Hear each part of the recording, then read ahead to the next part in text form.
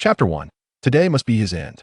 In the Beidou Star region, the original imperial city once stood as the most sacred place in the world, revered as a holy land by practitioners of myriad races. However, since the infernal demon emperor seized control of the original imperial city, it transformed into the most wicked and dark domain. Fortunately, it would not be long before the city would regain its former glory. Splendid. The infernal demon emperor, that great fiend, is finally facing his demise. The demon emperor has committed countless atrocities, bringing calamity to countless lives. His death is well-deserved. How delightful. Ha! Outside the original imperial city, the air was filled with cries of battle. Countless individuals rejoiced at the thought of the infernal demon emperor's imminent end, that a colossal formation enveloped the original imperial city, surrounded by swirling runes and radiant divine light, with the essence of the great Tao permeating the atmosphere. This formation was the legendary celestial execution array, which could ensnare even the most powerful of immortals, rendering them unable to escape. Ha!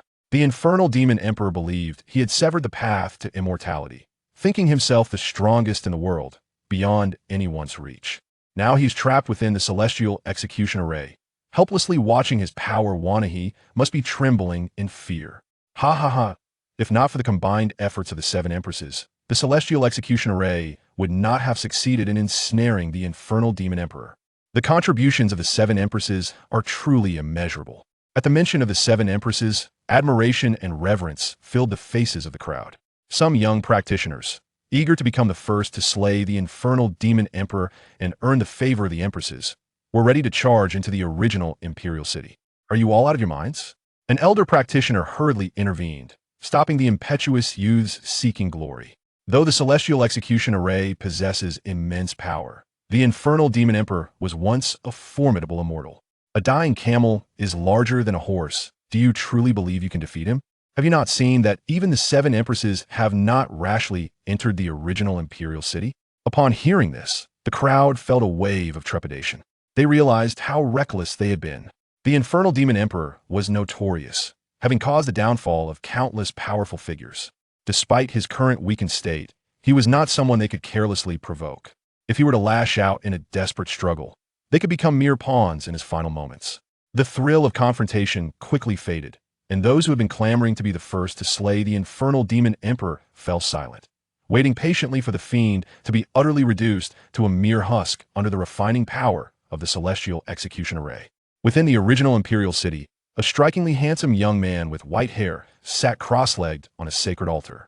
Were it not for the fact that he was the only one present, one would hardly associate this elegant scholar with the fearsome reputation of the infernal demon emperor. Feeling his cultivation diminishing and vitality waning, the white-haired youth exhibited no trace of fear. Instead, a hint of melancholy flickered in his eyes. Soon, he would become a mere invalid, destined to be slain by his former disciple. Suddenly, the void trembled. Above the original imperial city, the air resonated with the oppressive presence of seven imperial-level powers. The white-haired youth looked up, a smile unconsciously gracing his lips. He knew that his seven former disciples had arrived to claim their master's life. In an instant, the space rippled, and a woman of breathtaking beauty, cold as ice, appeared in the void. Look, is that not the North Sea Empress? Where? The crowd erupted into a flurry of excitement, craning their necks to catch a glimpse. Indeed, it is the North Sea Empress. Ah, she is simply stunning. To behold the true form of the North Sea Empress, if I were to die now, I would have no regrets. Countless adoring gazes were directed toward the North Sea Empress. Yet she remained indifferent, her focus unwaveringly fixed on the white-haired youth within the original imperial city.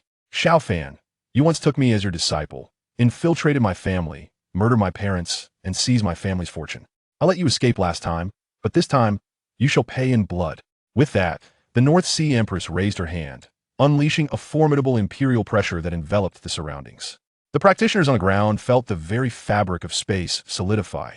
Breathless and sluggish, they were more astonished by the revelation that the infernal demon emperor's true name was Xiaofan, and that he had once harmed the North Sea Emperor's family. Even more shocking was the fact that she had once been his disciple. The connection between the infernal demon emperor and the North Sea Empress was indeed a staggering revelation, akin to a sensational scandal. By this logic, could it not be said that the North Sea Empress was betraying her master? Such an act of betrayal would be deemed a heinous crime in the realm of cultivation, a sin deserving of execution. Yet, Considering the numerous sins of the infernal demon emperor, the crowd could not help but feel it was justified. The North Sea Empress was not in the wrong, rather. She was enacting righteous vengeance. A force potent enough to shatter space surged toward the infernal demon emperor, Xiao Fan. There was no doubt that if this force struck true, Xiao Fan, in his current state, would be obliterated. Just then, another imperial force surged from the void, countering the North Sea Empress attack. Still, the residual shockwaves from their collision were beyond what Xiao Fan could withstand.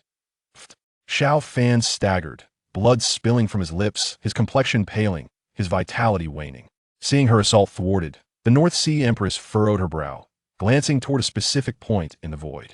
A figure appeared before the crowd, a peerless beauty whose presence rivaled that of the North Sea Empress. That not the Dark Moon Empress? Someone in the crowd recognized her. An uproar ensued. Such beauty! Truly breathtaking. I must have saved the cultivation world in my past life to witness the true forms of these two empresses. Huh, brothers, with so many of us here, did we all save the cultivation world in our past lives?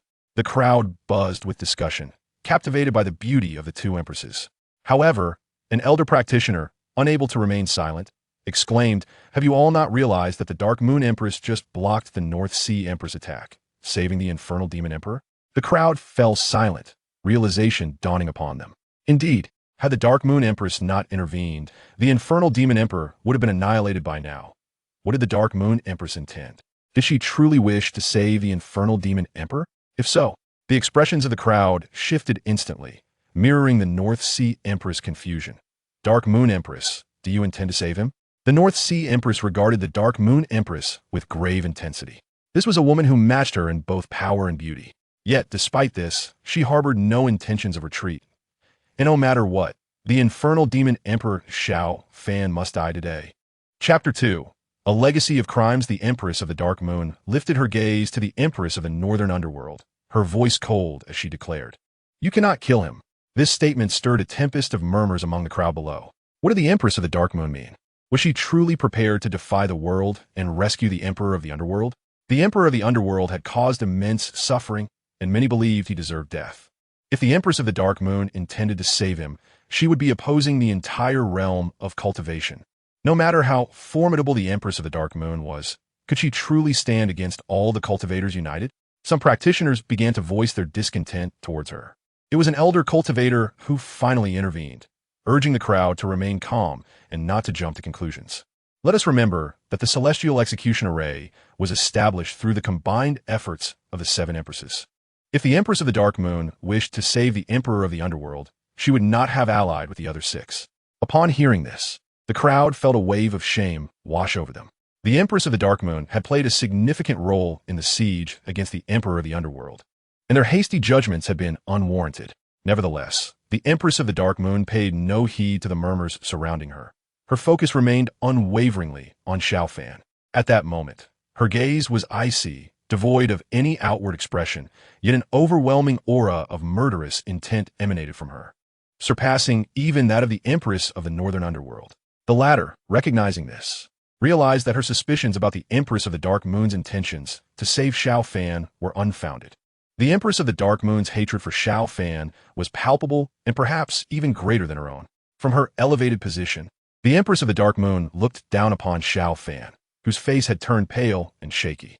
She spoke with venom. "Xiao Fan, years ago, when you were gravely injured, I kindly brought you into my home and cared for you. Yet, you coveted the power of the Dark Moon within me, feigned to take me as your disciple, and confine me to your side. To conceal your treachery, you murdered my parents and slaughtered 175 innocent villagers. Today, you shall meet your demise. But fear not, I shall not grant you a swift death. I will make you suffer 1,000 tortures to assuage my wrath." Upon her declaration, the crowd erupted once more in vehement denunciations of the Emperor of the Underworld. It was unfathomable that even the Empress of the Dark Moon had once been a victim of his malevolence. The Emperor of the Underworld, a true fiend, had committed unspeakable atrocities that incited the fury of both gods and men. This was merely the tip of the iceberg. The Emperor of the Underworld's sins were deep and numerous, and many others must have suffered at his hands. The unexpected entanglement between the Empress of the Dark Moon and the Emperor of the Underworld hinted at a bond akin to sisterhood with the Empress of the Northern Underworld. The Empress of the Northern Underworld glanced at the Empress of the Dark Moon with mild surprise, realizing that the latter was, in fact, her junior. Yet, since she had long ceased to recognize Xiao Fan as her master, that bond was tenuous at best. However, her desire to see Xiao Fan dead was genuine. Reflecting on the Empress of the Dark Moon's words, she had no qualms about allowing her to exact her vengeance before finally finishing Xiao Fan herself. In the Imperial City, Xiao Fan sat slumped on the altar, his body frail.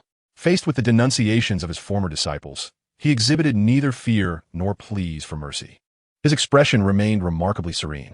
Even knowing he was to be subjected to a brutal execution, he bore an air of composure. With great effort, he lifted his gaze to his former disciples, now powerful empresses commanding respect.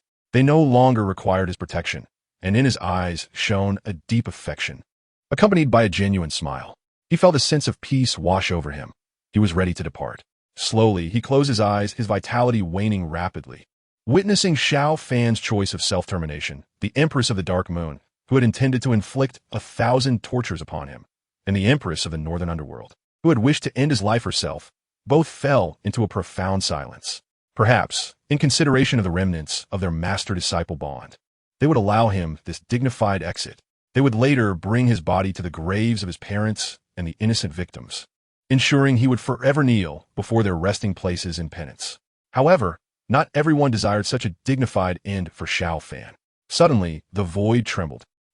What a touching scene of masterly affection. As the words fell, an extraordinarily beautiful woman materialized before the crowd. It was the Empress of the Jade Pool, the sovereign of the heavenly court. Gasps rippled through the audience as they recognized her. Each empress had countless admirers, and where there were admirers, there was competition.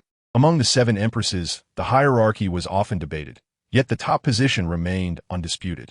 In terms of beauty, talent, and cultivation, the Empress of the Jade Pool was undeniably the foremost. The appearance of this legendary figure left the younger practitioners breathless. Although the Empress of the Northern Underworld and the Empress of the Dark Moon were both strikingly beautiful, they paled in comparison to the Empress of the Jade Pool.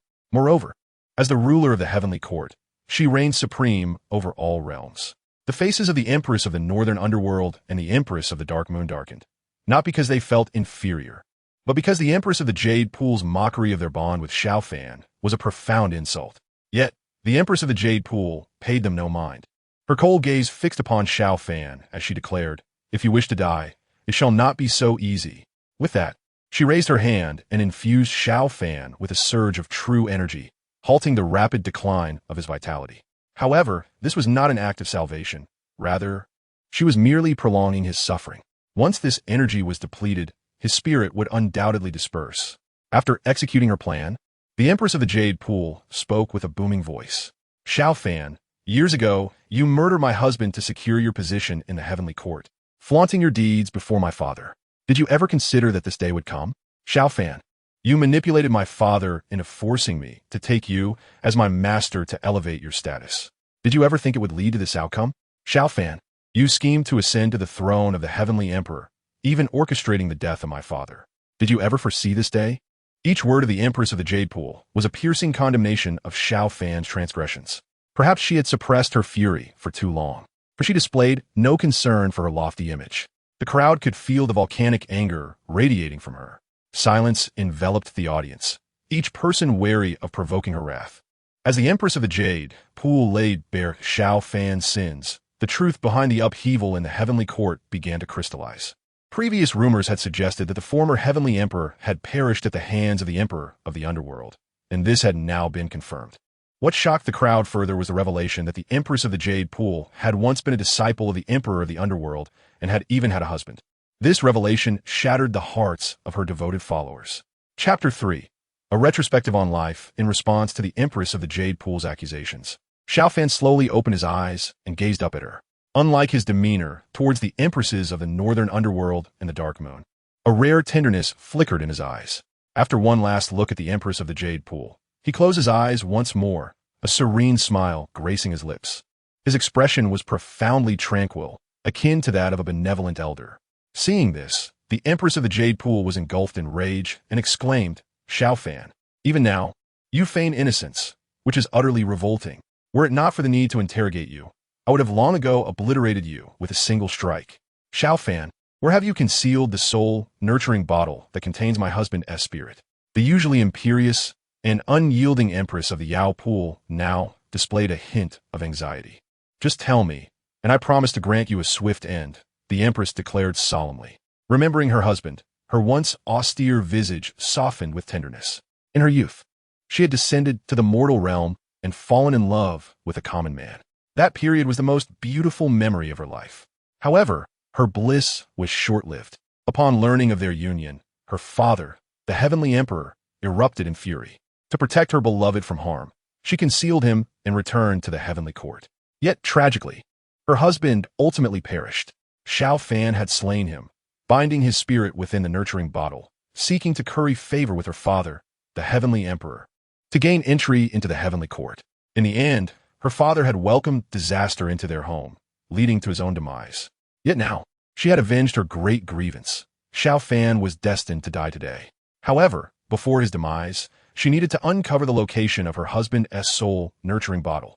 She had meticulously searched the primal imperial city and Xiao Fan's Qianquan ring with her divine sense, but found no trace of the nurturing bottle. Thus, she concluded that Xiao Fan had hidden it away. Consequently, she was compelled to extract the answer from him. Yet, in response to her inquiries, Xiao Fan remained unresponsive, like a lifeless corpse. Observing this, the Empress of the North Ming scrutinized with her divine sense and frowned. It's futile. He has closed off his senses, and now he is akin to a living dead. The Empress of the Yao pool, upon hearing this, was instantly filled with rage. She exclaimed, Xiao Fan, do you think this will thwart me? Since you refuse to divulge, I shall seek it myself, and let the world witness the wretchedness of your life. The Empress's expression darkened, and overwhelming power radiated from her.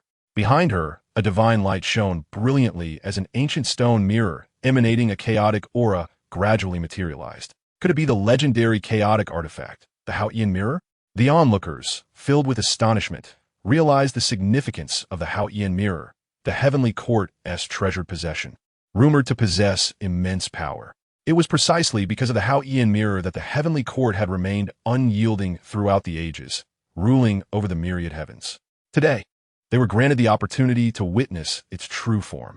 The Haotian mirror, born from the very inception of the world, even when summoned by the Empress of the Yao pool, appeared somewhat laborious to wield. Yet, it was the mirror that allowed her to survive when Xiao Fan had killed her father, the former heavenly emperor, seizing control of the heavenly court. Now, she intended to use the Haotian mirror to extract Xiao Fan's memories and discover where he had hidden her husband's soul-nurturing bottle. The Haotian mirror had been monitoring all occurrences in the world since time immemorial. By extracting Xiao Fan's memories, it could unveil all past images associated with him, displaying them within the mirror.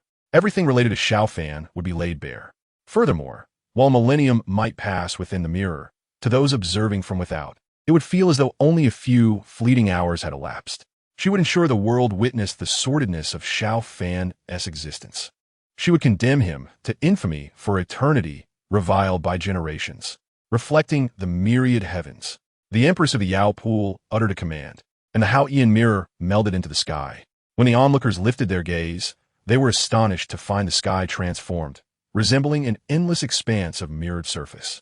The Empress, too, gazed upward at the Haotian mirror, now integrated into the heavens. The mirror possessed vast powers, and this was merely one of its capabilities, reflecting the myriad heavens. In any corner of the heavens, one could see all that was revealed within the Haotian mirror. A beam of divine light shot forth, illuminating Xiao Fan, while the mirror began to display images. A newborn baby boy appeared in the reflection of the Haotian mirror. Gasps of astonishment arose among the spectators. Could this infant be the emperor of the underworld? Those nearby exchanged glances, perplexed. This companion, the Empress of the Yao pool, has stated that we are extracting the memories of the emperor of the underworld. If this baby is not him, who could it possibly be? That is not my meaning, the individual replied, shaking his head. I am merely astonished that the emperor of the underworld was once an unremarkable mortal at birth. The crowd fell silent, their attention riveted on the Haotian mirror displaying the scene. There were no extraordinary phenomena to be seen.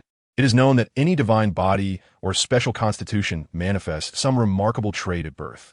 Yet the emperor of the underworld, at his arrival, displayed nothing exceptional, indicating he was an ordinary mortal devoid of any innate gifts.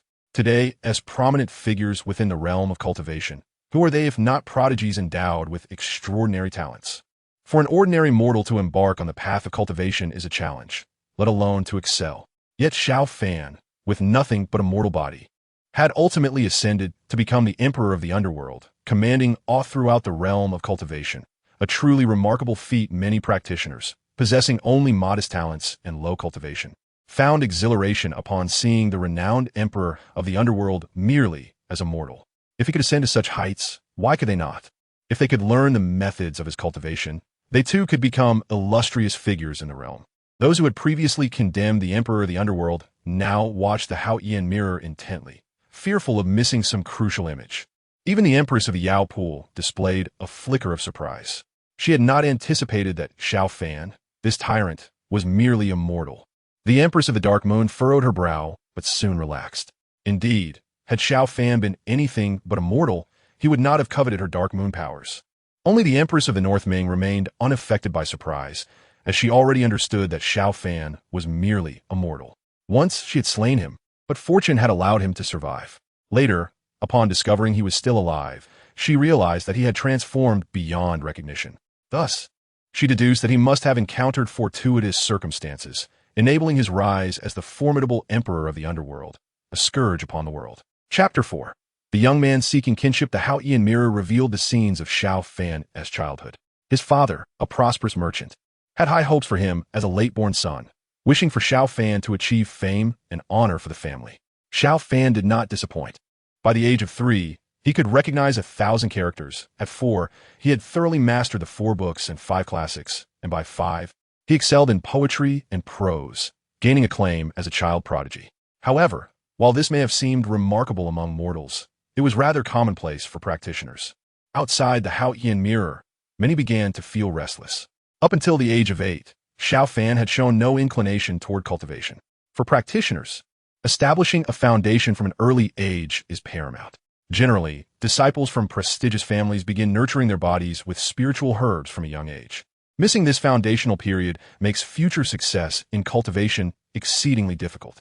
Yet, considering the ordinary Xiao Fan depicted in the Haotian mirror, who would later become the formidable emperor of the underworld, the onlookers dared not be complacent, lest they miss some vital moment.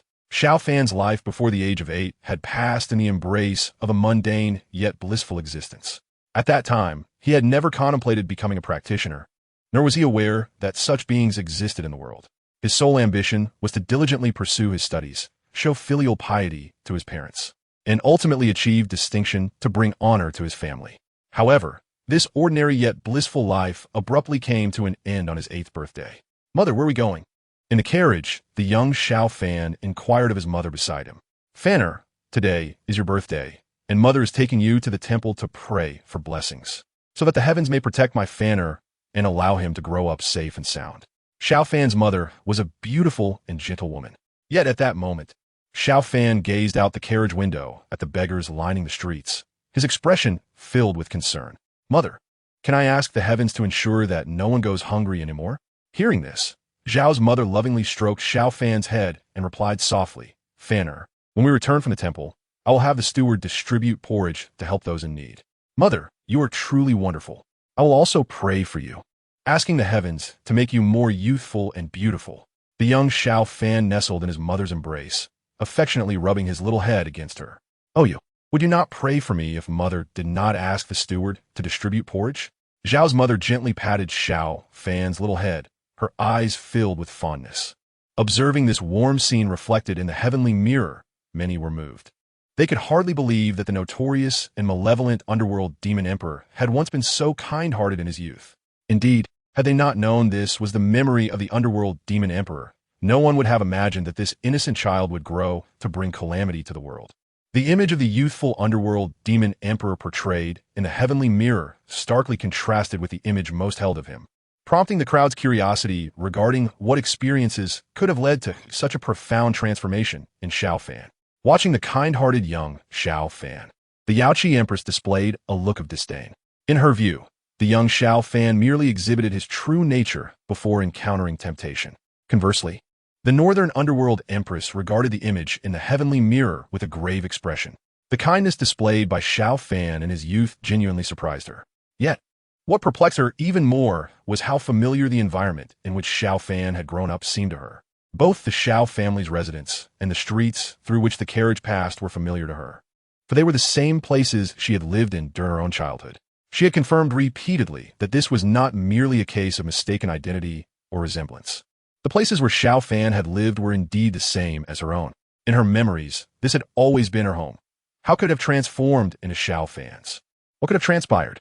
The Northern Underworld Empress was consumed by confusion. In her quest for answers, she could only watch intently as the heavenly mirror continued to reveal the unfolding events. The scene depicted Zhao's mother returning from the temple with Xiao Fan after their prayers, directing the steward to distribute porridge to aid the beggars and impoverished citizens. Standing beside his mother, the young Xiao Fan observed the throngs of destitute individuals with a determined gaze, proclaiming, "Mother, once I achieve success in my studies, I shall ensure that all the people of the world no longer suffer from hunger and cold." In response, Zhao's mother affectionately stroked his head and softly replied, "Fanner, I believe in you." Just then, a disheveled young man suddenly burst forth from the crowd of those receiving aid, startling everyone. Fortunately, the house servants accompanying Zhao's mother and Xiao Fan quickly restrained the youth. Fearing an unforeseen incident, Zhao's mother decided to return home with Xiao Fan. As she turned to leave, the young man pushed aside the two servants and called out, "Aunt Xiao, I have come seeking refuge with my relatives." Upon hearing this, Zhao's mother glanced back at the young man, her eyes filled with confusion, as she did not recall having such a relative. Sensing her hesitation, the young man hastily explained, "Aunt Xiao, I have a letter from my family that can prove my identity." With that, he carefully retrieved a crumpled and yellowed letter from his bosom. Seeing this, Zhao's mother gestured for the steward to take the letter. After receiving it, she instructed the steward, "Please accommodate him in the house for now, and we shall decide what to do once my husband returns this evening." After giving her instructions, Zhao's mother turned to leave with Xiao Fan. At that moment, Xiao Fan happened to catch a glimpse of a strange smile curving the young man's lips. However, the young Xiao Fan, being naive, did not perceive anything amiss. Meanwhile, the audience outside the heavenly mirror had begun to fervently discuss the situation. The guy has a lewd glint in his eyes and a wicked smile. He clearly is not a good person. This could very well be a trap. One observer commented wisely, "Have you noticed? This young man's hands are powerful." He easily pushed aside those two servants. He hardly resembles someone fleeing from danger. Another added, "Indeed, I suspect this young man has ulterior motives. The Xiao family is in peril." The crowd buzzed with speculation, their general consensus being that the young man seeking refuge was no good and that the Xiao family was in danger. Perhaps it was because the scenes displayed in the heavenly mirror were, from Xiao Fan's perspective, that the audience felt a strong sense of immersion, prompting them to worry for the Xiao family's safety. However, just as the discussion intensified, the Northern Underworld Empress, who had been silently observing the unfolding events with a serious demeanor, suddenly exclaimed, "Silence." The imperial authority was so formidable that the very earth seemed to tremble. The crowd fell silent, bewildered. They could not fathom why the Northern Underworld Empress had become so incensed regarding the young man. Did she know him? Chapter 5. The Northern Underworld Empress exhales in relief. In truth, the Northern Underworld Empress did recognize the young man depicted in the heavenly mirror. From a moment he appeared, her heart, dormant for thousands of years, stirred once more. After millennia, she was finally reunited with the gentle and loving figure of her father from her memories. In that instant, she struggled to contain her overwhelming emotions. However, as her excitement waned, the Northern Underworld Empress gradually realized that something felt amiss. Although the father portrayed in the heavenly mirror appeared youthful and differed slightly from her memories, she could unequivocally confirm that this was indeed her father, Lungfeng. Yet, she had never known that she shared a connection with Xiao Fan. Furthermore, in her recollections, this place had always been the Lung residence, never the Xiao residence. What could have transpired? The Northern Underworld Empress was engulfed in turmoil, desperately seeking the truth. At that moment, disparaging remarks about her father from the onlookers reached her ears, igniting her ire. How could they so easily malign her father based on a mere encounter? Fueled by indignation, she thought, despite the peculiarities, "I firmly believe that my kind and gentle father could never be a villain. As for how the Xiao residence came to be the Lung residence, I trust there is a hidden story behind it. If I continue to watch, the truth will surely emerge, and my father will be vindicated." In the heavenly mirror's portrayal, after attending to matters at the shop, Xiao Fan's father returned to the Xiao residence. In the hall, he regarded the letter brought by the young man with a grave expression. After a prolonged silence, he sighed deeply, reflecting on the calamity that had befallen the Lung family. After a moment of contemplation, he looked up at the young man and said, "If I recall correctly, your name is Lung Feng, is it not?" Upon hearing this, the youth promptly rose and respectfully bowed, addressing Zhao's father. "I am Lung Feng, your humble nephew. It is an honor to meet you, Uncle Xiao. Indeed, a remarkable young man," Zhao's father remarked approvingly before turning to Zhao's mother, stating, "My dear, Lung Feng's father and I were brothers in arms, bound by life and death. In the present day, the Lung family has encountered a great calamity. My nephew has sought refuge with me, and I must ensure that he is treated with utmost respect. I wish to adopt him as my son, yet I am uncertain of your thoughts on this matter, my dear wife." Lady Xiao, possessing a refined and gentle disposition, understands well that her husband is a man of deep emotion and loyalty, and she would harbor no objections. "Indeed, it should be so." Nodding in agreement, Lady Xiao conveyed her approval. Upon receiving consent, Mr. Xiao subtly signaled to the steward, who, understanding the cue, promptly brought 2 cups of tea to Lung Feng.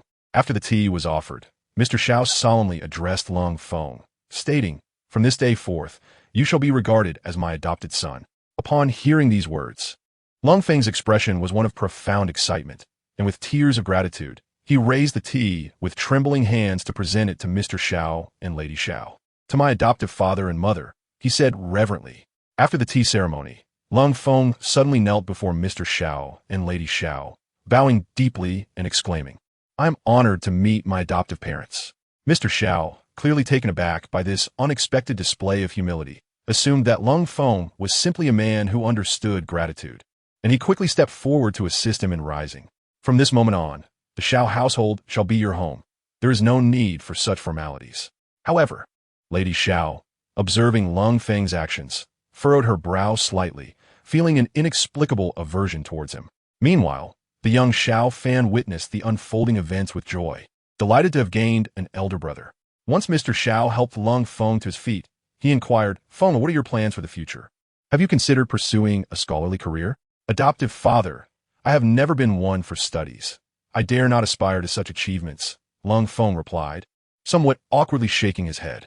Mr. Xiao nodded thoughtfully and, after a moment of reflection, said with solemnity, "In that case, you shall assist me in managing our business affairs.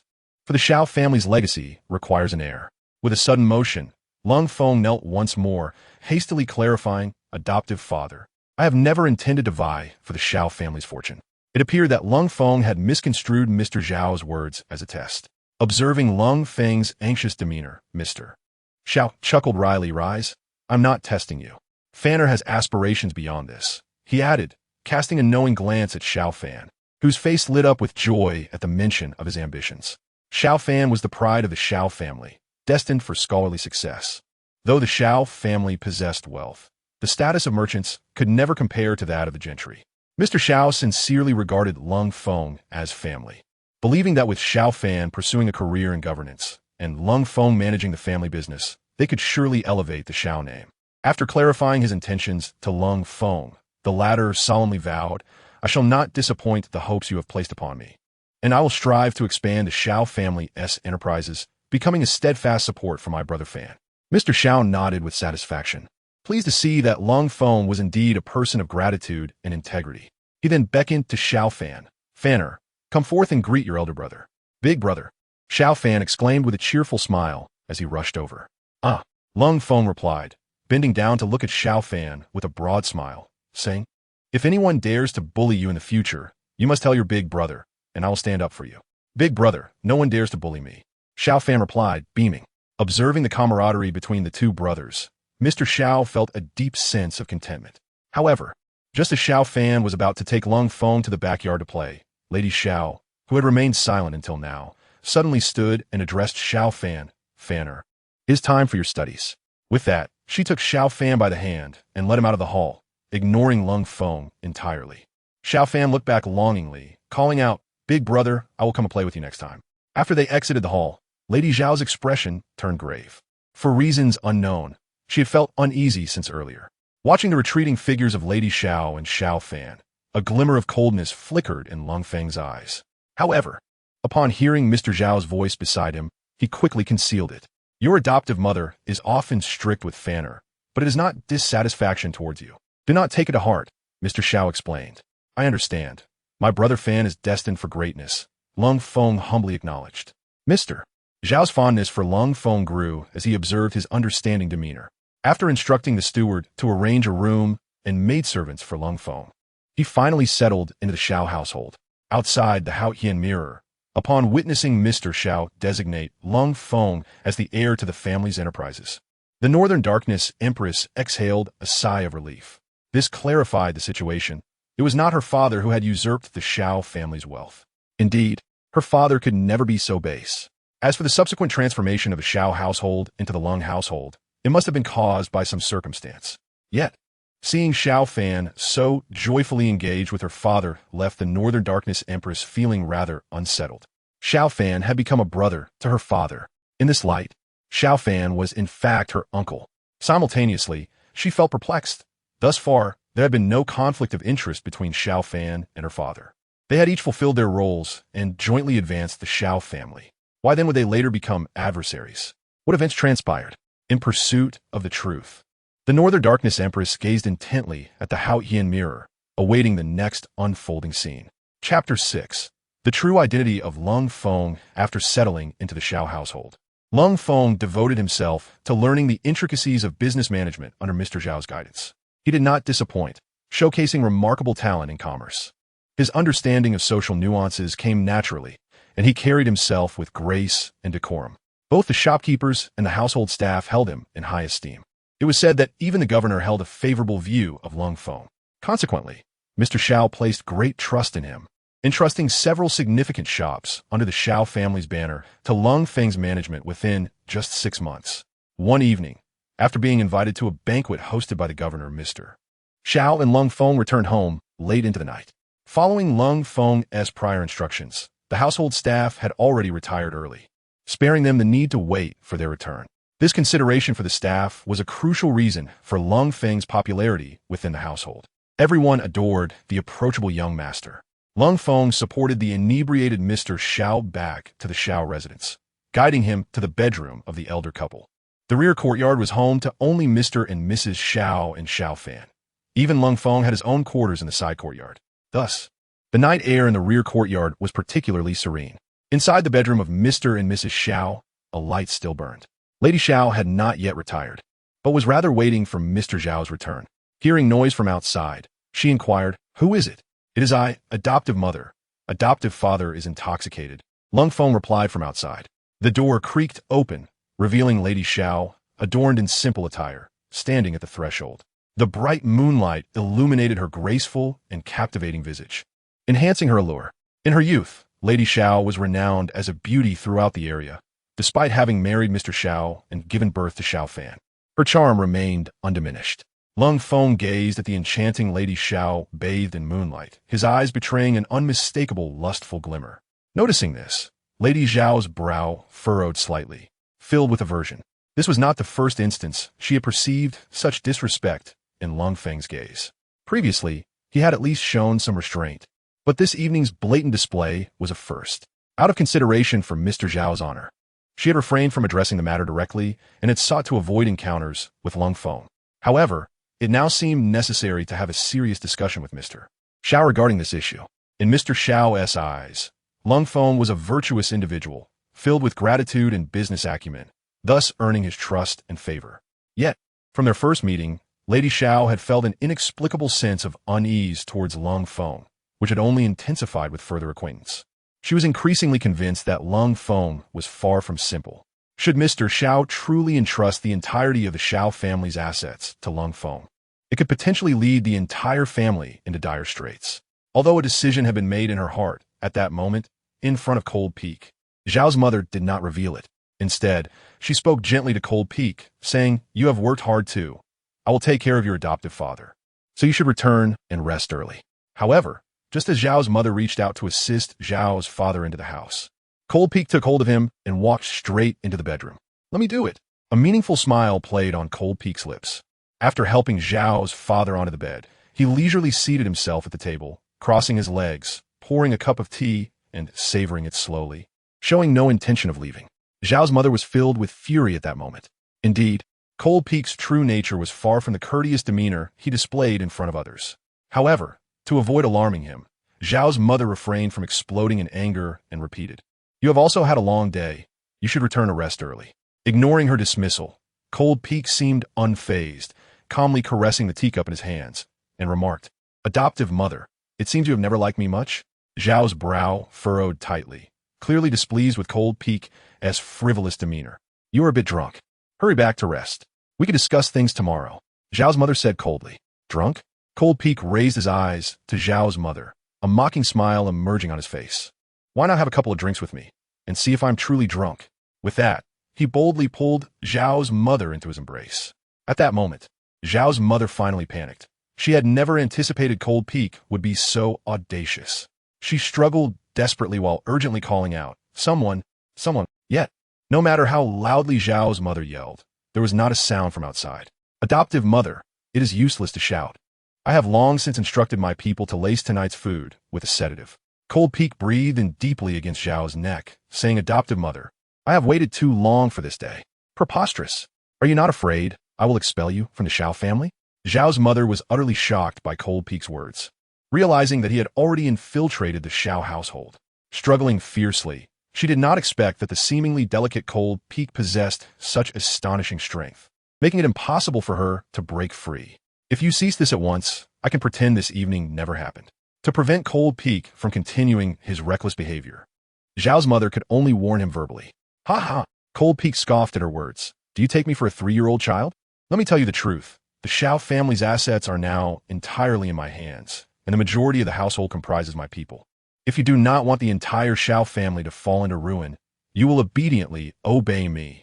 Shock overwhelmed Zhao's mother. She could not believe Cold Peak had quietly seized control of most of the Shao family. With no time to ponder further, Cold Peak pushed her down onto the table. Zhao's mother struggled and screamed for help, but it seemed futile. "Beast, what are you doing?" A sudden, fierce shout echoed in the bedroom. Zhao's father, who had been lying in a deep slumber, had somehow awakened. His bloodshot eyes stared in disbelief at the scene before him. He had also heard Cold Peak's earlier words. To think he had trusted Cold Peak so much, only to discover this beast would commit such acts. Cold Peak turned to face Zhao's father, his brow slightly furrowed. It was unexpected that a drunken Shao father could awaken at that moment. This was somewhat troublesome. However, given the circumstances, he could only eliminate future threats. Cold Peak released Zhao's mother and slowly approached Zhao's father, his eyes gleaming with malice. "Beast, what do you intend to do?" Zhao's father sensed Cold Peak's murderous intent, a shiver of fear rising in his heart. "Cold Peak, I have always regarded you as my own son. How can you do this? What will your father think of you in the afterlife?" Zhao's father invoked Cold Peak's father in a desperate attempt to awaken his last vestiges of conscience. Yet, all he received in return was Cold Peak's disdainful smile. "Old fool, let me make this clear. I am not Cold Peak. The real Cold Peak has long since been slain by me. I am a notorious bandit." Chapter 7. The change. Cold Peak's eyes glinted with ruthlessness as he stepped closer to Zhao's father. Originally a bandit who plundered and killed for wealth, he had learned of the real Cold Peak's identity from a letter. Upon discovering that Cold Peak was visiting relatives, he entertained the thought of assuming his identity. His initial plan was to infiltrate the Shao family for a quick fortune, but to his surprise, Shao father adopted him as a son and entrusted him with managing the Shao family's affairs. This sudden turn of events led him to reconsider. Rather than living as a bandit in constant fear, he could assume Cold Peak's identity and live freely. Thus, he discreetly gathered the shopkeepers of the Shao family and servants within the household. Due to Shao father's unwavering trust and high regard for him, he was never suspected and was instead deemed exceptionally capable. Consequently, within just half a year, he had seized control of most of the Shao family. Even though he had disguised himself remarkably well, with everyone believing him to be the courteous and grateful individual, even the governor held him in high esteem. Nevertheless, Zhao's mother remained vigilant against him. He had long coveted this alluring adoptive mother. Therefore, he orchestrated tonight's scheme, intending to conquer this ungrateful woman. Little did he expect that the inebriated Shao father would wake at this moment. Nonetheless, as long as Shao father lived, he would never be the public face of the Shao family. Now, he could only choose to eliminate all potential threats. With that thought, Cold Peak produced a dagger. preparing to end Xiao Father's life. Xiao Father was filled with regret, realizing he had never doubted Cold Peak's identity. He had been too careless. Under the moonlight, the dark blade emanated a chilling glimmer. Filled with fear, Xiao Father's desperate will to survive compelled him to cry out, "If you kill me, do you not fear the authorities will trace it back to you?" Upon hearing this, Cold Peak wore a mocking smile. "The one who kills you is a bandit. What does that have to do with Cold Peak? Besides, the governor is soon to be my father-in-law. Do you think he will suspect me as a bandit? Adoptive father. Rest assured, I will soon reunite adoptive mother and Fanner with you." With that, Cold Peak plunged a dagger into Xiao Father's heart. Filled with regret, Xiao Father's eyes dimmed as he struggled a few times before falling silent. After killing Xiao Father, Cold Peak turned to Zhao's mother, intending to do the same to her. However, to his surprise, Zhao's mother gazed at him with a smile, her eyes devoid of any hatred. With a beaming smile, Zhao's mother approached Cold Peak, saying seductively, "Cold Peak, the entire Xiao family will belong to you from now on. Fanner and I will depend on you." As she spoke, she looked at Cold Peak with longing. This bewildered Cold Peak. Under the moonlight, Zhao's mother's graceful figure appeared strikingly alluring. Cold Peak's desires ignited instantly. Whether Zhao's mother was genuinely compliant or merely feigning, he no longer cared to ponder. Cold Peak had lost his sanity, completely oblivious to the fact that Zhao's mother's gaze repeatedly darted towards a particular direction. Once she confirmed that a slight figure had departed, tears streamed down her cheeks. She resolved to defend her chastity with her life. Suddenly, she yanked out a hairpin and aimed it at Cold Peak's neck. Unfortunately, Cold Peak had already anticipated this move and swiftly seized her wrist. "I knew you were not truly willing to submit to me." Cold Peak's eyes were cold as he fixed his gaze on Zhao's mother, revealing his murderous intent without hesitation. Only death would be the safest option. He never intended to leave Zhao's mother alive, as she would pose a potential threat. Resolutely grasped the wrist of Zhao's mother, directing the hairpin toward her neck. The pin pierced her fair skin inch by inch. Despite her desperate struggles, she was no match for him. Witnessing her torment, Cold Peak's expression turned frenzied, revealing a disturbing excitement. Ultimately, the hairpin was entirely embedded in her neck.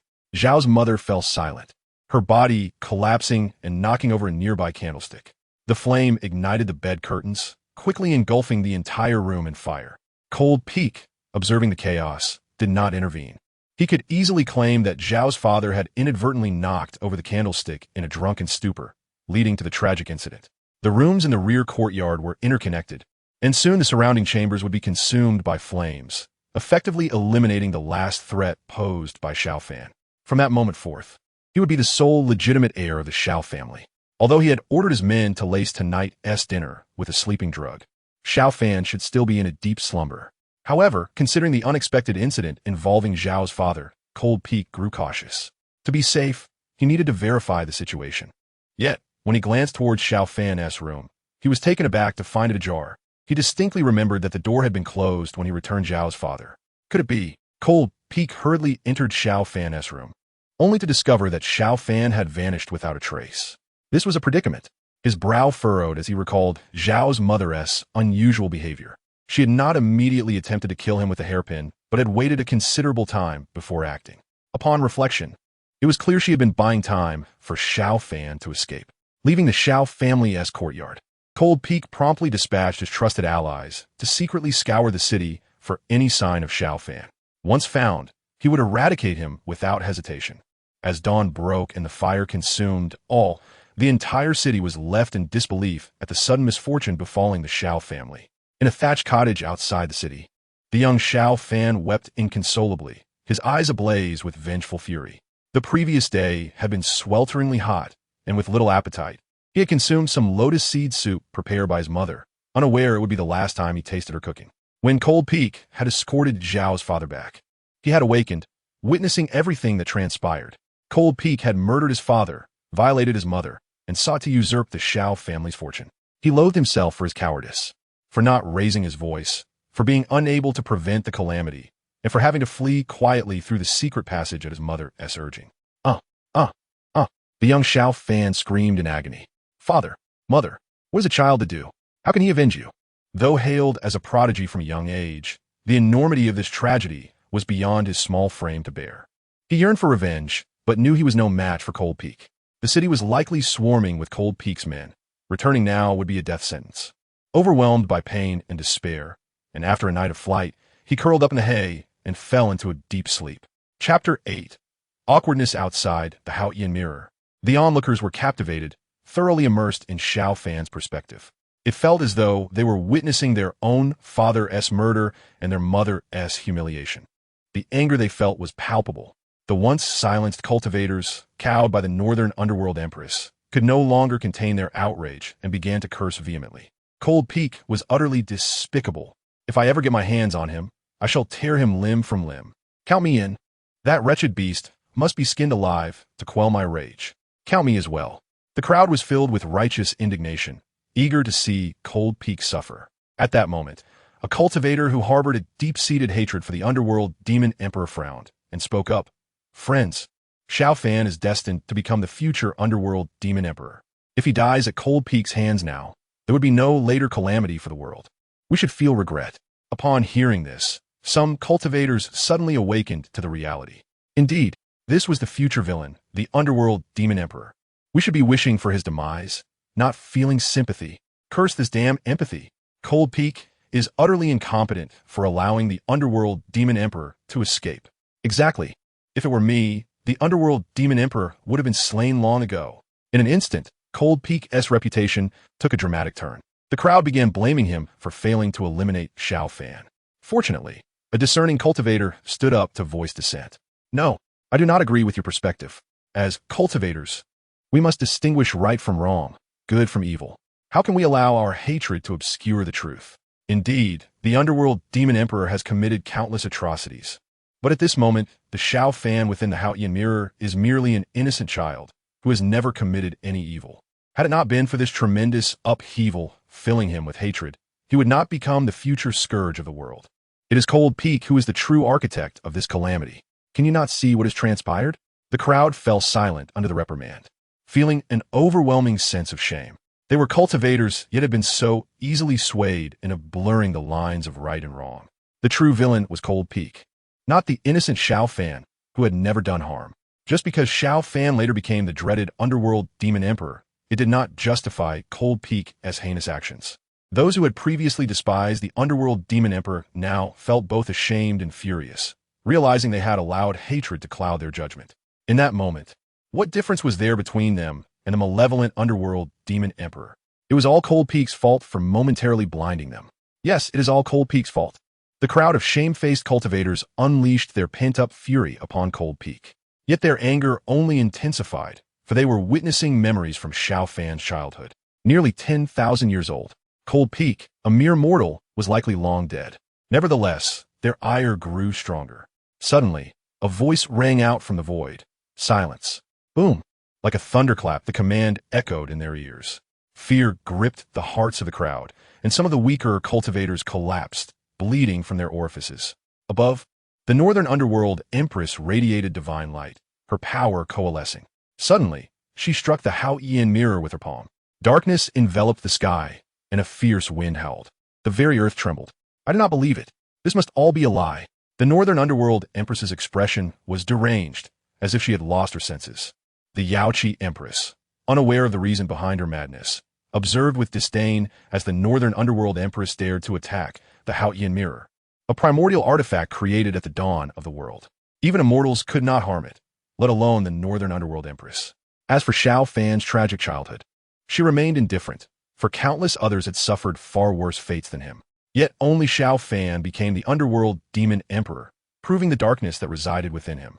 The earth quaked, and the crowd staggered, filled with trepidation. The power of an emperor was indeed terrifying. Such earth-shattering force was beyond comprehension. Yet even so, it could not harm the Haotian mirror in the slightest. Bang! The Empress of the North Sea was violently struck to the ground by the chaotic energy of the Haotian mirror, her figure crashing down like a meteor. A thunderous roar echoed as the earth trembled. Dust swirling and countless particles of sand and stone were propelled into the air. As the dust settled, the frail visage of the Empress was revealed. Her complexion was ashen, her breath faint, a far cry from her former domineering self. Yet, even in her weakened state, she murmured to herself, I cannot believe it. It must be false. All of it must be false. 2 lines of blood tears streamed down her cheeks. The wounds to her body paled in comparison to the profound blow to her heart. The stark truth laid bare before her made her life seem like a cruel jest. Her unwavering belief had been to cultivate her power to avenge her innocent parents by slaying Xiao Fan. However, the harsh reality now revealed that her father was far from innocent. In the recent vision from the Haotian mirror, her father's face was a mask of grotesque cruelty as he violated Xiao Fan's mother. He could hardly be called human. Perhaps he was akin to what those cultivators derided, merely a beast. Her father's image in her heart had always been that of a benevolent and courteous man. Yet now, the truth shattered that illusion. Her father was a monster with a human face and a beast's heart. In an instant, her steadfast conviction crumbled entirely.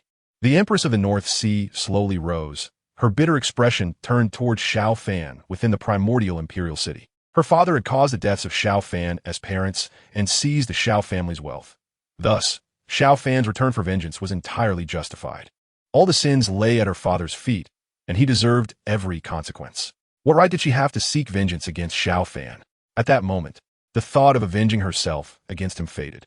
Yet, the hatred for Xiao Fan remained in her heart. Her father was indeed deserving of his fate. But Xiao Fan should not indiscriminately kill the innocent and harm her family by taking her mother's life. Was Xiao Fan's act any different from her father's? Nevertheless, recalling that Xiao Fan later became the malevolent underworld demon emperor, everything began to make sense.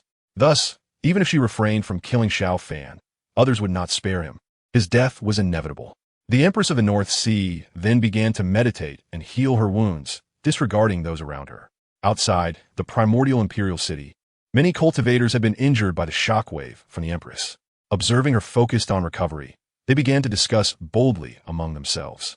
Did you notice that the Empress seemed to be defending Lung Feng? Now that you mention it, it does seem that way. Could there be some special relationship between the Empress and that Lung Feng? Do you remember when the Empress condemned the underworld demon emperor?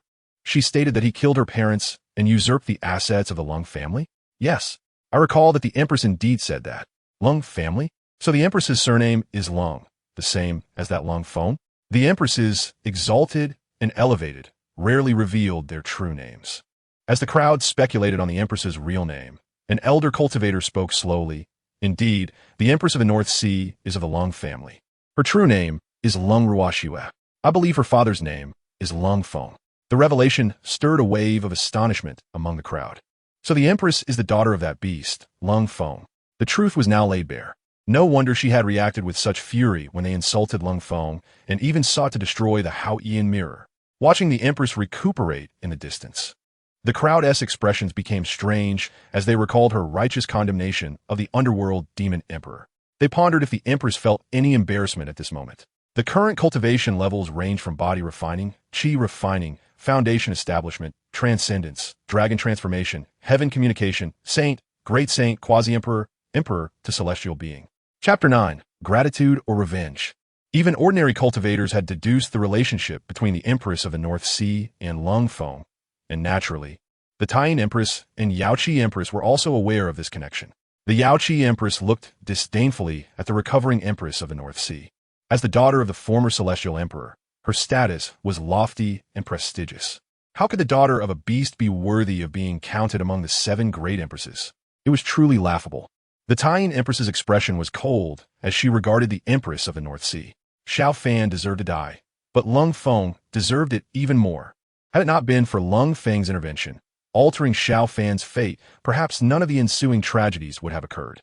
Her parents, along with the entire village of 175 souls, would not have perished at Xiao Fan's hands. Above the primordial imperial city, 5 imperial presences emanated a palpable hostility towards the Empress of the North Sea. Although the other 5 empresses did not appear, they were equally focused on the images displayed within the Haotian mirror. Clearly, they believed both Lung Feng and Xiao Fan deserved death, especially Lung Feng, the source of all evil. He had led Xiao Fan down a path of corruption, transforming him into the later malevolent underworld demon emperor. However, Lung Feng was already deceased, and accountability could no longer be sought. Thus, they could only vent their frustrations at the Empress of the North Sea. As the atmosphere grew tense, the cultivators suddenly became anxious, fearing a conflict might erupt among the empresses. The movements of imperial-level beings could lead to catastrophic consequences should a confrontation occur. They would likely not escape unscathed. Fortunately, such a clash did not transpire. Although the Empress of the North Sea was Lung Feng's daughter, she appeared entirely unaware of her father's transgressions. To impose Lung Feng's sins upon her would render them no different from the underworld demon emperor. Hence, despite their anger, they would not act against the Empress of the North Sea. Just then, new images began to emerge from the Haotian mirror. The young Xiao Fan, having endured tremendous trauma, finally awakened. It must be noted that Xiao Fan had slept for quite a long time. The cultivators hurriedly turned their attention to the Haotian mirror, remembering their primary goal was to uncover how the underworld demon emperor had evolved from an ordinary mortal to a figure of terror in the cultivation world. Now that Xiao Fan had experienced such a significant upheaval, it was only natural that he would encounter fortuitous opportunities on his path to vengeance. Therefore, they could not afford to miss any crucial scenes. The Haotian mirror revealed the young Xiao Fan slowly opening his blurry eyes, revealing a metal cage. Startled awake, he initially feared he had fallen into Lung Feng's clutches. However, upon surveying his surroundings, he soon realized he was not alone. There were several other children weeping in the cage, some boys, some girls, the oldest perhaps 11 or 12, while the youngest looked to be merely 4 or 5. Although Xiao Fan was only 8 years old, he had been raised in a prominent family, was exceptionally intelligent, and had read extensively. His mother often recounted the hardships of the world. Thus, he quickly deduced his predicament. He had been captured by a group of kidnappers. Filled with regret, he lamented not heeding his mother's warnings. She had advised him of the dangers of the world, instructing him never to venture out alone. Even if he had no choice, he needed to remain vigilant and protect himself. Yet he had foolishly fallen asleep in a thatched cottage, leading to his current captivity. Thinking of his mother, his heart ached painfully. She was likely already slain by Lung Feng. With this thought, Xiao Fan's gaze became resolute. He must survive to avenge his parents. He began to scrutinize his surroundings carefully. He was confined within an iron cage on a horse-drawn cart, uncertain of their destination, while several burly men guarded them. It was clearly unrealistic to attempt an escape. Xiao Fan quietly inquired of the slightly older children in the cage, hoping to glean useful information. As he suspected, this group was indeed a band of kidnappers. They were either sold to human traffickers or captured like Xiao Fan, who found himself alone and helpless. As for where these traffickers intended to take them, they too were in the dark. Xiao Fan, resigned to his fate, could only adapt and observe the intentions of those who had seized him. After being confined in a metal cage for over 2 months, they finally arrived at their destination. The number of children in the cage had swelled from just a few to over 20. The carriage halted at the foot of a mountain, and Xiao Fan noticed that. Aside from them, many other children brought by different traffickers were also present. A glance revealed there were several hundred children in total. At that moment, a few young men clad in Taoist robes appeared before the traffickers. It was unclear what they said or what they offered, but the traffickers expressed profound gratitude and knelt in reverence, subsequently abandoning the children. Xiao Fan, intrigued, speculated about the identities of these Taoist youths. Outside the Haotian mirror, a gathering of practitioners suddenly erupted in excitement as one elder, with hair as white as snow and frail in body, shouted, "Qingyun sect! Those youths are wearing the robes of my Qingyun sect." Tears streamed down the elder's face, his eyes fixated on the images displayed in the Haotian mirror. The onlookers exchanged puzzled glances, unsure why this elder was so moved. Then someone sighed, "I know this elder. He is the son of the former leader of the Qingyun sect. A millennium ago, the sect was slaughtered by the netherworld demon emperor, and he alone survived, having been away on a journey." Understanding dawned upon the crowd, and sympathy filled their expressions. Witnessing the remnants of a once great sect, it was no wonder the elder was so emotional. He was yet another victim of the netherworld demon emperor's atrocities. His heinous deeds were beyond measure, having caused untold suffering to countless innocent lives, inciting universal rage. Observing the Qingyun sect disciples in the Haotian mirror, someone angrily remarked, "Surely, the netherworld demon emperor must have begun his path to power in the Qingyun sect. It is unfathomable that he would repay their kindness with such betrayal, annihilating the entire sect. Such actions were despicable, lacking even the morality of beasts. Indeed, it was foolish of us to have once sympathized with him during his childhood. It seems he was inherently dark-hearted, merely concealing it in his youth." The crowd fervently condemned the netherworld demon emperor's heinous acts, their spirits ignited with indignation. As they beheld the Qingyun sect disciples, they presumed that the sect had come to rescue Xiao Fan and the other children, guiding him towards a path of cultivation. Little did they realize that this would lead to Xiao Fan's ingratitude and the tragic demise of the entire sect. Chapter 10. From the wolf's mouth to the tiger's den. Yet, amidst their outrage, curiosity lingered about why the netherworld demon emperor ultimately destroyed the Qingyun sect. It was predictable that Xiao Fan would embark on his journey of cultivation within the Qingyun sect, eventually rising to become the formidable netherworld demon emperor, feared throughout the realm. Even if the netherworld demon emperor bore no gratitude, such absolute ruthlessness seemed unnecessary. Perhaps a secret lay behind his actions, one he wished to keep from outsiders. Especially considering Xiao Fan was but an ordinary mortal who later ascended to become the terror of the cultivation world. It was conceivable that the opportunities he received in the Qingyun sect spurred the netherworld demon emperor to eradicate the sect, fearing others might share in such fortunes. This notion was shared by many, and they now scrutinized the images within the Haotian mirror, anxious not to miss any significant detail. Inside the Haotian mirror, a young Xiao Fan curiously observed the Taoist youths. Their ability to command respect from the fearsome traffickers indicated their exceptional status. Uncertain of whether to feel joy or dread about being brought here, Xiao Fan's contemplation was interrupted by a boy of around 11 or 12, who excitedly whispered to him, "Xiao Fan, those people seem to be cultivators. We must have encountered a celestial opportunity." Celestial opportunity?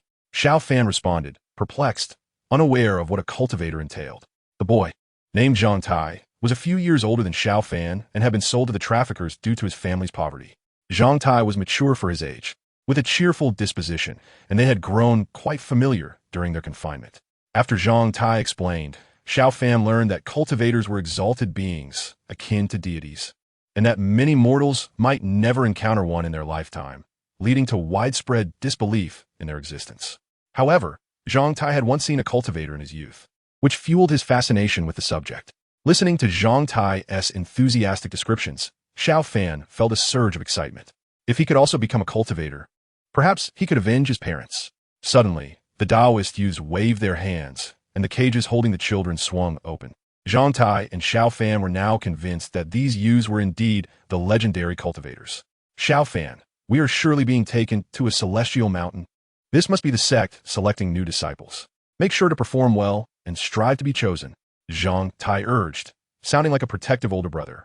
"Yes." Xiao Fan nodded earnestly.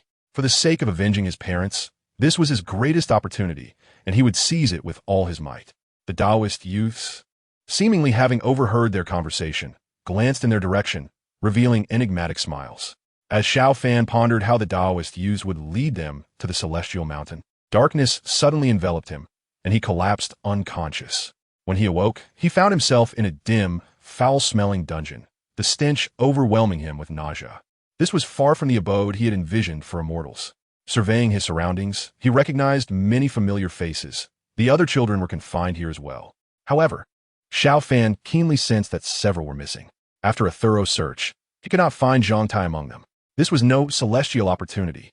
Xiao Fan felt despair wash over him. It was as if he had narrowly escaped from one predator only to fall into the jaws of another. Over the following days, he began to understand the fate of those who had vanished, as Taoist youths regularly arrived to take a few children away. Finally, the day came for him. Exiting the dungeon, he found himself amidst pavilions and towers, shrouded in mist, resembling a paradise. It was an entirely different world from the dungeon. The Taoist youth led Xiao Fan, soaring through the peaks on a flying sword, until they arrived at a secluded stone chamber. The youth called out, "Elder Zhao, I have brought you the ones you sought." With a thunderous sound, the stone door swung open. An ethereal old man with a white beard emerged, exuding an aura of wisdom.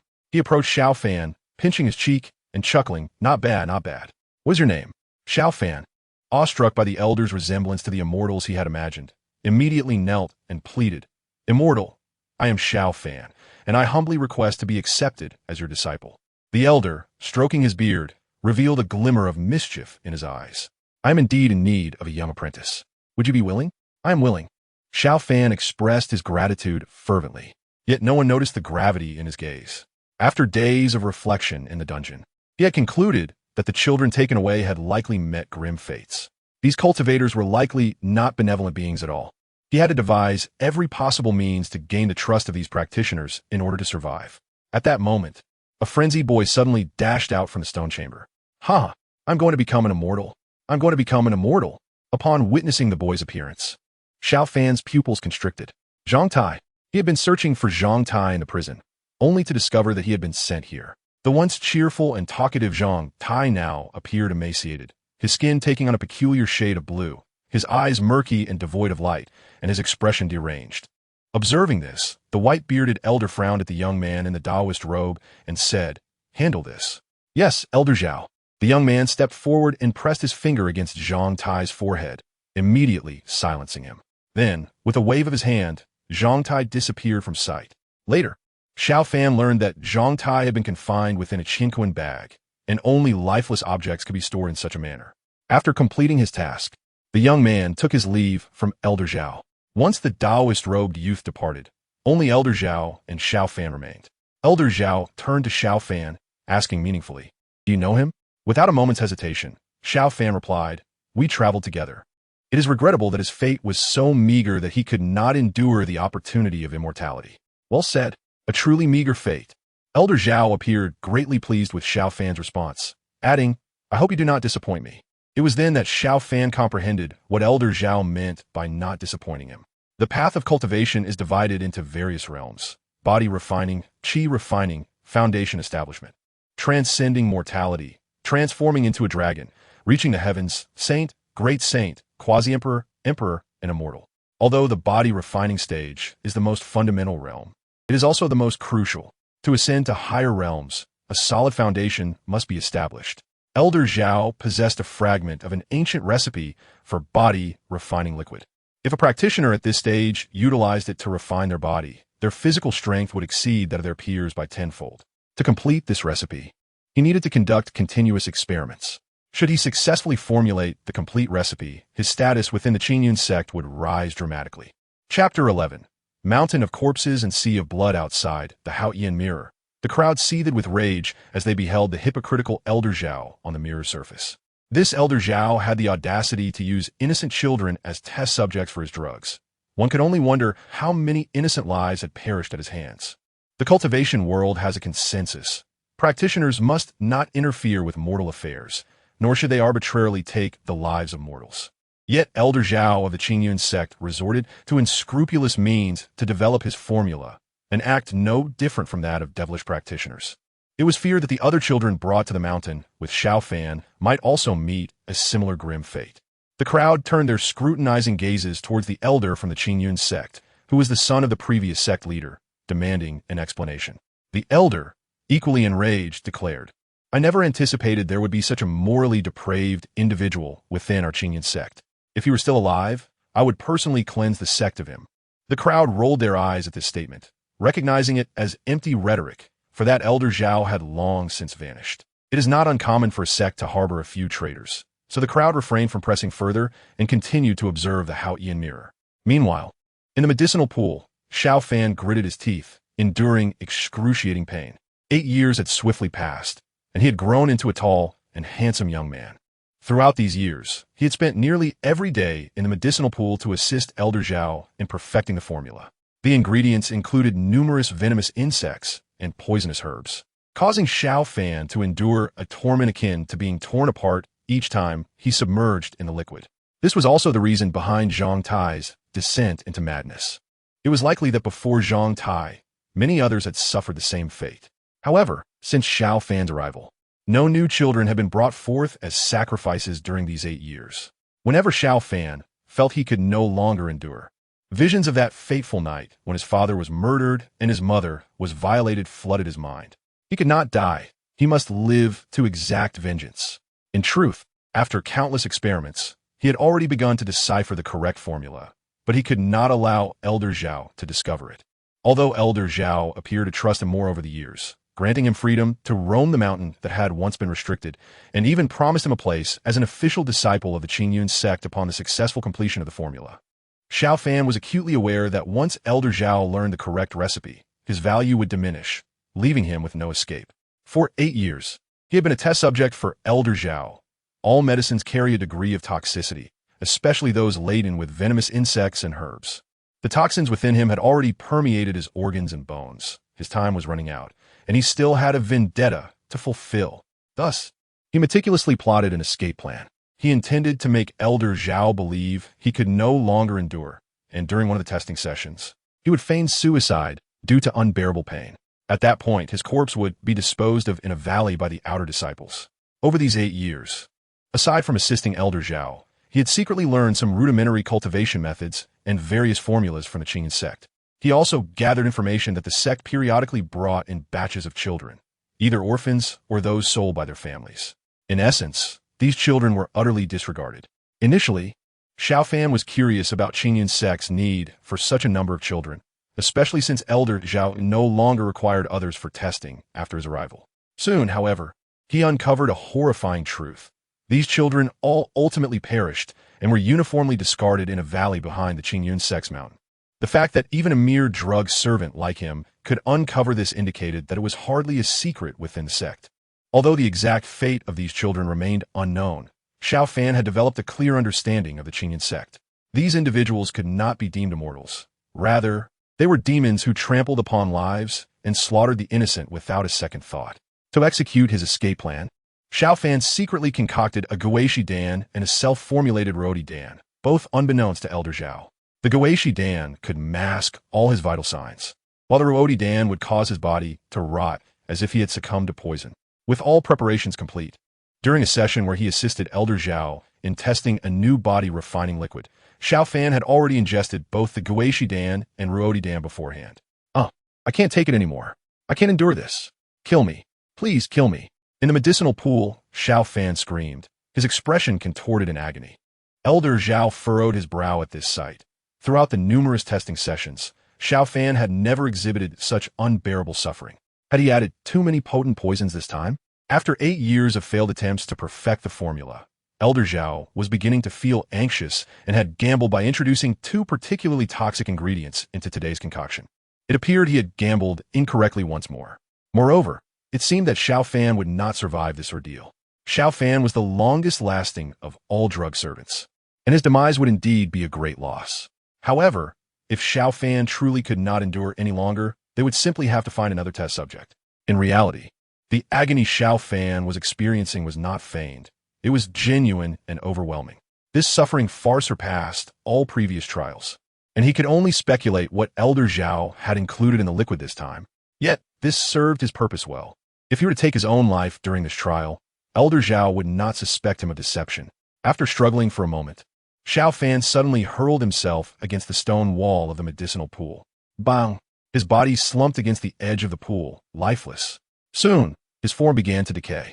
Elder Zhao displayed no change in expression, swiftly summoning an outer disciple to select a new drug servant and instructing him to dispose of Xiao Fan's remains. At this moment, although Xiao Fan had consumed the turtle-breathing pill and lost all vital signs, he remained conscious and could still hear the words spoken by those around him. Be cautious, Elder Zhao warned. This fellow harbors deadly poison within. A careless encounter could lead to our demise. It was a pity that with this creature's death, they would likely have to send more individuals to Elder Zhao in the future. What is the big deal? Didn't we just receive a batch of people back? Another replied, Alas, the Grand Elder demands the essence of 500 young boys and 500 young girls to prolong his life. This recent batch is far from sufficient. Oh, how about disguising ourselves as beasts and capturing some unfortunate souls from the remote mountain villages nearby? ISNT, though he did last time. It seems it will have to suffice. Hearing this, Xiao Fan was profoundly shaken. The mere thought that the Grand Elder required 500 young boys and 500 young girls for sustenance sparked horror within him. How many innocent children had perished at the hands of the Qingyan sect? Unfortunately, Xiao Fan could hear no more as his body began a free fall. He realized he must have been thrown into the valley. He expected that even if he survived the fall, he would surely be left maimed. To his surprise, however, as he struck the ground, it felt as though he landed upon something soft, sparing him from severe injury. As time passed and the effects of the turtle-breathing pill waned, Xiao Fan gradually opened his eyes. Upon witnessing the scene before him, his pupils constricted, overwhelmed by sheer shock. The landscape was a macabre graveyard, with skeletons littered about, human flesh decayed into dust, sinews entwined around trees, and a sea of corpses and blood, exuding a foul stench that resembled a hell on earth. Slowly lowering his head, he discovered he was not resting on a soft surface, but rather atop a mound of flesh and blood. Chapter 12. Could we have misunderstood the Emperor of the Underworld all along? Outside the Haotian mirror, The onlookers beheld the horrific scene through Xiao Fan's perspective, rendered speechless by their astonishment. It is essential to understand that the Haotian mirror displayed images across all realms, meaning every individual in existence could witness the grotesque images it revealed. A mountain of corpses and a sea of blood, human lives treated as mere fodder. For ages, cultivators have been regarded by ordinary mortals as celestial beings, sacred and untouchable. Yet now, all mortals came to realize that, in the eyes of cultivators, they were akin to domesticated livestock, slaughtered without mercy, like mere ants. The true horror lay not solely with the Qingyun sect, but with the uncertainty of how many more Qingyun sects existed. Although the Qingyun sect was annihilated by the emperor of the underworld a millennium ago, the inexplicable disappearance of children persisted. Clearly, numerous sects akin to the Qingyun sect continued to trample upon human lives. Some parents, who had recently lost their children, immediately connected the dots upon seeing the scene in the Haotian mirror. Their children, too, might have fallen victim to such wicked sections. My son, my poor son, oh, my child, my innocent child, what cultivators are you? You are nothing but demons, devils. In that instant, all mortals began to denounce the cultivators, creating an insurmountable divide between mortals and practitioners. The common folk remained oblivious to the truth of the immortal realm, only knowing that the emperor of the underworld was deemed a great scourge. Yet if the emperor's destruction targeted evil sects like the Qingyun sect, what fault lay with him? The cries of the people reached a fever pitch, demanding an explanation from the cultivators. Countless mortals stormed into temples dedicated to various deities, shattering altars and vandalizing statues. These idols represented the very cultivators themselves, serving as a means to accrue merit through offerings. With the temples destroyed, not only did the cultivators suffer a loss of power, but they also faced a backlash from the accumulating resentment, resulting in a severe depletion of their vitality. It is no exaggeration to say that the Qingyun sect single-handedly obliterated the status and image that countless ancestors had painstakingly built in the hearts of mortals throughout history. From this moment on, the transcendent image of cultivators in the eyes of the common folk would cease to exist. Outside the original imperial city, all cultivators glared coldly at the elder of the Qingyun sect, the son of the sect leader. How could he be unaware of the sordid deeds of his sect?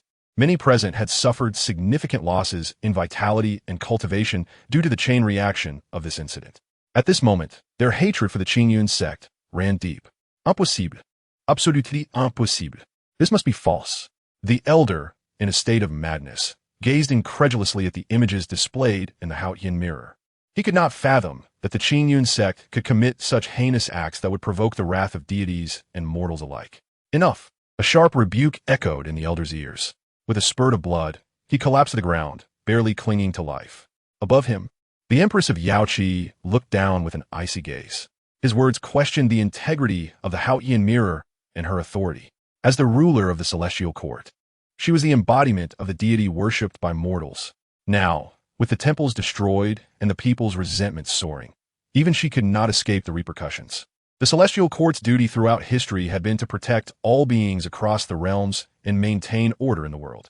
In light of the Qingyun sect's actions, the court's standing was severely undermined. The Qingyun sect deserved nothing less than total annihilation. Even if the Qingyun sect had not fallen to the emperor of the underworld, she would never spare them. Nonetheless, it was undeniable that the occurrence of such atrocities was a failure of the celestial court's oversight. It seemed time for a thorough cleansing. The Empress of Yaoqi then utilized the power of the Haotian mirror to reveal her true form to all beings in the realms. I am the ruler of the celestial court, the Empress of Yaoqi. The Qingyun sect's actions have incited the wrath of heaven and humanity. This is the failure of the celestial court. I vow to cleanse the world of all darkness and restore clarity to all beings. Upon finishing her declaration, she activated the Haotian mirror, unleashing its divine might to survey the world. Under the gaze of the Haotian mirror, all darkness would find no refuge. Outside the original imperial city, the elder of the Qingyun sect suddenly clutched his head, howling in pain. His soul felt as though it was being torn apart. In truth, he was entirely unaware of the Qingyun sect's transgressions. His exalted status as the sect leader's son shielded him from the sordid realities below. Yet, that did not absolve him of the blood on his hands.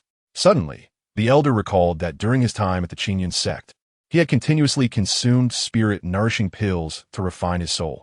These pills were designed to nurture the spirit, requiring pure soul essence for their concoction. Pure soul essence was exceedingly rare, thus the supply of spirit-nourishing pills was limited. However, during his tenure at the Qingyan sect, he had access to a seemingly endless supply of these pills.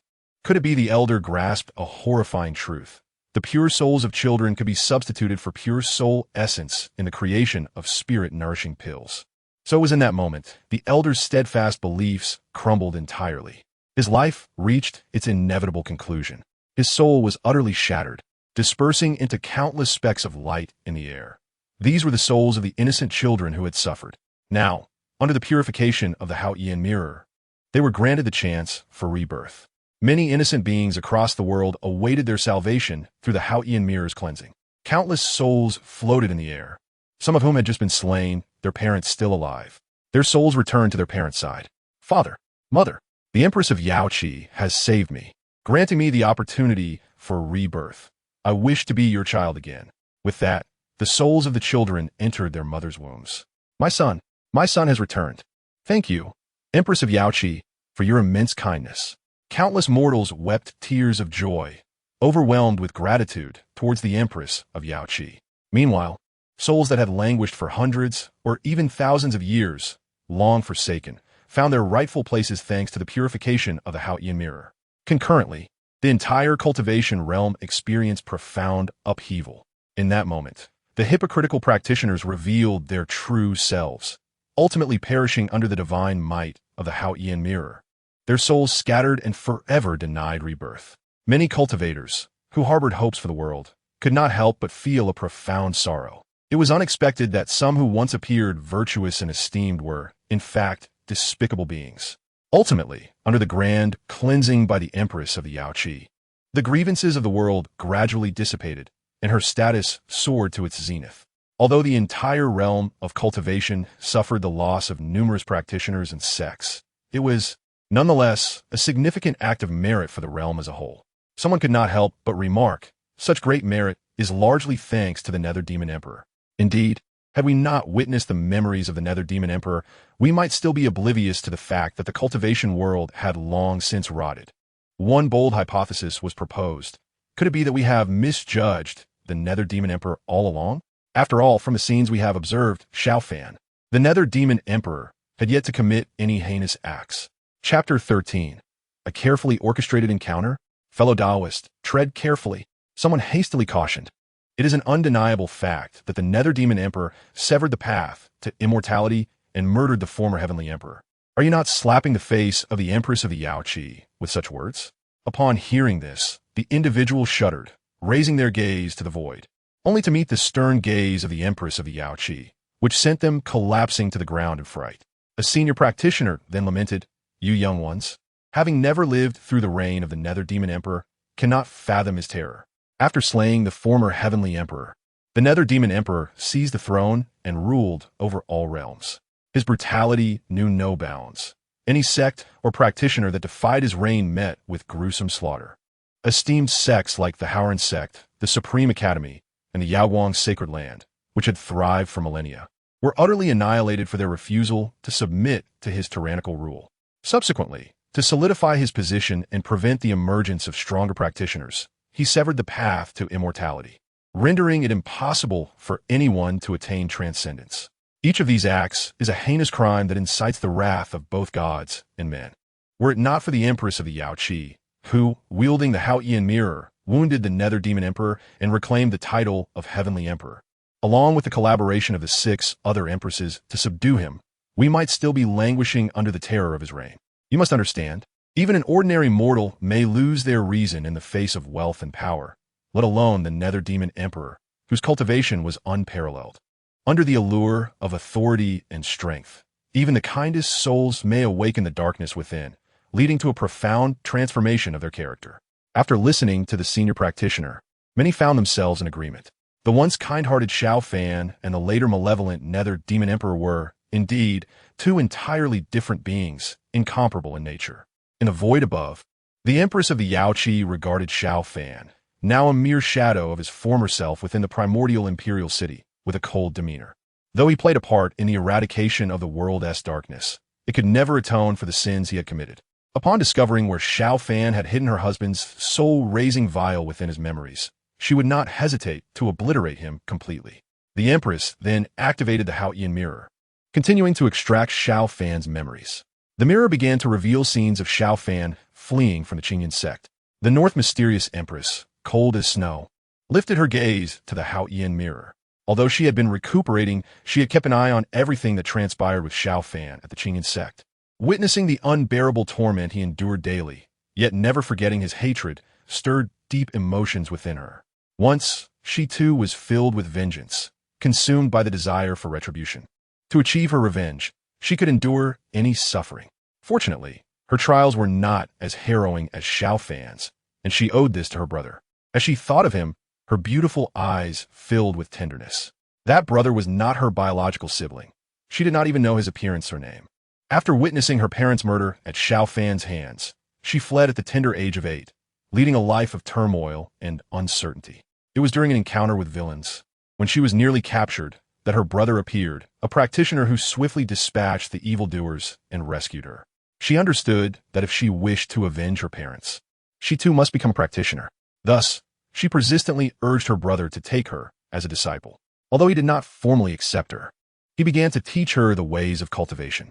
Thus, a decade passed. During these years, he not only instructed her in cultivation, but also attentively cared for her daily needs.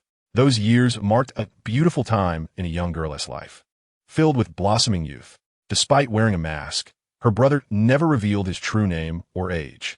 She knew nothing of his true self, yet through their daily interactions, she sensed his kindness and gentleness, leading her to fall deeply for him. She resolved that once she avenged herself against Xiao Fan, she would confess her feelings to her brother, and they would wander the world together as a pair of celestial lovers.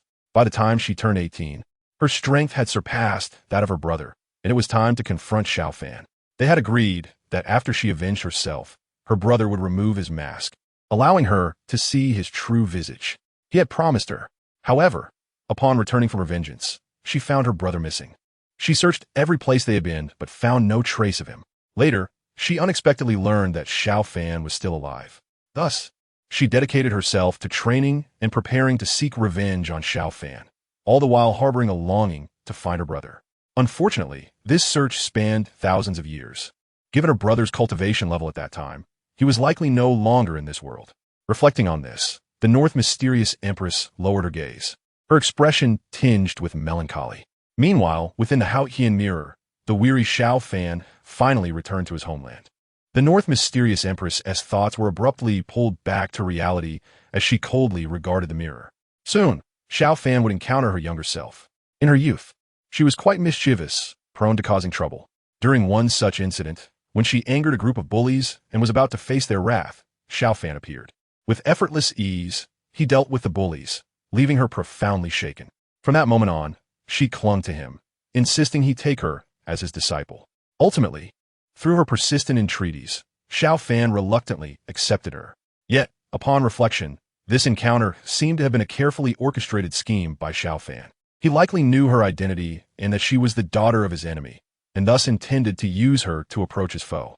While seeking vengeance for one's father is a noble pursuit, Xiao Fan's manipulation of a young girl is undeniably contemptible. As the Haotian mirror displayed the scene, Xiao Fan gazed at his long-lost homeland, a look of dazed reverie upon his face. "Father, mother, your child has returned." Just then, the distant clamor drew his attention. "You little brat, how dare you mock me? Let me show you what I can do. Brothers, seize him." A group of fierce-looking men were chasing after a child of about 7 or 8 years old. As the child appeared on the verge of capture, Xiao Fan was reminded of the children who had been taken away and met tragic ends of the Qingyan sect. His expression darkened as he strode purposefully towards the scene. Chapter 14. I am not your master. Stop. Just as the leading man raised his hand to deal with the child, Xiao Fan stood resolutely beside the burly man, gripping tightly the wrist raised in aggression. "How dare you meddle in my affairs?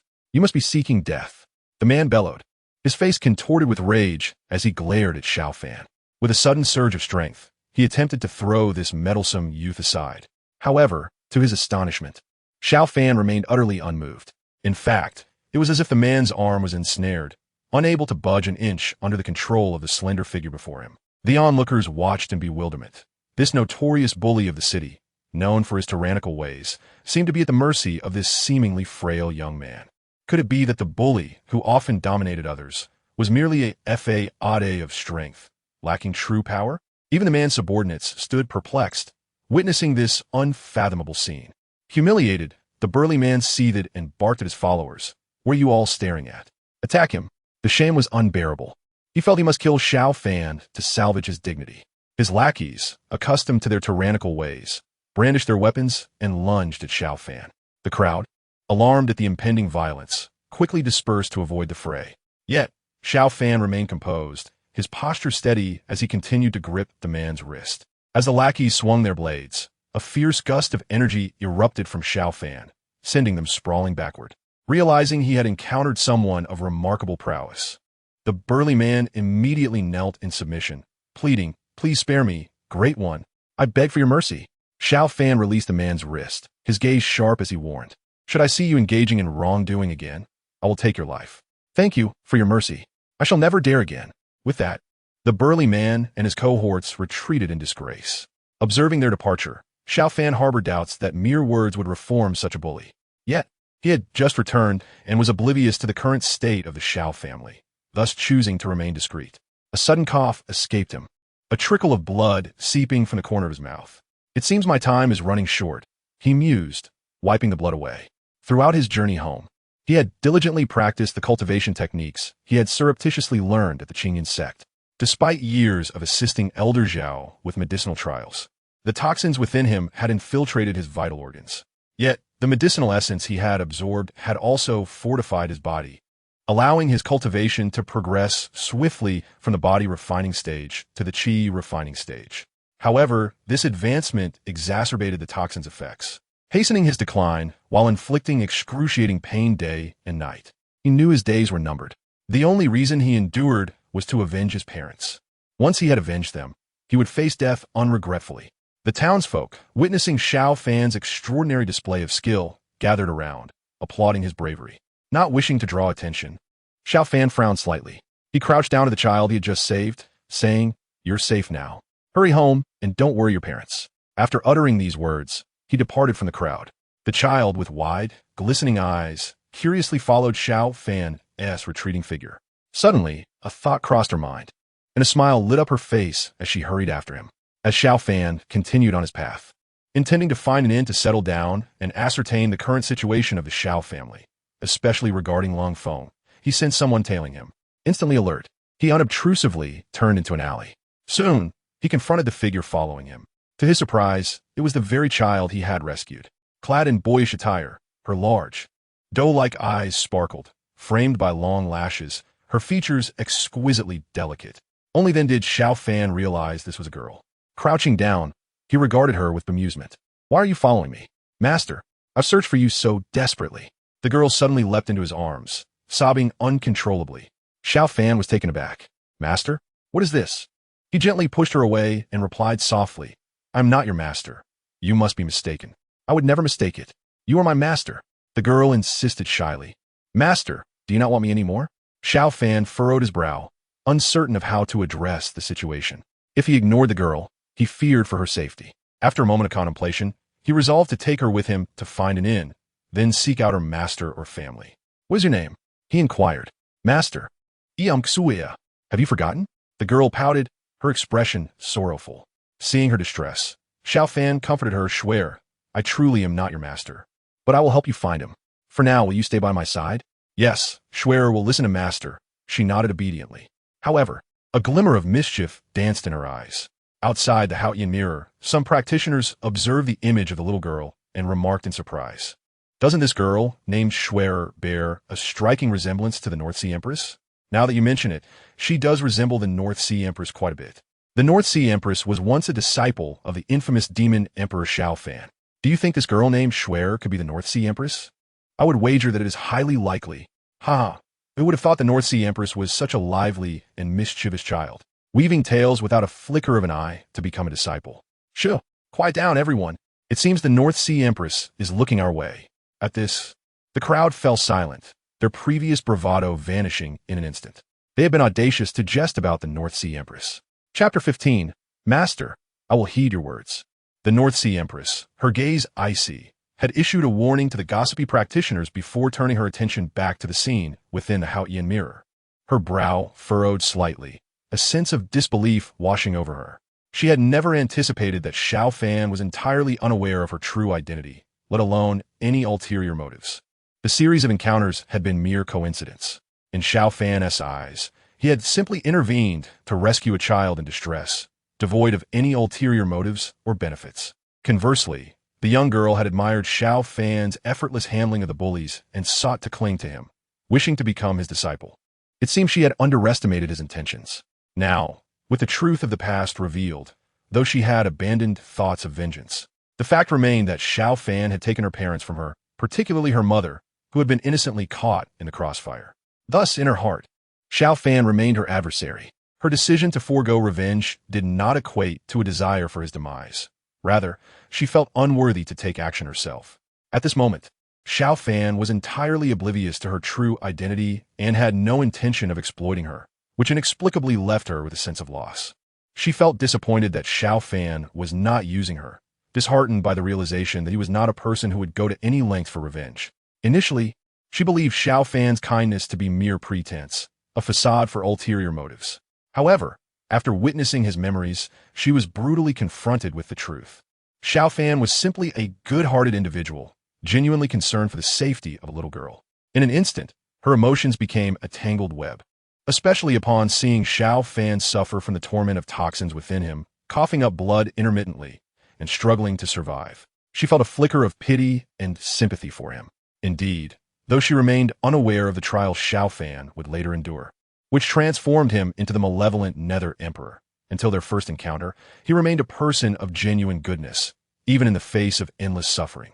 If it were not for her father, Long Feng, Xiao Fan might have led a life of contentment, free from hardship, and could have achieved great success, rather than living now, filled with hatred and merely surviving. Suddenly, the Northern Underworld Empress appeared to experience a moment of clarity. Although Xiao Fan had taken the life of her innocent mother, perhaps this was merely the retribution for the Long family, which had usurped everything that rightfully belonged to the Xiao family, things that should never have belonged to them. Thousands of years had passed, and the world had long forgotten the existence of both the Lung and Xiao families. Let all this hatred return to dust, dissipating into the indifferent passage of time. Within the image projected by the Haotian mirror, Xiao Fan settled the little girl into an inn. He then began to inquire about her family. "Shuer, where's your home? Are your parents still alive?" Xiao Fan asked.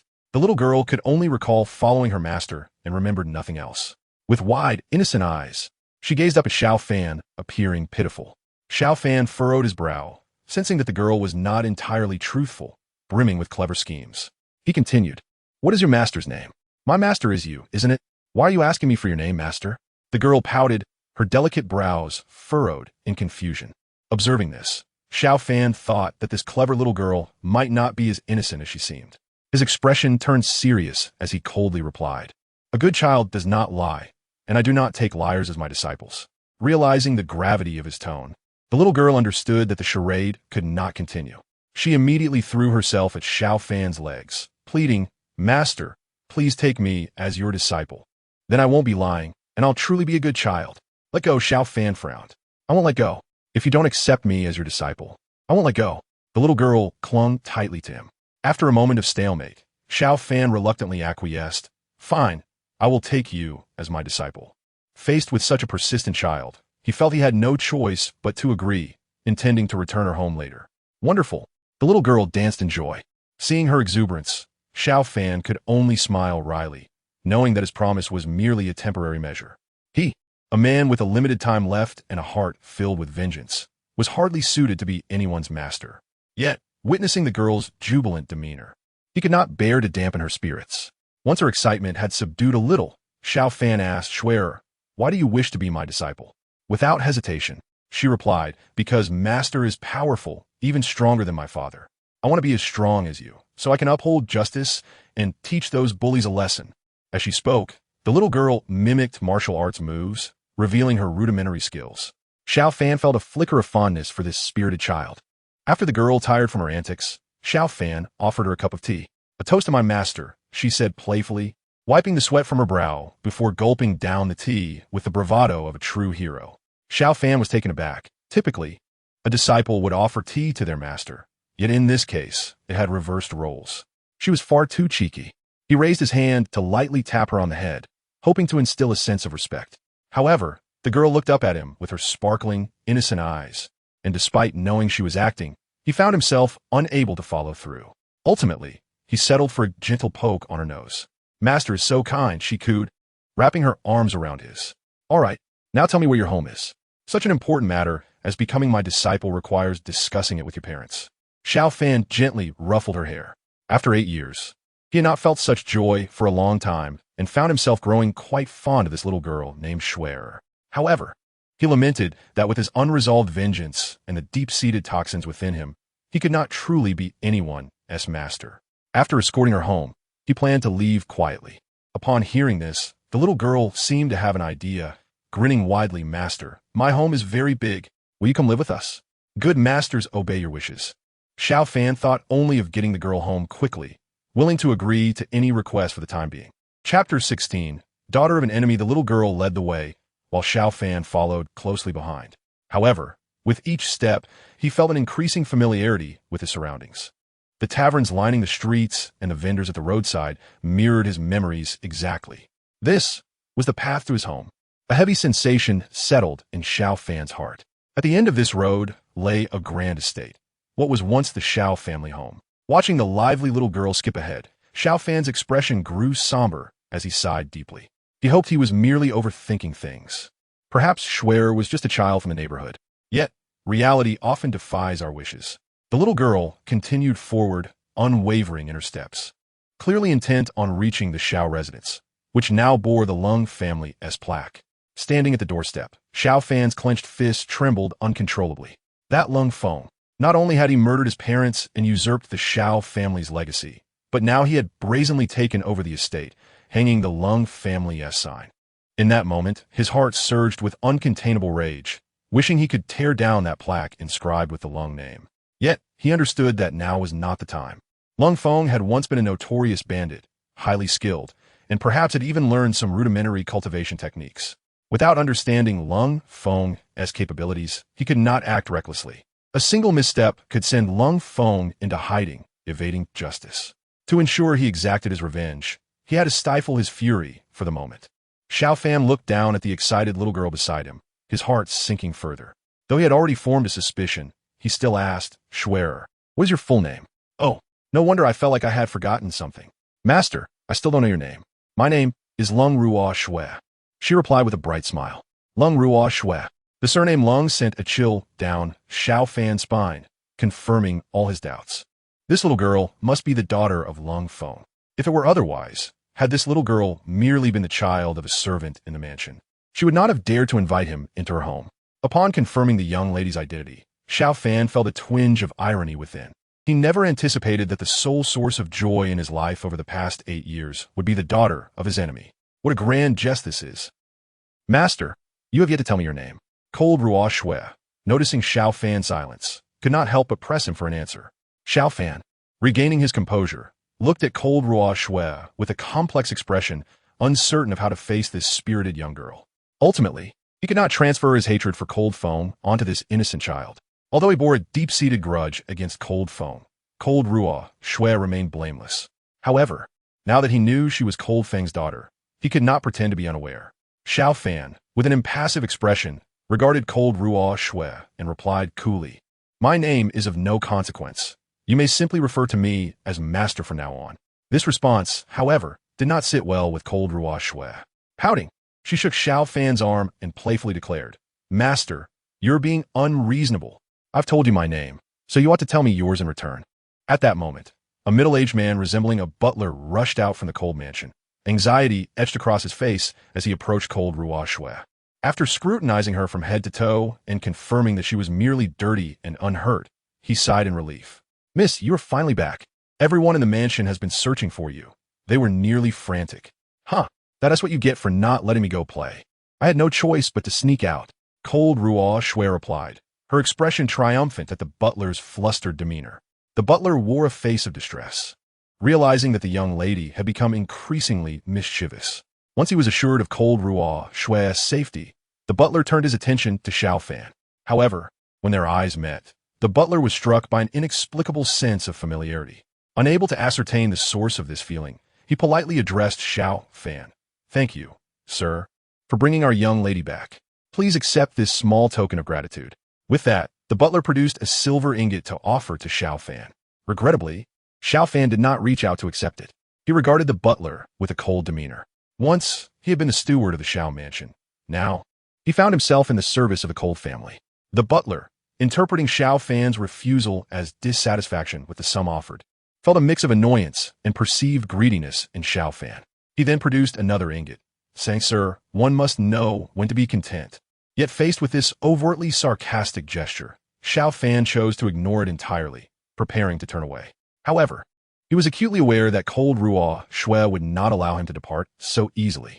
Initially, he intended to escort her home and leave immediately afterward. Yet now knowing she was Cold Feng's daughter, he could not pass up the opportunity to approach Cold Feng directly. True to his expectations, just as Xiao Fan turned to leave, cold Ruo Shui grew frantic. She grasped his hand and implored, "Master, you promised me you would stay at my home." Xiao Fan halted in his tracks. Hearing cold Ruo Shui call him master and request that he remain in the cold mansion prompted the butler to interject, "Miss, this is absolutely out of the question." Xiao Fan resumed his steps. Fearing that Xiao Fan might truly leave, cold Ruo Shui turned and scolded the butler. "If you dare to upset my master, I shall place toads under your pillow every night." The butler, taken aback, felt a sense of helplessness. Cold Ruo Shui, a little imp, was known for her capriciousness and could very well follow through on her threat.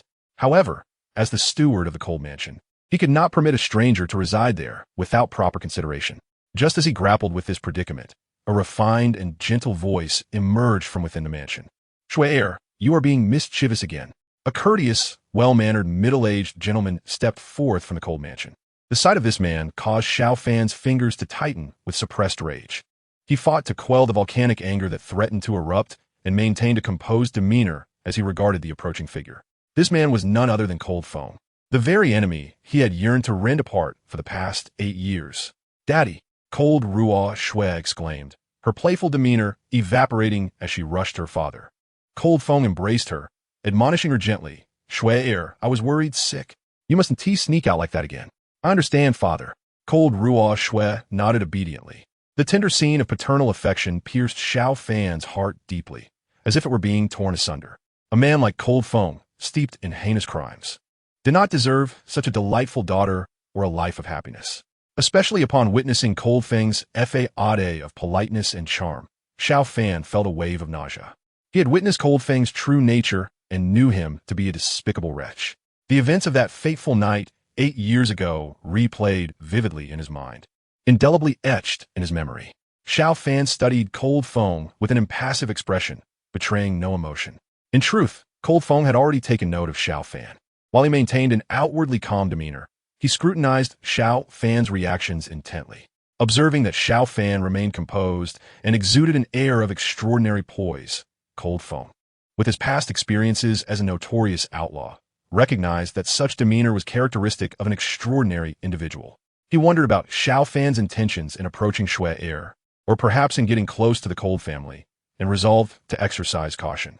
At that moment, in Cold Feng's embrace, Cold Ruo Shui began to recount her encounter with her master, her eyes sparkling with excitement. Upon hearing that Xiao Fan had repelled the bullies using his innate power without lifting a finger, Cold Feng's heart raced, and his gaze on Xiao Fan grew increasingly grave. Unlike the ignorant villagers of this remote area, he understood the existence of practitioners who surpassed the mundane. Before he became an outlaw, he had once encountered a cultivator whose astonishing skills left an indelible impression on him. This encounter had ignited his pursuit of cultivation, ultimately leading him to discover a method of physical refinement. However, he had long since forgotten about cultivation, having lived a life of luxury and ease. Now, hearing Cold Ruo Shui describe how Xiao Fan had repelled the bullies with his inner power, Cold Feng was certain that such abilities could only be wielded by someone of the qi refining stage. As Cold Ruo Shui continued, recounting how Xiao Fan had reluctantly agreed to take her as his disciple, Cold Feng could no longer contain his elation. If Xiao Fan could impart the qi refining techniques to cold Ruo Shui, she could, in turn, share this knowledge with her father. Thus, he resolved to keep Xiao Fan close. With this thought in mind, Cold Feng swiftly approached Xiao Fan, holding cold Ruo Shui in his arms, and expressed his gratitude. "Thank you, sir, for saving my daughter. I apologize for any offense caused by the butler earlier. Please forgive him." With this, Cold Feng cast a cold glance at the butler, who, feeling helpless, realized he had been unaware of the circumstances surrounding the young lady's rescue. However, since the head of the family had spoken, he could only offer his apologies. "I sincerely apologize for my previous disrespect towards you, sir." The steward respectfully bowed to Xiao Fan. Nevertheless, Xiao Fan harbored grievances against this servant and initially intended to disregard him entirely.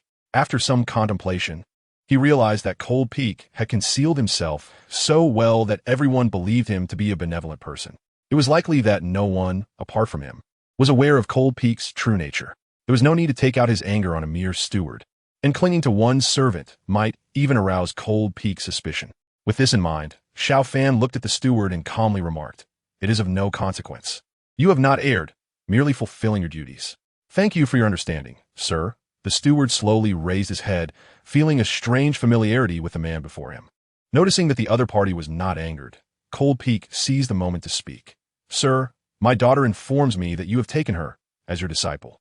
May I inquire which sect you belong to, so that my daughter may remember the kindness of her master?"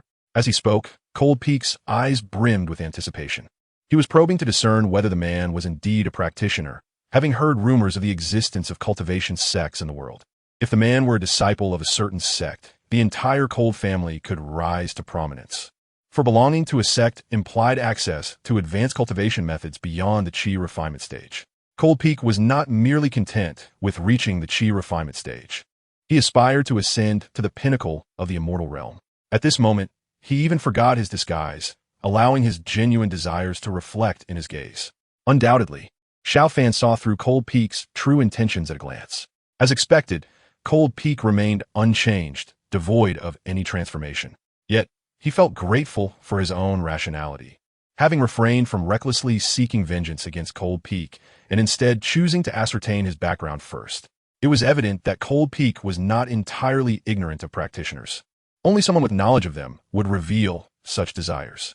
Otherwise, if one were entirely uninformed, there would be no desires to speak of. He silently assessed Cold Peak, noting his steady demeanor. Even while holding cold Ruo Shui for an extended period, his posture remained unaltered, and his breath showed no signs of disorder. Xiao Fan speculated that Cold Peak's cultivation had likely reached the pinnacle of the body refinement stage. It appeared that Cold Peak sought to acquire the methods of qi refinement from him. Although Xiao Fan had already surpassed the body refinement stage to reach qi refinement, he had only recently attained this level and had yet to stabilize it. Moreover, due to the extensive damage his body had sustained, every time he circulated his vital energy, the toxins within him would exacerbate their assault, causing him immense suffering. Thus, without absolute certainty, he was not inclined to act against Cold Peak. For the time being, he decided to settle in the cold residence and wait for a suitable opportunity. Xiao Fan replied in a nonchalant tone, "I am unaffiliated, merely a solitary cultivator." Upon hearing Xiao Fan's response, Cold Peak's eyes visibly dimmed with disappointment. However, the acknowledgement of Xiao Fan as a solitary practitioner at least indicated that he was indeed a cultivator. Therefore, in his pursuit of the qi refinement methods, Cold Peak remained courteous. "If that is the case, sir, you might as well reside comfortably in the cold residence, as it would facilitate the teaching of my daughter." Without giving Xiao Fan time to respond, Cold Peak swiftly called to the steward. "Quickly, arrange the finest guest quarters for the sir. Should you neglect him, I shall hold you accountable." "Oh, splendid." Cold Ruo Shui, brimming with excitement, leaped to the ground and eagerly pulled Xiao Fan towards the cold residence. Observing the innocent joy of Cold Ruo Shui, Xiao Fan felt an unexpected twinge of compassion. If he were to kill Cold Peak, what would become of Cold Ruo Shui? Would she, too, become a hollow shell filled only with hatred, like him? In that moment, it seemed as if something beyond mere hatred had begun to stir within Xiao Fan's heart. Chapter 18. The Impatient Cold Peak Master. Master, master, master. Ever since Xiao Fan moved into the Cold family, each day was spent amidst Cold Ruo Shui's sincere and fervent calls of master. Watching the innocent and carefree Cold Ruo Shui enthusiastically surround him, the heart of Xiao Fan, once frozen by hatred, began to thaw little by little. Time flowed by, and before long, Xiao Fan had resided in the cold residence for half a year. His bond with the spirited cold Ruoxue grew increasingly intimate. In his heart, he not only regarded cold Ruoxue as his disciple, but cherished her as if she were a beloved younger sister. Yet, as his relationship with cold Ruoxue deepened, so too did his anguish. Each time he saw cold Ruoxue joyfully call him master, he felt a pang of guilt towards his deceased parents. Outside the Haotian mirror, anyone could discern Xiao Fan's struggles and torment during this period. People couldn't help but express their astonishment.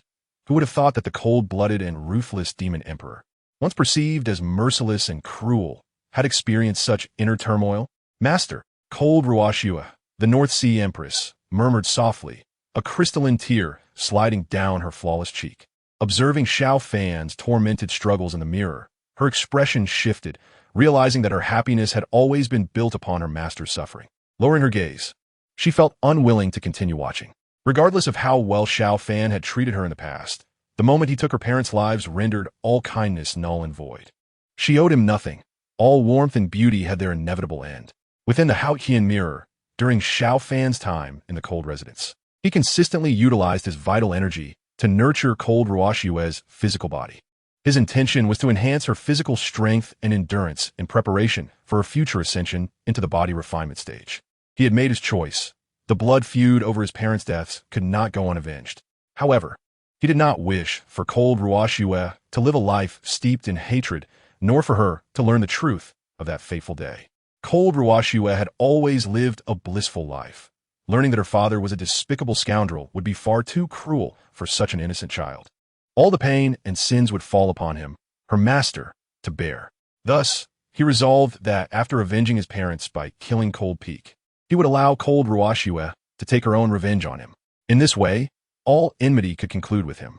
However, before taking action, he needed to impart all his knowledge to cold Ruoxue, fulfilling his responsibilities as a master.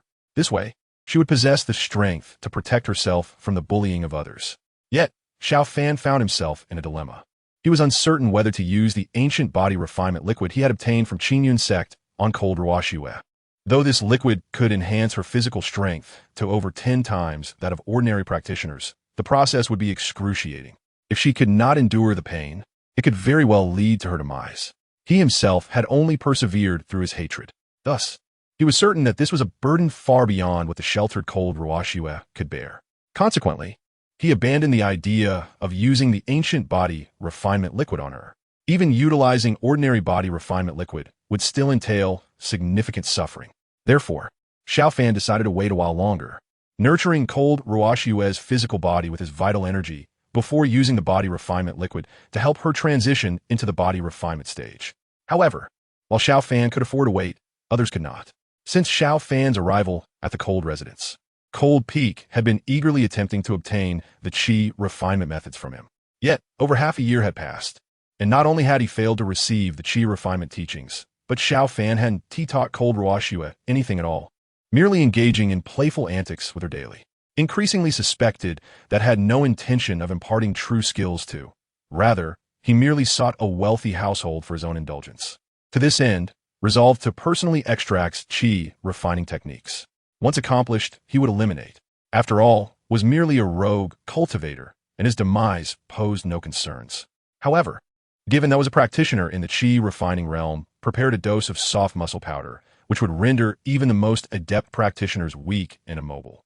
To ensure that would unwittingly consume the powder, enlisted the help of his wife, who often made pastries and treats for and, with administering the drug, it would be less likely for her to harbor suspicions.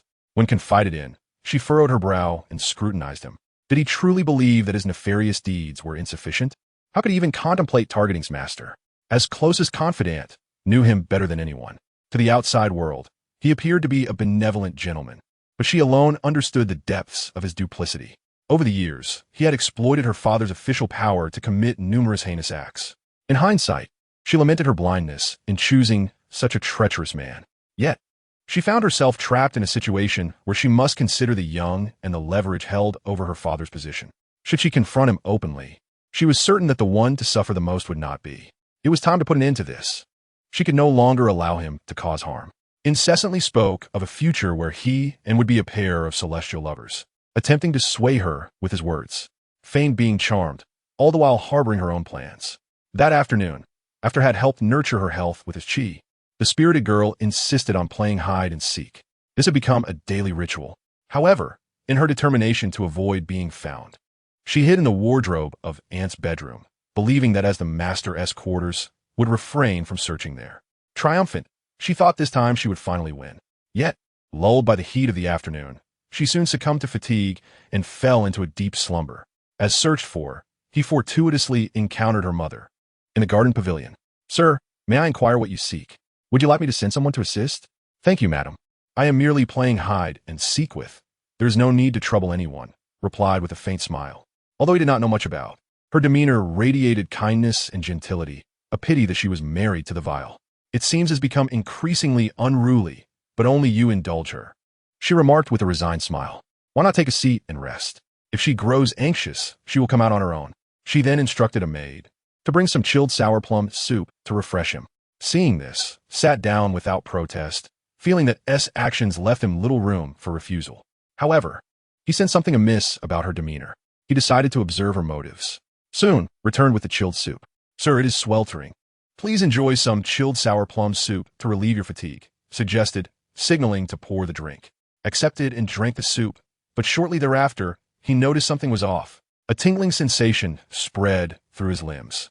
Realizing it was the soft muscle powder meant to incapacitate him, he understood that his body, having endured the effects of toxic substances over the years, rendered him resistant to most drugs. This gave him the audacity to drink the soup despite suspecting foul play. He remained curious about, or rather, the puppet master behind her actions. Feigning paralysis, he lay on the stone table in the pavilion, unable to speak. "Sir appears fatigued. Let us escort him back to his room," instructed the servants. Since preferred solitude, his quarters were usually devoid of others. Shortly after being returned to his room, entered, gazing at him with an expression of remorse. "I apologize for the inconvenience, but I shall make amends later." Observing her contrite demeanor, felt perplexed. He had assumed that was impatient to extract the chi refining techniques and had set this trap with. Yet her current behavior suggested otherwise. He decided to continue feigning his immobilization and silence to see what would unfold. As twilight descended, prepared to feast in his room, awaiting his arrival. Upon receiving word, hurried to the courtyard where resided. His face lit up with excitement and a hint of madness upon seeing the incapacitated. He immediately turned to the gentle and virtuous, his eyes gleaming with delight. "My dear wife, you have truly surprised me." In truth, had not anticipated that she would act so swiftly and effectively. To reward her, he planned to stage a lewd display before, whom he considered already dead. Once he had extracted the chi refining techniques, he would promptly kill him, indifferent to the fact that witnessed the act. The thought of being observed only fueled his illicit excitement. From his perspective, the onlookers were left speechless at its outrageous behavior. Had it not been for the fact that he was the father of the North Underworld Empress, they would have voiced their disdain. Meanwhile, trembled in outrage at her father's disgraceful conduct, once viewing him as a paragon of virtue. As she grappled with the reality of her father's true nature, her unwavering belief crumbled. She felt no desire to seek vengeance against such a man. Instead, she lamented her mother's misfortune, fearing that not only would she perish at its hands, but her shame would be laid bare for generations to come. Yet to her relief, the horrifying scenario she dreaded most did not come to pass. Ultimately, being a woman of noble upbringing, could not consent to his debased intentions. However, considering her own plans, Xia Jing did not directly refuse. Taking advantage of the moment when Lung Feng was intoxicated and his mind clouded, she lifted a glass of wine. "My husband, from now on, both Schwer and I will be relying on you. You cannot abandon us once you ascend to immortality." "Madam, what are you saying? We shall be a pair of celestial lovers, and I cannot imagine how blissful that will be." He laughed heartily. "Then if you drink this glass, I will believe you," Xia Jing said, bringing the wine cup before Lung Feng. All right. Lung Feng, unable to contain his eagerness, downed the drink in one gulp. However, soon after, as the effects of the drug began to take hold, his body grew increasingly rigid and immobile. Realizing that there was something amiss with the wine, he glared fiercely at Xia Jing. "This wine, indeed, I added the softening powder you provided," she replied, thrusting a hairpin towards his neck. "Lung Feng, I will not allow you to harm others any longer." Yet, The softening powder had not yet fully taken effect, allowing Lung Feng to still react, albeit sluggishly. He suddenly turned his head, but his movements were sluggish due to the drug's influence. Although Xia Jing's hairpin did not pierce his neck, it successfully grazed his carotid artery, causing blood to spray forth uncontrollably. "Vile woman," Lung Feng shouted, one hand clutching his neck while the other struck towards Xia Jing's head. "Stop!" cried Xiao Fan, who had been lying in bed and rushed forward to intervene. But he was too late. With a resounding thud, Lung Feng's palm struck Xia Jing's head. Though weakened by the drug, his strength remained formidable, and Xia Jing, a mere fragile woman, could not withstand it. She collapsed backward, her eyes glazing over. Xiao Fan swiftly stepped forward to catch her, preventing her from hitting the ground. He gazed at her with a complex expression, recognizing her as a remarkable woman. As Xia Jing looked up at the suddenly close Xiao Fan, a flicker of light appeared in her eyes. She opened her mouth, as if wishing to say something, but her strength had failed her. Seeing this, Xiao Fan channeled a surge of vital energy into her body. Xia Jing felt a glimmer of strength return and slowly spoke. "Sir, swear, in the future." Xiao Fan understood her intentions and replied earnestly, "Do not worry. I will take good care of Swearer." Upon hearing this, a single tear rolled down Xia Jing's cheek, and her eyes lost all luster. Xiao Fan sighed softly, gently closing her eyes before laying her down on the ground. After completing this, Xiao Fan turned his expressionless gaze towards the now panicked Lung Feng. As the effects of the softening powder intensified, Lung Feng's body grew increasingly rigid, and he struggled to stem the flow of blood gushing from his neck. If this continued, he would surely bleed to death. Seeing Xiao Fan's gaze upon him, Lung Feng hurriedly pleaded, "Sir, save me. This is all the scheme of that poisonous woman, Xia Jing." Xiao Fan remained silent, simply observing him, taking in his grotesque visage. Lung Feng felt uneasy under Xiao Fan's unyielding stare. However, as his blood continued to pour, the fear of death overshadowed him, and he cried out, "Sir, save me. I will give you all the wealth of the Lung family." "Huh," Xiao Fan scoffed, a cold smile creeping to his lips. All of this belonged to the Xiao family. Lung Feng had no right to dispose of it. Finally, Xiao Fan's long-suppressed rage erupted. "Lung Feng, do you know who I am?" His eyes were bloodshot, veins bulging on his forehead, resembling a beast ready to pounce. You. Lung Feng froze, realizing the depth of Xiao Fan's fury. Since Xiao Fan had moved into the Lung residence, he had refrained from asking about his name to avoid offending him, always referring to him as Sir. Now, seeing Xiao Fan's furious demeanor, it was clear that he held a grudge against him. Lung Feng racked his brain, desperately trying to recall any enemies connected to his past, but nothing came to mind. Seeing him in such a state, Xiao Fan coldly remarked, "Here as a hint. My surname is Xiao." "Xiao? You are Xiao Fan." Lung Feng's face turned pale with shock as he recognized the resemblance between the current Xiao Fan and the child he once called brother. Indeed, he had considered the possibility of Xiao Fan returning after his sudden disappearance, but 8 years had passed, and the child he once knew might very well be dead by now. He never imagined Xiao Fan would become a powerful cultivator. Now that he had confirmed Xiao Fan's identity, Lung Feng still clung to a glimmer of hope. Perhaps Xiao Fan hadn't witnessed him murder his parents. Tears streaming down his face, he pleaded, "Fan brother, you've finally returned. Do you know how much I missed you? Do you remember when I bought you candy hawthorn?" Lung Feng's performance was astonishingly shameless, and Xiao Fan realized he had underestimated Lung Feng's audacity. "There is no need to act before me. I witnessed everything that transpired back then." Xiao Fan spoke calmly, "But rest assured, I will not kill you." Initially, Lung Feng felt a sense of relief at Xiao Fan's words, but before he could rejoice, Xiao Fan's gaze shifted to the lifeless Xia Jing on the ground. "I will not allow her sacrifice to be in vain. I will watch you bleed to death." Upon hearing this, Lung Feng's eyes widened in rage, his facial muscles twitching grotesquely. "Father, master, what are you doing? Father, why are you bleeding so much?" Cold Ruo Shui's anxious voice echoed from the entrance of the courtyard. Having awakened from her hiding place, she thought her master would not find her and rushed to Xiao Fan's residence. However, upon entering, she was met with the horrifying scene before her. Seeing Cold Ruo Shui's sudden appearance, a flicker of manic excitement crossed Lung Feng's eyes. Since he was destined to die, he would ensure Xiao Fan suffered as well. "Shuer, run. Your master is a bad man. He has already killed your mother and is about to kill your father. You must flee and avenge your parents." Cold Ruo Shui stood frozen, struggling to comprehend Lung Feng's words. How could her master possibly be a villain? Yet, her gaze was soon drawn to the body lying on the ground. Her mother, Xia Jing. Mother! Cold Ruo Shui screamed, rushing forward.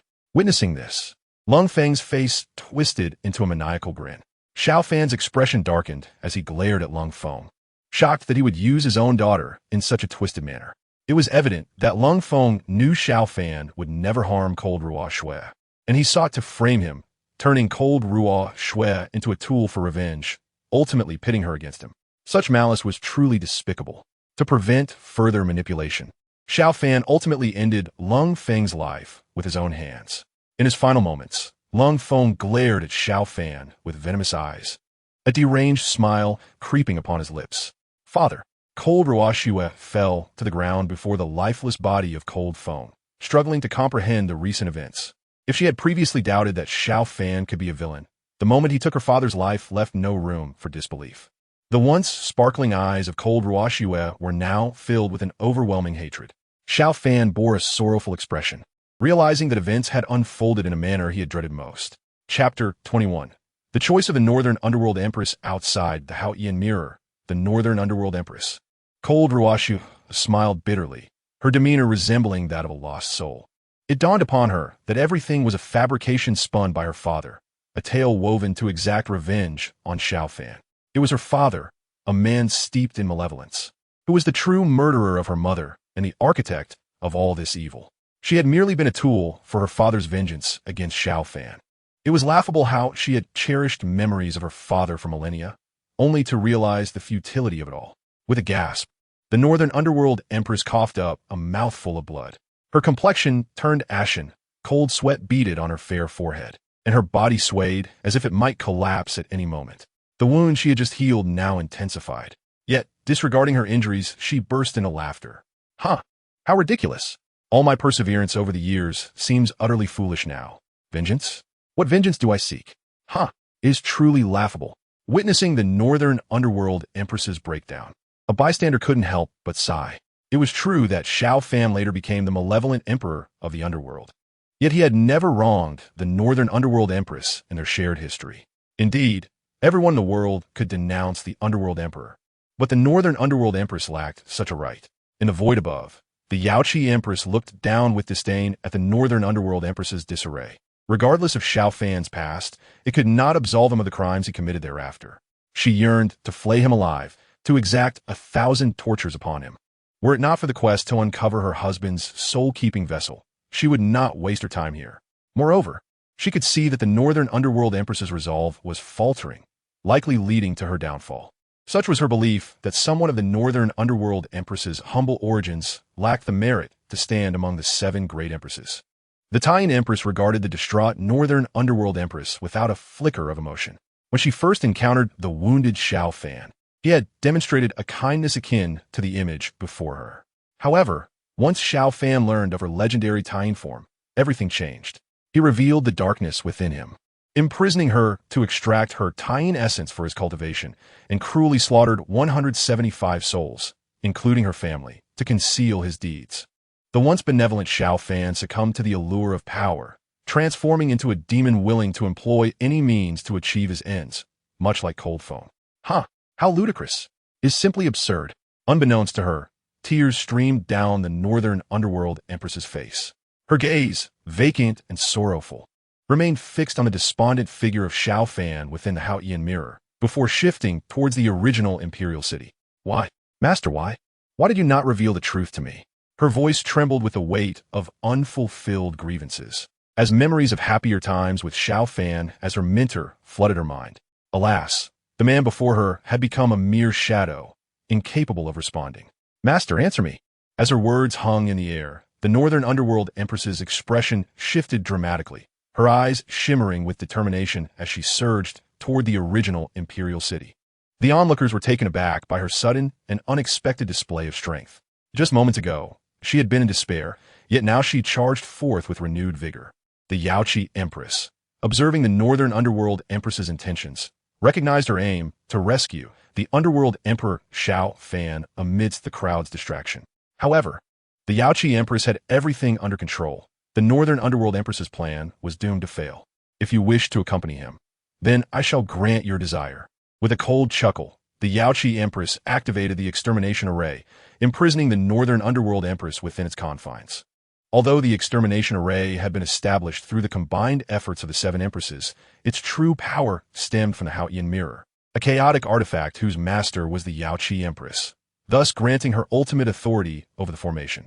The Northern Underworld Empress, trapped within the extermination array, offered no resistance, allowing it to sap her strength. Upon learning the truth of the past, she had contemplated rescuing the now broken Xiao Fan. But she understood that such an act was nearly impossible in the presence of the other six empresses. Thus, her intrusion into the original imperial city was more about spending precious moments with her master. Now, nothing remained to sustain her will to live. She wished only to accompany her master on his final journey, to fulfill the filial piety she had never shown. Step by step, the Northern Underworld Empress Cold Ruoxue approached the sacred altar at the heart of the original imperial city. With each stride, her power waned, yet she bore no regrets. At last, she stood before Xiao Fan. "Master, I am an unfilial disciple. Allow me to accompany you on your final journey." With reverence, the Northern Underworld Empress knelt before the lifeless form of Xiao Fan. Outside the original imperial city, onlookers lamented the scene before them. One of her devoted followers crying out in anguish, "Northern Underworld Empress, how could you be so foolish? Though the Underworld Emperor once showed you kindness, that was eons ago. It should not count now." Northern Underworld Empress, the Underworld Emperor is steeped in sin. He is no longer the Xiao Fan of Ur. You need not acknowledge him as your master any longer. Please, Northern Underworld Empress, return. It is utterly foolish for the Northern Underworld Empress to recognize him as her master, despite his heinous deeds. Regret mingled with scorn among the crowd. But the Northern Underworld Empress Cold Ruoxue remained indifferent to their voices. Her only desire was to accompany her master on this final journey. The Yaoqi Empress looked down with disdain at the Northern Underworld Empress kneeling before Xiao Fan. Since the Northern Underworld Empress wished to die alongside him, the Yaoqi Empress would grant her wish. Once she located her husband's soul-keeping vessel from Xiao Fan's memories, she would send both the Northern Underworld Empress and Xiao Fan on their way. As the Yaoqi Empress activated the Haotian Mirror to unveil Xiao Fan's subsequent memories, Cold Ruoxue slowly lifted her gaze towards the mirror, her eyes filled with a profound sense of loss. Her only regret in life was failing to find her brother. If she could see him once more, she would die without regret. Yet, the mirror revealed only her master's past, sealing her fate of never reuniting with her brother. Chapter 22. Master, how many truths remain unknown to me? Within the Haotian Mirror, the young Cold Ruoxue succumbed to exhaustion after enduring a series of hardships. Fainting as a result, Xiao Fan gazed sorrowfully at the slumbering child. He understood that no matter how he explained, Cold Ruoxue would never believe him. Reflecting on the hatred that had filled her eyes moments before, he gently caressed her tender cheek, wishing she would not become consumed by resentment as he once had. In truth, he was merely clinging to existence. Now that his vengeance was fulfilled and his desires met, he resolved to bear all the hatred alone. He was willing to meet his end at Cold Ruoxue's hands, to conclude this cycle of vengeance. Yet, he had promised her mother, Xia Jing, to take good care of Cold Ruoxue. Before Lung Ruoxue reached adulthood and acquired the ability to protect herself, she could not meet her demise. During her slumber, Xiao Fan candidly revealed the truth of the past to the butler and the elder members of the Lung family, restoring his true identity. He admonished them not to disclose the truth to Lung Ruoxue, for even if they did, she would likely dismiss it as a fabrication, believing them to have been bribed by Xiao Fan. Upon Lung Ruoxue's awakening, the plaque of the Lung residence had been removed and replaced with that of the Xiao family. The former master of the estate had shifted from her father, Lung Feng, to her master, Xiao Fan. This was her first encounter with her master's name, which she etched in her memory, recognizing him as her sworn enemy. Soon, she discerned that despite still being recognized as the young lady of the family, everyone in the Xiao household had aligned themselves with Xiao Fan. No matter what she asserted, they insisted that she was mistaken, claiming it was impossible. It was evident that they had all been swayed by Xiao Fan. Henceforth, all that belonged to the Lung family was now under Xiao Fan's dominion. Lung Ruoxue was tormented and enraged, constantly recalling her father's dying words urging her to seek vengeance. With her home no longer safe and the threat of Xiao Fan looming, she resolved to flee. On the day of the funeral for Xia Jing, Lung Ruoxue seized the opportunity to escape the Shao residence unnoticed. After her departure, the butler approached Shao Fan and quietly informed him, "Young Master Fan, as per your instructions, we did not stop Miss Shui from leaving." Shao Fan nodded slightly, then suddenly fell into a fit of violent coughs, black blood spilling from his mouth. "Are you all right, young master?" The butler panicked, poised to summon a physician, only to be halted by Shao Fan. "It's futile. There's no need to waste effort. I have little time left," he said coolly. The butler's eyes brimmed with tears as he implored, "Young master, that cannot be true. You will recover." Shao Fan offered a bitter smile and shook his head, fully aware of his own condition. At that moment, the only thing he could not relinquish was Lung Ruoxue. He understood that she no longer harbored any trust in him and would inevitably sever their ties. Thus, he had deliberately arranged for her to leave safely. From this point onward, he would need to adopt a new identity to draw closer to her. Finally, Shao Fan instructed the butler to sell off all Shao family properties, except for the ancestral home. A portion of the proceeds would be used to provide for the dismissed servants, while another portion would aid the impoverished citizens nearby, accumulating merit for his deceased parents. After completing these tasks, Shao Fan stealthily followed Lung Ruoxue, quietly safeguarding her. Outside the Haotian mirror, the northern underworld empress, Lung Ruoxue, knelt before Shao Fan, her mind racing with a shocking thought upon witnessing his every action within the mirror. Her master had been protecting her all along. Could it be that her brother was her master? The realization sent tremors through her body, her hands instinctively covering her mouth, disbelief flooding her gaze. If her brother truly was her master, this thought, once ignited, could not be suppressed. With reddened eyes, she gazed tremulously at the seemingly lifeless Shao Fan before her, struggling to contain her emotions. "Master, how much more is there that I do not know?" Once more, the northern underworld empress, Lung Ruoxue, lifted her gaze to the Haotian mirror. The truth would soon be unveiled. Within the Haotian mirror, Shao Fan had been quietly shadowing the young Lung Ruoxue, preemptively eliminating all dangers that threatened her. Yet, unforeseen circumstances compelled him to reveal himself, to conceal his identity. He donned a mask of a smiling face. "Do not come any closer. Stay back." In a dilapidated temple, the young Lung Ruoxue brandished a stick against two ruthless men before her. "Oh, this little girl has quite the fiery spirit, but she is quite a beauty. We could sell her for a good price," one of the men jeered. "Stop wasting time. Someone might come soon," the other urged. Before long, the two men advanced towards her. "Halt!" A deep voice resonated from the entrance. Shao Fan, his voice deliberately lowered to prevent Lung Ruoxue from recognizing him, stood before them in his mask. The two men turned to see a lanky figure concealed behind the mask, dismissing him entirely. "Kid, I advise you not to meddle in our affairs." One growled, "And what if I choose to intervene?" Shao Fan replied, his tone resolute. "You're courting death," the man exclaimed, intent on revealing Shao Fan's face, while the other brandished a long knife, advancing toward him.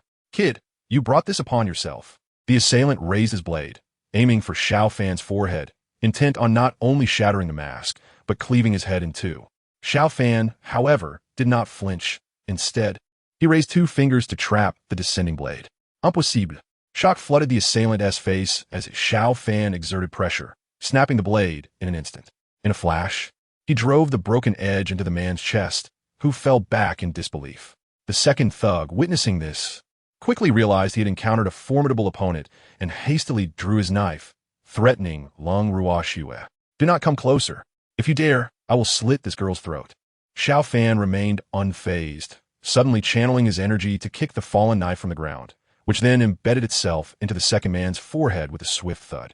The assailant, too, fell backward, lifeless. With the danger averted, Shao Fan turned to check on Lung Ruoxue, concerned she had been frightened. At that moment, she was scrutinizing the masked figure who had saved her. Their eyes met, and fearing recognition, Shao Fan prepared to leave. "Big brother, do not go," Lung Ruoxue exclaimed, rushing forward to stop him. Chapter 23. The Fall of a Generation's Empress. As she halted his departure, Shao Fan, maintaining his composure, inquired, "Why do you stop me, little girl?"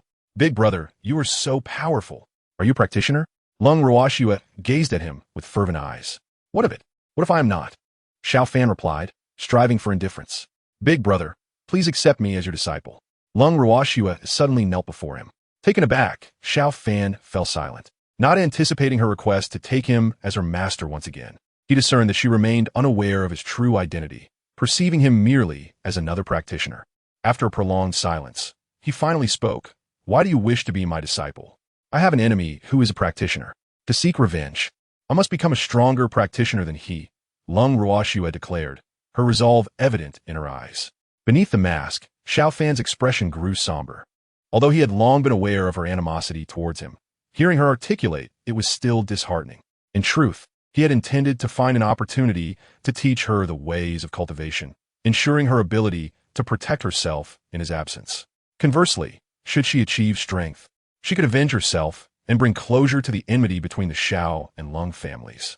This was indeed an opportune moment. Yet, he did not desire for her heart to be consumed solely by vengeance, becoming a mere shell of a person driven by hatred.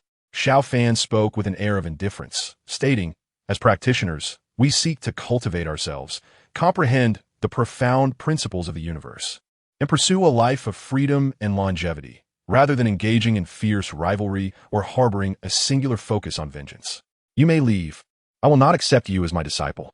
With that, Xiao Fan strode forward, fully aware that the young girl, Lung Ruoxue, would not easily relent.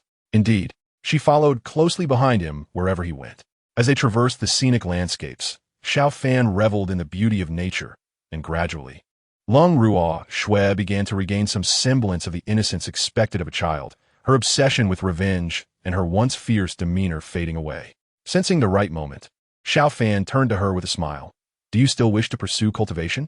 Yes, she replied, nodding vigorously, a hint of shyness on her face. Very well. I shall teach you the ways of cultivation from now on. Xiao Fan responded with a gentle smile. Master, allow me to pay my respects. Lung Ruoxue exclaimed, excitement bubbling within her as she prepared to bow. However, Xiao Fan halted her. I have only agreed to teach you. I have not accepted you as my disciple, he said with a serious tone, though internally he chuckled at the irony. How could he claim to be her master when he did not even dare to reveal his true identity? From now on, you may continue to call me brother. Yes, brother, she replied, her face lighting up with a sweet smile. She preferred the title of brother over master, for when she thought of the latter, it only reminded her of the enmity she associated with Xiao Fan. Thus, Lung Ruoxue accompanied Xiao Fan, engaging in both cultivation and exploration of mountains. Outside the Haotian Mirror, the North Underworld Empress, Lung Ruoxue, could no longer contain her emotions and broke down in tears. It became clear that the brother she had long sought, whom she had loved and yearned for over the millennia, was none other than the master she had despised for countless years, Xiao Fan. Master, why? Why did you not tell me? Brother, do you know how much I have missed you? Why? Why must I only learn the truth now? The North Underworld Empress, in despair, crawled toward the now lifeless Xiao Fan, her eyes filled with desperate hope, longing for any sign of life from him, even the slightest movement of his fingers. Unfortunately, Xiao Fan, now akin to a living corpse, was entirely unresponsive to the world around him. Master, please respond. Please, she cried out, her heart-wrenching pleas echoing in the air, yearning for even the faintest acknowledgement from Xiao Fan. Yet, her efforts were in vain. Outside the original imperial city, the onlookers, witnessing the North Underworld Empress's breakdown, felt a pang of sympathy. It dawned on them that her connection with the Netherworld Demon Emperor was far more complex than a simple master-disciple bond. As the Haotian Mirror continued to reveal the moments of the next decade share between Lung Ruoxue and Xiao Fan, an astonishing truth emerged. She had fallen deeply in love with the guise he had assumed. Watching the unfolding scenes in the Haotian Mirror, Lung Ruoxue realized that the medicinal herbs Xiao Fan had once procured for her cultivation were the result of his arduous journeys, often returning battered and bruised.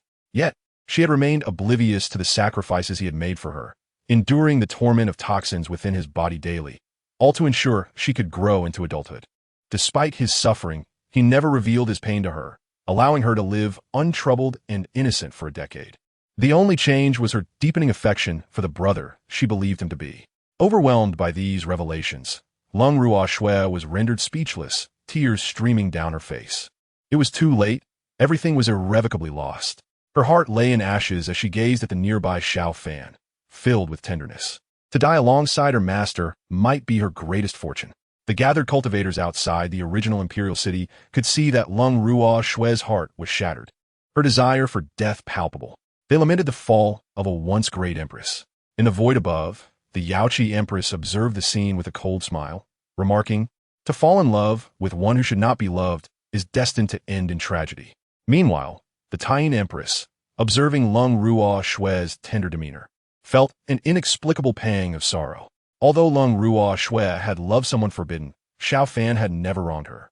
Unlike herself, who had caused the demise of her entire village due to her own misguided affections.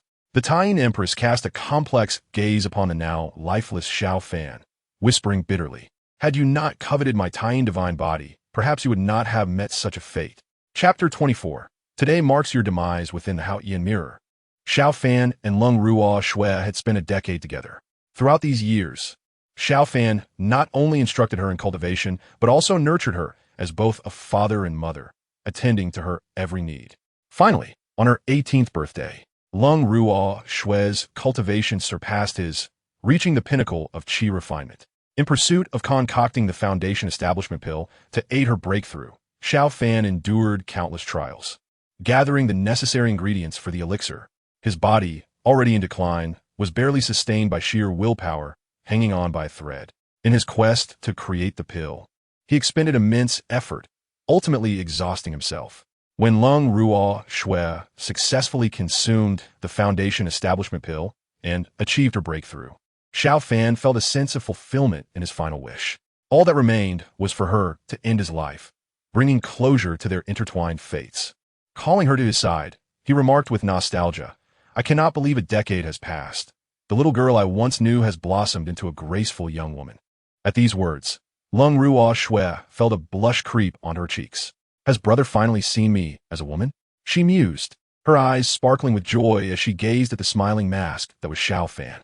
Over the years, he had not only been diligent in teaching her, but had also shown her unwavering care in every aspect of her life. What girl, upon awakening her feelings, would not fall in love with such a brother? She had long since developed profound affection for him. However, before she could bask in her happiness, a cold reality washed over her. Xiao Fan, with a weighty tone, said, "Your cultivation has now surpassed mine. I have little left to teach you. It is time for you to descend the mountain."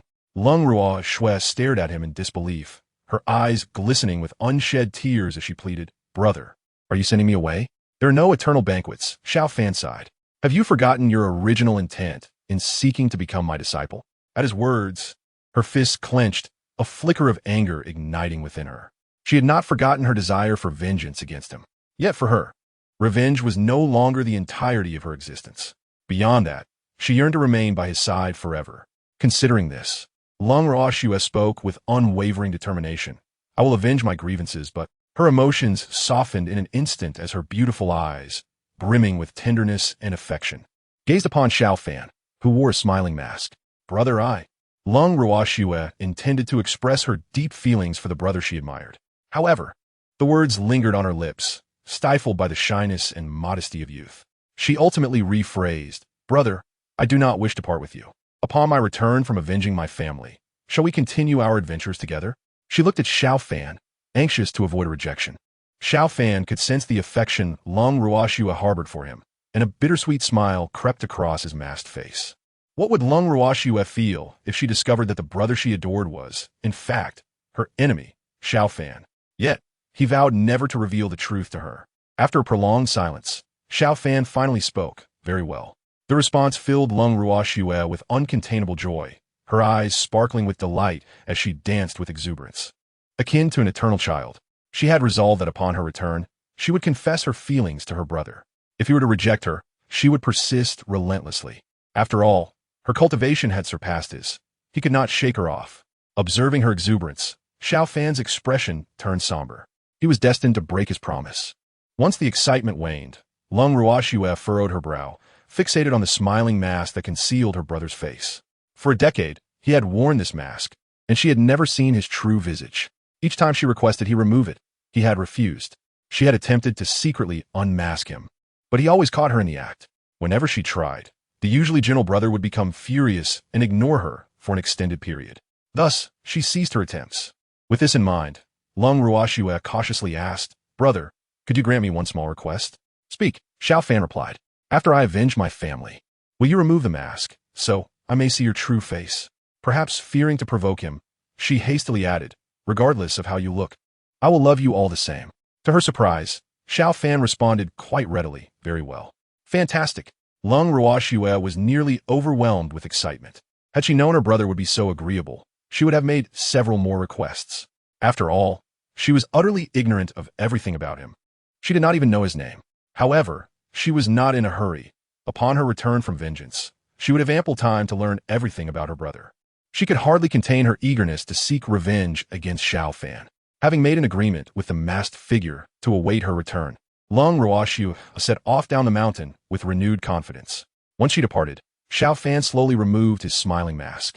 His once handsome features now appeared gaunt and pallid, devoid of any color, presenting a sickly visage. A sudden fit of violent coughing racked his body, expelling dark blood. He wiped the blood from his lips, his gaze resolute as he stared ahead. He could not perish yet. He must die at Lung Ruoxue's hands to finally end all enmity. Xiao Fan quickly retrieved a red pill from his robe and swallowed it. This was one of the elixirs he had stealthily learned from Elder Zhao of the Qingyan sect, who had never regarded him as human. The pill, known as the revitalizing pill, could forcefully prolong his life and restore him to peak condition. However, it was akin to a final flicker of light, a last resort for those on the brink of death. Aware that time was of the essence, he swiftly pursued Lung Ruoxue along the narrow path. Eventually, on the route she would inevitably traverse, he encountered her by chance. Lung Ruoxue looked at him in astonishment, never expecting to see him so soon after descending the mountain. Yet, this was fortuitous, saving her the trouble of searching for him. Xiao Fan, today shall be your last. Chapter 25. A beautiful man, carried away, feigning ignorance. Xiao Fan coldly remarked, I bear no grievances against you, fair maiden. Why you seek to harm me? No grievances? Very well. Allow me to clarify. She declared, my name is Lung Ruoxue. Without further ado, she channeled her energy and attacked. How could it be you? Xiao Fan exclaimed in shock, and soon they were locked in combat. He showed no mercy, knowing that any leniency would arouse her suspicions. Moreover, he was no longer her match. Eventually, battered and bruised, he was driven to the edge of a cliff. Xiao Fan, I shall end your life today to avenge my parents. Lung Ruoxue thrust her sword mercilessly into his chest. It was over. All grievances culminated in that single strike. Xiao Fan closed his eyes in relief as he plummeted into the raging river below. Outside the Haotian mirror, tears of blood streamed silently down the cheeks of Lung Ruoxue, the North Underworld Empress. She vividly recalled the events that followed. When she returned, jubilant after avenging her family, she discovered her brother was nowhere to be found. She scoured every place they had visited together, yet he eluded her. Indeed, she had killed her brother. How could she possibly find him? Why was I so foolish? Why did I never question why I fortuitously encountered my master upon descending the mountain? Why did I never suspect the connection between my brother and my master? The memory of ruthlessly plunging her sword into her master's chest filled Lung Ruoxue with regret and remorse. Thankfully, she had not truly killed him. She gazed up at the Haotian mirror, yearning to know how her master survived and what trials he endured. Why had her kind-hearted master transformed into the malevolent emperor of the netherworld? Not only did Lung Ruoxue long to know, but the countless beings witnessing the scenes displayed in the Haotian mirror were equally intrigued by how Xiao Fan transitioned from a benevolent soul to a harbinger of calamity. Many admired his selflessness and sacrifice, unable to fathom how such a person could become the infamous emperor of the netherworld. The Tian Empress fixed her penetrating gaze upon the image of Xiao Fan plunging into the river, her hands instinctively clenching into fists. The very Xiao Fan she later rescued and brought back to the village inadvertently brought catastrophe upon it. As life wanes, one's words become sincere. Up until now, Xiao Fan's benevolent demeanor was merely a facade, knowing he was beyond salvation and on the brink of death, thus concealing the darkness within. However, once he realized she was the Tian body, capable of healing his wounds and enhancing his power, he unveiled the malevolence within. Xiao Fan imprisoned her under the guise of a master-student relationship, draining her Tian energy daily and, to prevent discovery, slaughtered the entire village of 175 souls. The thought of having rescued Xiao Fan only to doom her entire village filled the Tian Empress with profound regret. Now, as she watched the scenes unfold in the Haotian mirror, it felt akin to salt being poured into her wounds. Yet, the Tian Empress yearned for the world to witness the true nature of Xiao Fan, a heartless and irredeemably wicked individual. What they saw now was merely a facade of benevolence.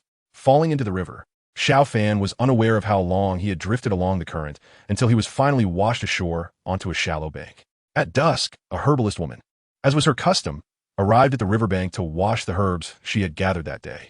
Upon spotting the corpse suddenly thrust upon the shore by the water, she was struck with terror, her face paling as she took a moment to compose herself. Once her initial fright subsided, the herbalist cautiously poked the body with a stick. Noticing the person showed no signs of life, she dared to approach and examine him. A single glance left her utterly astonished at the multitude of wounds adorning his body. Most striking was a deep sword wound to his chest, visible down to the bone, which was particularly harrowing. With her years of experience in healing, she knew that such an injury would surely prove fatal. Turning her gaze to his face, she anticipated a visage of malevolence that would match the severity of his injuries. However, what she beheld left her momentarily stunned. He possessed striking features, aristocratic eyebrows, starry eyes, and a nose like a gallant sword, an exceptionally handsome scholar. Even with his skin devoid of color from the river's embrace, he was unforgettable. Unable to restrain her thoughts, the herbalist lamented, "What a pity! If only such a beautiful man could be my husband." As the words left her lips, a flush crept to her cheeks, and she inwardly chastised herself for her shamelessness. Faced with the striking figure before her, she could not bear to leave him to perish in the wilderness and contemplated returning to her village for assistance in burying him. Yet, as she turned to leave, she heard a faint cough from behind. Startled, she whirled around to find a pulse still beating within him. Astonished, she gazed at the wounded man. Despite his grievous injuries, he was still alive. Without a moment to lose, she rummaged through her basket, selecting a few herbs to chew and swiftly tearing strips from her skirt. She applied the chewed herbs to his most serious wounds, binding them with the fabric. After administering urgent care, she slung her basket in front of her, intending to carry the wounded man back to her village for further treatment. To her surprise, he felt far lighter than she had anticipated, perhaps due to her years of labor or his emaciated frame. Thus, Xiao Fan was carried back to the village by the herbalist. Yaxin, why have you brought someone back?" Some villagers exclaimed. "Goodness, he looks gravely injured. Everyone, come quickly to help." Soon, with the assistance of the kind-hearted villagers, Xiao Fan was taken to the herbalist as home. She was the only doctor in the village, highly respected for her skills in healing the ailments of her neighbors. "Who is this person Yaxin has brought?" The villagers murmured, gathering at her door, eager for answers. "Everyone disperse. This man is not from our village, and whether he can be saved remains uncertain," the herbalist called out, calming their curiosity. Upon hearing he was not one of their own, the villagers relaxed and returned to their own affairs. "Girl, this stranger is severely wounded and of unknown origin. Bringing him home may not be wise," spoke a lean, dark-skinned man, her father. Their secluded village was far from any other, making the arrival of an outsider, especially one so injured, a cause for concern. The herbalist frowned slightly. "Father, a healer must act with compassion. I cannot stand by and let him die."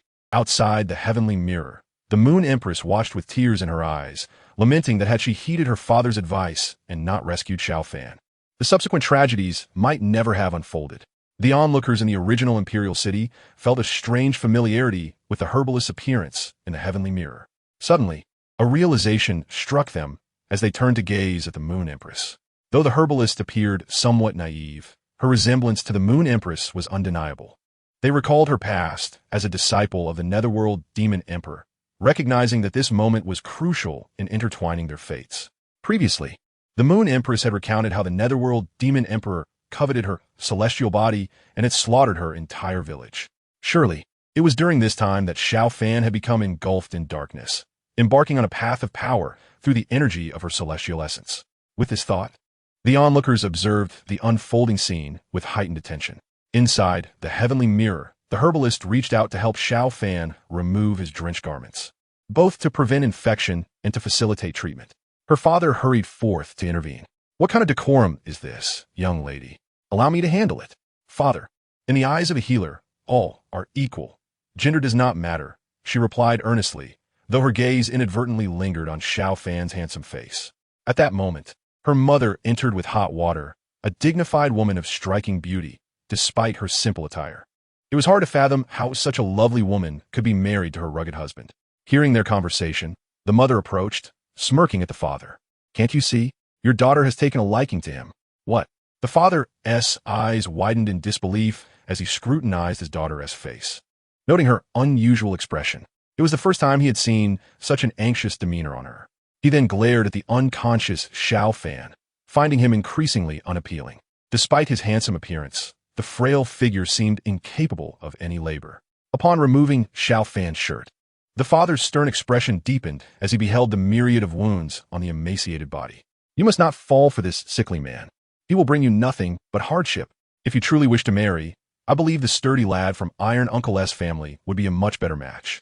As her father continued to ramble on, the herbalist snapped, Father, I do not wish to marry. Oh, I see you're angry. Her father chuckled, scratching his head. Well, it's good you don't want to marry. I can't bear to let you go just yet. The mother stifled a laugh at the scene, while the herbalist rolled her eyes at them and returned to treating Xiao Fan's injuries. Once all his clothes were removed, she was horrified at the extent of his wounds, far worse than she had imagined. It was unfathomable how someone so remarkably handsome could have incurred such brutal injuries. She sensed that his assailants had not intended for him to die quickly. Rather, they sought to torment him thoroughly before delivering the final blow. Outside, the heavenly mirror, the North Sea Empress, cold as ice, felt a deep pang of guilt for the pain her master had endured at that time, wishing she could take back the hurtful actions she had taken. Inside the heavenly mirror, the herbalist devoted herself to meticulously tending to Xiao Fan's wounds, working tirelessly to restore him. She had exhausted all her efforts. Whether Xiao Fan could survive now depended on fate. As night deepened, the herbalist girl was just about to rest when she suddenly saw the outside illuminated with bright lights and heard a cacophony of voices, accompanied by the sound of horses' hooves. Quick, hide! It's bandits! Her father rushed into her room, panic etched on his face. The mere mention of bandits sent shivers down the spine of anyone who heard the term. They were a group of ruthless outlaws, leaving destruction and chaos in their wake. Upon hearing the word bandits, the herbalist girl felt her heart sink. If they were indeed bandits, the entire village would be doomed. Hide! But where could they go? Suddenly, her mother smeared soot on both their faces, a gesture that the herbalist girl quickly understood. It was to prevent the bandits from recognizing them and subjecting them to humiliation. Just as they finished applying the soot, several bandits barged into the house, dragging everyone out. Even the unconscious Xiao Fan was pulled along. Looking out, dozens of fierce bandits brandished torches, encircling the villagers. The firelight cast fear upon each villager's face. In contrast, the herbalist girl remained calm, carefully assessing her surroundings. If these bandits truly intended to pillage and destroy, they wouldn't have gone to such lengths. Clearly, they had a specific purpose in gathering everyone here. Have you captured everyone? A tall, burly man asked one of the bandits beside him. Reporting to the second-in-command, everyone is present, the bandit replied. After hearing the report, the big man stepped forward, his voice deep and commanding. Is there a doctor in this village? Upon hearing this, the herbalist girl realized there was indeed a purpose behind gathering everyone. This could potentially be a lifeline for the entire village, and she prepared to step forward. Don't go. Her father urgently pressed her down. These bandits were vicious. Who knew what they intended to do? The herbalist girl understood her father's concern for her safety, but she also knew that if she did not step up, the entire village would face death tonight. Chapter 27. It's all for him, seeing that no one responded for a long time. The big man's face darkened as he scrutinized each person. I'll ask again, is there a doctor in this village? Fear permeated the hearts of the villagers, yet none chose to betray the herbalist girl. It seemed there truly was no one. The big man, disappointed, raised his hand and commanded, kill them. At his words, the surrounding bandits drew their long knives. Wait. The herbalist girl slowly stood up and walked forward, declaring, I am the doctor. The big man's brow furrowed as he beheld the girl with soot-streaked cheeks.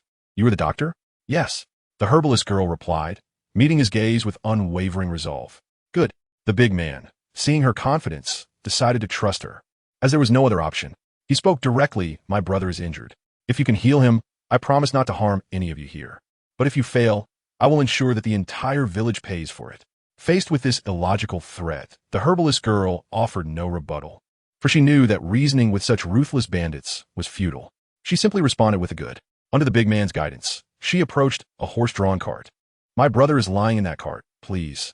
The herbalist girl, feeling the weight of the villagers' lives resting upon her, climbed onto the cart with a heavy heart.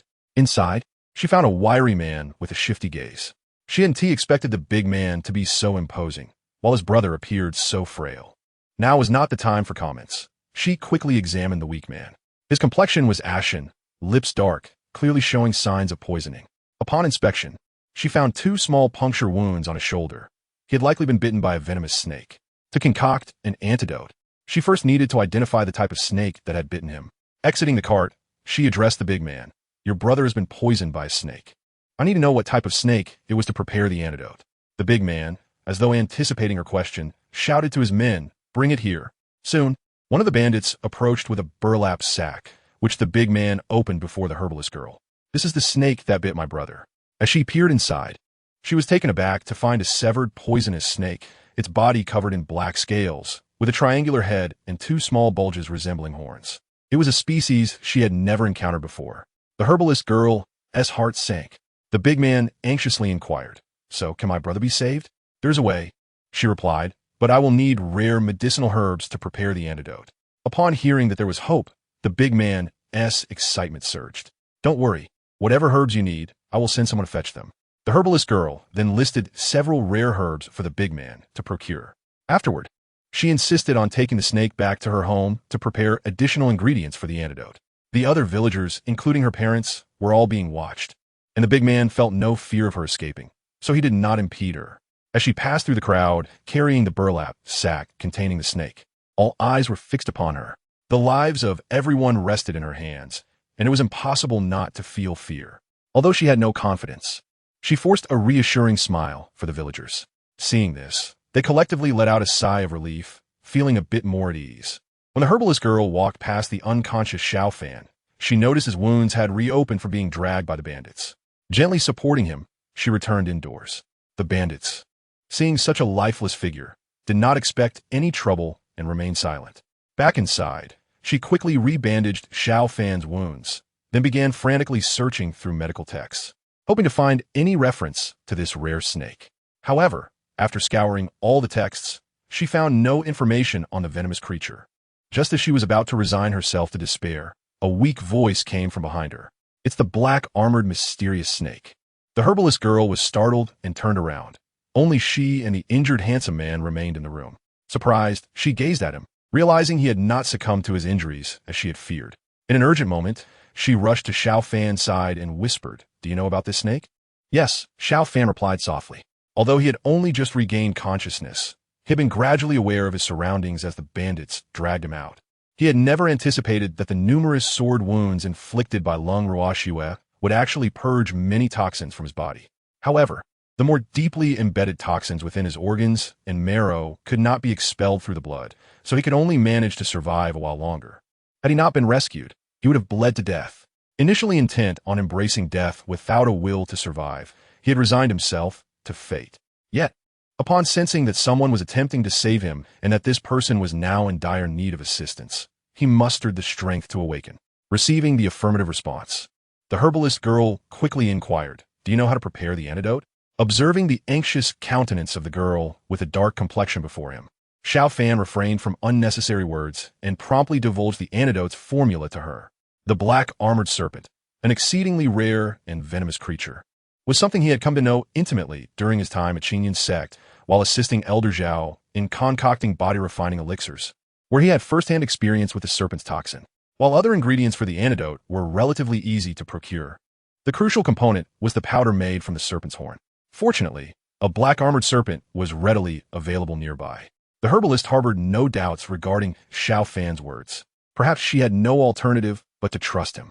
Upon receiving the antidote recipe, she hastily commenced the preparation of the antidote. Soon after, the bandits delivered the rare herbs she had previously mentioned. As she brewed the antidote for the black armored serpent, she simultaneously prepared the concoction from the rare herbs provided by the bandits. Once both potions were ready, she presented the brew made from the rare herbs before Xiao Fan, advising him that consuming it would aid in his recovery. After imparting this simple instruction, she took the antidote to the bandit chief. Xiao Fan gazed in astonishment at her departing figure, realizing that the rare herbs were intended for him. Chapter 28. This fellow is not too infuriating. After administering the prepared antidote to the bandit chief, the herbalist felt a twinge of uncertainty. After all, she was no kin to Xiao Fan and had no way of knowing if the antidote would be effective. Yet, with no better options at hand, she could only hope for the best, treating a dead horse as if it were alive. Having done all she could, she returned to her parents and joined the villagers. Until they confirmed the chief's fate, they would remain under the watchful eyes of the bandits. Upon her return, the villagers cast expectant glances in her direction. To calm their anxieties and avoid revealing any signs of distress before the bandits, she offered them a reassuring look. Even the burly second-in-command felt relieved by her confidence. Sensing that perhaps the chief would indeed be saved, he regarded the herbalist with newfound respect, astonished that such a resourceful and skilled woman could emerge from this remote area. Among all present, only the herbalist's mother seemed to notice her daughter's unusual demeanor, quietly whispering in her ear, "Child, do you truly have confidence?" "Rest assured, mother," the herbalist replied with unwavering conviction. In that moment, she could only choose to believe in Xiao Fan. Ultimately, Xiao Fan did not disappoint her faith. After about an hour, an exuberant bandit rushed to the second-in-command, exclaiming, "Second-in-command, the chief has awakened." The second-in-command immediately dashed towards the cart.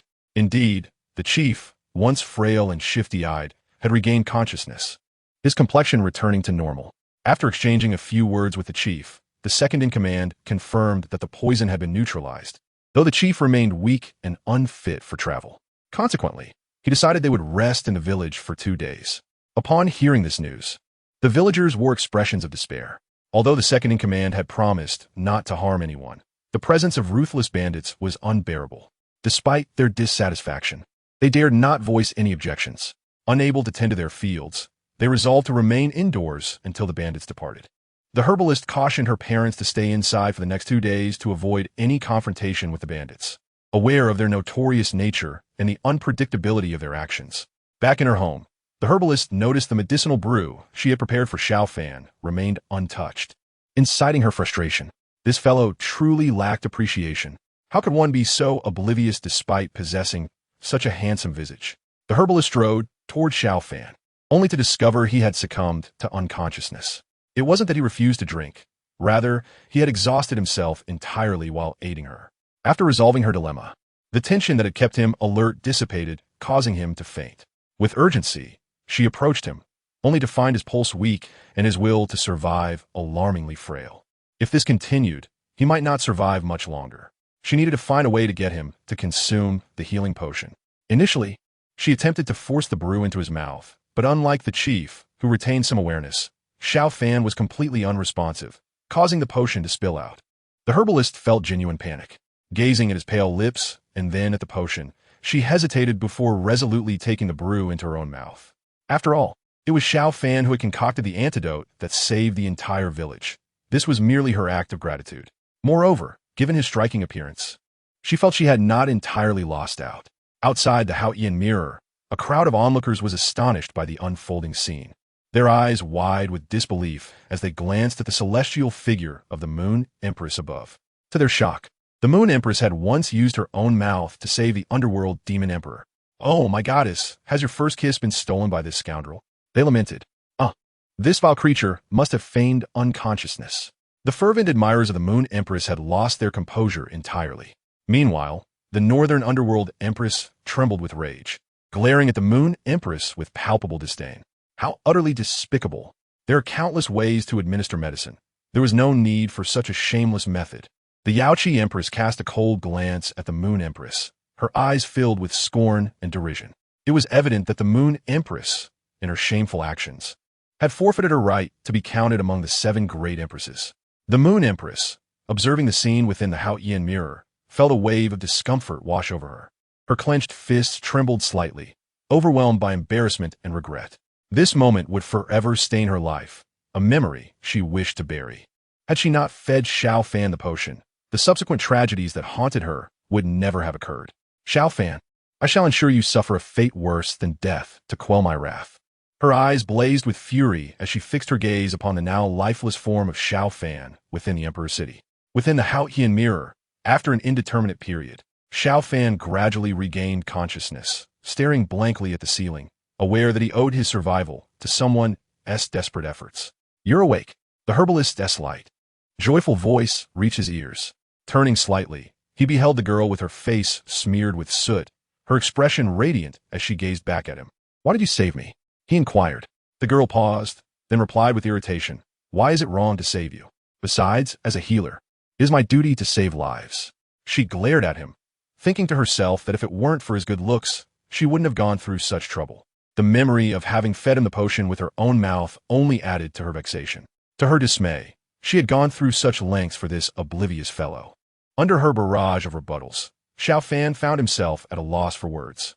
Indeed, when someone extends a hand to save you, it is disheartening to see a lack of gratitude, especially when one questions their motives for helping. Such behavior is surely provocation. Apologies, I realize I am rambling. Xiao Fan expressed with regret. That is more like it. The herbalist girl's demeanor shifted from gloomy to bright, a smile gracing her face. It appears this fellow is not entirely vexing. Chapter 29. What are your thoughts, young lady? By the way, what is your name? How did you sustain such injuries? The herbalist girl gazed at Xiao Fan with curiosity, her intuition telling her that his appearance and bearing were not those of an ordinary person. His familiarity with rare poisons like the black-armored mysterious serpent suggested a remarkable background. Xiao Fan, he slowly uttered, and then fell silent. Noticing his reluctance to elaborate, the herbalist girl refrained from pressing further, saying, I am Wenyaxian. If you need anything, just call for me. I shall leave you to rest now. With that, Wenyaxian exited Xiao Fan's room.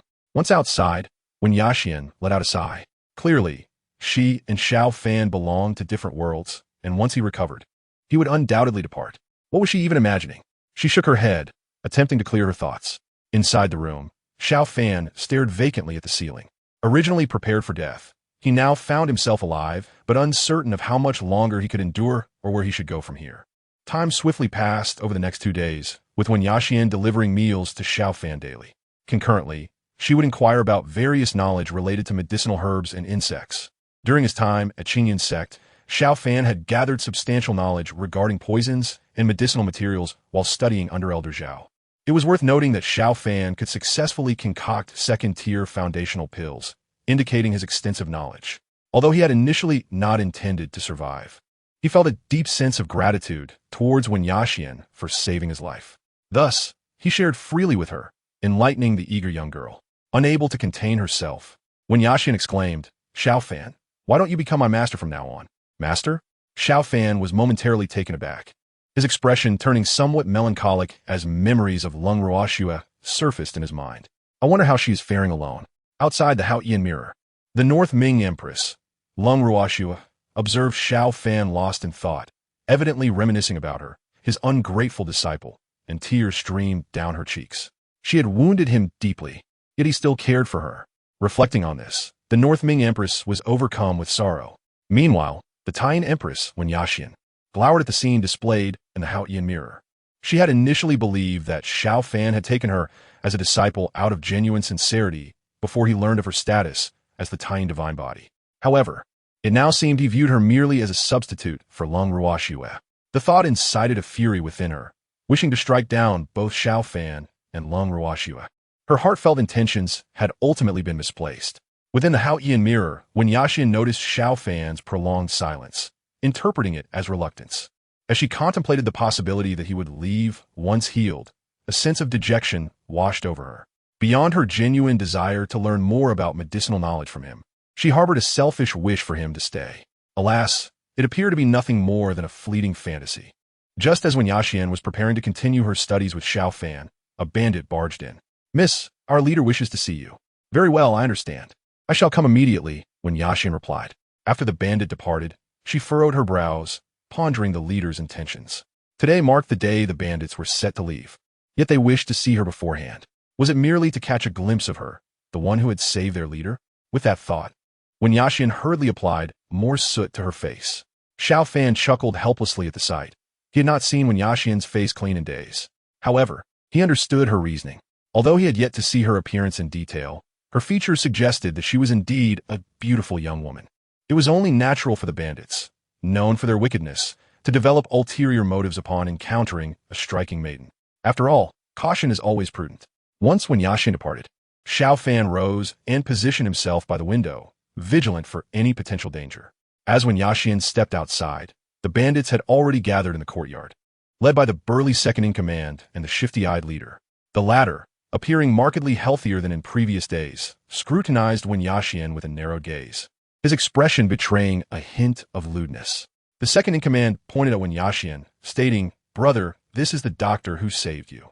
Oh, The leader's beady eyes gleamed as he surveyed Wen Yashin intently. When informed that it was a courageous girl from the village who saved him, he had been skeptical. Yet, here she stood, and her figure. His eyes gleamed with a mix of desire and cunning. Having learned from his previous encounter, he resolved to bring the girl who saved him back to the stronghold as his wife, killing two birds with one stone. However, as Wen Yashin approached, the sight of her smeared face caused the leader to frown in displeasure. He then ordered one of his subordinates, "Fetch a basin of water to wash the young lady's face." Oh no! Wen Yashin's mother thought anxiously, her heart filled with dread. Her father, equally worried, knew all too well how stunning his daughter was. No one in the vicinity could rival her beauty. If the bandit leader glimpsed her true face, he would undoubtedly harbor ill intentions. Yet, surrounded by the menacing bandits, he felt utterly powerless, consumed by worry. As the basin of water was presented to Wen Yashin, a sense of dread washed over her. It seemed this trial was unavoidable. Resigned, she took the water and washed away the soot from her face. When she finally revealed her cleansed visage to the onlookers, the bandits were left speechless, captivated by her ethereal beauty. The transformation was breathtaking. Even a usually disinterested second-in-command gazed at her with awe. The shifty-eyed leader, utterly entranced, was filled with greed. This venomous snake had proven to be a fortuitous gain. "Miss, to repay your life-saving grace, I wish to take you back to the stronghold as my esteemed wife. What say you?" The leader's eyes sparkled with insatiable desire. "No, I refuse." Chapter 30. Wen Yashin's concerns. The one who spoke was Wen Yashin's father, who swiftly stepped forward to shield her from view. Despite the fear gripping his heart in the presence of the fierce bandits, he stood resolutely. However, upon meeting the leader's fierce gaze, his resolve faltered. "Leader, my daughter is rather rough and unrefined. She is surely unworthy of someone as heroic as yourself." The leader narrowed his eyes, a sly smile creeping onto his face. "What a delightful sentiment, esteemed father-in-law. The young lady has bestowed upon me a life-saving grace. Thus, it is only fitting that I pledge myself to her in return. Is that not so, my brothers?" the chief proclaimed. The surrounding bandits, fully grasping the implications of their leader's words, erupted into boisterous laughter. "Ha ha ha! To pledge oneself! To pledge oneself! To pledge oneself!" Meanwhile, the villagers, hidden within their homes, seethed with indignation. This was not an act of gratitude. It was a blatant abduction, truly shameless. "My esteemed father-in-law, do you find my humble self unworthy?" The chief's eyes sparkled with a menacing glee as he fixated on Wen Yashin's father. The father, unnerved by the weighty gaze, felt a chill run down his spine, realizing he might not be able to protect his daughter. Just when Wen Yashin's father was at a loss for what to do, her mother slowly emerged from the courtyard. "Chief, while my daughter may not be a lady of noble birth, she is nonetheless a virtuous maiden of unblemished character. If you truly harbor intentions for her, a propitious day lies ahead in 7 days. On that day, you may come to fetch her with great ceremony, thus sparing us from the gossip of outsiders who might claim you lack decorum." Upon hearing this, the chief stroked his goatee with a smile, evidently pleased with the mother's proposal. "The mother-in-law is indeed reasonable. It is I who have been inconsiderate," the chief replied with a beaming smile. "Very well. As per your suggestion, in 7 days, I shall come to escort my bride with great pomp." With that, the chief turned to his second-in-command and whispered, "Ensure a guard remains to protect your future sister-in-law as safety."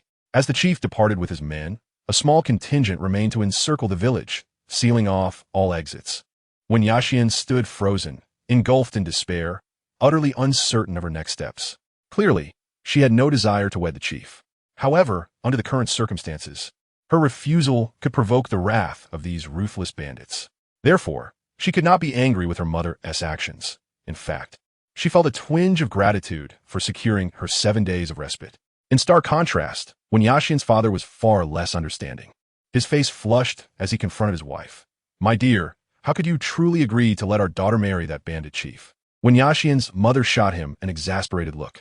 Speaking to a wooden block is as futile as playing the lute to a cow. Ignoring her husband, she took Wen Yashin's hand and led her inside. "My dear, do you blame your mother for acting on her own?" she asked gently. Wen Yashin shook her head, her expression void of emotion. She understood that there was no better option at that moment. Yet, the thought of marrying that unscrupulous chief in 7 days filled her with profound disquiet. Her mother, perceiving her daughter's turmoil, whispered, "My dear, I know of a hidden path that could allow you to escape the village undetected. When Yaxian looked at her mother in astonishment. Her mother had fought for 7 days to afford her the chance to flee. Overcome with emotion, Wen Yaxian leaned into her mother's embrace. After a long moment, she raised her head, her gaze resolute. "Mother, I shall not flee." Her mother, seemingly anticipating this refusal, inquired, "My dear, are you worried that if you escape, those bandits will retaliate against the villagers?" When Yaxian nodded, "Yes, if I run away, those bandits would certainly not spare the entire village." She had contemplated a collective escape, but the bandits were not fools. If they noticed a sudden absence of villagers, they would surely suspect something amiss. Moreover, from her mother's tone, it seemed she had no intention of escaping alongside her. It was clear her mother planned to remain and provide cover for her. With this realization, Wen Yaxian felt even less inclined to leave. If, after 7 days, the chief arrived to find her missing, he would undoubtedly unleash his wrath upon the villagers. These bandits were merciless. She could not take that risk. Sighing deeply, her mother said, "My dear, I hope you can live for yourself. Had you not intervened to save that chief, the entire village might have perished at the hands of these marauders. Remember, you owe nothing to anyone." When Yaxian shook her head, "Mother, the villagers have always treated me kindly. If I abandon them, how am I different from a beast?" When Yaxian's mother fell silent, her heart aching for her compassionate daughter. Since her daughter had made her choice, the mother could only resign herself to fate. After leaving her mother's room, Wen Yaxian wiped her tears and composed herself, feigning indifference as she entered Xiao Fan's chamber. "Xiao Fan, please continue to enlighten me with your knowledge of pharmacology." A strained smile barely graced Wen Yaxian's lips. Noticing her distracted demeanor, Xiao Fan, recalling everything he had witnessed, earnestly offered, "If you do not wish to marry that chief, I can help you escape." Though his health had not fully recovered, he believed he could handle a few guards. "Thank you, but I have no intention of leaving," Wen Yaxian replied, forcing a smile that betrayed her bitterness. Understanding her apprehension, Xiao Fan refrained from pressing the issue of escape and resumed discussing pharmacological knowledge.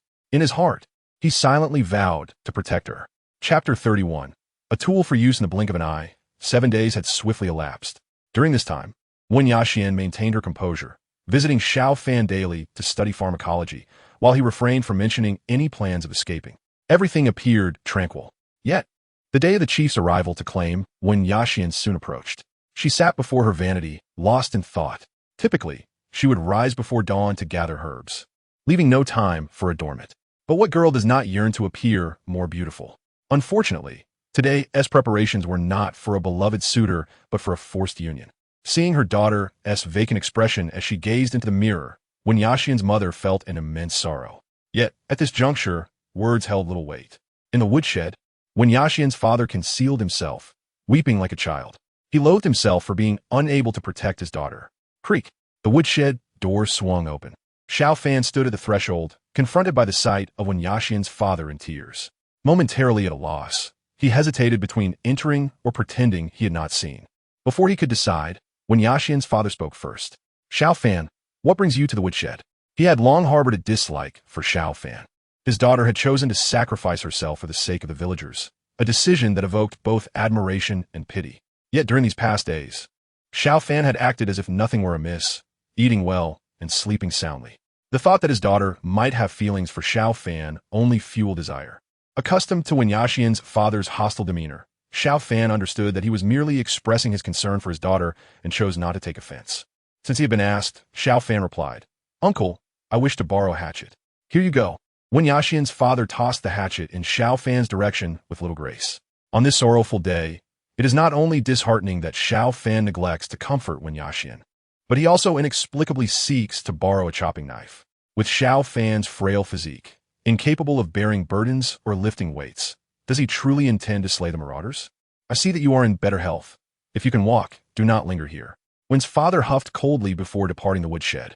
With his daughter on the brink of being taken by bandits, he wished to rid his home of the insufferable Xiao Fan. Ignoring Wen's father's words, Xiao Fan picked up the chopping knife from the ground and began to examine it with focus. It was indeed dull, yet a little sharpening would suffice. Clang, clang, bang, bang. A cacophony of gongs and drums erupted at the village entrance. The marauders' wedding procession had arrived. The villagers emerged from their homes, their faces shrouded in sorrow. Wen Yaxian, whom they had watched grow from childhood, was beautiful kind, and intelligent. Lacking a doctor in the village, she had self-taught her medical skills and had saved many lives. They regarded her as their own child. Now, forced to marry the leader of the bandits, they felt helpless, consumed by both anger and guilt. As the procession drew nearer, Wen Yaxian, seated indoors, could hear the sound of gongs and drums. Her eyes dimmed. What was inevitable had come to pass. "Haha, my bride, I have come to take you." Outside, the leader, clad in a celebratory red robe and mounted on a tall horse, shouted excitedly towards the house. The burly second-in-command stood beside him, holding the reins, equally expectant as he gazed into the dwelling. Since witnessing Wen Yaxian's beauty, she had etched an indelible mark upon his heart. Yet now, as she was about to become his sister-in-law, his feelings grew complex. Inside, Wen Yaxian donned a red veil and slowly rose, whispering to her mother, "Let us go, mother." Wen's mother, with a sorrowful expression, sighed silently and took her daughter's hand. Leading her outside, Wen's father wiped away his tears, silently following behind. The door swung open, revealing the bride to the gathered crowd. All attention converged upon her. In this moment, they were perhaps the most unguarded. Suddenly, a flash of cold light sliced through the air. A head fell silently to the ground, blood gushing forth, splattering the jubilant leader's face. Blood! The leader's beady eyes widened in shock. Instinctively, he looked down to see the second-in-command's neck, gushing blood, now devoid of its head. Second, the leader's eyes bulged in disbelief at the horrifying scene. Yet, in the next instant, he felt his own vision lowering until it was parallel to the ground. Thud! His body toppled from a horse. At that moment, time and space seemed to freeze. The startling turn of events left all present in stunned silence. Only Wen Yaxian, shrouded in her veil, remained oblivious to the chaos, perplexed by the sudden stillness.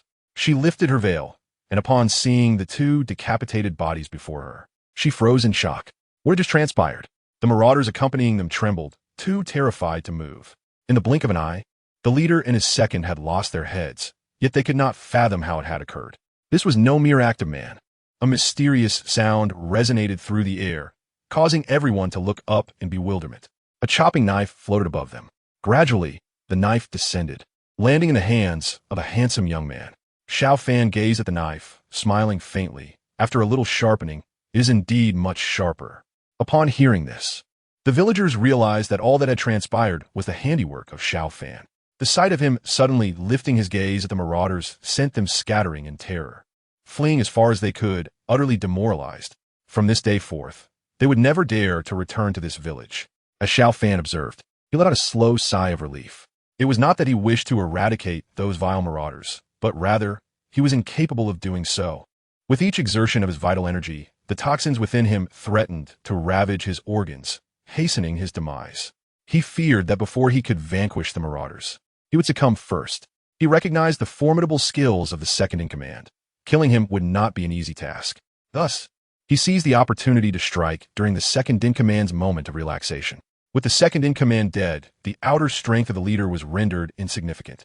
Eliminating both served as a warning, instilling terror in the fleeing marauders, ensuring they would not return. Once the marauders had fled, Xiao Fan noticed the villagers cautiously peering from behind their doors, their eyes filled with suspicion and fear. He smiled gently at their reaction, realizing they had come to view him as a monster. Yet, he could hardly blame them. In this remote village, ignorance of cultivators was to be expected. It seemed the time had come for him to depart. Turning to Wen Yaxian's father, he remarked with a smile, "Uncle, I return the chopping knife to you." With that, he tossed the knife toward him. Wen's father ducked aside, wary of the blood-stained weapon. Xiao Fan chuckled helplessly at the reaction. Just as he intended to bid farewell, darkness enveloped his vision, and he fainted. Chapter 32. What do you think of my daughter? Seeing this, Wen Yaxian prepared to approach Xiao Fan, but her father stopped her. "Daughter, it is dangerous." Wen Yaxian shot her father an exasperated glance. "Father, look at him now. How is he dangerous? You ungrateful child. You just saved your life. And you are ready to repay kindness with malice?" Wen's mother rebuked her husband. Unlike the fearful gazes of those around, she regarded Xiao Fan thoughtfully, pondering something. Wen's father felt a sense of unjust grievance. He was merely concerned for his daughter's safety. However, reminded by his wife, he realized he had perhaps overreacted. Regardless of Xiao Fan's true nature, he had resolved their predicament, becoming their family's benefactor. With this realization, Wen's father hurried to assist Wen Yaxian in bringing Xiao Fan inside. As they examined Xiao Fan's condition, Wen Yaxian's expression grew increasingly grave. Initially, she had assumed his frailty stemmed from external injuries. Yet at that moment, she perceived that the internal afflictions within Xiao Fan were far more alarming than his visible wounds. She had once thought the poison from the black-armored serpent to be severe, but compared to the toxins within Xiao Fan, it was but a trifling matter. The sheer accumulation of toxins within a single body was unfathomable, and they had already infiltrated his organs while he still lived. Gazing at Xiao Fan's pale visage, a twinge of sympathy welled in Wen Yaxian's heart. She could not fathom the agony he must endure each day. In that instant, a resolute thought took root in her mind. She would save this unfortunate man. Outside the Haotian mirror, the Moon Empress, Wen Yaxian, clutched her chest tightly, her heart still aching to this day. Loving a man was not terrifying, but when one develops a sense of compassion for him, that is when one's life becomes irrevocably altered. Previously, her feelings for Xiao Fan had merely stemmed from his appearance and intellect. However, upon feeling compassion for him, it marked the beginning of her complete downfall. Within the Haotian mirror, time passed unmeasured until Xiao Fan slowly awakened. Upon opening his eyes, he was greeted by an abyss of nothingness. A bitter smile crept across his lips. It seemed he had overestimated himself. The earlier fortuitous feat of using the knife to slay the leader and his second had likely caused the toxins within him to surge, overwhelming his senses and leaving him in darkness. "You are awake." A voice filled with surprise reached his ears. Yet, Xiao Fan did not respond. He merely stared vacantly at the ceiling. Wen Yaxian initially felt a twinge of annoyance at Xiao Fan's disregard, but her attention was suddenly caught by the peculiar glint in his eyes. Tentatively, she waved her hand before him, only to receive no response, which sent a chill through her heart. It dawned on her that Xiao Fan was likely blind, and the cause was presumably linked to the poison coursing through his veins. Perhaps the weight of his affliction had rendered him mute. "Do not worry," she comforted gently. "I will ensure your recovery." After a prolonged silence, Xiao Fan finally spoke. "I must leave." With those words, he made a move to rise. Wen Yaxian observed him in silence, choosing not to dissuade him. At that moment, the door swung open, and Wen's parents entered. Upon witnessing Xiao Fan's actions, Wen's mother inquired, "What is happening here?" "If he wishes to leave, let him go," Wen Yaxian replied coolly, revealing her own temper. She would not passively accept the situation. Xiao Fan's blindness would not grant him the liberty to leave unchallenged. Wen's father, upon realizing Xiao Fan's intent to depart, assumed his earlier conversation had prompted this decision, and he felt a wave of regret wash over him. If Xiao Fan were to truly leave, would he not be deemed ungrateful? Thus, he hastened to dissuade him. "Brother Xiao, it was my fault. Please do not take my words to heart." Before he could finish, Xiao Fan stumbled and fell before him. Wen's father stood in shock, bewildered by the unfolding events. "You all saw I did not push him." Meanwhile, Wen's mother, ever observant, noted something amiss with Xiao Fan's eyes. Turning to Wen Yaxian, she received an affirmative nod before saying, "Everyone, please step outside. I need to speak with Xiao Fan." Wen's father continued to protest. "Dear, you saw it was not my doing." "Enough." Wen's mother shot him an exasperated glance. "Come along, father," Wen Yaxian said with a hint of irritation, guiding him out while casting a glance back at her mother, uncertain of what conversation lay ahead. She hoped it might encourage Xiao Fan to stay. Once alone, Wen's mother assisted Xiao Fan to sit beside the bed. Without preamble, she declared, "Xiao Fan, you must be a practitioner, correct?" Xiao Fan was taken aback. He had not anticipated Wen's mother to possess knowledge of practitioners. Reflecting on the villagers, who bore a resemblance to Wen Yaxian's father, he noted that only Wen's mother stood apart, both in beauty and demeanor. It seemed she was a woman with a story to tell. Realizing there was little to conceal, he replied candidly, "Yes, I am a practitioner." Wen's mother sighed in relief. "Thank you for your honesty. To be forthright, And she began recounting her own tale. She hailed from a family of practitioners, but her kin had been annihilated, leaving her the sole survivor. Alone and vulnerable, she was rescued by Wen Yaxian's father and eventually married him, leading a life of quietude. Xiao Fan listened intently, unsure why she chose to share this with him. Once her story concluded, she asked, "Xiao Fan, do you have any relatives?" He shook his head, and after a moment's contemplation, she continued, "What do you think of my daughter?" Xiao Fan understood the implication of her question. Regardless of his feelings for Wen Yaxian, with his uncertain fate, the prospect of marriage and family seemed unattainable. He hesitated, struggling to articulate his emotions toward her. After days of close companionship, It would be a lie to claim he felt no affection for such a beautiful and kind-hearted girl. Yet, some realities are destined to remain unfulfilled. Seeing his prolonged silence, Wen's mother discerned his answer. With a sigh, she said, "Xiao Fan, I do not wish to drive you away. In your current state, you may find it difficult to leave, so stay here at ease. However, I hope you can extinguish my daughter's hopes." Xiao Fan nodded softly. "I understand." Chapter 33. Everything you fabricated from thin air. After their conversation, Xiao Fan knew how to approach Wen Yaxian. Wen's mother opened the door, calling for her to come in, stating that Xiao Fan wished to speak with her. Confused, Wen Yaxian entered the room. Her father intended to join, but was halted by Wen's mother, closing the door behind him. Upon entering, she found Xiao Fan seated solemnly before her. "Will you still leave?" she inquired first. "I will not," Xiao Fan replied, shaking his head. "In my current condition, I could hardly go anywhere." Wen Yaxian was taken aback by his prompt response. Glancing at her mother, curious about the conversation that had shifted Xiao Fan's resolve so swiftly. However, before her joy could blossom, Xiao Fan's next statement plunged her into disappointment. "Wen Yaxian, do you still mean what you said about taking me as your master?" She was momentarily taken aback, recalling her earlier remarks made in a moment of infatuation, intending merely to learn more about medicinal knowledge from him. Yet, the solemnity with which Xiao Fan now presented the matter transformed its significance entirely. She had come to realize her true feelings for him, and if she were to call him master, their relationship would irrevocably change. What does it matter if it counts or not?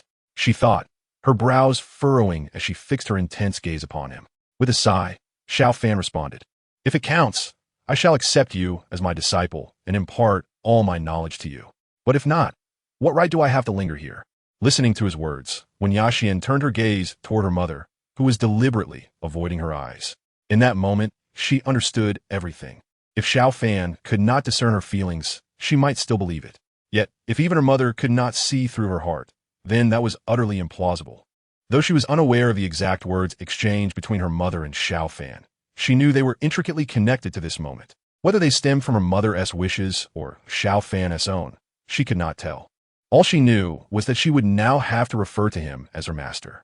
"Very well, I shall take you as my master." Wen Yaxian suddenly knelt before Xiao Fan, a hint of defiance evident in her demeanor. Seeing her stoic expression, Wen's mother sighed inwardly, knowing her daughter was undoubtedly suffering. However, temporary discomfort was preferable to lifelong anguish.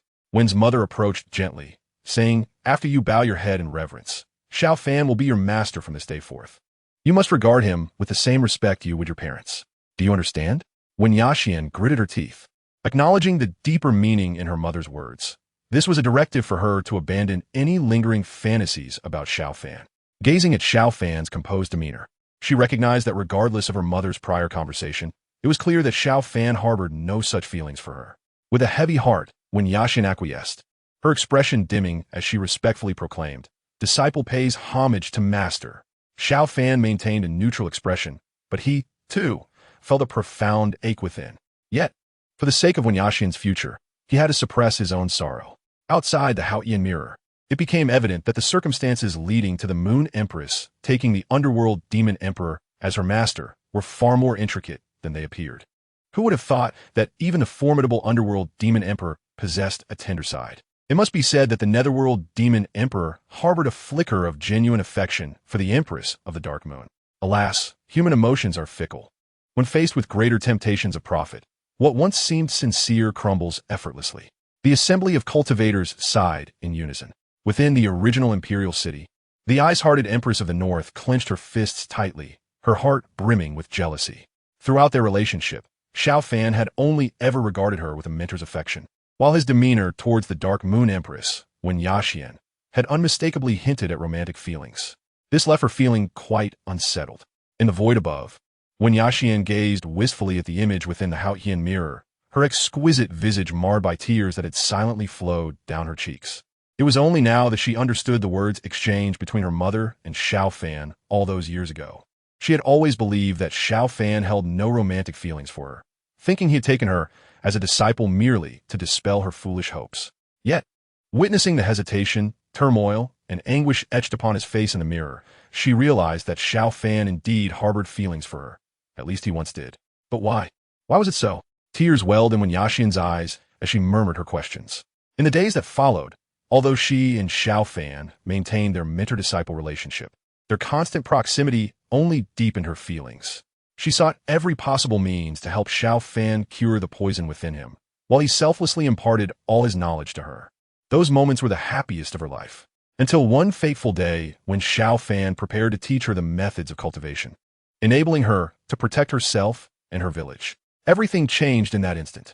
It was then that she awakened her dark moon divine body. Reflecting on this, Wen Yaxian felt a tumult of emotions, anger and excitement, as she cast her gaze upon Xiao Fan, now a mere shell of his former self within the original imperial city. Why? Why was the allure of the dark moon divine body so potent for you that you would forsake everything and descend into darkness? She could not comprehend how Xiao Fan's demeanor could alter so drastically upon her awakening of the dark moon divine body, leading him to commit the brutal slaughter of 175 souls in her village. Even if the dark moon's energy could heal Xiao Fan's affliction and enhance his cultivation, she would willingly give her life for him if he asked. Yet, Xiao Fan chose the most inhumane path. At that moment, everyone sensed the fury radiating from the dark moon empress.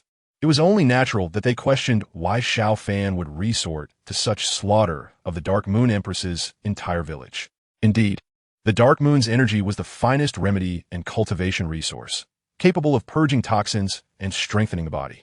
However, it was evident that the dark moon empress held feelings for Xiao Fan, and he could have chosen a more compassionate method to seek her assistance rather than resorting to such extremities. The North Empress, Lung Ruoxue, observed the dark moon empress's aggressive stance and retorted sharply, "I refuse to believe that my master would commit such atrocities. Perhaps all of this is merely a figment of your imagination." Even in her current diminished state, Lung Ruoxue maintained an unwavering presence. Since the truth had come to light, she had developed an inexplicable trust in Xiao Fan, convinced that the myriad rumors surrounding him must contain hidden truths. A figment of my imagination? Wen Yaxian was incensed, her laughter cutting through the tension like salt on a wound.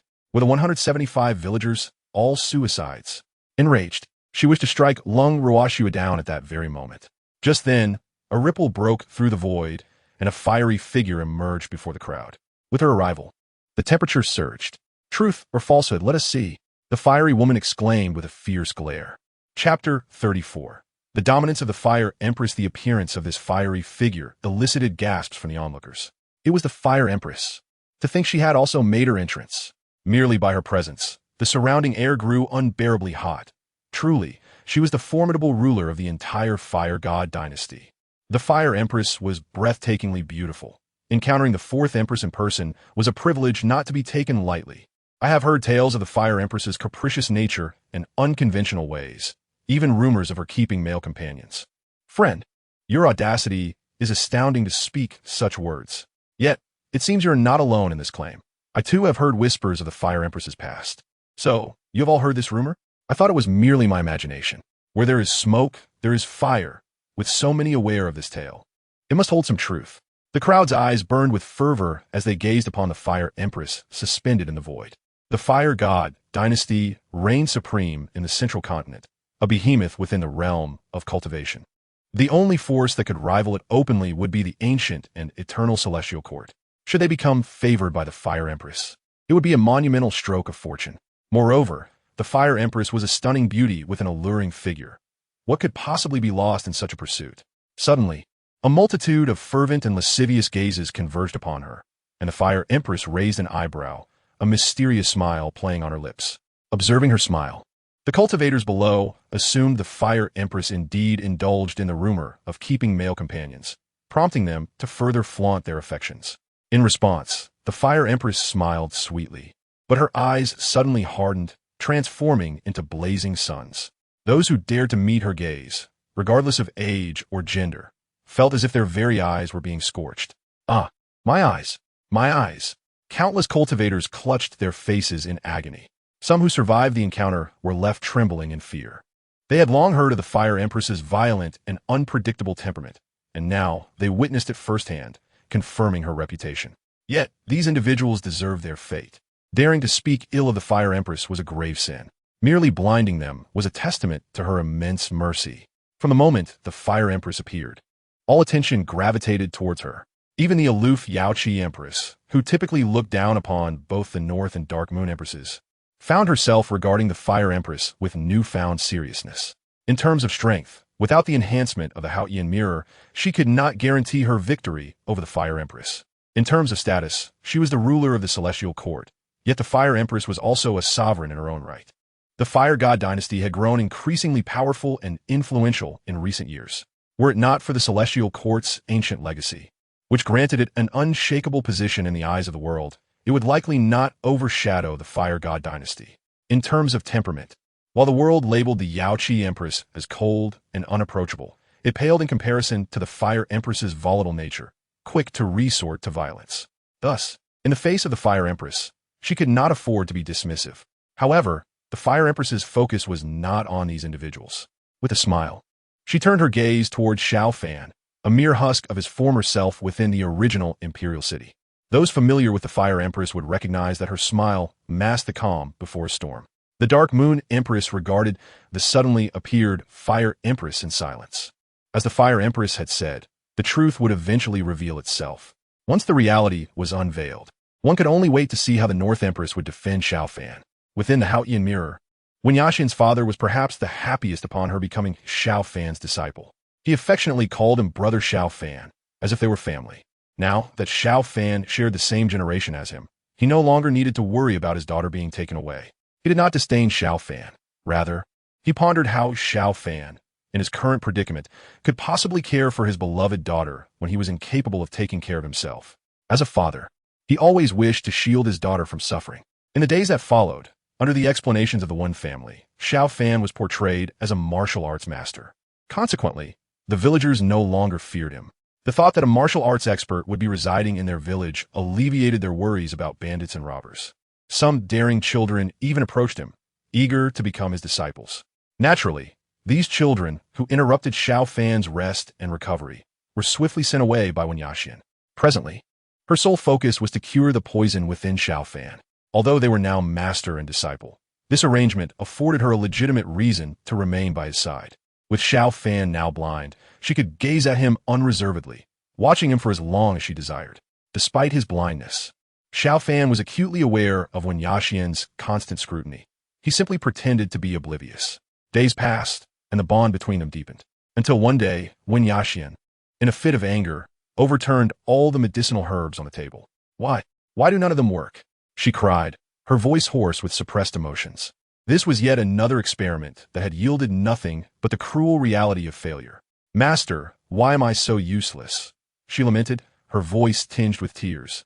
As she learned more from Xiao Fan, she increasingly realized that the poison within him was beyond cure. Indeed, the knowledge she had acquired came from him. If he could have healed himself, he would have done so long ago. Everything she was doing was merely an exercise in self-deception.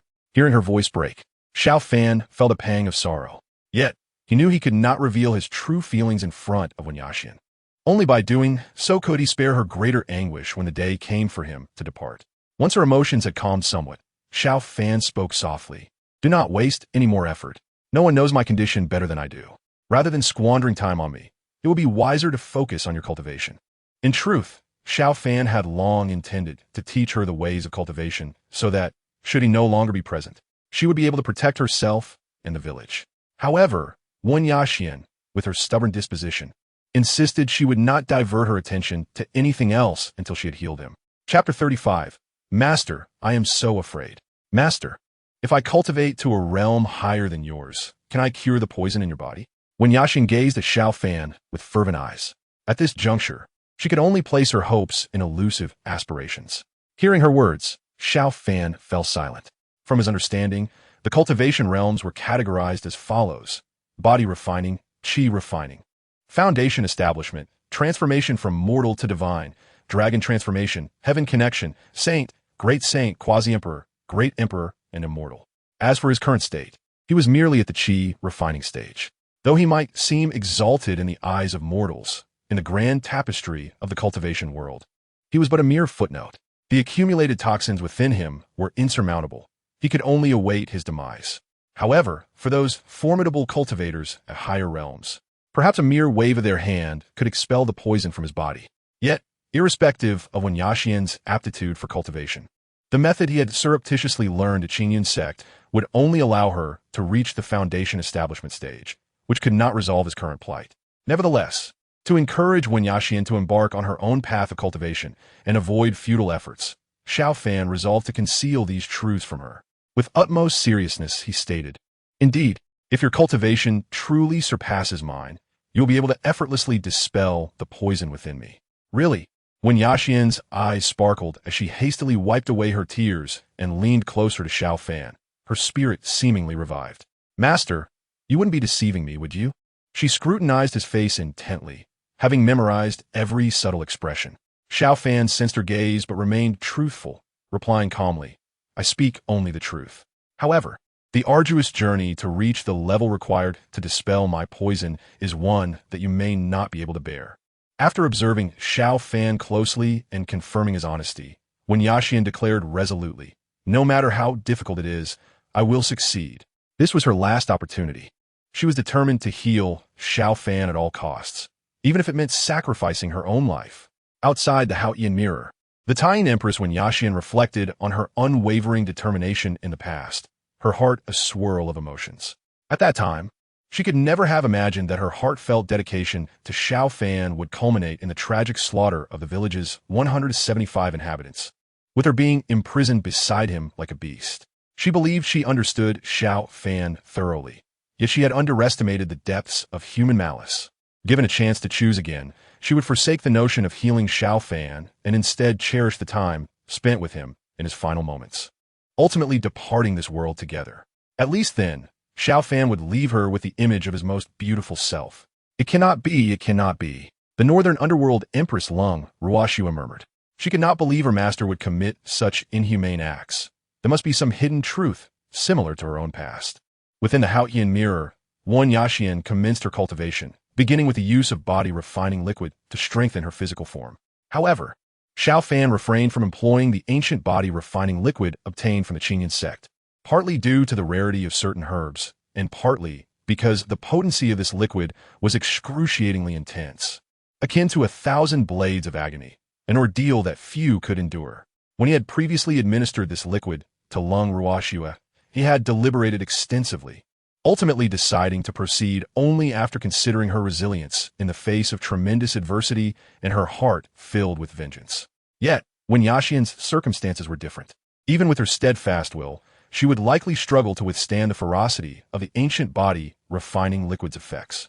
Moreover, he could not bear to subject her to such suffering. His intention was for Wen Yaxian to possess the ability to protect herself and the village after he was gone, not to transform her into an unparalleled genius. Thus, after careful consideration, Xiao Fan resolved to provide her with ordinary body-refining liquid, which had milder effects and inflicted no pain. Outside the Haotian mirror, the northern underworld Empress Lung Ruoxua was utterly shattered to see her master unwilling to allow Wen Yaxian to endure the pain of body refinement. It was painfully evident who held a more cherished place in his heart. The Taiyan Empress Wen Yaxian observed all of this with a complex expression. The more Xiao Fan displayed his kindness, the harder it became for her to accept the drastic changes he would later undergo. She believed that his concern and care were genuine, yet the subsequent atrocities he committed were undeniable. Observing this, countless cultivators who initially sought to derive secrets of strength from the life experiences of the Netherworld Demon Emperor were now filled with profound confusion. Since Xiao Fan's birth, he had been plagued by illness, his body never well. Even the ancient body-refining liquid he had painstakingly discovered had yielded him no benefits. Indeed, the ancient body-refining liquid, which has the potential to enhance the physical strength of practitioners by more than tenfold, is truly formidable, and they have discreetly noted its existence. Even if one cannot utilize it presently, it can still be passed down to the younger generation at home. However, it is evident that this is not the reason why Xiao Fan later ascended to become the formidable Nether Demon Emperor, dominating the entire cultivation realm. To uncover the true secret behind the strength of the Nether Demon Emperor, one must patiently observe the unfolding events. Within the Haotian mirror, Xiao Fan was merely using ordinary body-refining liquid to assist Wen Yaxian in tempering her physique, yet an unexpected incident occurred. Inside the room, Wen Yaxian was immersed in a bathing tub filled with the refining liquid. Although Xiao Fan was blind, he stood outside the room, facing away from the door, guiding Wen Yaxian on how to absorb the medicinal essence of the liquid. Suddenly, a voice of uncertainty emanated from within. What is happening? Upon hearing the commotion, Xiao Fan inquired, what is the matter? What has occurred? Master, come quickly and see. My body is emanating a blue glow. Came Wen Yaxian's excited voice from inside. A blue glow? Xiao Fan was taken aback. What could this mean? He had never heard of such a phenomenon. Instinctively, he wanted to enter the room, but just as he took a step forward, his body abruptly froze. Could it be that Wen Yaxian was attempting to deceive him? However, before he could ponder further, Wen Yaxian's voice rang out again. Master, save me. Master, save me. Xiao Fan had no time to react and rushed into the room. After all, being blind, he could see nothing. The moment he entered, a slender figure leaped into his embrace, the fragrance of a young girl enveloping him. Xiao Fan found himself a loss. Master, I am so frightened. Outside the Haotian mirror, the North Ming Empress, cold as snow, gritted her teeth in irritation. Clearly, she perceived Wen Yaxian's actions as a mere performance, intended to feign vulnerability before her master, seeking to take advantage of him. At this moment, the Taiyin Empress, Wen Yaxian, felt somewhat unnatural. She acknowledged that there was indeed an element of acting involved. Exposed before the world, she felt an inexplicable sense of shame. Fortunately, at that time, she had awakened the Taiyin divine body, radiating a dazzling blue glow, rendering her form invisible, which spared her from embarrassment in front of others. Inside the Haotian mirror, Xiao Fan inadvertently brushed against Wen Yaxian's smooth, moist skin, causing his body to stiffen instantly. He hurriedly removed his outer garment and draped it over her. Master, I am so scared, Wen Yaxian said, her voice weak as she nestled against Xiao Fan. Regrettably, Xiao Fan, being blind, could not perceive that Wen Yaxian's face was actually breaking into a secret smile, devoid of any fear. Xiao Fan, trusting her words, held no suspicion towards Wen Yaxian. Although he could not see the so-called blue glow she spoke of, he could feel an inexplicable wave of energy emanating from her. Strangely, upon contact with this energy, his body experienced an unusual comfort, a refreshing sensation in his already blinded eyes, albeit fleeting. The commotion inevitably attracted the attention of Wen Yaxian's parents, who hurriedly arrived. Upon seeing their daughter draped in Xiao Fan's outer garment, nestled in his embrace, Wen's father was taken aback. Xiao Fan, I have always regarded you as a brother. How could you do such a thing? Do you have no regard for me? He questioned with a pitiful tone. Now it seemed that their brotherly bond was severed, and his precious daughter was claimed by another. Xiao Fan, feeling helpless, forced a smile and replied, Brother Wen, it's not as you perceive. Not as I perceive? Wen's father glared at Xiao Fan. Just yesterday, you called me brother, but today I've become uncle? Xiao Fan felt utterly speechless. In truth, he had always referred to Wen's father as uncle, but Wen's father insisted he call him brother. After a night of heavy drinking, Wen's father had insisted on the title, and out of sheer helplessness, Xiao Fan had complied. Finally, it was Wen's mother who could no longer bear the situation, sternly interjecting, Enough. Let's go inside and avoid making a spectacle. Once they returned indoors, Wen's mother instructed Wen Yaxian to put on her clothes and began to inquire about what had transpired. She had faith in Xiao Fan's character. Since he had promised to maintain distance from Wen Yaxian, he would undoubtedly not engage in any inappropriate behavior. The issue likely lay with Wen Yaxian herself. It was clear to her that her beloved daughter had not yet given up hope. After Xiao Fan recounted the events, before Wen's mother could speak, Wen's father could no longer contain himself. Xiao Fan, are you not speaking nonsense? How could my daughter possibly emanate a blue glow all over? Although he did not comprehend what Xiao Fan meant by cultivation, it was evident that no normal person would emit light while bathing. Silence. Wen's mother shot her husband a disapproving glare. You, a country bumpkin, should refrain from spouting nonsense. After listening to Xiao Fan's account, Wen's mother furrowed her brow, deep in thought. However, it was evident that she knew something about the reason behind Wen Yaxian's unusual manifestation. Soon after, Wen Yaxian had changed in her clothes. Wen's mother then asked her again, insisting that she provide a detailed account of the events. After hearing Wen Yaxian's more specific description, her expression grew serious as she told her daughter, Child, take your father outside. I wish to speak with your master alone. Alone again? Wen Yaxian was taken aback and reluctant. After their last private conversation, Xiao Fan had become her master, and she was uncertain what further complications might arise. Indeed, what is it that necessitates a private discussion? Wen's father interjected, visibly displeased. Wen's mother shot him an angry glance. Immediately, Wen's father relented. Daughter, I believe it is best we step outside for a moment. Wen Yaxian, left with no choice, complied and exited the room with her father. Once the room was left with just the two of them, Xiao Fan inquired, Annie, do you know why Yaxian is experiencing this phenomenon? To be honest, before my family was annihilated, I did indeed glimpse some records pertaining to our lineage when I was young. According to the texts, the pinnacle of our family's glory stemmed from an ancestor who awakened the Tian divine body. This divine body not only possesses remarkable physical prowess, but also contains Tian energy, the most precious substance for healing and enhancing cultivation. This ancestor not only achieved formidable strength, but also cultivated many powerful individuals for our family at a young age. Reaching the saint realm, Xiao Fan exclaimed, a saint is a figure of immense influence in any era within the cultivation world. To attain such a status at a young age, one can only imagine the might of the Tian divine body. However, upon hearing Wen's mother's tone, Xiao Fan could discern no hint of joy, only a deep-seated worry. Annie, is this not a good thing? Why do you appear so troubled? Alas, Wen's mother sighed, a bittersweet smile gracing her lips. Though that ancestor brought glory and honor to our family, it was also due to him that our lineage began to decline, ultimately leading to our complete extinction in my generation. Xiao Fan was puzzled. How could an ancestor, endowed with such innate talent and strength, who had nurtured many powerful individuals, be responsible for the family's downfall? Wen's mother, noticing the confusion on Xiao Fan's face, slowly explained, the downfall was precipitated by that ancestor's life being too smooth and untroubled, never facing any adversity.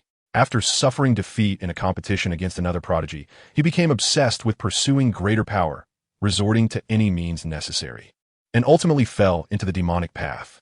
The formidable individuals within the family, who had once benefited from the ancestral influence of the Tian, thus became tainted by demonic essence. Consequently, our esteemed lineage, once a prominent clan in the realm of cultivation, was reduced to a despised entity, akin to a rat scurrying through the streets. Upon hearing this, Xiao Fan fell into a contemplative silence. The pursuit of immense power ultimately led to a descent into the demonic path, resulting in the family's decline. It must be said that desire can indeed be a most pernicious force. Xiao Fan could not help but feel a sense of regret. Chapter 37. Surely, she overthought it due to the fall into the demonic path. The ancestral Tian divine body became corrupted and morphed into the Tian demonic body. Mother Wen continued, explaining that the influence of the ancestral Tian demonic body caused the strong members of the family to become vicious, turning them into merciless killing machines devoid of humanity. Although the ancestral figure and those who succumbed to demonic influence were ultimately slain by righteous cultivators of the realm, the impact of the Tian demonic body on our entire family did not dissipate. Throughout subsequent generations, there have been descendants inheriting the bloodline of the Tian demonic body. Furthermore, as the Tian demonic body is of the Yin attribute, all who inherit it are exclusively female. Initially, if one were to discover the awakening of the Tian demonic body during their cultivation, ceasing cultivation would suffice to avert disaster. Yet, there were those who were unwilling to resign themselves to a mundane existence. Even upon realizing they had awakened the Tian demonic body, they harbored hopes of secretly cultivating, nearly leading the already declining family to utter annihilation. Thus, a family rule was instituted, forbidding all females from engaging in any form of cultivation. However, the Tian demonic body acted as a curse. With the establishment of this rule, the subsequent offspring of the family were predominantly female. In my father's generation, I was the sole daughter. Today, I have given birth only to Yaxian, my singular daughter. Upon hearing Mother Wen's explanation, Xiao Fan could not help but lament the cruelty of the curse of the Tian demonic body. With the lineage producing only daughters and females barred from cultivation, how could the family avoid a further decline towards extinction? Xiao Fan finally understood why Mother Wen, born into a family of cultivators, possessed no cultivation ability herself. Now aware of the truth, Xiao Fan recognized the grave error in teaching Wen Yaxian about cultivation. Aunt, it was my oversight, Xiao Fan apologized. It is not your fault. You were unaware, Mother Wen admitted candidly. I permitted Yaxian to take you as a master, allowing you to teach her. Yet I never anticipated that even Yaxian would fall victim to the curse of the Tian demonic body. Subsequently, Xiao Fan and Mother Wen agreed to refrain from teaching Wen Yaxian anything related to cultivation henceforth. Outside the Haotian mirror, the Tian divine body fell into the demonic path, transforming into the Tian demonic body. Fellow cultivators, has any of you heard of this matter? The scene before us is already a tale from millennia ago, at least nearly 10,000 years past. We have only cultivated for a few hundred years. How can we be aware of events that transpired millennia ago? Hee. Fellow cultivators, I indeed know of this matter. Then speak. Why the suspense? Patience, my friends. Allow me to elaborate. I gleaned this from the records of my Tianwu Academy. 10,000 years ago, the Tian divine body fell into the demonic path, wreaking havoc upon the world. The realm of cultivation formed an alliance to eradicate the demonic threat, and my Tianwu Academy was one among them. What followed was a vivid recounting of the events of that time, with details so rich that it felt as though one were witnessing the past firsthand. Some among the audience expressed skepticism, exclaiming, "You speak as if you were present." The speaker chuckled, filled with pride. These records have been preserved by my Tianwu Academy, which boasts a lineage spanning over 10,000 years. We have always regarded the salvation of the populace and the eradication of evil as our sacred duty. On the 9th of next month, we shall hold our annual enrollment, inviting all aspiring individuals to send their children to our esteemed institution. Get lost. So that was your ulterior motive, a recruitment advertisement. Indeed, who has the time to listen to your ramblings? Though the crowd was displeased by the abrupt advertisement, they nonetheless believed the speaker's claims regarding the Tian divine body as fall into the demonic path. After all, the Tianwu Academy had a long-standing reputation. It appeared that the ancestors of the Tian Empress indeed fell into the demonic path, becoming the Tian demonic body. Such a minor distinction made a world of difference. However, based on what they had just seen and learned, if Wen Yuxian was cursed by the Tian demonic body, it should follow that she awakened as the Tian demonic body as well. Yet the current Wen Yuxian stood exalted, revered as the Tian Empress. She had never exhibited any trace of demonic essence, nor had there been any reports of her causing harm to the world. Instead, tales of her benevolence and acts of salvation abounded. What then had transpired? Could it be that Wen Yuxian was exceptionally fortunate, having escaped the curse and awakened not as the Tian demonic body, but rather as the Tian divine body? Or did this situation somehow relate to Xiao Fan? For reasons unknown, having observed Xiao Fan's self-sacrificing actions, the crowd began to feel that his eventual fall into the demonic path and transformation into the Dark Emperor might hold some deeper significance. Perhaps his descent was not entirely of his own volition, but influenced by external factors. The onlookers could not help but cast their gazes towards the Tian Empress hovering above. Only the involved parties truly understood the unfolding events. The Tian Empress, at that moment, trembled slightly, her eyes clouded with confusion. She had been entirely unaware of the existence of the Tian demonic body. All along, she had believed herself to be the Tian divine body. Even when Xiao Fan's temperament shifted drastically, imprisoning her, he had referred to her as the Tian divine body, asserting that it would aid in healing and enhance her cultivation. No. I awakened as the Tian divine body, not the Tian demonic body. Observing the Tian Empress's self-deception, the Northern Darkness Empress smirked coldly. See, I told you there must be some hidden truth. It is evident that the Tian Empress is blissfully unaware of many matters. At that moment, the Flame Empress squinted, scrutinizing the Tian Empress. Suddenly, a meaningful smile appeared at the corner of her lips. The Tian Empress, noticing the inexplicable reaction from the Flame Empress, furrowed her brow in confusion. Yet, she had no time to ponder the Flame Empress's intentions. Her sole focus was to unravel the mystery of the Tian demonic body. Although Xiao Fan and her mother had agreed to prevent her from engaging in any cultivation-related matters, circumstances compelled her to continue secretly practicing. The subsequent upheaval seemed to have coincided with her clandestine training. For so long, her heart had been consumed by hatred towards Xiao Fan, preventing her from contemplating these matters deeply. Now, upon closer examination, it became apparent that many aspects seemed somewhat unusual. With this thought, the Tian Empress felt a weight in her heart, continuously reassuring herself that she must be overthinking it. She then adjusted her mindset, striving to maintain a calm and composed demeanor as she gazed towards the Haotian mirror. Chapter 38. Not the Tian demonic body? Within the Haotian realm, Wen Yuxian looked at Xiao Fan, perplexed. Why can't I continue my cultivation? Because you cannot. That is why, Xiao Fan replied, equally helpless. He had initially intended to reveal the truth about the Tian demonic body to Wen Yuxian, believing it to be a matter of the past. But Mother Xiao had firmly warned him against disclosing this information to Wen Yuxian, due to the peculiar demonic nature of the Tian demon body. Once the host becomes aware of their identity, They are subtly influenced in their subconscious, rendering them oblivious to their actions. There have been incidents in the history of the one family that corroborate this, leading them to seal all records related to the Tian demon body. Had it not been for Wen Mu's accidental discovery of this in the family archives, the knowledge would have remained hidden.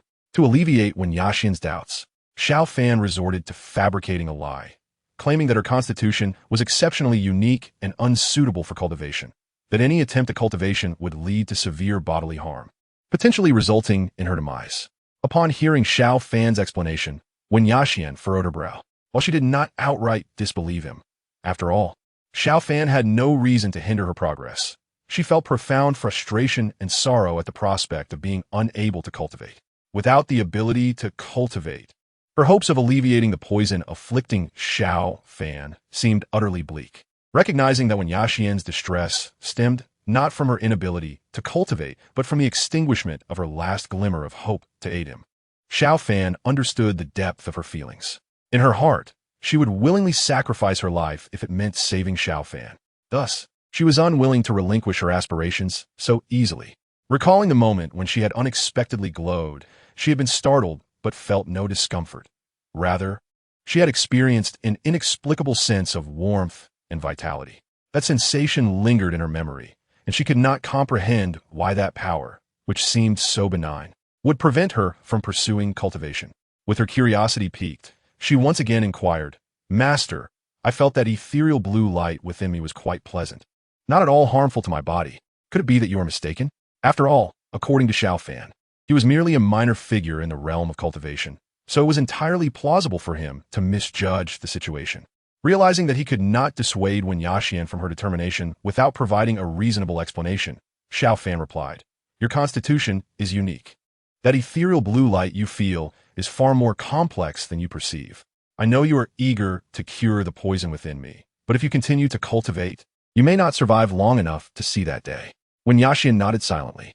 Should the opportunity arise to heal Xiao Fan, she would not hesitate to sacrifice her life. Yet, if she failed to cure him, her sacrifice would bear no significance. From that moment on, Wen Yaxian ceased to mention anything related to cultivation. Although the hope of healing Xiao Fan had dwindled, she did not succumb to despair. She continued to live her life methodically, cherishing the time she could spend with Xiao Fan in his final moments. One day, while gathering herbs on the mountain, Wen Yaxian stumbled upon an injured squirrel. Gently cradling it in her hands, she prepared to tend to its wounds when, inexplicably, a stream of ethereal blue light emanated from her palm. To her astonishment, the squirrel's wound healed at a visible pace. This revelation filled her with both surprise and joy. The ethereal power within her possessed healing capabilities. Eager to harness this newfound gift, she began to experiment with its application on other injured animals. Sure enough, all the wounded creatures she treated recovered under her care. This discovery ignited a flicker of hope within her for healing Xiao Fan. However, after each use of her power, she found herself weakened and faint, attributing this to her insufficient cultivation.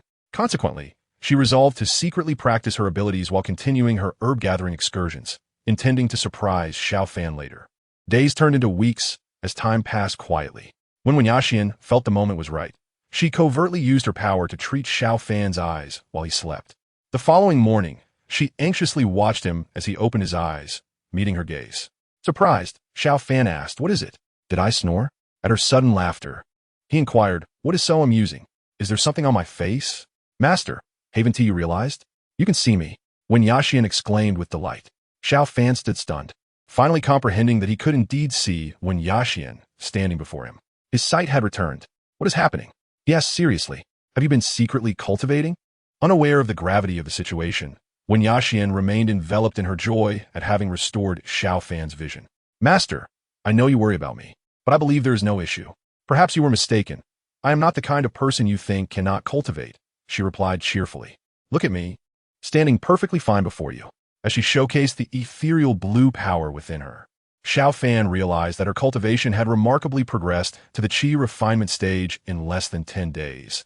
A truly astonishing feat, yet a lingering confusion nagged at him. He sensed no demonic aura from Wen Yaxian, and his restored eyesight felt entirely normal. Could it be that he and Wen Mu had been overly cautious? Was Wen Yaxian not afflicted by the Tian demon body, but rather a true embodiment of the Tian divine body? With this thought in mind, Xiao Fan swiftly sought out Wen Mu for counsel. After contemplating his words, Wen Mu replied, "All my knowledge comes from family records, but alas, my lineage has been shattered, and I can no longer access those texts. Perhaps Yaxian is exceptionally fortunate and has not fallen victim to the curse of the Tying demon body. One can only hope."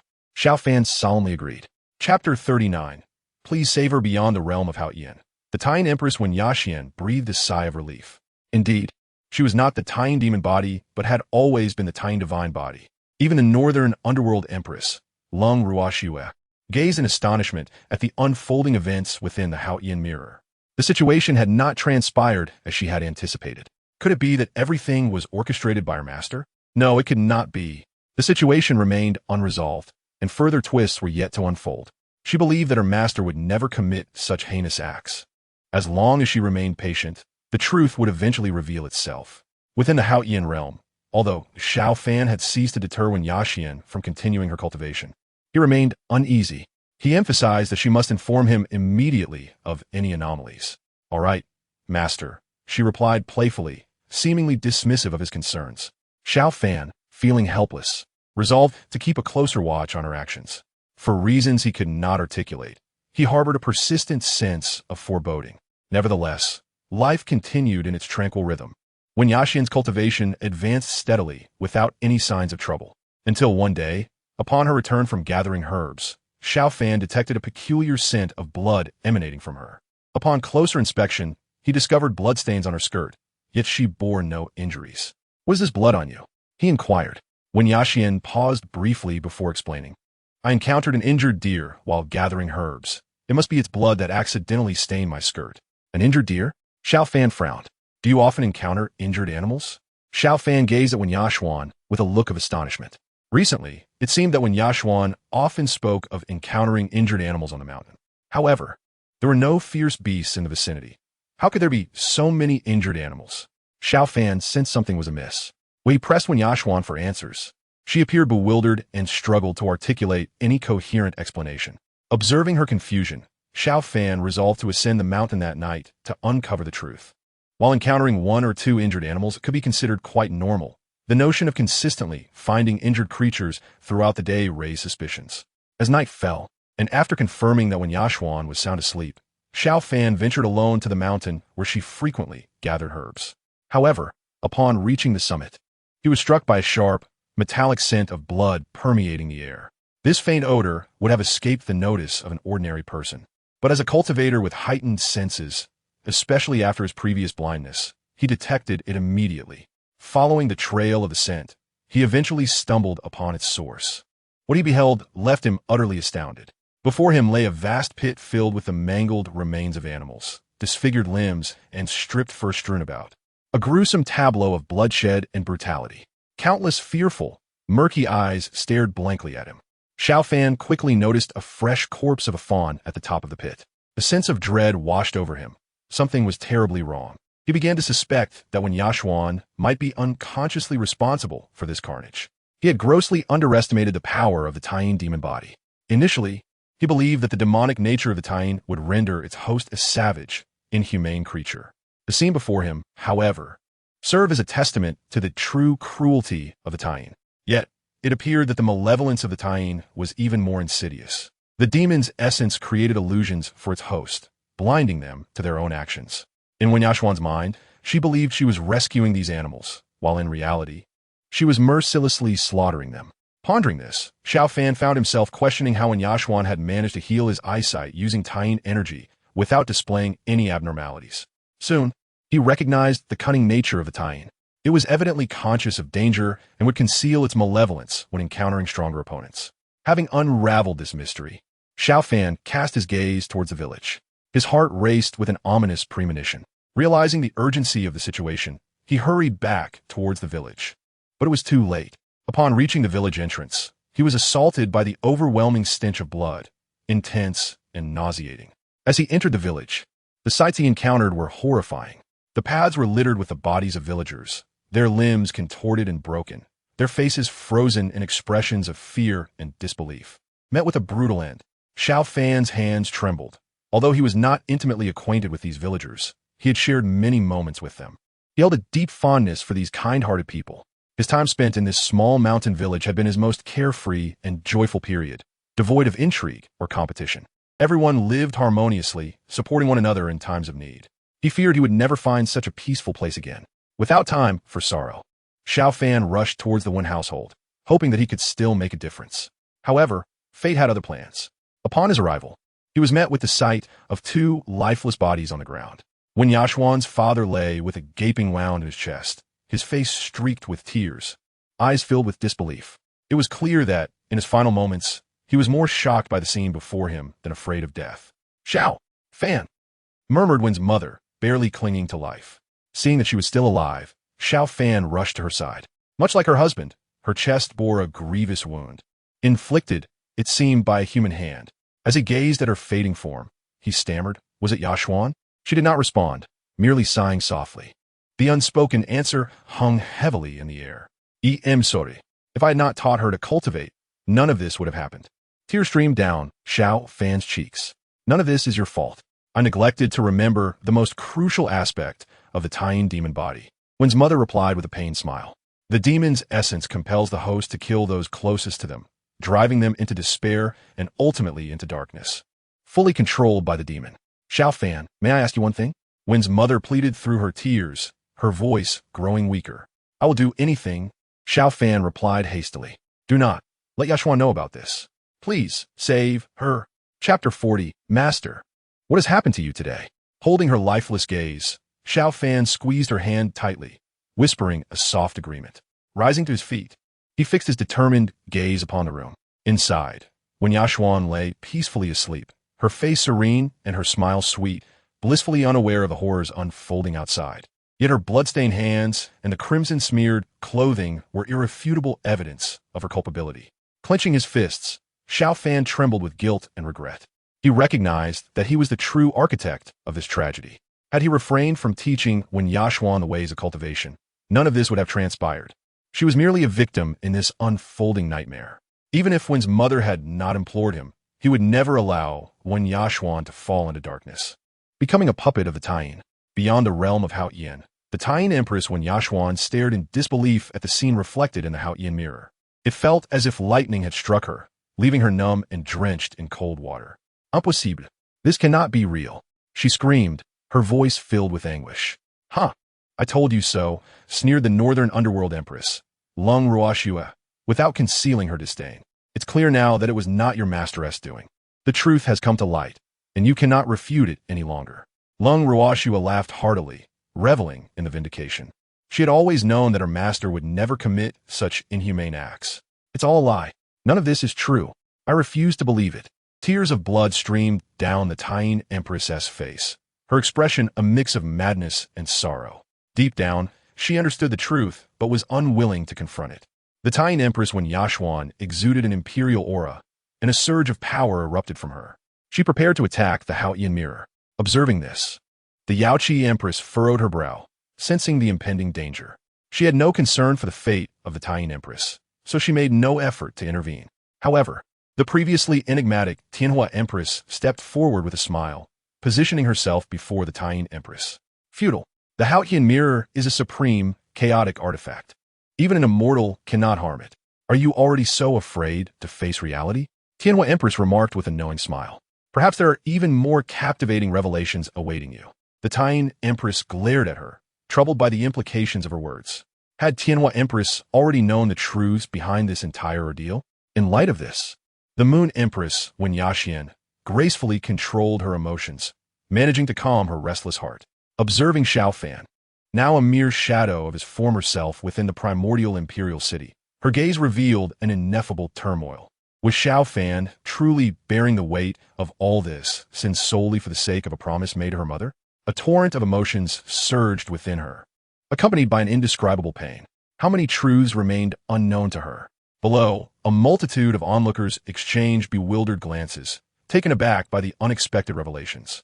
Could it be that the underworld demon emperor was, in fact, wronged? Their confusion deepened. They had come to witness the notorious life of the underworld demon emperor.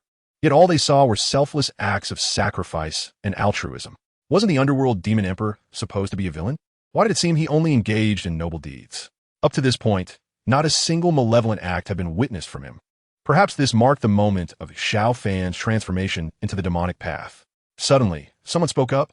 "Oh, fellow cultivator, what leads you to this conclusion? Consider this. Since the Moon Empress was originally of the Moon demon bloodline, have you ever heard of her committing any evil deeds? Does this not strike you as peculiar? Where has the malevolence inherent in the Tai demon body gone? Are you implying that the malevolence of the Moon demon body has transferred to Xiao Fan, the underworld demon emperor? I suspect this is indeed the case. If not, how could the kind-hearted and forgiving Xiao Fan suddenly change his nature and descend into the demonic path?" This reasoning resonated with the crowd, who now seriously regarded the Haotian mirror. Within the Haotian realm, when Yaxian awoke in shock to find her hands and feet bound in chains, before her sat Xiao Fan, his expression cold and detached. "Master, what is happening? Why am I bound?" she queried, puzzled. Xiao Fan offered no response, merely gazing at her with an unsettling indifference. A sense of unease began to stir within when Yaxian, "Master, master," she called softly, yet Xiao Fan remained an emotionless specter, his gaze chillingly indifferent. She felt a sudden wave of panic. Something was terribly amiss. "Father, mother," when Yaxian cried out, but her calls echoed unanswered. Finally, the stoically silent Xiao Fan spoke. "There is no need to shout. They have perished." "Perished?" A forced smile flickered across when Yaxian's face, disbelief evident in her eyes. "Master, this jest is ill-timed." Yet, faced with her skepticism, Xiao Fan merely regarded her with a chilling stare, as if to say, "Do I appear to be jesting? Master, what has happened to you today?" One Yaxian pressed, bewildered by the stark change in his demeanor. "Do you not believe they have died?" Xiao Fan replied, his tone devoid of warmth. At his words, when Yaxian's expression froze, a forced smile faltering on her lips. "Master, please do not jest with me." "Yist." Xiao Fan's expression shifted dramatically as he abruptly rose. "Allow me to demonstrate whether I am jesting or not." He stepped outside, leaving Wen Yaxian to assess her predicament. Her clothing had been changed, and her limbs were firmly shackled. What had transpired? How could her usually gentle master have turned so frigid? Why was she confined? Confusion clouded her mind. "Calm down.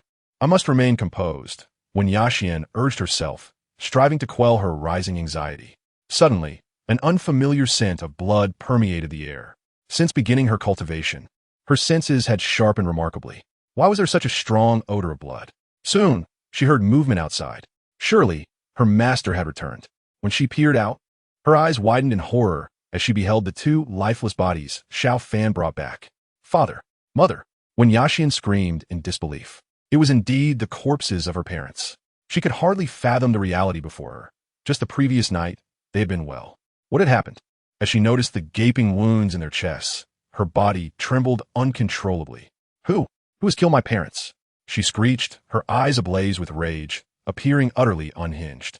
Xiao Fan remained unaffected, stating flatly, "Not only your parents, but all 175 villagers have perished." "What?" Wen Yaxian's eyes widened in shock, her voice barely a whisper. The news struck her like a bolt from the blue, and she collapsed to the ground in despair. "Master, you must be lying," she pleaded, her voice trembling. Xiao Fan offered no reply, merely meeting her bloodshot eyes with his own cold, unfeeling gaze.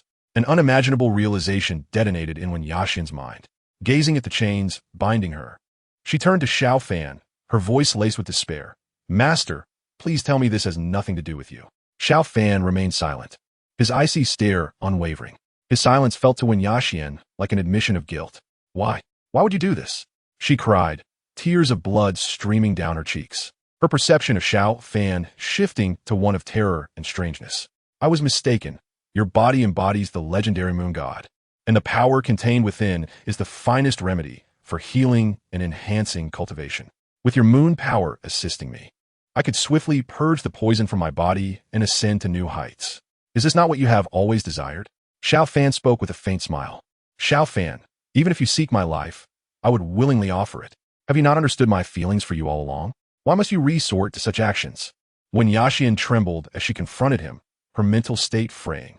She could hardly believe that the one she had cherished was a remorseless killer. In response to her heartfelt confession, Xiao Fan appeared unmoved, replying coolly, "The moon body is far too precious, should the news leak. It would be beyond the grasp of a mere qi refining cultivator like myself. Therefore, I must eliminate all potential risks. Do you not care for me? Then you may remain by my side, every day. He burst into manic laughter. Witnessing this monstrous transformation and recalling their previous tender moments together, Wen Yaxian's mind shattered. Ah!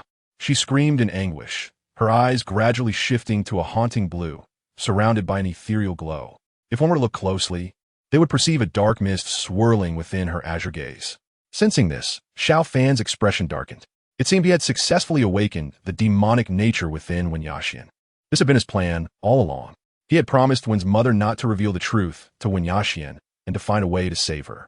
To achieve this, he needed to push Wen Yaxian's spirit to its limits, forcing her demonic nature to surface. Only then could he devise a means to purge the darkness from within her. At this moment, Wen Yaxian's expression underwent a dramatic change, revealing an inexplicable sinister smile. It was evident that her body was no longer under her own conscious control.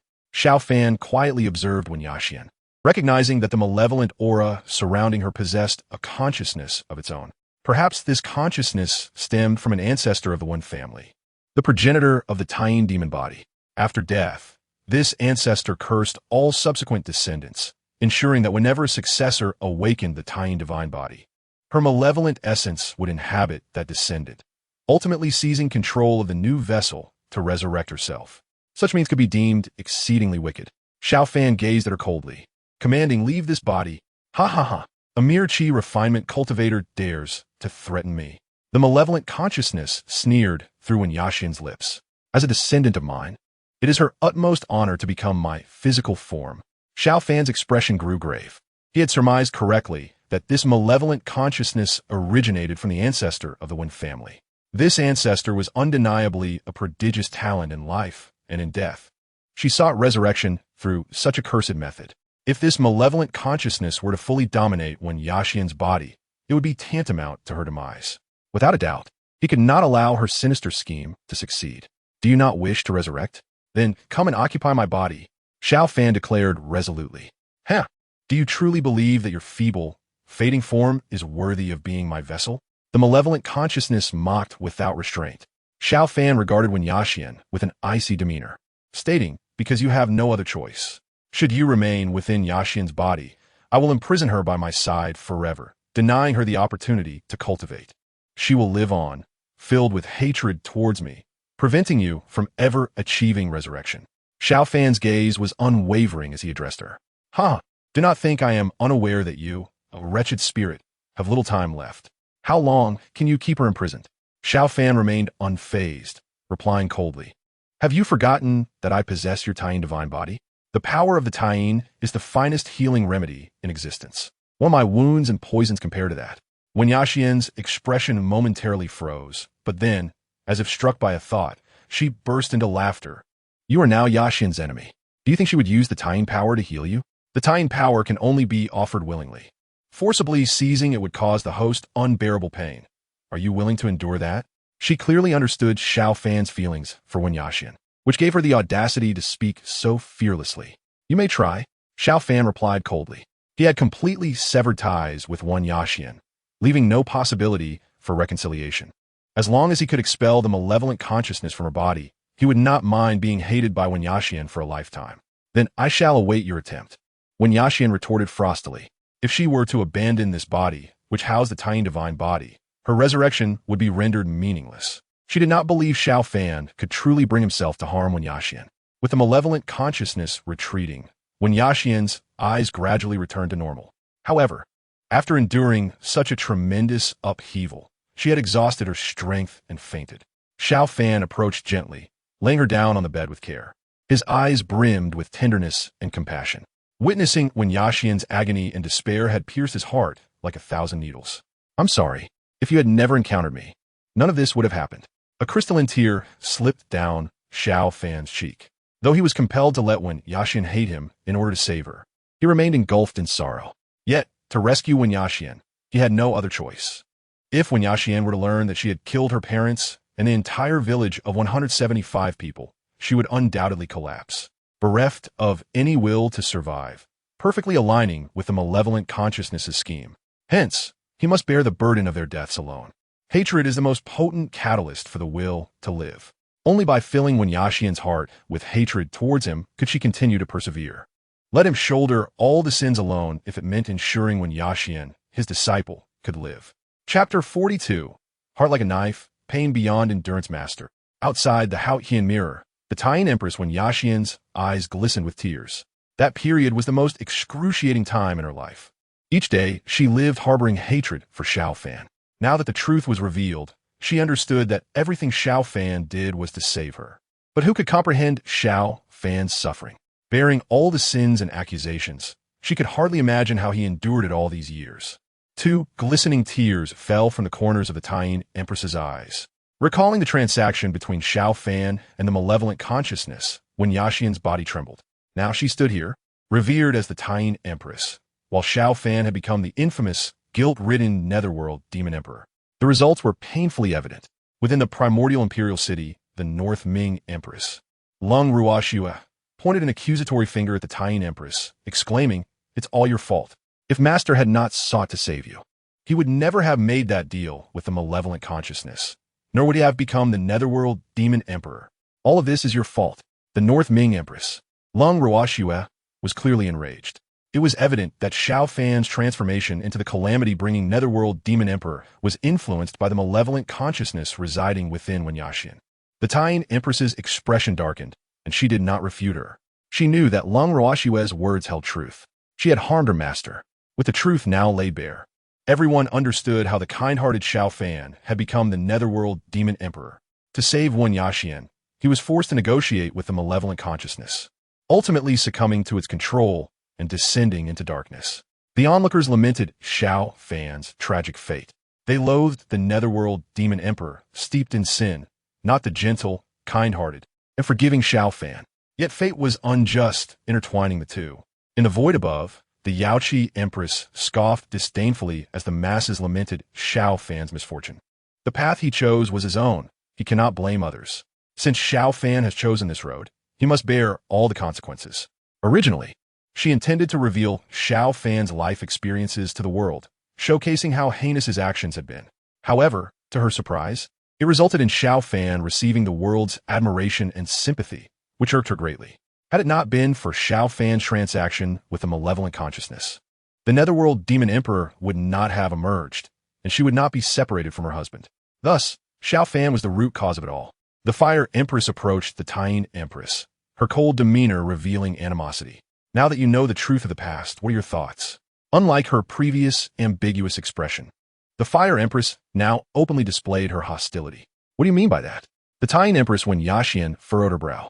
She was unaware of any offense she had committed against the Fire Empress, yet the Fire Empress seemed to have been targeting her since her arrival. Observing the Fire Empress's scornful demeanor, Wen Yaxian was certain she had never wronged her. Before their alliance against the netherworld demon emperor, she had not even interacted with the Fire Empress. As she contemplated this, the Taiyan Empress glanced towards Xiao Fan, who now resembled a living corpse within the primordial imperial city. Although she was unaware of the reasons behind the subtle animosity directed at her by the Empress of Heavenly Fire, it was likely connected to Xiao Fan. As for the true nature of the events that transpired between the Empress and Xiao Fan, the truth could only be sought within the Haotian mirror.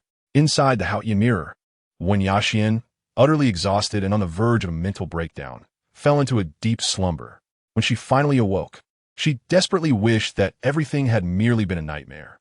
Alas, upon seeing the chains binding her hands and feet, she realized that all of it was painfully real. Her parents, along with 175 villagers, had perished, and the one responsible for their demise was none other than her beloved master, Xiao Fan. Regretful tears streamed down Wen Yaxian's pale face. If only she had not rescued Xiao Fan back then, none of this would have come to pass. She was the architect of her parents and the villagers' tragic fate. Overwhelmed by her emotions, Wen Yaxian could no longer contain her grief and cried out in despair. The door creaked open, and Xiao Fan entered, expressionless, carrying a plate of food. "You must be hungry.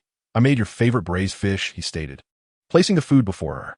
Upon seeing him, Wen Yaxian's sorrow morphed into fury. She fixed her fiery gaze upon Xiao Fan, determined to pierce through his facade and discern whether his heart still bore any semblance of goodness. Yet, Xiao Fan remained indifferent, his expression unchanged. "Eat," he commanded, pushing the food closer to her. With a swift motion, Wen Yaxian overturned the plate in anger, screaming, "Get out. I do not wish to see you." Observing her frenzied state, Xiao Fan replied coldly, "As long as you cooperate, I can keep my distance. Now eat. With a fierce demeanor, he scooped up the fallen food and forcefully fed it to her. Wen Yaxian struggled fiercely, but Xiao Fan remained unyielding, his expression devoid of emotion. I will not let you die. I still require the power of the Tian within you to heal and elevate my cultivation. His gaze bore into her, devoid of any warmth. Wen Yaxian's eyes soon brimmed with tears. In that moment, reality struck her like a thunderbolt. The man before her, once beloved, was now utterly devoid of compassion. Perhaps the Xiao Fan she once adored was merely a guise he wore, staring at the man who now seemed so cold and heartless. Her resolve solidified. She could not perish, not before avenging her parents and the 175 villagers. With renewed determination, Wen Yaxian began to consume the food Xiao Fan had offered, disregarding its filth. A faint smile crept on his Xiao Fan's lips. This was the right approach. Even if she sought revenge, she must first survive. Rest for now. I shall return shortly to harness the Tian power within you for my healing, he said before exiting the room. His steps hurried. Wen Yaxian's eyes, filled with hatred, remained fixed on his retreating figure. Once outside, Xiao Fan collapsed on the ground, utterly defeated. From this moment forth, Wen Yaxian would harbor nothing but animosity towards him. The thought of her resentful gaze pierced his heart like a dagger, and despite his preparation for such a moment, it still left him in excruciating pain. At that instant, even the steadfast Xiao Fan could no longer contain his emotions. Tears streamed down his face as he sat on the ground, silently sobbing. Chapter 43. Are you serious, boy? Outside the Haotian mirror, witnessing Xiao Fan's silent tears, the Empress of Tian, Wen Yaxian, was beyond consolation. It was only now that she comprehended how significant she was in her master's heart. Undoubtedly, he loved her. She could scarcely fathom the torment he endured during their separation. He had sacrificed so much for her. Within the original imperial city, the Empress of Beiming, Lung Ruoxua, gazed at the despondent figure of her master, feeling a pang of discomfort. Throughout, her master had regarded her as a disciple, while with the Empress of Tian, there was a palpable romantic connection. However, the fact that she was the one by his side now, rather than Wen Yaxian, brought her some solace. This was at least proof that her feelings for him surpassed those of the Empress of Tian. Yet, this was merely an attempt to comfort herself. The reality was now evident. It was not that her master had turned wicked, but rather that he was under the control of a malevolent consciousness. If only they could rid him of this dark influence, perhaps he could return to them. Initially, she had intended to perish alongside her master. But a bold idea suddenly emerged. However, she realized that she could not achieve this alone. Thus, the Empress of Beiming turned her gaze towards the Empress of Tian above in the void. Inside the Haotian mirror, the scene continued to unfold. Xiao Fan concealed all his emotions as he re-entered the room, confronting the seething hatred emanating from Wen Yaxian. It is time for you to contribute. Release the Tian power within you to heal me. Dream on. I shall never assist you. Wen Yaxian glared at him fiercely. In that case, I shall take matters into my own hands. He approached her slowly, channeling his energy to extract the Tian power from her. Wen Yaxian's face contorted in agony as she emitted heart-wrenching cries. In that moment, it felt as though her very being was being torn asunder. A ghostly blue energy was drawn from her. Observing her in such torment, Xiao Fan felt his heart ache as well. Yet, to reveal his resolve and compel the malevolent consciousness to abandon Wen Yaxian's body, he bore the pain and continued the extraction. Soon, he successfully drew forth a significant amount of Tian power, causing Wen Yaxian to lose consciousness. Just as she had succumbed to darkness, she suddenly sat upright, her eyes glowing an eerie blue. The malevolent consciousness emerged. Wen Yaxian, it sneered, its expression twisted. Are you truly serious, boy? I previously warned you. If you wish for resurrection, come and occupy my body. Xiao Fan replied coldly. Wen Yaxian, you are merely a parasite now. Do you truly believe you possess any persuasive power? Seeing her current wretched state filled him with disgust. I find your presence repugnant. He retorted mercilessly. You. The malevolent consciousness seethed with rage. I will kill you. Yet, as it attempted to strike, the chains binding its limbs clanked ominously, reminding it of its impotence. Enraged and humiliated, the consciousness seethed. It had never faced such disgrace even when besieged by righteous cultivators. Very well. Let's see how long you can keep me bound. With a furious declaration, it vanished. Gently, Xiao Fan laid Wen Yaxian back on the bed. As he gazed at her furrowed brow, even in sleep, he felt a mixture of heartache and guilt. Xiao Fan gently caressed Wen Yaxian's brow, softly assuring her, soon, very soon, I shall expel it from your body. In the ensuing days, this routine repeated daily. Xiao Fan engaged in a relentless tug-of-war with a malevolent consciousness, negotiating terms. Unbeknownst to Wen Yaxian, she was subjected to the extraction of her lunar energy by Xiao Fan, feeling as though she were a livestock bound in his care. Her resentment towards him grew ever more intense, until one fateful day, the toxins within Xiao Fan's body were finally eradicated through the healing power of lunar energy. The malevolent consciousness began to panic, fully aware that Xiao Fan intended to imprison Wen Yaxian for eternity, leaving her unable to resurrect. Thus, she was left with no choice but to concede. The transfer of consciousness required her opponent to be utterly defenseless. In other words, once she departed Wen Yaxian's body, there was little likelihood of return. Though she felt a twinge of reluctance to abandon Wen Yaxian's lunar body, she had to make a choice: remain imprisoned within Wen Yaxian, or relinquish her corporeal form and transfer to Xiao Fan, possibly regaining a chance at resurrection. After much internal struggle, she begrudgingly chose the latter. Boy, wait for me. Once I inhabit your body, I shall revel in tormenting you. The malevolent consciousness threatened fiercely. To this, Xiao Fan merely smiled enigmatically. I await with anticipation. It would not be so simple for the malevolent consciousness to seize control of his body. Finally, during Wen Yaxian's unconsciousness, the malevolent consciousness successfully transferred from her to Xiao Fan. His eyes turned blood red, a wicked smile gracing his face. Boy, keep your eyes wide open. Since you deny me this body, I shall use your own hands to destroy her. With that, Xiao Fan channeled his vital energy, preparing to strike at Wen Yaxian's forehead. Not on my watch. Xiao Fan's consciousness fought back desperately. Gradually, he regained the upper hand, reclaiming control of his body. Boy, you shall regret this. Once I regain my strength, you'll see. The malevolent consciousness spat, retreating to conceal itself within Xiao Fan. Xiao Fan realized that this malevolent consciousness was merely a husk of its former self, once a formidable force, now surviving on the remnants of its power. As long as he remained steadfast in his resolve and true to his path, he would not succumb to its manipulations. Yet, as long as the malevolent consciousness lingered, it posed a latent threat. Chapter 44. The plans of the Lunar Empress and the Northern Underworld Empress having resolved the malevolent consciousness within Wen Yaxian. Xiao Fan gazed tenderly at her. If only he could remain by her side, to care for and protect her for all eternity. Unfortunately, Wen Yaxian's heart was filled with hatred, wishing to inflict 1,000 tortures upon him. He even wished, if fate allowed, to perish by her hand, sparing her from a life steeped in vengeance.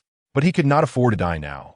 If he did, the malevolent consciousness within him would seize control entirely, extinguishing Xiao Fan and giving rise to a great demon.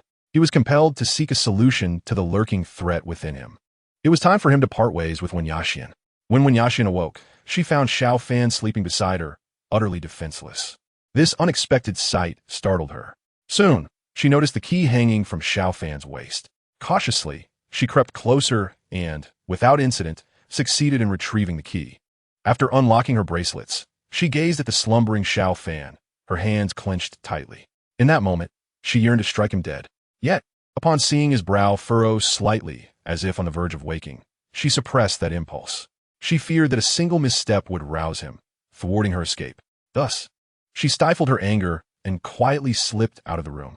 Once outside, Wen Yaxian dashed into the forest, determined to run as far as her legs would carry her. She vowed to exact revenge. Xiao Fan, I shall return for you. In truth, as soon as Wen Yaxian left the room, Xiao Fan's eyes opened. Everything had been a calculated ploy to encourage her escape. With a forlorn expression, he stared out the window, feeling a void within his heart. Beyond the heavenly realm, the Lunar Empress, Wen Yaxian, observed the scene in the heavenly mirror with indifference. Gone were her earlier fervor and madness, replaced by a detached demeanor, as though she were witnessing a trivial event. Her reaction bewildered the onlookers below.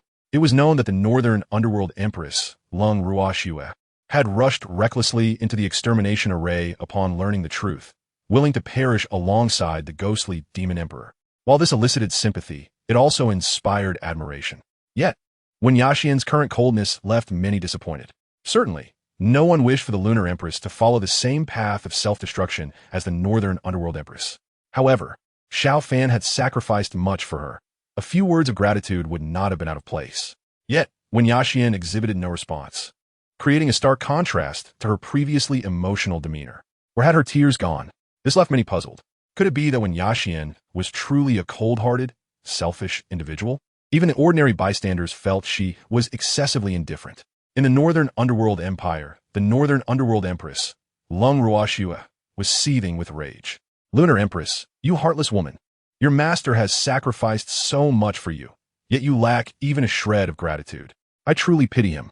You are nothing but a venomous serpent, a woman of duplicity. Even the pigs in a sty possess more compassion than you.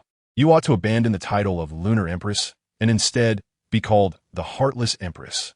As Lung Ruoxue's words grew harsher when Yaxin's countenance darkened, she then spoke with a thunderous voice. Do you truly think I fear you? Huh? Do you believe I am afraid? Lung Ruoxue, emboldened, retorted defiantly. Come at me if you dare. Very well, you have brought this upon yourself. Do not blame me. With that, the Lunar Empress slowly raised her palm. In an instant, the skies darkened, and a colossal hand materialized, crashing towards the Northern Underworld Empire. The onlookers were astounded, never expecting the Lunar Empress to truly take action.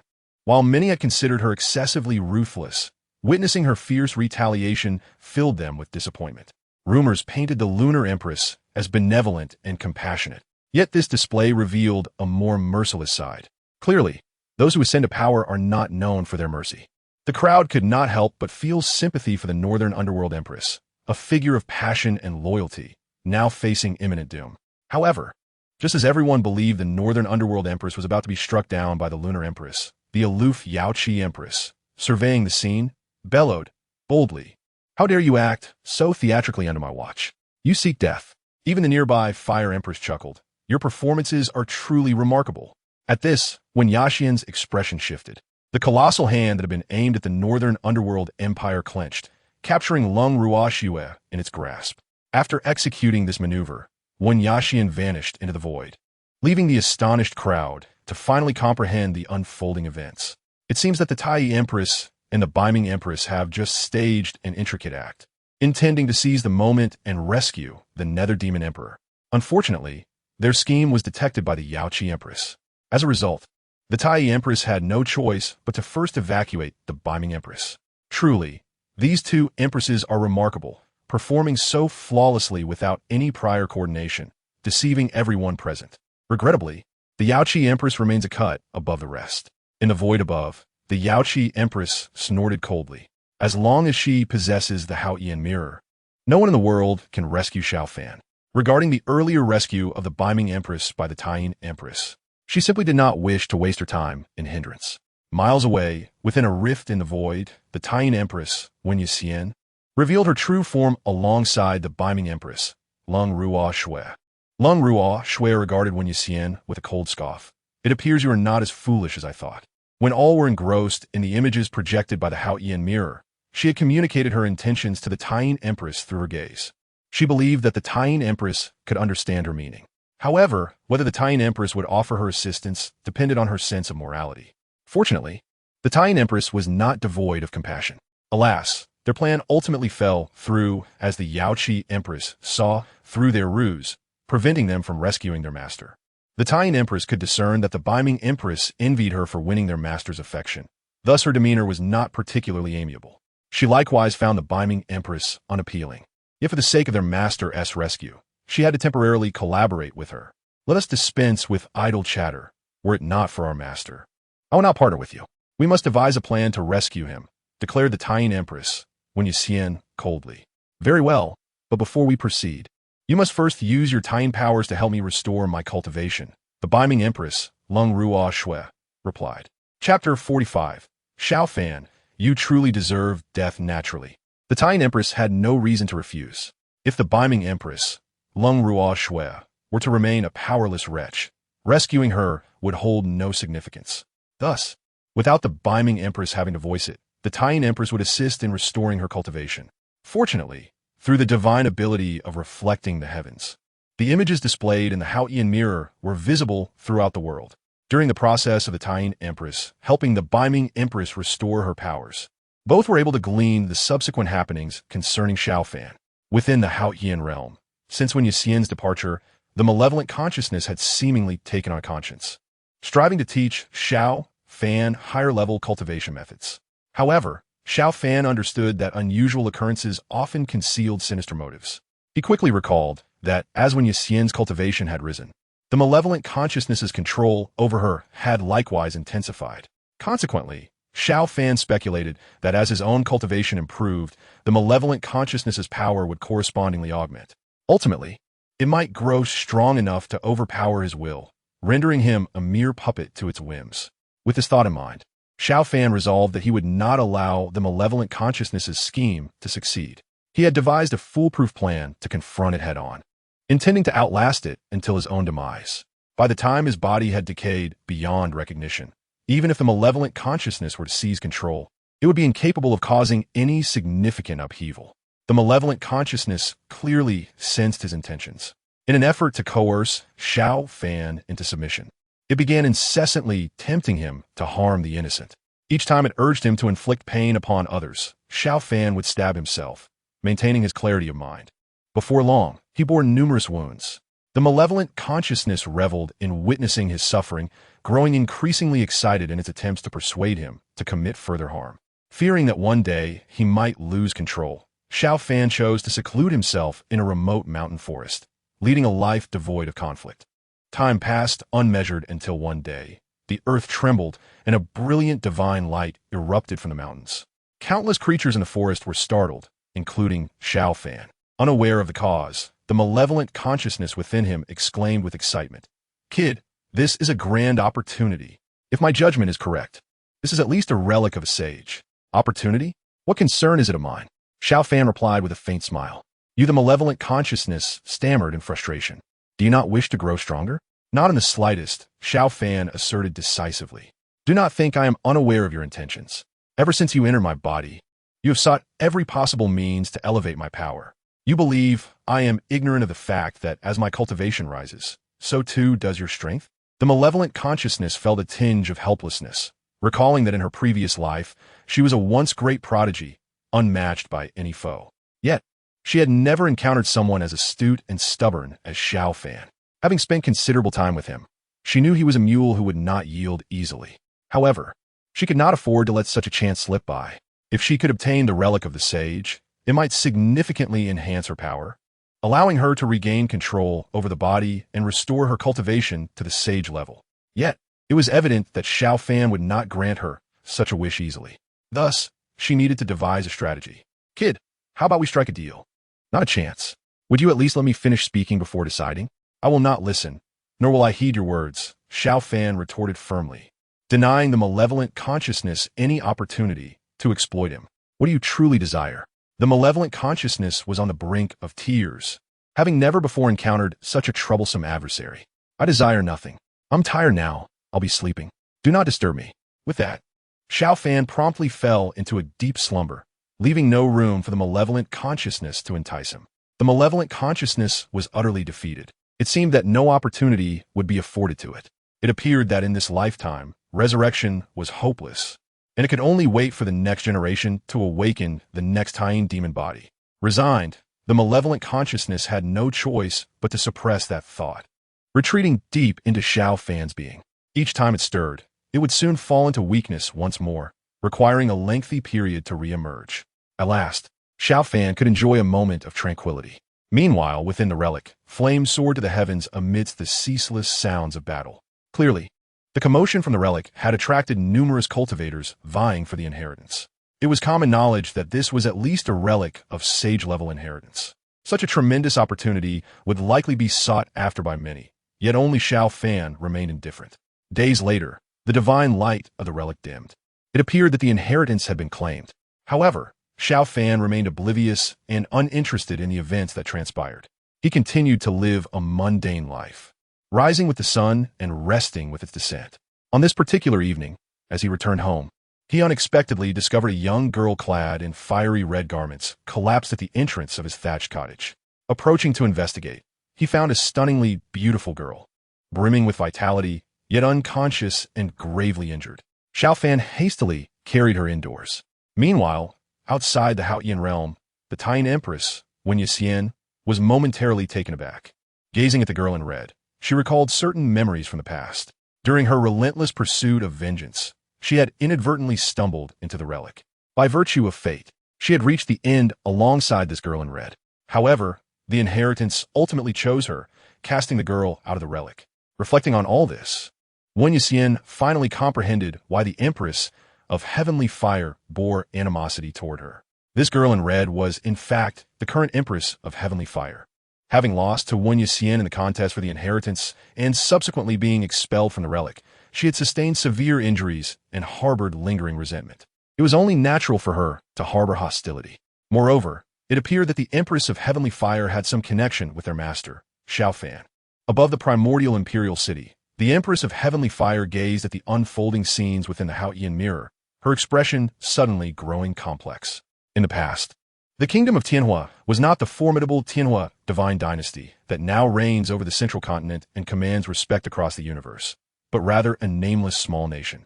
She was unwilling to remain a naive and innocent princess. She harbored her own ambitions and aspirations. Not only did she seek to seize the throne, but she also aimed to develop the kingdom of Tianwu into an empire that future generations would find difficult to surpass. Thus, she embarked on a journey to hone her skills and seek opportunities. Finally, the heavens rewarded her diligence, leading her to a relic of a sage's inheritance. However, to her surprise, a mere unknown girl managed to outshine her, a dignified princess. This failure left her deeply disheartened, nearly causing her to fall into despair. Fortunately, she encountered a man who had become unforgettable in her life, Xiaofan. It was Xiaofan who pulled her from the depths of her despair. Yet, it was also Xiaofan who ultimately cast her into an abyss of anguish. The eyes of the Empress of Tianwu ignited with two blazing flames. The world now believes that Xiaofan succumbed to the influence of demonic consciousness, transforming into the malevolent emperor of the underworld who wrought havoc upon humanity. However, she knew all too well that Xiaofan had remained unchanged, never under any form of control. Xiaofan, you truly deserve death, but it is I who shall deliver it. Chapter 46. All of this stemmed from a single thought of Xiaofan. Below, the onlookers were transfixed by the visage of the girl in red displayed in the Haotian mirror. Both her appearance and attire bore an uncanny resemblance to the current Empress of Tianwu. The crowd was left bewildered. Could it be that the Emperor of the Underworld and the Empress of Tianwu once shared a connection? Many were left in a daze, pondering the implications. Would there be yet another hidden truth? No.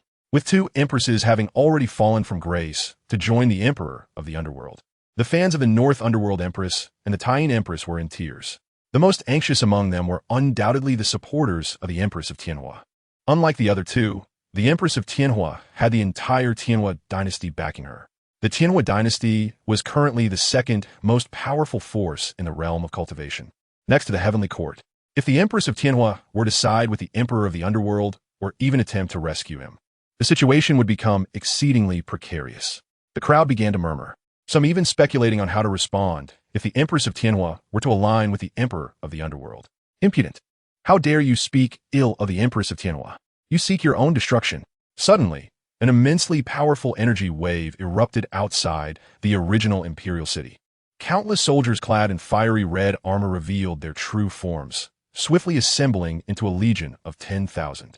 At the forefront of this legion stood a towering man, his eyes blazing like torches and hair ablaze like fire.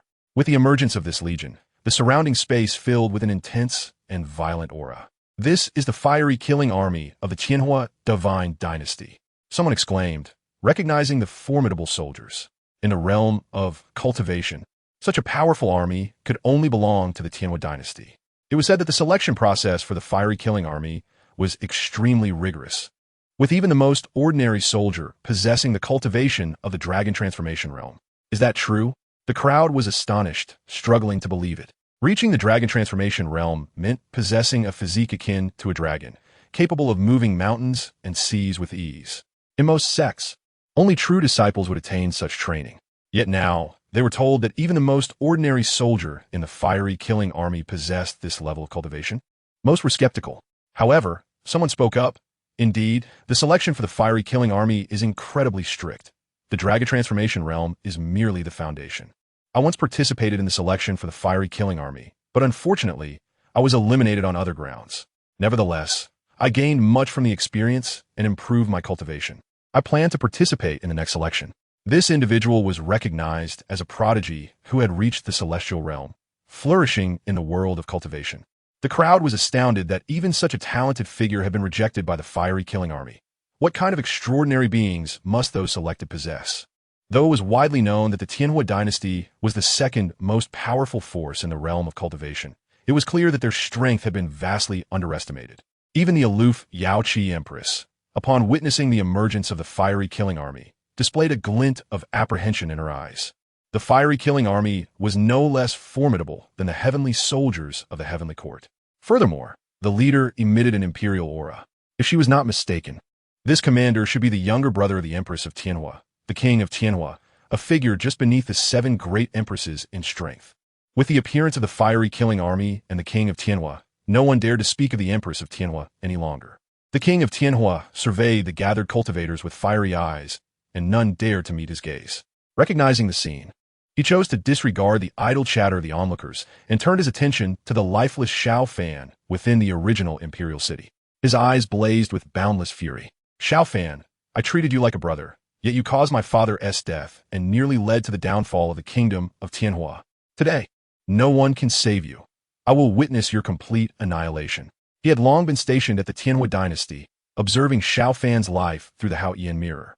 However, upon learning of the North Underworld Empress and the Taiyin Empress's scheme to rescue Xiao Fan, he commanded the fiery killing army to prevent any rescue attempt. Xiao Fan must die. He glanced at the Empress of Tianwu above, noticing her complex expression, reflecting on the past between her and Xiao Fan. The king of Tianwu felt a twinge of anxiety. He hoped his sister would not show mercy. In the void above, the Empress of Tianwu gazed intently at the scenes displayed in the Haotian mirror, fully absorbed, seemingly oblivious to the king of Tianwu's arrival. Her expression was a tapestry of emotions: anger, hatred, resentment, regret, and a trace of love. It was during her lowest moments that she had encountered Xiao Fan. Though his cultivation was inferior to hers, his serene demeanor, untouched by worldly desires, was something she could hardly comprehend. Xiao Fan possessed a heart of Tao that only a sage could have. Ultimately, through their time spent together, she grasped the true meaning of cultivation, emerging from her nadir and embarking on a path of higher and purer cultivation. Their relationship was one of both teacher and friend. Although Xiao Fan's cultivation was lowly compared to hers, she still addressed him as master. During that time, their companionship deeply influenced her, smoothing her rough edges and instilling in her a profound love for the man who altered her life's trajectory.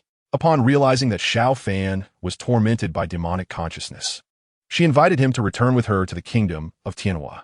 The national treasure of the kingdom, the Tianwu, was one of the most sacred treasures in the world, capable of dispelling all darkness and malevolence. Simultaneously, she harbored the desire to keep Xiao Fan by her side. Yet, little did she know that this decision would nearly lead to the complete destruction of the kingdom of Tianwu. The calamity claimed the lives of countless innocent citizens within the imperial city, and the architect of that disaster was none other than Xiao Fan. Her father, the king of the kingdom of Tianwu, perished at Xiao Fan's hands. All of this was witnessed by her younger brother, the current king of Tianwu. When she later confronted Xiao Fan in disbelief, he admitted to everything. Xiao Fan confessed that he had coveted the kingdom's national treasure, the Tianwu, inadvertently triggering the disaster. After a hollow apology, the guilty Xiao Fan departed without any misunderstandings or hidden truths. Everything stemmed from a single thought of Xiao Fan. Chapter 47. She will put an end to it all. The flame empress gazed intensely at the lifeless figure of Xiao Fan within the primal imperial city. His former indifference to fame and fortune, his serene demeanor, were ultimately mere facades. After she implored her father to use the heavenly fire to purge Xiao Fan of his demonic consciousness, the shackles that bound him were shattered, revealing the desires that reside within every ordinary soul. Once he succumbed to his first temptation, the insatiable cravings grew, driving him irrevocably into darkness and into the path of demonic corruption. Little did she anticipate that Xiao Fan would transform into the malevolent underworld demon emperor, a fate she could scarcely have foreseen. The journey from enlightenment to damnation hinged solely upon a fleeting thought of Xiao Fan. It was she who offered him the chance to descend into the demonic realm, and now it would also be her who would bring his malevolent existence to a definitive conclusion. Her gaze lingered upon the Haotian mirror, where the ensuing images would unveil the most unassuming yet profoundly cherished moments of her life. If time could stand still, She longed to remain forever in that humble thatched cottage with Xiao Fan, a place devoid of worldly strife. She was not the exalted flame empress, and he was not the infamous underworld demon emperor. They were merely two ordinary souls who had come to know and love one another, destined to grow old together in a life of simplicity. Xiao Fan, I love you more than anyone else in this world, she murmured softly, a tear brimming with deep emotion slipping from the corner of her eye. This sentiment had remained unexpressed until now. Perhaps to this day, Xiao Fan remained oblivious to the depths of her affection. In the past, she had yearned to reveal her true feelings, but she sensed that his heart belonged to another. Bound by her dignity as a princess, and perhaps fearful of rejection, she had withheld her love. Thus, she had brought Xiao Fan back to the Flame Kingdom, beseeching her father to use the national treasure, the heavenly fire, to cleanse him of his demonic essence. Her hope was that through her dedication and companionship, Xiao Fan would come to love her in return. Yet, she never anticipated that this very decision would bring calamity upon the Flame Kingdom, resulting in the demise of her father, the loss of countless innocent lives, and nearly leading to the kingdom's utter ruin. Now, she had come to realize that the person who occupied Xiao Fan's heart was none other than the current Moon Empress, Wen Yaxian. Do you see? The one you long for has forsaken you. The Flame Empress taunted the now lifeless Xiao Fan within the primal imperial city, perhaps more to vent her own long-held resentment. Soon, I will bring your wretched life to an end. All of Xiao Fan's sins, as well as the love she still harbored for him, would be resolved by her hand. Within the Haotian realm, Xiao Fan tended to a girl clad in red. She had suffered primarily internal injuries, and her recovery would require an extended period of rest. Observing the comatose girl, Xiao Fan furrowed his brow, feeling a sense of dilemma. The girl had been unconscious for 2 days. Without sustenance, she might endure another 2, but without water, her survival would be in jeopardy. She lay utterly unresponsive, and pouring water in her mouth proved futile. After much hesitation, Xiao Fan held water in his mouth and used a bamboo tube to deliver it down her throat. After several days of meticulous care, the girl finally regained a flicker of awareness and was able to drink on her own. 7 days later, she gradually opened her eyes to behold a face of striking elegance. Xiao Fan smiled gently. How do you feel? Are you hungry? She nodded slightly, showing no signs of awkwardness. Though she did not know the identity of the handsome young man before her, she sensed that he had been by her side throughout her illness. During her days of unconsciousness, she had often imagined the identity of her savior, and now, seeing him, he was even more handsome than she had envisioned. By the look of her surroundings, he appeared to be an ordinary mortal. Soon, Xiao Fan presented a bowl of vegetable porridge before her.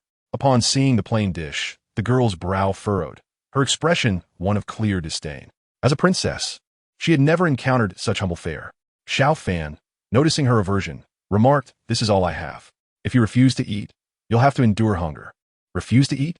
As if I care," she retorted coldly, turning her head away. As the favored princess of the Flame Kingdom, she had never been subjected to such indignities. However, Xiao Fan, recognizing her disinterest, prepared to take the porridge away. Then, an embarrassing sound emanated from her stomach. Xiao Fan paused, a smile playing at the corners of his lips. It seemed the girl's body was more honest than her words. Flushed with embarrassment, she glared at her belly, chastising it internally for betraying her. Xiao Fan turned back to her, a light laugh escaping his lips. "Do you still want to eat?" "Yes," she conceded softly, tempering her pride. A true leader must endure hardships, and this minor setback was insignificant. Yet, as she attempted to sit up to accept the bowl, she was horrified to discover her inability to move, her injuries more severe than she had anticipated. The memory of her defeat by an unnamed girl in the inheritance ruins weighed heavily on her pride and self-esteem. Xiao Fan noticed her struggle, setting the bowl aside and gently helping her lean against the wall, softly reassuring her, "Your body is still too weak. You need a few more days to recover." She fell silent, her expression somber, as if grappling with the weight of her defeat. Xiao Fan took his seat by her side, lifting the bowl of porridge to her lips.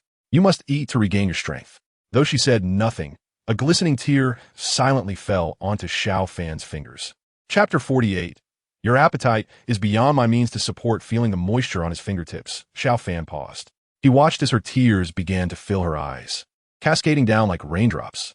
Clearly, the emotional wounds ran deeper than the physical ones. Xiao Fan recognized that she was a person of great pride, and this ordeal had inflicted a significant blow to her self-esteem. Initially, he had intended to give her space to process her emotions, but witnessing her collapse, he realized that she might spiral into despair without support. Though they were not bound by blood, fate had intertwined their paths, and he could not turn a blind eye. Setting aside the porridge, he retrieved a coarse handkerchief, preparing to wipe away her tears when she suddenly shouted, "Leave me alone. Do not require the sympathy of a mere mortal." Upon hearing the words, Xiao Fan's expression remained unchanged, but the violence of his actions intensified considerably. Like a mother hen, he grasped the back of the red-clad girl's head with one hand while vigorously wiping away the tear stains from her face with a coarse handkerchief in the other. The fact that she could still show anger indicated that there was still hope for her. A mischievous grin appeared on Xiao Fan's face as he increased his grip, contorting the features of the girl known as Huolinger. You. Huolinger seethed with indignation. As the most favored princess of the Tianwu Kingdom, she had never before endured such humiliation. "Tell me your name. I shall reward you handsomely later." Though she claimed it would be a reward, her fierce gaze resembled more of a threat. Xiao Fan merely chuckled nonchalantly. Xiao Fan. It seemed that Huolinger had entirely disregarded her previous sense of defeat, channeling all her energy into hating him instead. What a simple and easily provoked girl she was. Ignoring her fierce expression, Xiao Fan raised a bowl of vegetable porridge and smiled at her. "If you don't eat this porridge soon, it will get cold." "I refuse to eat your food." Huolinger haughtily turned her head away. Gurgle. Her stomach audibly protested again, and her already reddened face grew even more flushed. How utterly disgraceful. Casting a glance at the bland vegetable porridge in Xiao Fan's hand, Huolinger found herself unconsciously swallowing. She felt furious. As the most cherished princess of the Tianwu Kingdom, what exquisite delicacies had she not tasted? Yet now, she was being tempted by a mere bowl of plain vegetable porridge. Such a failure. No, she must resist. She couldn't lose face. However, gurgle. Xiao Fan noticed Huolinger's internal struggle. It appeared he needed to exert a bit more pressure. "Well, since he refused to eat, I suppose I must not waste it and will have to eat it myself," he sighed, proceeding to savor the porridge. "Ah, my cooking truly is exceptional. It's smooth and fragrant, leaving a delightful aftertaste." Such a simple bowl of vegetable porridge was transformed by Xiao Fan into a gourmet experience. Huolinger pursed her lips, glaring at him in vexation. How could he turn eating a plain bowl of porridge into such a spectacle? It was clearly intentional. Yet, as she caught sight of the vegetable leaves stuck to his lips, she could not help but swallow again. It wasn't tea that she was greedy. She was simply starving. Gurgle. But her pride forbade her from conceding to Xiao Fan. Thus, she could only watch helplessly as he polished off the entire bowl of porridge. Tears shimmered in her eyes. At that moment, she felt utterly wronged. When had she ever been bullied like this? Seeing her pitiful expression, Xiao Fan thought he might have overstepped. In truth, there was more porridge in the pot. He merely wanted to tease the proud girl, since he noticed the porridge was getting cold. He had not anticipated going too far. Xiao Fan returned with another bowl of vegetable porridge, speaking softly, "The porridge is still warm. Please have some." Realizing that Xiao Fan had intentionally been playing with her, Huolinger felt a mix of anger and indignation. However, the sound of her stomach protesting once more led her to tears. "Ooh, you're bullying me." With tear-streaked eyes, she glared at Xiao Fan, her gaze filled with defiance.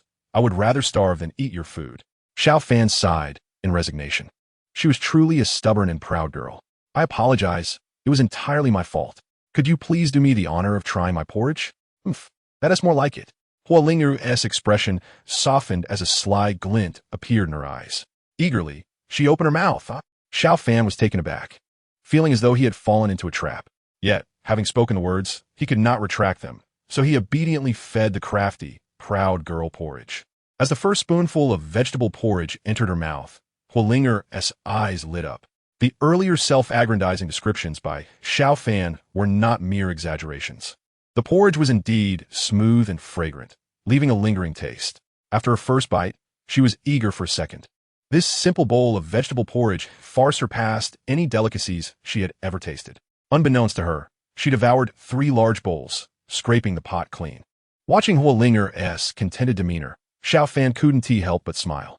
After finishing the porridge, Huolinger felt a twinge of regret. Yet, seeing Xiao Fan's beaming smile, she quickly masked her emotions. The porridge had lingered too long in the pot and had developed a burnt taste. Failure. The vegetables had been overcooked and turned yellow. Failure. Most absurd of all was this. Xiao Fan observed Huolinger, whose lively spirit seemed to be overflowing. For a simple bowl of vegetable porridge, she managed to find so many faults. She truly was a unique talent. As Huolinger grew more animated in her critique, Xiao Fan casually remarked, "With a bowl this clean, it seems there is no need to wash it." Upon hearing this, Huolinger felt her face flush. She was struck by a pang of guilt. She had belittled Xiao Fan's vegetable porridge, yet had consumed it so thoroughly. Wasn't he that akin to slapping her own face? Cough. Slightly embarrassed, Huolinger suddenly adopted a serious expression and looked at Xiao Fan earnestly. "In light of your assistance, once I recover, I shall reward you handsomely." "A princess?" Xiao Fan surveyed her, noting that she certainly exhibited signs of princess syndrome. "No need for rewards. Just don't linger here once you recover." Gazing at the impeccably clean bowl in his hand, Xiao Fan said solemnly, "With your appetite, I cannot afford to keep you." Chapter 49. Enough chit-chat. I shall begin to disrobe. Huolinger stared at Xiao Fan in a mix of shame and anger. Never before had she been criticized for eating too much. What utter humiliation. She was a princess. Did Xiao Fan not grasp the significance of her words? She had expected that once she revealed her identity, he would at least treat her with some respect. Yet, to her astonishment, he not only showed no surprise or fear, but also expressed disdain for her appetite. Fearing she might overstay her welcome, she had never endured such indignities in her life. Fuming, Huolinger retorted, "Who would want to stay in your shabby hut? Once I recover, even if you beg, I will not remain." "That would be best," Xiao Fan replied with a faint smile. In truth, he did not genuinely disdain her appetite. He simply felt an inexplicable urge to tease this proud girl. Having finished his meal, Xiao Fan took the empty bowl to the kitchen to clean the utensils. Huolinger watched his retreating figure, sticking out her tongue and making a face. This fellow was truly insufferable. Yet, the vegetable porridge he made was undeniably fragrant. What was that foul odor? Huolinger suddenly wrinkled her nose. Previously, she had been too hungry to notice the sour smell permeating the air. How could this be? Although Xiao Fan's clothing had been simple, he appeared clean enough. Despite his annoying demeanor, he didn't seem the type to be unkempt. The room, though modest, was tidy and neat. Where could the sour smell be coming from? After some searching, Huolinger finally realized the source of the odor. "Ah!" she shrieked. The foul smell was emanating from her own body. Good heavens! How dirty must she be to have developed an odor? Huolinger found it hard to accept this reality. For goodness sake, she was a princess. How could she face anyone in such a filthy state? At that moment, she felt as if she could die from embarrassment. Hearing her scream, Xiao Fan quickly returned to the room. Upon noticing the situation, Huolinger quickly restrained her expression to avoid arousing Xiao Fan's suspicion. "What's wrong? Why did you suddenly shout?" Xiao Fan inquired. "It's nothing. I just saw a little mouse." Huolinger managed to force a smile, though it appeared rather unnatural. "A mouse?" Xiao Fan raised an eyebrow. It was hard to believe that Huolinger, who should possess a higher cultivation level than his, would be afraid of a mouse. He approached her, gazing deeply into her eyes. "I'm really fine." Huolinger's heart raced with anxiety. With Xiao Fan so close, she feared he might detect the unpleasant odor emanating from her. Xiao Fan, however, was skeptical of her words, noticing her awkward demeanor and sensing her tension, compounded by the lingering foul smell. Amused, he realized the cause of her unease. It was entirely normal for Huolinger to carry an odor after lying in bed for so long, yet her evident discomfort suggested a certain feminine modesty. However, addressing this issue proved to be quite troublesome. Huolinger was effectively immobilized, unable to cleanse herself or change her garments. Yet, adhering to the principle of modesty between the sexes, it seemed inappropriate to ask him to assist with such tasks. Xiao Fan fell into contemplation. Huolinger, noting his silence, felt her heart racing with uncertainty, wondering whether he had detected her odor. After a moment, Xiao Fan finally spoke. "You've been unconscious for several days, and out of respect for modesty, I refrained from helping you change or wash. If you need assistance, I can help." He maintained a stoic expression, as if discussing an ordinary matter. Huolinger felt a surge of embarrassment and indignation. Xiao Fan had indeed noticed her odor and was offering to help her clean up. Though she internally berated him for his audacity, she found herself hesitating. Given her current condition, regaining her former mobility would take considerable time. Should she endure the unpleasantness for even longer? The thought of remaining in such a state was unbearable. After much inner turmoil, Huolinger made her choice. Despite the awkwardness of requesting help from a man she had only recently met, she could no longer tolerate the odor. Moreover, while Xiao Fan's demeanor was irritating, he had saved her and cared for her during her convalescence, proving himself to be a gentleman without ulterior motives. If he truly intended to take advantage of her, he had ample opportunity without needing to resort to indirect methods. Then, I'll trouble you. Huoling'er spoke softly, feeling a wave of shyness wash over her. All right, Xiao Fan replied, his expression unchanged. I'll go heat some water. Approximately 15 minutes later, Xiao Fan entered the room carrying a bucket of hot water. Though she had consented, Huoling'er felt her cheeks flush with embarrassment. Why is your face so red? Are you unwell? Xiao Fan, despite knowing her blush stemmed from shyness, couldn't resist teasing her. Perhaps it was the isolation of his mountain life that made encountering this proud, young woman so refreshing. Huoling'er momentarily froze, realizing her anxiety was evident on her face. This won't do. I mustn't lose face in front of Xiao Fan. She quickly composed herself and explained, I cultivate fire attribute techniques, which makes me prone to blushing. By the way, do you know what a cultivator is? Living alone in this wilderness. You must not be an ordinary mortal. I've cultivated for a few years, barely reaching the chi refinement stage, Xiao Fan admitted without reservation. Chi refinement? Ha ha ha. Huoling'er laughed heartily. It seems your talent is rather lacking. I established my foundation at 8. Her expression radiated triumph as she finally found an opportunity to mock him. Xiao Fan appeared unaffected, though he couldn't help but clench his teeth in irritation. Enough chatter. I'm going to undress. Undress, undress. But why are you shouting about it? Huoling'er glared defiantly at Xiao Fan. The next moment, she realized her words and felt her face heat up. Observing her flustered reaction brought Xiao Fan unexpected delight. Bantering with Huoling'er proved to be quite entertaining. Perhaps the monotony of his secluded lifestyle had made her spirited presence all the more enjoyable. Xiao Fan, holding the hot water, approached her with a teasing grin. Are you going to wash or not? If you don't hurry, the water will cool. Wash. Huoling'er shot him an irritated glare. She thought that once she regained her strength, she would settle the score with Xiao Fan. Unfazed by her fierce look, he sat down at the edge of the bed, pretending to reach for her clothes.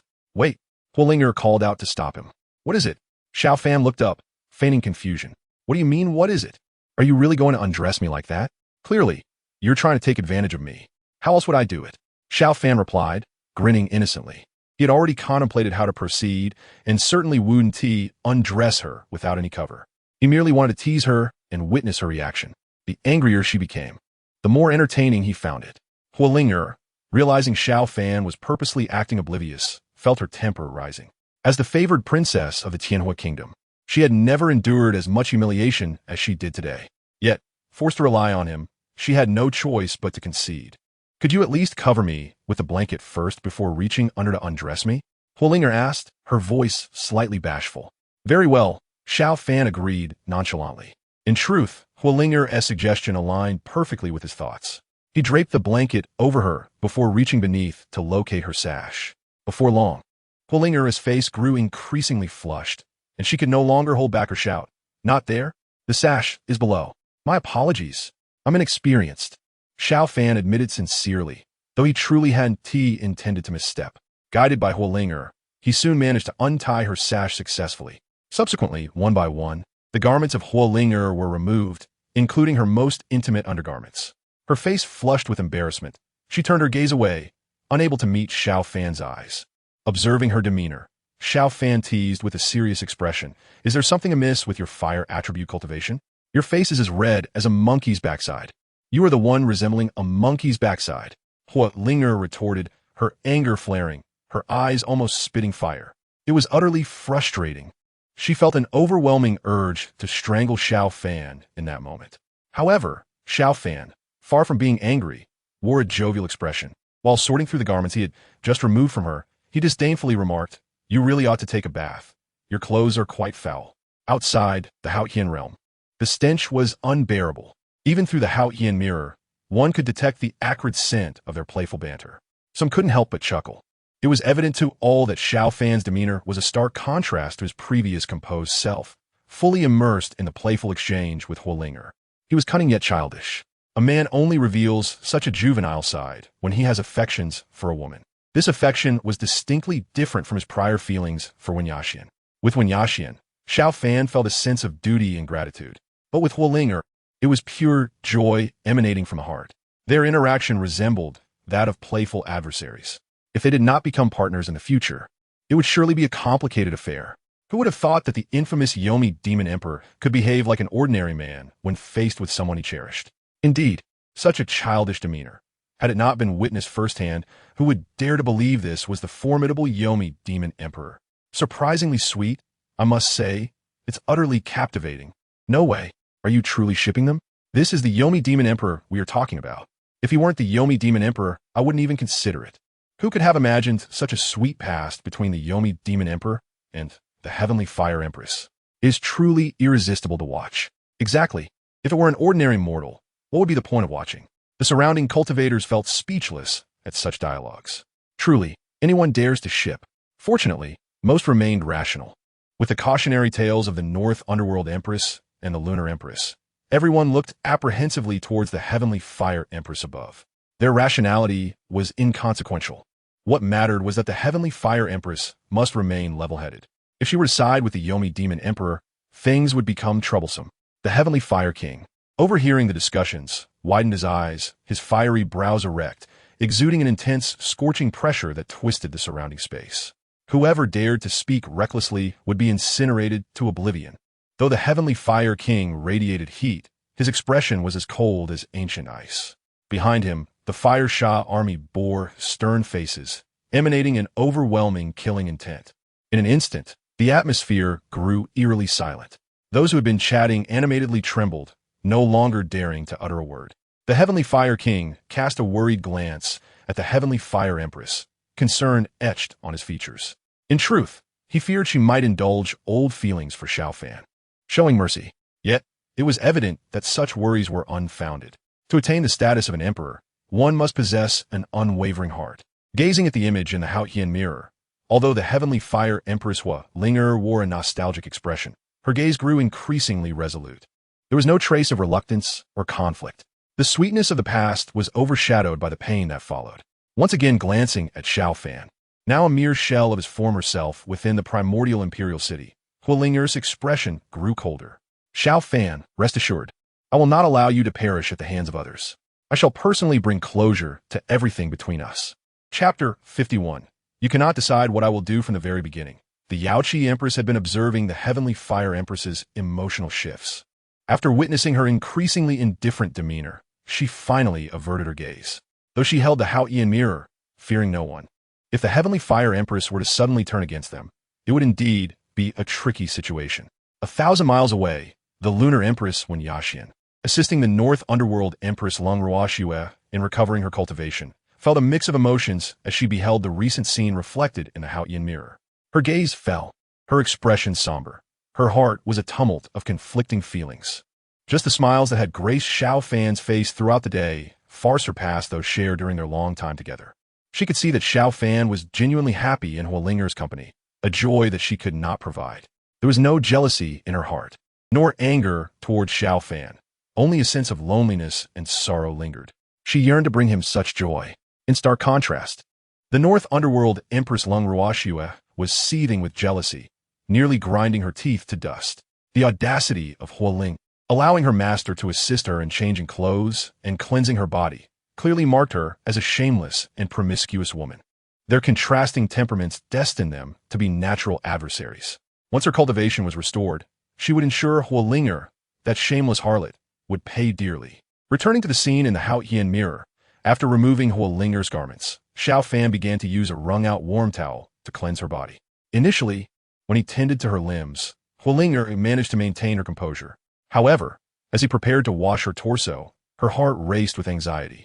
While it was one thing for him to touch her limbs, to have him near her most private areas would leave her utterly mortified. Just as she was about to call out to Xiao Fan to stop, she noticed him pausing, a peculiar expression on his face as he regarded her. Hualinger was puzzled, but it soon became clear what he meant. He sniffed his hand, grimacing in distaste. This is absolutely foul.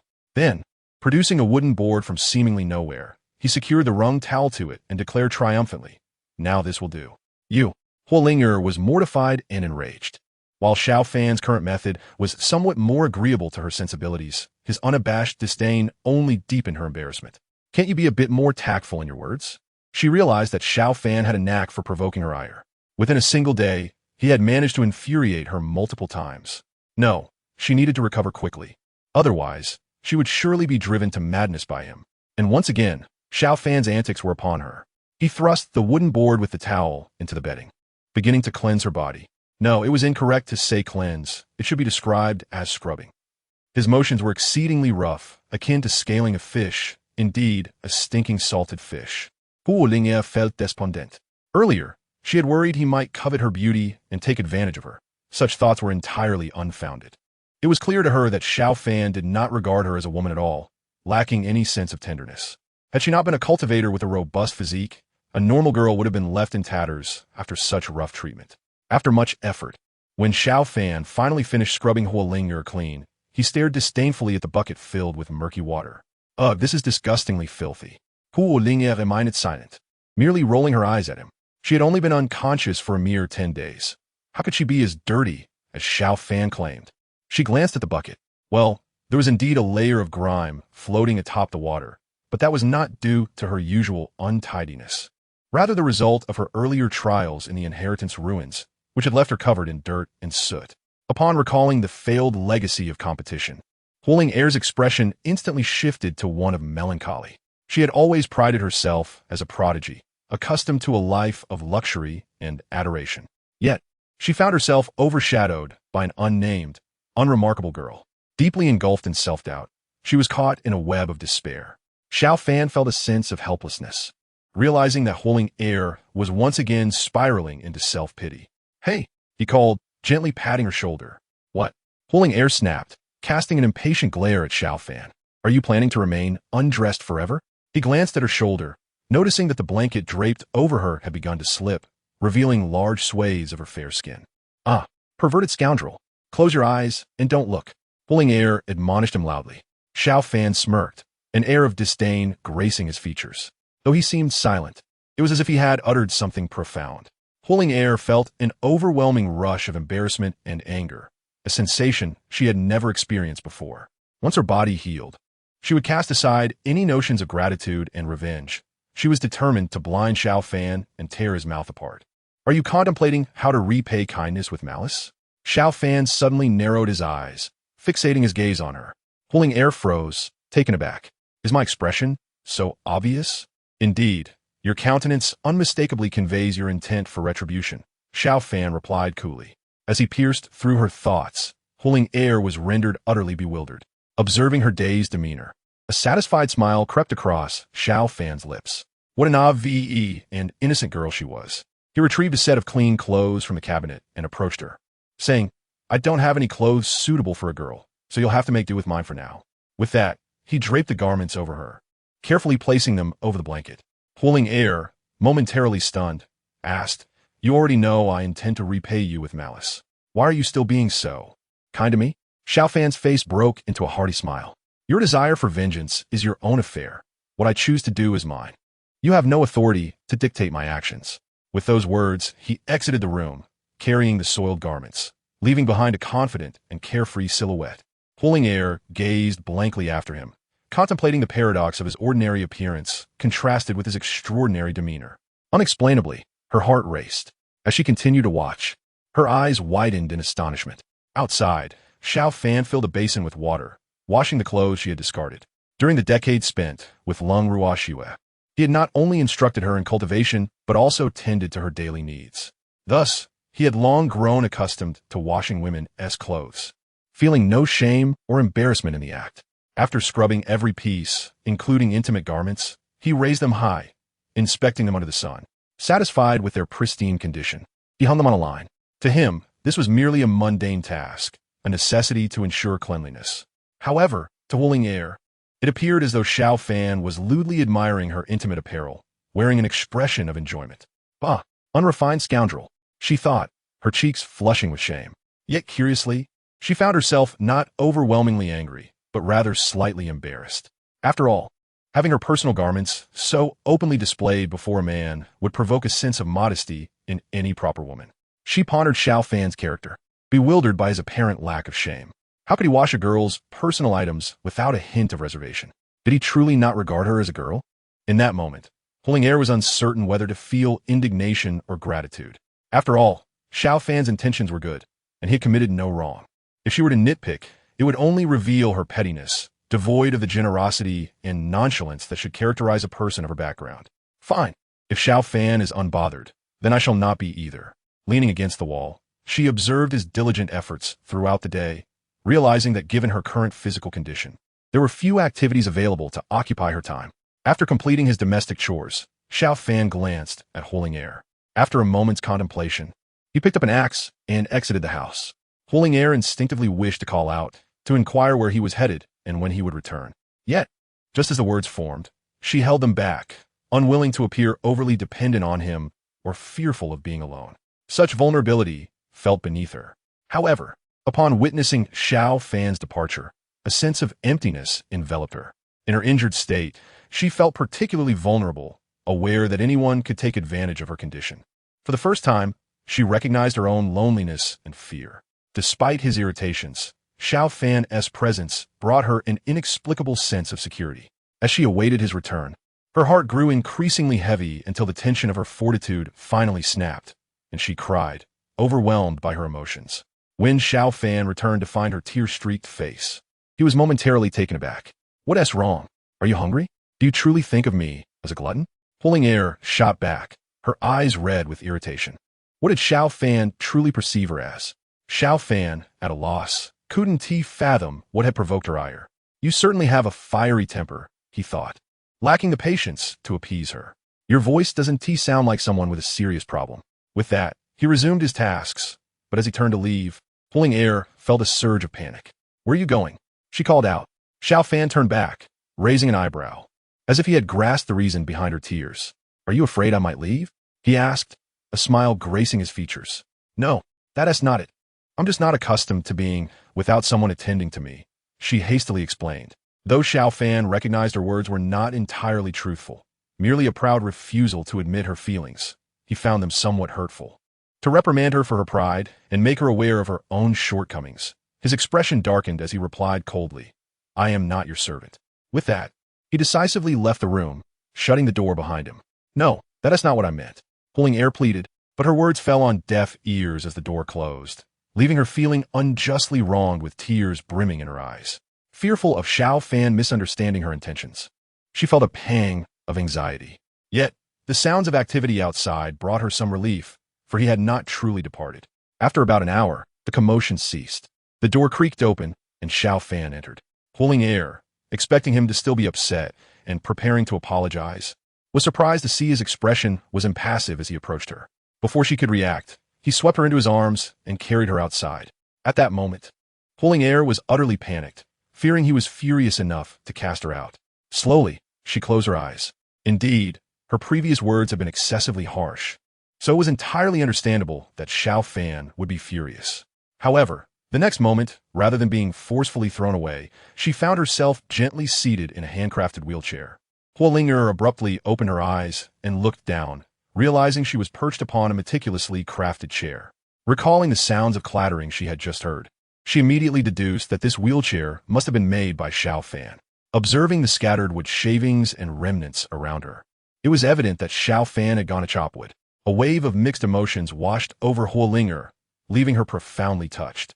Just moments ago, she had thought Xiao Fan intended to abandon her, having judged him with a narrow mind. Thankfully, she had not voiced her thoughts. Otherwise, she would have felt utterly ashamed now. Seeing Huling Air remain silent, Xiao Fan assumed the wheelchair might be ill-fitting or uncomfortable. "Why are you not speaking? Is it uncomfortable?" he inquired. "No, it's quite comfortable," she replied hastily. Her words were not mere flattery. She genuinely felt at ease. Although the wheelchair's design was simple, it was impeccably smooth, with all the edges finely polished. Thoughtfully, soft cushions had been affixed to both the underside and the back, ensuring that prolonged sitting would not be uncomfortable. It was apparent that Xiao Fan had put considerable effort into creating this wheelchair. Chapter 53. She could not believe Xiao Fan would exhibit such tenderness. Observing Huling Air's satisfaction with the wheelchair, a smile involuntarily crept across Xiao Fan's face. Previously, he had noticed her leaning against the wall, merely watching him pass the time. He had thought that if she remained cooped up indoors, she would inevitably feel stifled and begin to overthink, which would be detrimental to her psychological and physical recovery.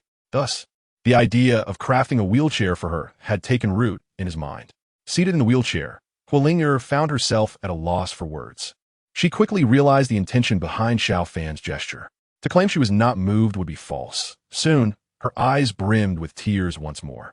Within a single day of meeting Xiao Fan, her instances of anger and tears had far surpassed all her past experiences. Noticing that Huolinger was on the verge of crying again, Xiao Fan felt a deep sense of helplessness. He then chuckled and teased. "I never expected you to be such a crybaby."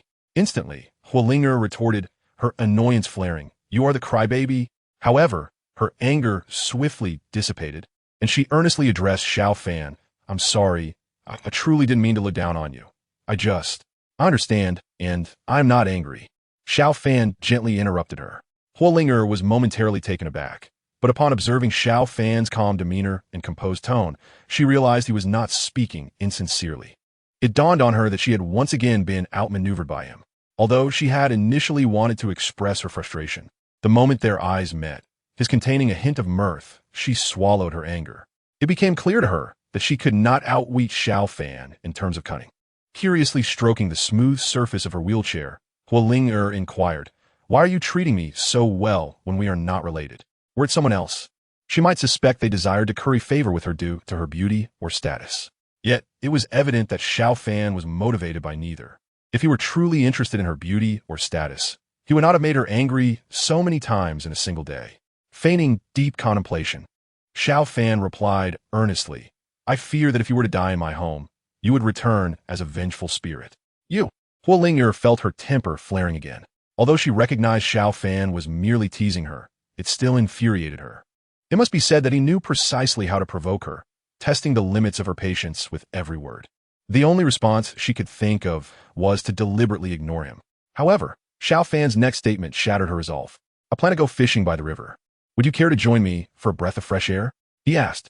Initially, Huolinger intended to ignore him.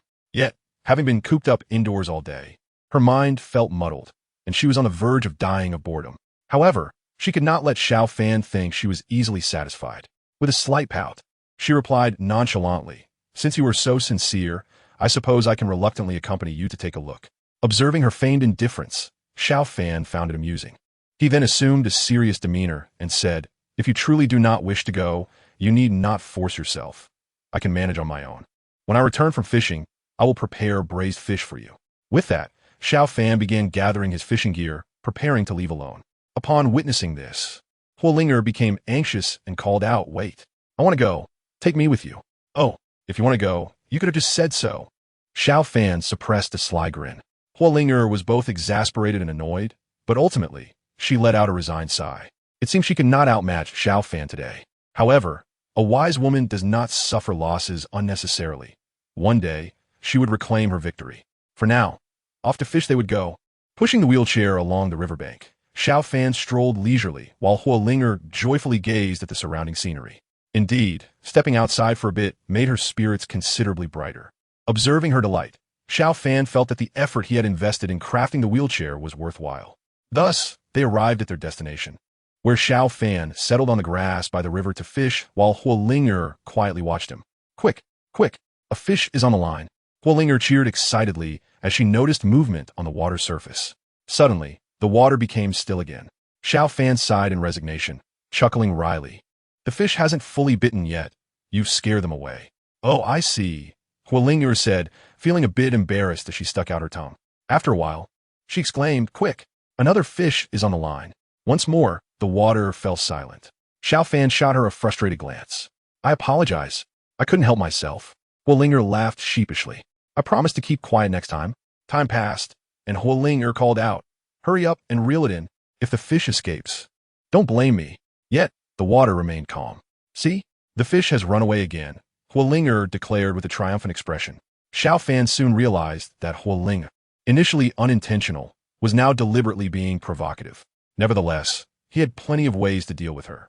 Sigh, Xiao Fan sighed. "Don't be disheartened. Perhaps the next cast will yield a catch." Huolinger feigned consolation, but internally, she was elated. Finally, Xiao Fan was experiencing some frustration. "I'm done fishing." Xiao Fan suddenly stood up, angrily casting his fishing rod aside. "Done." Huolinger was taken aback, unable to comprehend his swift surrender. She then asked, "If you can't catch any fish, what will we eat tonight?" Sigh. Xiao Fan sighed again before pulling out a lotus leaf containing the worms he had gathered for bait. Fortunately, there were plenty of worms. I'll find a few bamboo worms later. That should suffice for a meal. What? Huolinger's eyes widened in disbelief. Are you sure we can eat that? She exclaimed, her face registering sheer aversion. They're very nutritious. Are you certain you don't want to try? Xiao Fan inched closer, holding the worms with a mischievous grin. Realizing he was only teasing her, Huolinger felt her skin crawl at the sight of the squirming creatures. She would rather face ferocious beasts than confront such seemingly harmless yet repulsive things. Ultimately, she had no choice but to relent. After all, she remained uncertain whether Xiao Fan would truly resort to the madness of forcefully stuffing those items into her mouth. She harbored no belief that Xiao Fan possessed any tenderness towards the fairer sex. Chapter 54. Painful yet resolute under the oppressive dominance of Xiao Fan. Huolinger could only obediently observe him as he fished. Plop! The surface of the water rippled slightly. Quickly. Huolinger instinctively wished to cry out, but thankfully managed to restrain herself just in time. Xiao Fan cast a sidelong glance at Huolinger. Noting her excited and anxious expression, her lips poised to speak yet held back. A smile involuntarily crept across his face. It was a catch. Xiao Fan suddenly sprang to his feet, yanking the fishing rod, a fish weighing approximately 2 pounds leaping from the water. Hood, hood, hood. The fish flopped onto the riverbank, struggling desperately. Hurry, you must catch it, or it will leap back into the river. Huolinger exclaimed anxiously, her voice rising. Rest assured, it won't escape. Xiao Fan twisted a piece of grass string to secure the fish. Upon witnessing the fish bound by Xiao Fan, Huolinger's racing heart finally calmed. It took quite some time for her to regain her composure, and soon a radiant smile blossomed on her face. Even during her previous breakthroughs in cultivation, she had never felt such exhilaration. With a large fish in hand, Xiao Fan turned to Huoling. Their gazes met, and a brilliant smile mirrored on his face as they shared in the joy of the moment. At that instant, Huolinger felt that the scenery before her was particularly enchanting. After Xiao Fan caught another fish of similar size, he pushed Huolinger back home. In addition to the braised fish Xiao Fan had mentioned earlier, he had also prepared a bowl of fish soup. Hurry, I'm nearly starving, Huolinger exclaimed impatiently, gazing at the 2 large bowls of fragrant braised fish and soup before her. She thought that had it not been for her current physical limitations requiring Xiao Fan to feed her, she would have undoubtedly dived in herself. Coming right up, Xiao Fan chuckled helplessly, first pouring a bowl of fish soup to soothe his throat. While speaking, he carefully ladled a bowl of steaming soup. To prevent the fresh soup from scalding Huolinger, he gently blew on the spoon. What are you doing? Huolinger asked, puzzled. Can't you tell? The soup is too hot. I'm blowing on it for you, Xiao Fan replied matter-of-factly, casting a curious glance at Huolinger as if to imply, is it not obvious? Huolinger appeared momentarily stunned, taking some time to process his words. I cultivate a fire attribute technique. I have no fear of hot food. Huolinger pressed her lips together, fighting back laughter. Xiao Fan suddenly felt awkward. It seemed he had acted unnecessarily. Strangely enough, instead of seizing the moment to ridicule him, Huolinger found herself genuinely expressing gratitude. Although it's unnecessary, I still appreciate your thoughtfulness. Oh, no need for thanks. Huolinger's sudden elegance left Xiao Fan a bit taken aback. Perhaps due to their mutual odd reactions, an unusual silence enveloped the atmosphere. After a prolonged pause, they exchanged glances, and suddenly, they both burst into laughter. Your sudden refinement is quite disconcerting, Xiao Fan remarked, chuckling. Your unexpected lack of biting remarks is equally unsettling, Huolinger retorted. With the tension shattered, the ambience transformed into one of warmth and merriment. Dinner unfolded amidst this lively and cozy atmosphere. Unbeknownst to them, Huolinger devoured an entire braised fish and a large pot of soup, while Xiao Fan hardly touched his meal, dedicating himself to feeding her. With a peculiar smile tugging at his lips, Huolinger felt both embarrassed and ashamed. She had undeniably solidified her reputation as a glutton. In the following days, life repeated the same routine. Each morning, Xiao Fan managed the household affairs while Huolinger quietly observed. In the afternoons, Xiao Fan would push Huolinger to the riverbank for a stroll, returning later with their catch. Their days were simple yet tranquil. Huolinger had never imagined she could endure such monotony, much less find joy in it. She even wished for this serene simplicity to persist indefinitely. Beyond the Haotian mirror, though the threat of the Tianwu kings silenced everyone, they couldn't help but reflect internally. Had they not known their identities beforehand, they might assume this was a pair of newlyweds basking in marital bliss. The Tianwu king gazed anxiously at the scene unfolding within the Haotian mirror. Only now did he grasp how his royal sister had become acquainted with Xiao Fan. He could only hope she would remain steadfast in her beliefs, untainted by the haunting memories of the past. In the void above, the Tianwu Empress Huoling trembled slightly, her eyes clouded with sorrowful thoughts. She had believed her resolve was unyielding. Yet, as she confronted the myriad moments spent with Xiao Fan, the tender strings of her heart were inevitably stirred. Suddenly, the expression of the Tianwu Empress contorted into one of anguish and turmoil. Undoubtedly, deep within her heart, she still harbored feelings for Xiao Fan. However, thoughts of her father, slain by Xiao Fan, and the countless innocent citizens of the imperial city weighed heavily upon her conscience. She was compelled to suppress her true emotions. She could not, and must not, show mercy to Xiao Fan. Watching the once vibrant Xiao Fan, now a mere shadow of his former self, within the primal imperial city, the Tianwu Empress's eyes brimmed with tears, her expression a mix of pain and determination. Xiao Fan, I will assuredly end your life. The Yaoqi Empress observed the struggling and tormented Tianwu Empress, her expression darkening. Although she feared no one, certain matters required her to prepare in advance. Far away, the Taiyan Empress Wen Yuxian felt a bitter taste in her mouth as she watched the scene unfold in the Haotian mirror, her mood visibly dampened.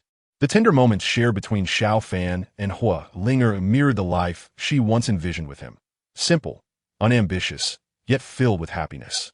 Meanwhile, the beaming Empress Lung Ruoxue, upon witnessing the display in the Haotian mirror, felt her anger flare, her fists clenching tightly.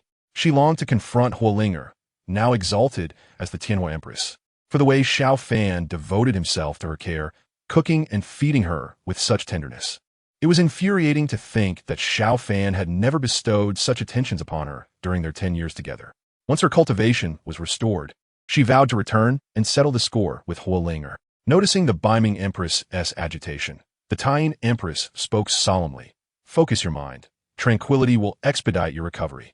Recognizing the urgency of regaining her strength, Lung Ruoxue momentarily set aside her animosity toward Huoling. Chapter 55. This is grim within the Haotian mirror as days passed.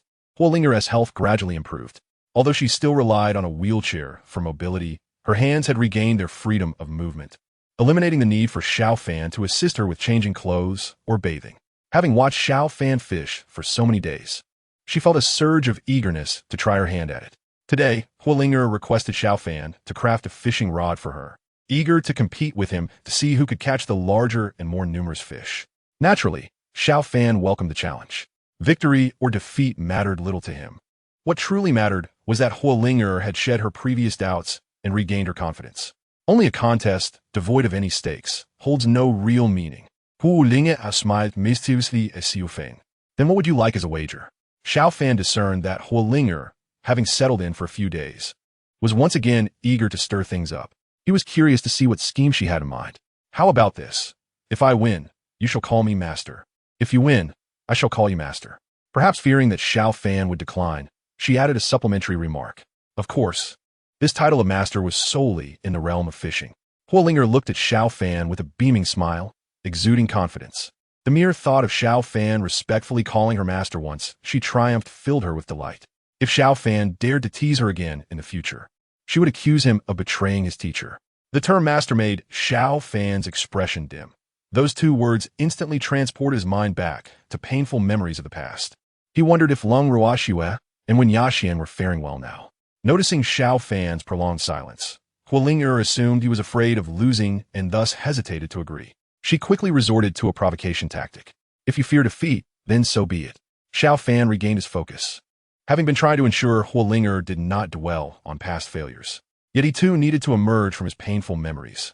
With a faint smile, he replied, Since you wish to compete, I shall accompany you to the end. Then it's settled. Don't try to back out if you lose. Huoling eagerly seized the moment, wary of Xiao Fan changing his mind. Xiao Fan found her amusing. He couldn't fathom where she derived such confidence that she would undoubtedly win against him. Huoling possessed remarkable talent for cultivation and hailed from a noble lineage, undoubtedly dedicating her time to training throughout her life. Fishing was likely her first experience. Yet fishing was not as simple as it appeared. He was eagerly anticipating her future missteps. The fishing competition was about to commence. However, before it began, Hualinger specifically requested Xiao Fan to keep his distance, so as not to encroach upon her prime fishing spot. Amused, Xiao Fan chose a location several meters away from her. The competition officially began. Observing Xiao Fan, he first scattered bait into the water.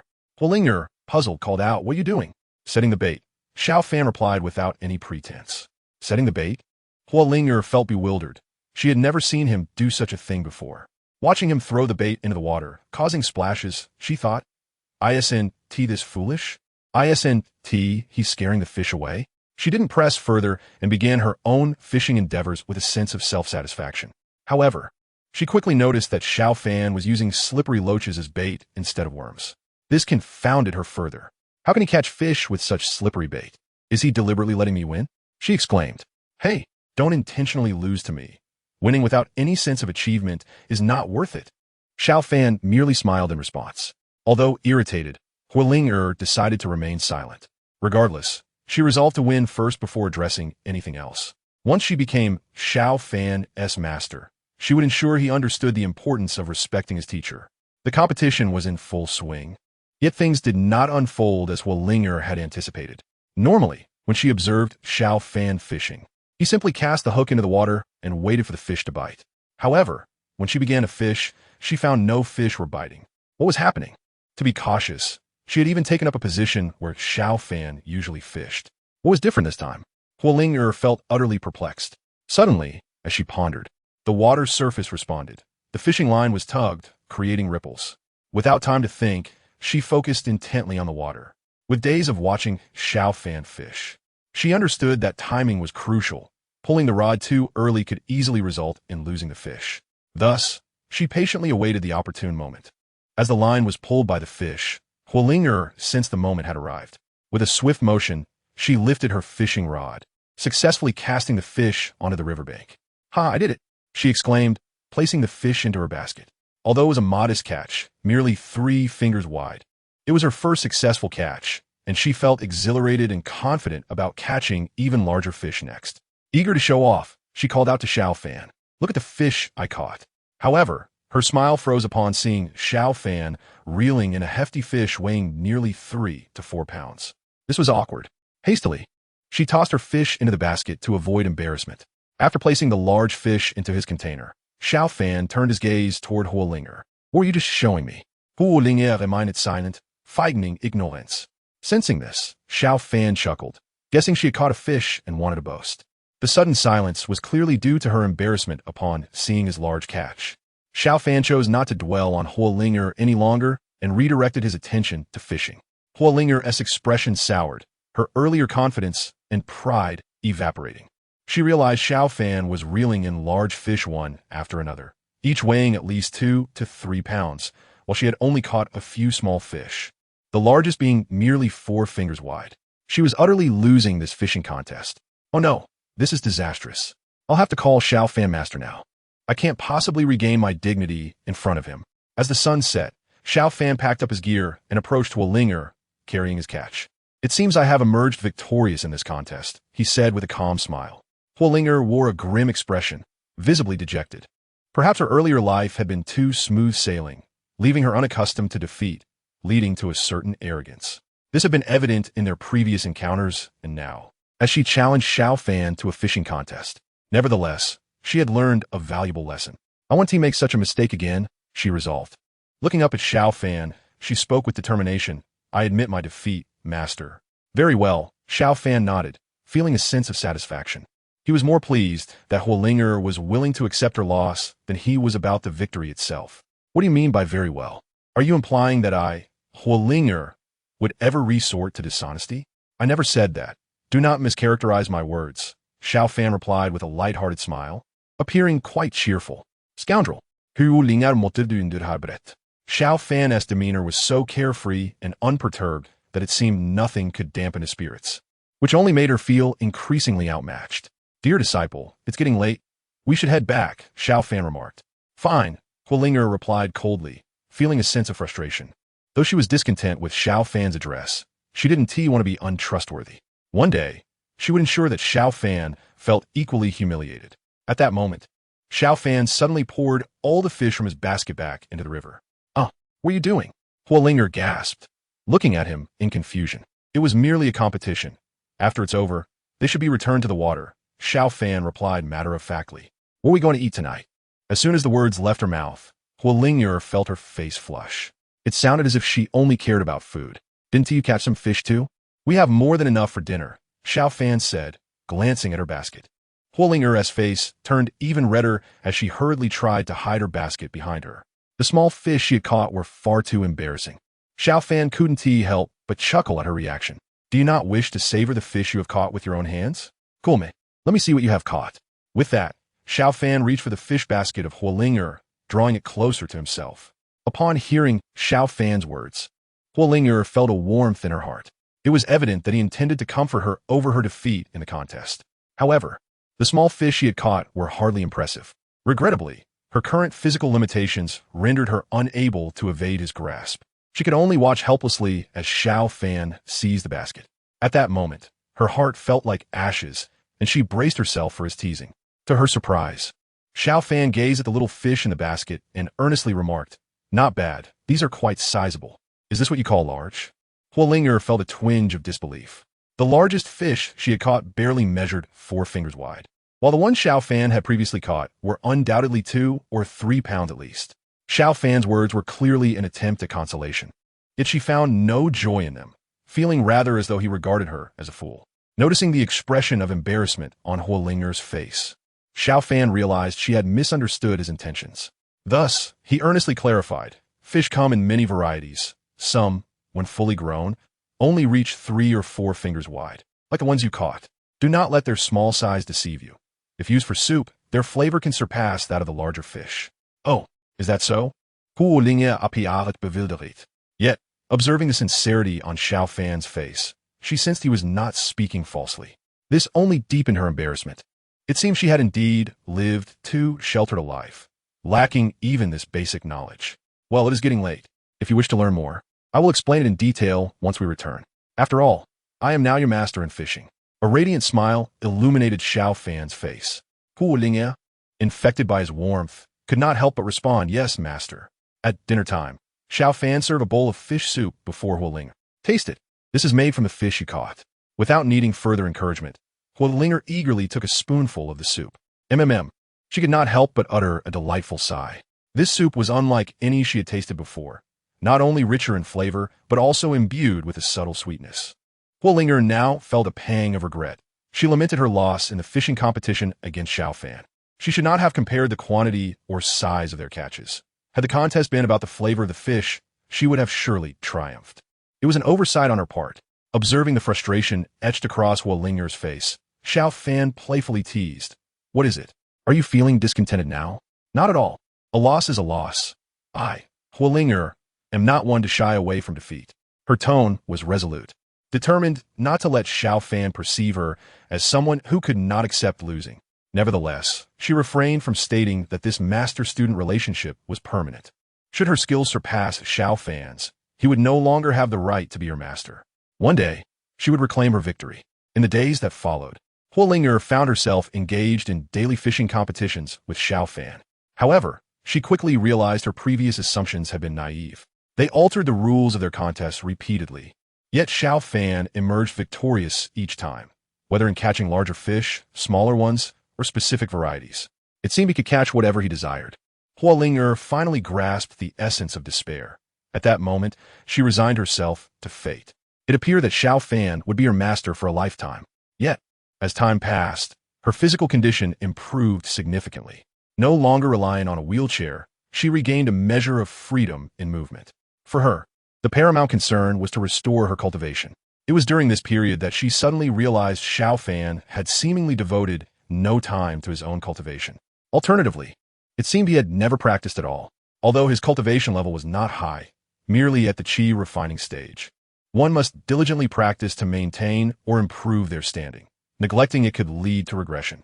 Did Xiao Fan truly not care at all? Chapter 57, Xiao Fan. She must bring back soon. Huolinger pondered that, given Xiao Fan's status, he likely could not obtain the cultivation techniques beyond the qi refining stage. Moreover, judging by his demeanor, he might have entirely lost hope in the path of cultivation, which possibly accounted for his cessation of practice. Recognizing this, Huolinger resolved that she could not allow Xiao Fan to continue in such a state of self-abandonment. On one hand, he had saved her life, and it was only natural for her to repay his kindness. On the other, there was an inexplicable emotional impulse within her. She did not wish for Xiao Fan to remain an ordinary mortal for all eternity. Furthermore, should she eventually teach him the ways of cultivation, she would, in a sense, become his master in that realm, thereby salvaging a bit of her pride. With her decision made, Huolinger approached Xiao Fan, brimming with confidence. Xiao Fan, I presume your cultivation has lingered at the qi refining stage for quite some time. In gratitude for your saving my life, if you simply call me master, I shall impart to you the techniques beyond the qi refining stage. Huolinger expected Xiao Fan to be at least moved, if not overwhelmed with gratitude. After all, for a cultivator, such techniques were invaluable. However, the outcome was entirely contrary to her expectations. Upon hearing her words, Xiao Fan's expression remained remarkably calm, his gaze betraying no hint of excitement. He simply appraised her with a glance and replied coolly, "It seems your health has improved considerably. If there is nothing else, you may take your leave." Huolinger was utterly taken aback. She had never anticipated that after making such a grand offer, Xiao Fan would respond with such indifference and even dismiss her. She began to reflect. Had her earlier tone offended him? Indeed, Xiao Fan was a man of modest ambitions. Perhaps he did not possess a fervent desire for higher cultivation realms. Her demeanor softened as she spoke gently. "I acknowledge that my voice may have been a bit loud just now, but my intention was to express my gratitude for your life-saving deed. Surely, you must be in need of the techniques beyond the qi refining stage?" In response, Xiao Fan replied candidly, "My cultivation has indeed stagnated at the qi refining stage due to a lack of subsequent techniques. However, this is of little consequence to me. I have never held much interest in the path of cultivation. Living as an ordinary person may suit me better." Xiao Fan refrained from disclosing the turmoil within him, the demonic consciousness that resided in his being. On one hand, it was unrelated to Huolinger. On the other, he wished to spare her any concern. Moreover, he truly had little interest in cultivation. He was already content with the prospect of living a simple life in this peaceful realm. Upon hearing Xiao Fan's words, Huolinger espoused Fulvith, he was more inscrutable than she had imagined. If it were any other cultivator who claimed to dislike cultivation and lacked ambition for higher realms, she would have deemed them hypocritical. Yet, coming from Xiao Fan, she found herself unable to argue against his sincerity. During their time together, she had sensed his indifference to fame and fortune, his lack of desire, a quality she admired. Yet, ironically, this very trait now stood as an obstacle between them.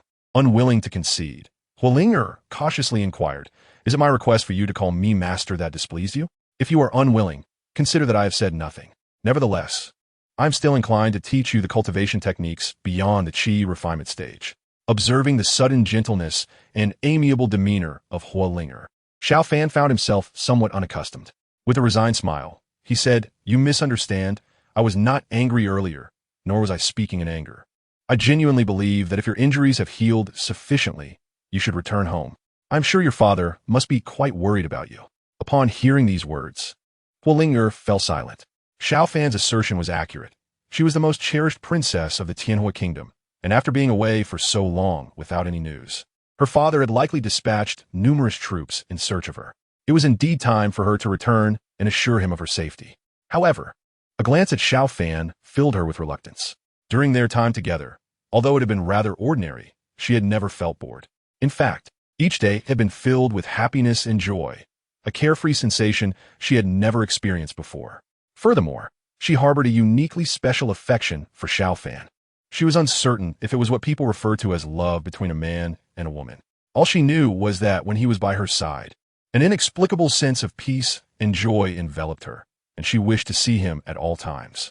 With this thought in mind, Huolinger looked at Xiao Fan with determination and said earnestly, "Xiao Fan, why don't you return to Tianwu Kingdom with me?" Xiao Fan was momentarily taken aback. After a while, a hearty smile spread across his face. "Thank you for your kind invitation, but I am rather reserved by nature and do not enjoy excessive interaction with others." Although his words were not entirely false, the deeper reason lay in his fear that the malevolent consciousness within him might stir once again. "You." Huolinger felt a surge of annoyance. Had she ever spoken so submissively to anyone? The most pressing matter was that this person had not acquiesced to her request. Anger bubbled within her. Since Xiao Fan refused her, she would have to employ more forceful measures. He had to go, whether he liked it or not. However, her cultivation had not yet fully recovered, so she planned to wait a while longer, strategizing before taking action. For now, she would feign ignorance to prevent him from escaping prematurely. Very well, since you are unwilling, I shall not press you. However, in a few days, once my cultivation is restored, I must depart. The time he spent with her had perhaps been the happiest period of his life thus far. Yet, all things must eventually come to an end. He wished for her well-being in the days to come. As for the remaining days, he resolved to cherish his time with Huolinger. Thus, Huolinger spent several days with Xiao Fan, living a life reminiscent of a princess. Whatever she wished to eat, Xiao Fan would prepare for her, and he refrained from his usual sharp-tongued teasing, striving to meet her every request. Huolinger felt elated. These days were nothing short of heavenly. It only solidified her determination. She must take Xiao Fan back with her. Chapter 58. The fierce Empress of Tianwu in the blink of an eye. The time for parting arrived. Xiao Fan escorted Huolinger to the entrance of the thatched cottage. All gatherings must eventually disperse. May your path in the immortal realm be everlasting. Xiao Fan spoke calmly, bidding her farewell. Thank you for your kind words, and I am grateful for your care these past days. Huolinger smiled brightly at Xiao Fan, her face devoid of any sorrow.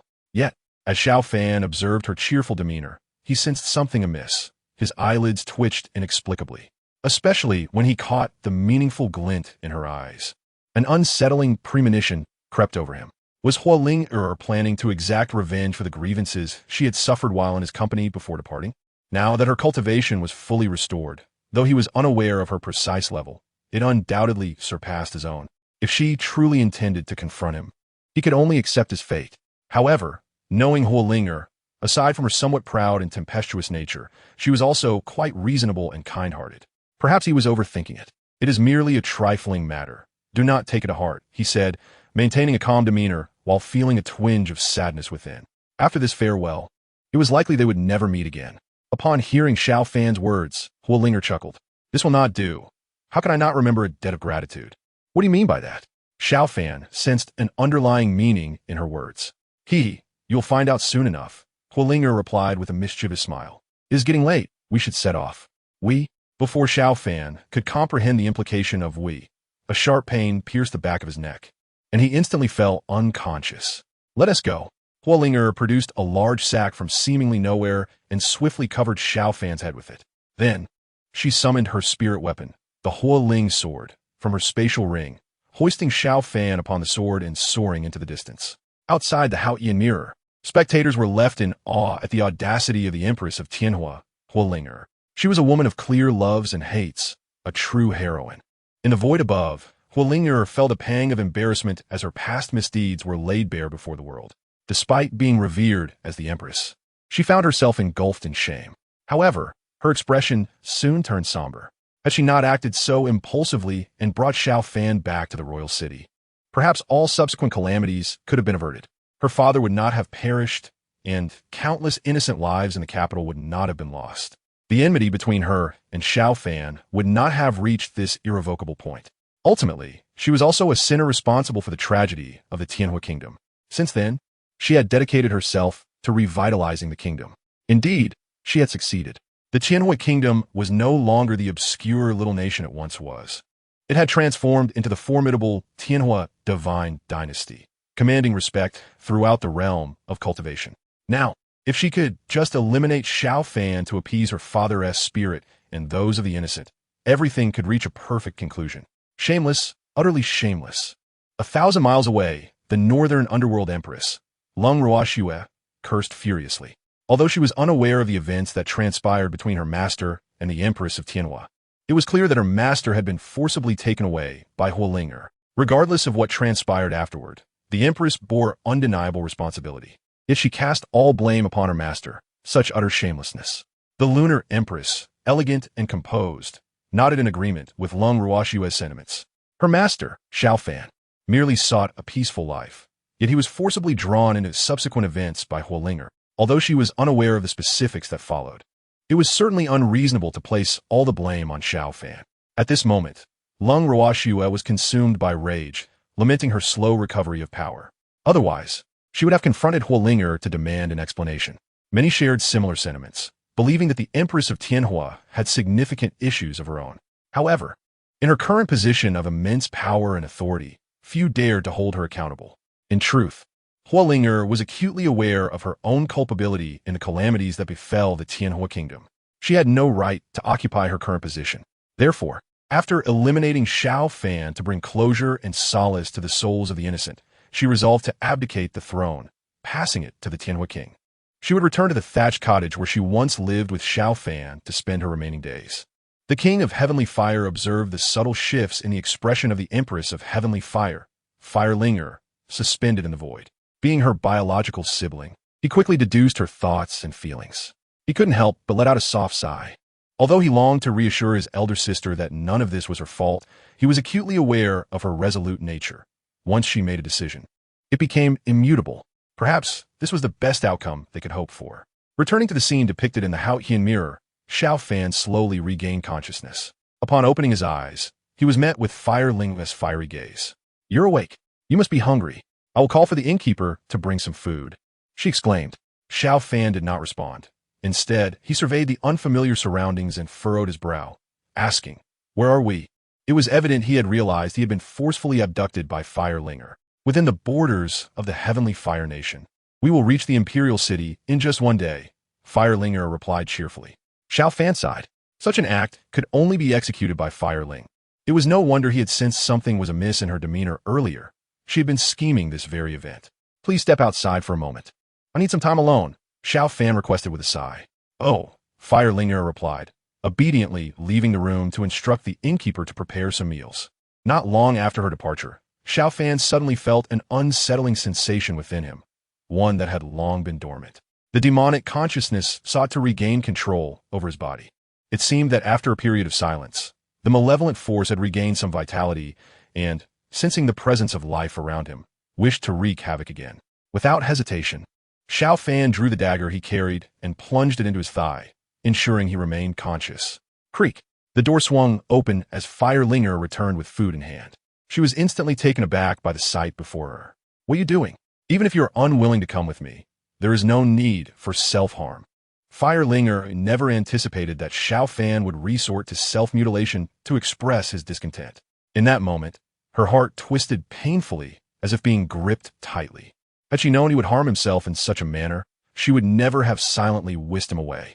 Upon seeing the blood streaming from Xiao Fan's thigh, Firelinger's eyes welled with tears. Her heart ached for him. After placing the food on the table, she looked at him with a pleading expression. "Let's discuss this calmly. Please stop hurting yourself." Xiao Fan was taken aback. Clearly, Firelinger misunderstood his actions as a form of protest. After a moment of contemplation, he explained the situation regarding the demonic consciousness within him. This was not only to clarify her misconception, but also to ensure that should he fail to suppress the demonic force, Firelinger, with her cultivation, could restrain him to prevent any innocent from being harmed. Upon hearing Xiao Fan's explanation, Firelinger felt a wave of relief wash over her. As long as his self-harm was not a result of her actions, she felt considerably better.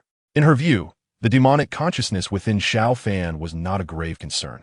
It had yet to mature, making it relatively easy to control. Fortuitously, the heavenly fire, the treasure of their nation, possessed the ability to dispel any malevolent entities. This gave her a legitimate reason to invite Xiao Fan to the imperial city. After informing Xiao Fan that the heavenly fire could eradicate the demonic consciousness within him, Firelinger inquired, "So what do you say? Will you accompany me to the imperial city? Do I have a second option?" Xiao Fan replied with a resigned smile. He understood that even if he declined, Firelinger would undoubtedly drag him along. After all, he was already within the borders of the heavenly fire nation. However, if there was a possibility of eradicating the demonic consciousness within him, visiting the imperial city might not be such a bad idea. Gazing at the ever-enthusiastic Firelinger, Xiao Fan's heart sank. He feared that once they arrived, he might never be able to leave. If indeed the demonic consciousness could be purged, he would need to re-evaluate his relationship with Firelinger. He was no fool. He could see the changes in her gaze. Yet, due to the influence of the demonic consciousness, he had chosen to evade and ignore those feelings. However, the removal of the demonic presence would not eliminate the obstacles between them. He remained an ordinary person of mediocre talent. While Firelinger was the beloved princess of the heavenly fire nation, gifted and cherished, Unbeknownst to Fire Linger, Xiao Fan was wrestling with his inner turmoil. Upon receiving his agreement to accompany her to the imperial city, she burst into carefree laughter. Xiao Fan, not wishing to dampen her spirits, held his silence and buried his concerns deep within. Though Firelinger wore a bright smile, it did not mean her heart was devoid of worries. Soon, she noticed a sudden shift in Xiao Fan's demeanor, sensing his despondency. "You look unwell. What troubles you?" she asked gently. At her words, Xiao Fan reined in his emotions and, pressing on his bleeding thigh, shot her an annoyed glance. "How can I look well when I'm bleeding? You whisked me away without a word, and I didn't even bring any medicine for my injury." Firelinger suddenly stood up, realization dawning upon her. In her excitement over Xiao Fan's consent to return to the imperial city, she had completely forgotten about his injury. It seemed she truly was oblivious to such matters. She hurriedly sought out some healing ointment and bandages from the innkeeper to tend to Xiao Fan's wounds. After tending to him, Firelinger chuckled sheepishly. "I apologize. I was just so thrilled that I got carried away. I promise it won't happen again." Xiao Fan replied with a hint of annoyance. "Just make sure to inform me before you decide to abduct me again." Yet, despite her foolishly cheerful demeanor, he found her strangely endearing. "All right, in the future, I will consult you before taking action," Firelinger said with a playful smile, her mood evidently lifted. "Now let us eat," she declared. Very well. After a night of rest, the following morning, Firelinger took to the skies on her sword, with Xiao Fan in tow, heading towards the imperial city of the Heavenly Fire Nation. As they soared through the brisk winds, Xiao Fan couldn't help but marvel at Firelinger's exceptional cultivation talent.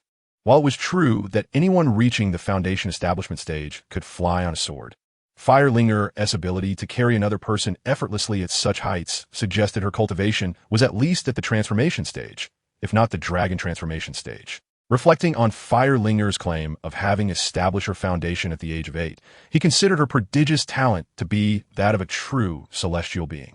Xiao Fan's expression grew complex as he grappled with emotions he had never felt before. Some disparities, it seemed, might remain insurmountable for a lifetime. Before long, Firelinger and Xiao Fan arrived at the imperial city of the Heavenly Fire Nation. Who goes there? Two soldiers clad in fiery armor moved to block their path. Flying within the city was strictly forbidden. However, as the most cherished princess of the Heavenly Fire Nation, Firelinger clearly held privileges. "Open your eyes and recognize who I am," daring to obstruct the path of this princess. Firelinger commanded, embodying the image of a spoiled and audacious royal. The third princess. The soldiers, upon recognizing her, hastily stepped aside. "Humph, it is wise of you to recognize your place." Firelinger then soared into the imperial city on her sword. Cough. Xiao Fan cleared his throat, feeling somewhat awkward. He felt as though he was riding on the coattails of Firelinger's authority. In that moment, Firelinger's triumphant expression faltered. She suddenly remembered that Xiao Fan had been following closely behind her. Was it not evident that her recent haughty demeanor had been thoroughly perceived by Xiao Fan? Heaven forbid. What would he think of her? Ahem. In an attempt to mask her embarrassment, Huolinger lightly cleared her throat. I usually don't act like this. I was merely anxious to take you to the palace, which caused me to be a tad irritable."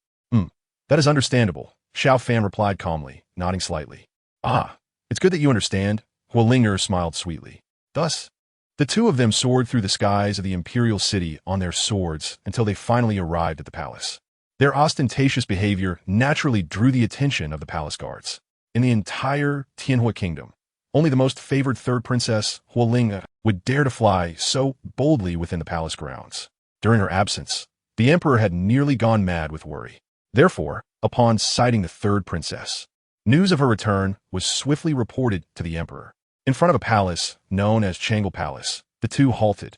It was then that Xiao Fan realized Huolinger was indeed the beloved princess of Tianwu Kingdom. The name Changel alone revealed the emperor's deep affection for her. As soon as they appeared before the palace, a throng of palace maids and eunuchs rushed to greet them. "Princess, you have finally returned. I have been losing sleep and appetite, nearly driven to despair." "Really, Guomomo? You seem to have gained a bit of weight," Huolinger said with a smile. Looking at the plump matron, Guomomo's expression stiffened at the remark. In truth, the absence of this mischievous princess had afforded her a rare moment of peace. However, as a seasoned palace dweller, she knew better than to speak the truth. Otherwise, Huolinger might devise some torment for her. "Oh, princess, Please do not tease an old woman like me. The emperor has been sending people everywhere in search of you. Now that you are back, you should hurry and see him. Guamomo deftly changed the subject. Indeed, Hu Linge replied earnestly ypsilon. Since she had returned, it was only proper to inform her father of her safety. Xiao Fan, I will go see my father first. Please wait for me in Tianwu Palace. Hu Linge instructed. All right, Xiao Fan nodded, conceding that this was the only course of action for now. Guamomo, please take good care of him. If there is any negligence, I shall not spare you. Huolinger warned Guamomo with utmost seriousness. Guamomo hesitated. Princess, Tianwu Palace is your sleeping quarters. Having a man here might not be appropriate. What is inappropriate about it? Xiao Fan is not an outsider. He is my master. Enough of this idle talk. If you neglect my master, wait until I return to deal with you. Having said this, Huolinger turned to Xiao Fan, smiling brightly. I will go find my father now. Please feel free to rest in my quarters. If anyone dares to be disrespectful, let me know upon my return, and I shall deal with them. This declaration left the palace maids and eunuchs, including Guamomo, utterly astonished. Are you certain he is your master? This hardly resembles how a disciple would speak to their master. Even Xiao Fan, the subject of this conversation, felt somewhat uneasy upon hearing Huolinger's words. A young lady's private chamber is inherently a sacred space, especially for a princess. To outsiders, it might appear that he was her favorite companion. Indeed, as Huolinger departed, the palace attendants cast peculiar glances at Xiao Fan. Xiao Fan chose not to explain, for he knew that whatever he said would not be believed. Young Master Xiaoyu. Guamomo found herself in a dilemma. She could not oppose Huolinger, yet allowing a man into Tianwu Palace was fraught with peril. If the emperor were to discover this, their heads would surely roll. Sensing Guamomo's predicament, Xiao Fan chose to ease her burden. Guamomo, I will wait for the princess in the small courtyard nearby. Grateful for Xiao Fan's understanding, Guamomo promptly instructed the palace maids and eunuchs to attend to him properly. Meanwhile, Huolinger entered the imperial study, where sat a formidable middle-aged man with an imposing presence. He was the emperor of Tianwu Kingdom, known as Huahuang. At that moment, his brows were furrowed, revealing a hint of melancholy and agitation. However, upon hearing the light footsteps approaching, his worries dissipated. Earlier, he had received a report from the imperial guards that his beloved third princess had returned. Father, I have missed you so much. Without any prior announcement or hindrance from the guards, Huolinger burst into the imperial study. You still so unruly. Hua Huang's expression was exasperated yet filled with fondness. Having not seen her for several days, he could not bear to reprimand his daughter. After a brief exchange of pleasantries, Hua Huang inquired, Where have you been all this time? At this, Huolinger abandoned her carefree demeanor and recounted her recent experiences. When she mentioned her failure to secure a sacred relic, Hua Huang scrutinized her expression closely. He knew that Huolinger had always enjoyed a smooth journey through life, never having faced setbacks. This failure could potentially be a significant blow to her. However, he soon realized his concerns were unfounded. Huolinger's demeanor remained remarkably calm as she narrated her tale. Upon hearing her account of her interactions with Xiao Fan, Hua Huang narrowed his eyes and spoke with a knowing tone. So, the young man who accompanied you back must be Xiao Fan. Earlier, the guards had reported that she returned with an unfamiliar male companion. Ah, father, you already know? Huolinger feigned surprise. In truth, from the moment she had returned with Xiao Fan, she had no intention of hiding it. After all, she wished to be transparent about their relationship in the future. Indeed, that is Xiao Fan. Clinging to Hua Huang's arm, she began to act coy. Father, without Xiao Fan, you might never have seen me again. Shouldn't you reward him handsomely? You always scheming. Hua Huang chuckled affectionately. Tell me, what reward do you wish to seek for him?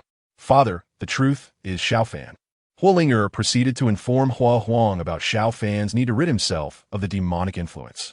Upon hearing this, Hua Huang's previously relaxed demeanor shifted to one of seriousness. Linger, do you understand the significance of Tianwu to our kingdom? Of course, father. Tianwu is the foundation of our kingdom. It was through Tianwu that our ancestors established the Tianwu Kingdom. Huolinger recounted the history with great familiarity. As it was a tale every royal must know. Since you are aware, you should also understand that Tianwu cannot be casually bestowed upon outsiders, Hua Huang stated gravely. But, father, Xiao Fan is not just any outsider. He is my master. Huolinger's voice grew tentative. Hua Huang found her insistence amusing. Master? Are you referring to a fishing master? Father, you are truly wonderful. Huolinger exclaimed, clinging to Hua Huang's arm, determined to charm him. Is a fishing master not deserving of recognition? Enough. The Fire Emperor gazed solemnly at Firelinger, pondering whether Xiao Fan was merely a master to her. Firelinger was momentarily taken aback by the question. Yet, at this juncture, in her pursuit of eradicating the dark consciousness from Xiao Fan, she resolved to be forthright. Gritting her teeth, she replied earnestly, "Father, I have feelings for him." Indeed, the Fire Emperor sighed heavily. It seems that when a girl grows up, she is no longer to be kept close. Although he had suspected it, hearing Firelinger confess, it brought a mix of emotions to his heart. It seemed that in the heart of his beloved daughter, he was no longer the most significant figure. Well, since you have spoken so candidly, I shall grant him this opportunity. The Fire Emperor spoke with a grave tone. Let him come to see me. I wish to ascertain whether he is worthy of my precious daughter's affections. Ah, is that truly necessary, father? Firelinger's expression fell instantly. Noticing her dismay, the Fire Emperor furrowed his brow. What? Does he not know of your feelings for him? Firelinger nodded quietly. The Fire Emperor sighed in resignation. He had never anticipated that his once headstrong and willful daughter would exhibit such vulnerability. He was now even more curious about the charms of this young man named Xiao Fan, who could elicit such a transformation in his beloved daughter. Fear not. Father understands and will not put you in an awkward position. Thank you, Father. You are truly the best. Firelinger beamed with joy. Soon, someone was dispatched to the Chonglu Palace to summon Xiao Fan to the study. Xiao Fan followed the attendant into the study, contemplating whether he should bow to the emperor. However, before he could speak, the Fire Emperor said, "There are no outsiders here. Do not feel constrained. Please take a seat." This surprised Xiao Fan slightly. The Fire Emperor's demeanor was commanding, exuding an aura of authority, yet his tone was gentle, resembling that of a benevolent elder. Xiao Fan found himself harboring a favorable impression of the Fire Emperor. It appeared that not all individuals of high status were aloof and disdainful. Firelinger offered a playful smile from the side, indicating that Xiao Fan need not be overly formal. Her father was indeed a very approachable man. The safe return of my daughter is largely due to your assistance, the Fire Emperor remarked. It was merely a small effort. Nothing to mention, Xiao Fan replied modestly. After exchanging a few pleasantries, the Fire Emperor transitioned to the crux of the matter. Linger mentioned that you're troubled by a malignant entity, and that the heavenly fire of our kingdom is required for its expulsion. Is that correct? Indeed, it is, Xiao Fan replied gravely. He understood full well that since the heavenly fire was a treasure of the heavenly fire kingdom, it would be unlikely for it to be freely granted to an outsider. The Fire Emperor's next words confirmed his suspicions. The heavenly fire is the treasure of our kingdom. Even members of the royal family cannot use it lightly. Xiao Fan thought this would be the end of the discussion, but unexpectedly, the Fire Emperor shifted his tone and smiled gently. However, since you saved my daughter's life, an exception can be made. Firelinger instantly glowed with joy, knowing her father was the best. Xiao Fan also looked at the Fire Emperor in mild astonishment. Earlier, while conversing with the palace attendants, he had heard that the Emperor doted on Princess Linger immensely. Now, witnessing it firsthand, it was evident that his affection was beyond mere indulgence. It was almost celestial. Your Majesty, I am deeply grateful for your generosity, Xiao Fan said sincerely, bowing his hands in thanks. Do not rush to thank me. I have conditions, the Fire Emperor interjected, raising his hand to halt Xiao Fan's gratitude. What conditions might those be? Xiao Fan inquired. As long as they were not against principles of righteousness and morality, he would be amenable. Do not be anxious. It is not a difficult matter, the Fire Emperor smiled softly. I can indeed make an exception for you to use the heavenly fire once. However, it must remain a treasure of the heavenly fire kingdom and cannot be used by outsiders. Upon hearing this, Xiao Fan felt a bit perplexed. He was told he could make an exception, yet also that it could not be given to outsiders. Could it or could not be used? Observing Xiao Fan's confusion, the Fire Emperor chuckled. Very well, I shall not keep you in suspense any longer. I can indeed grant you the use of the heavenly fire once. But from now on, you must remain in the royal city and serve the royal family. Considering your relationship with Linger as her master, you will reside in the royal city as her mentor. Would you be willing? The conditions presented were more of a reward than a true stipulation. Apart from the necessity of Xiao Fan remaining in the royal city, there were virtually no restrictions placed upon him. Furthermore, the title of Firelinger as master was conferred upon him by the Fire Emperor himself, granting him official recognition of status. Even if others deemed Xiao Fan's abilities modest and his worthiness inadequate, they would not dare to belittle or insult him. Clearly, This was a protective measure for Xiao Fan, demonstrating the lengths to which the Fire Emperor would go for his daughter. Firelinger was nearly moved to tears. While she had always known her father was kind, she had not anticipated such depth of consideration. Initially, she worried that once Xiao Fan purged the dark consciousness from within him, he might depart. However, with this arrangement, she no longer had to fear his leaving, and it provided a legitimate reason for her to spend time with him daily, fostering deeper feelings over time. Father, I truly love you. Firelinger silently cheered within her heart. Truthfully, Xiao Fan was equally astonished by the Fire Emperor's proposal. He could hardly believe that a ruler of such stature would overlook his humble cultivation level, which was merely that of a chi refining practitioner. Yet despite this, the Fire Emperor's demeanor and words held no trace of condescension. The terms proposed felt less like demands and more like a bestowal of status and dignity. Moreover, Xiao Fan sensed the Fire Emperor's intention to bring him and Firelinger closer together, which was even more perplexing and surprising to him. During his journey, he had worried about the disparity between his and Firelinger's status, fearing that the Fire Emperor would never consent to his precious daughter associating with someone of such humble origins and capabilities. Yet now, he realized he had misjudged the Fire Emperor's open-mindedness and benevolence. How could a wise emperor such as he not command respect? At this moment, Xiao Fan held the Fire Emperor in the highest esteem. Chapter 62. The resolute belief of the heavenly Fire Empress Linger. You may step outside. I have a few words to discuss privately with Xiao Fan, the Fire Emperor stated. Father, is there something I cannot hear?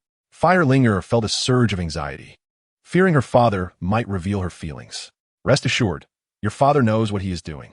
The Fire Emperor affectionately ruffled Firelinger's hair. Oh, Firelinger relaxed, placing her complete trust in her father.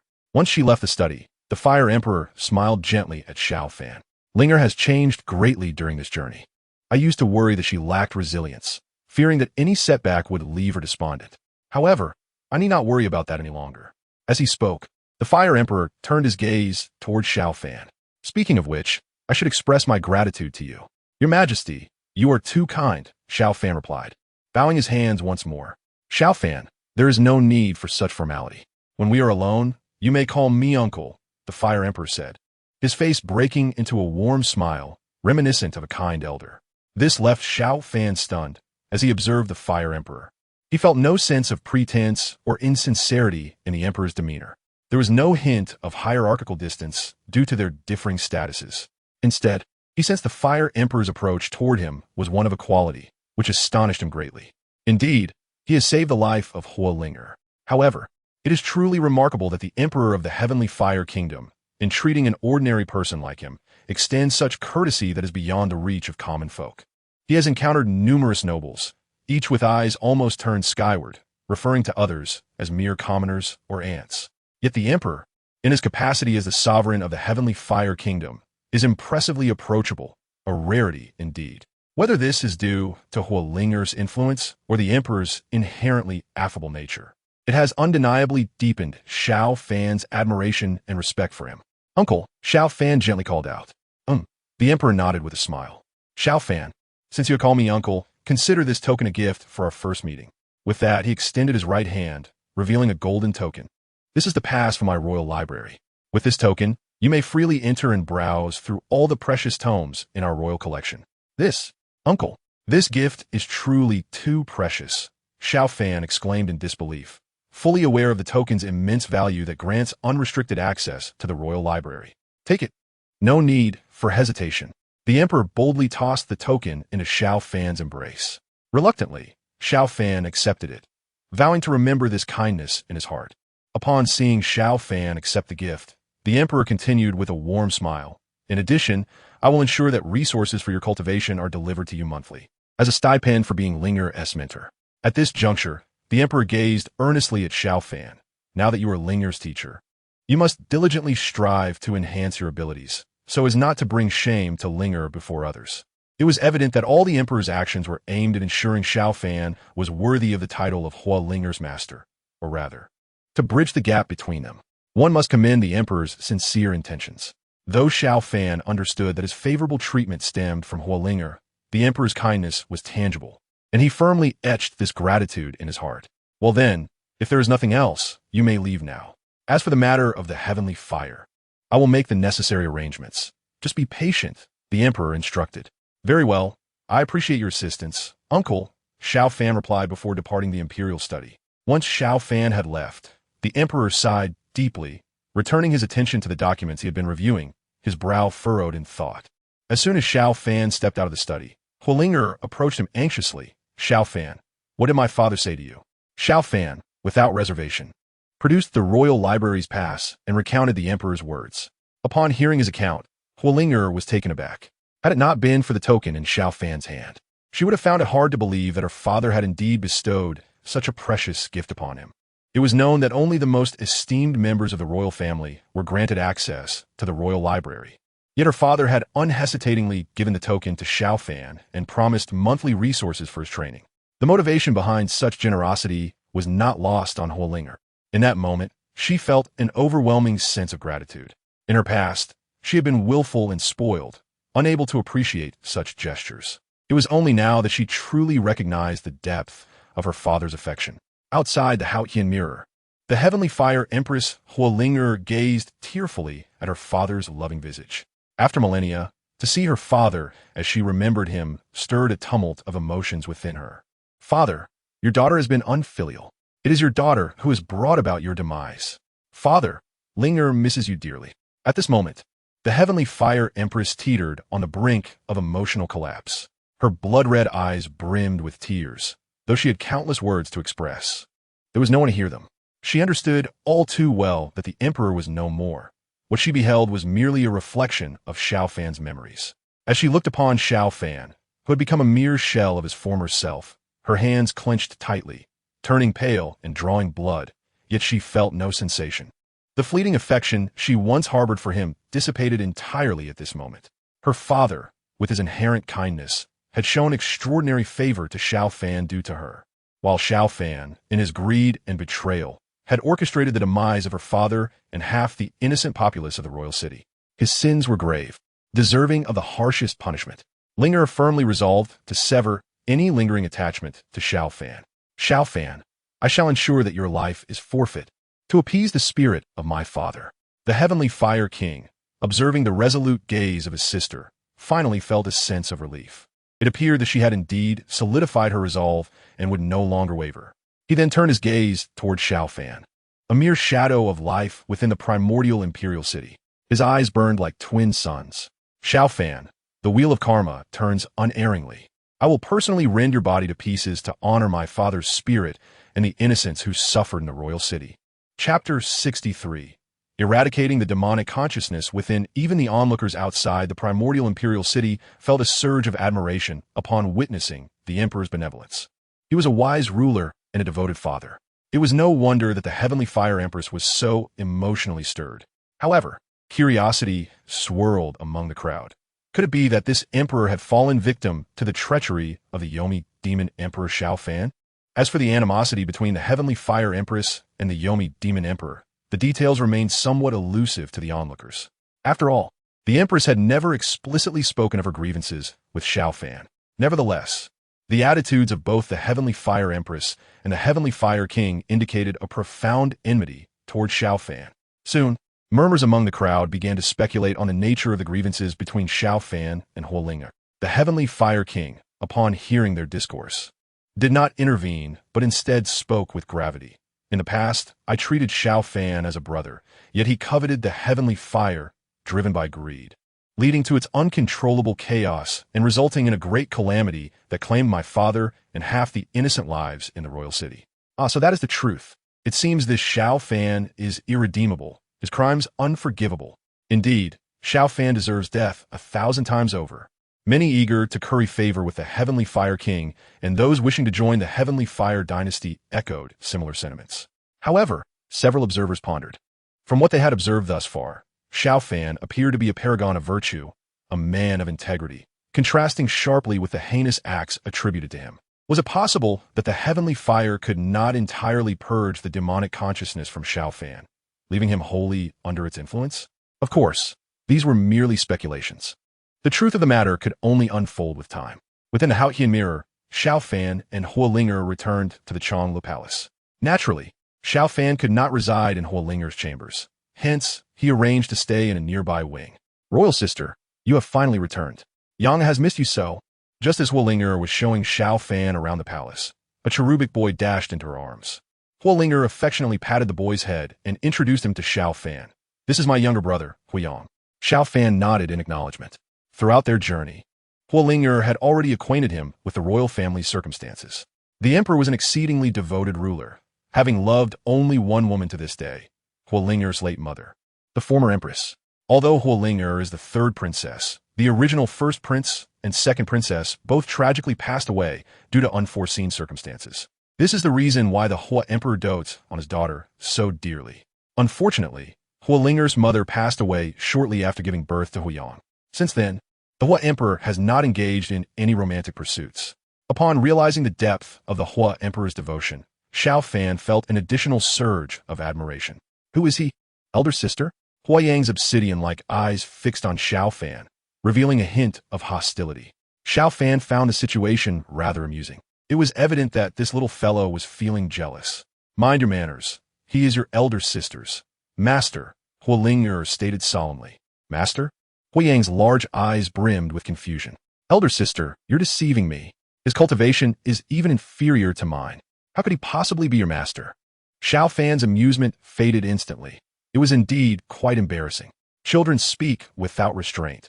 Do not take it to heart, Huolinger reassured him, though a smile played at the corners of her mouth.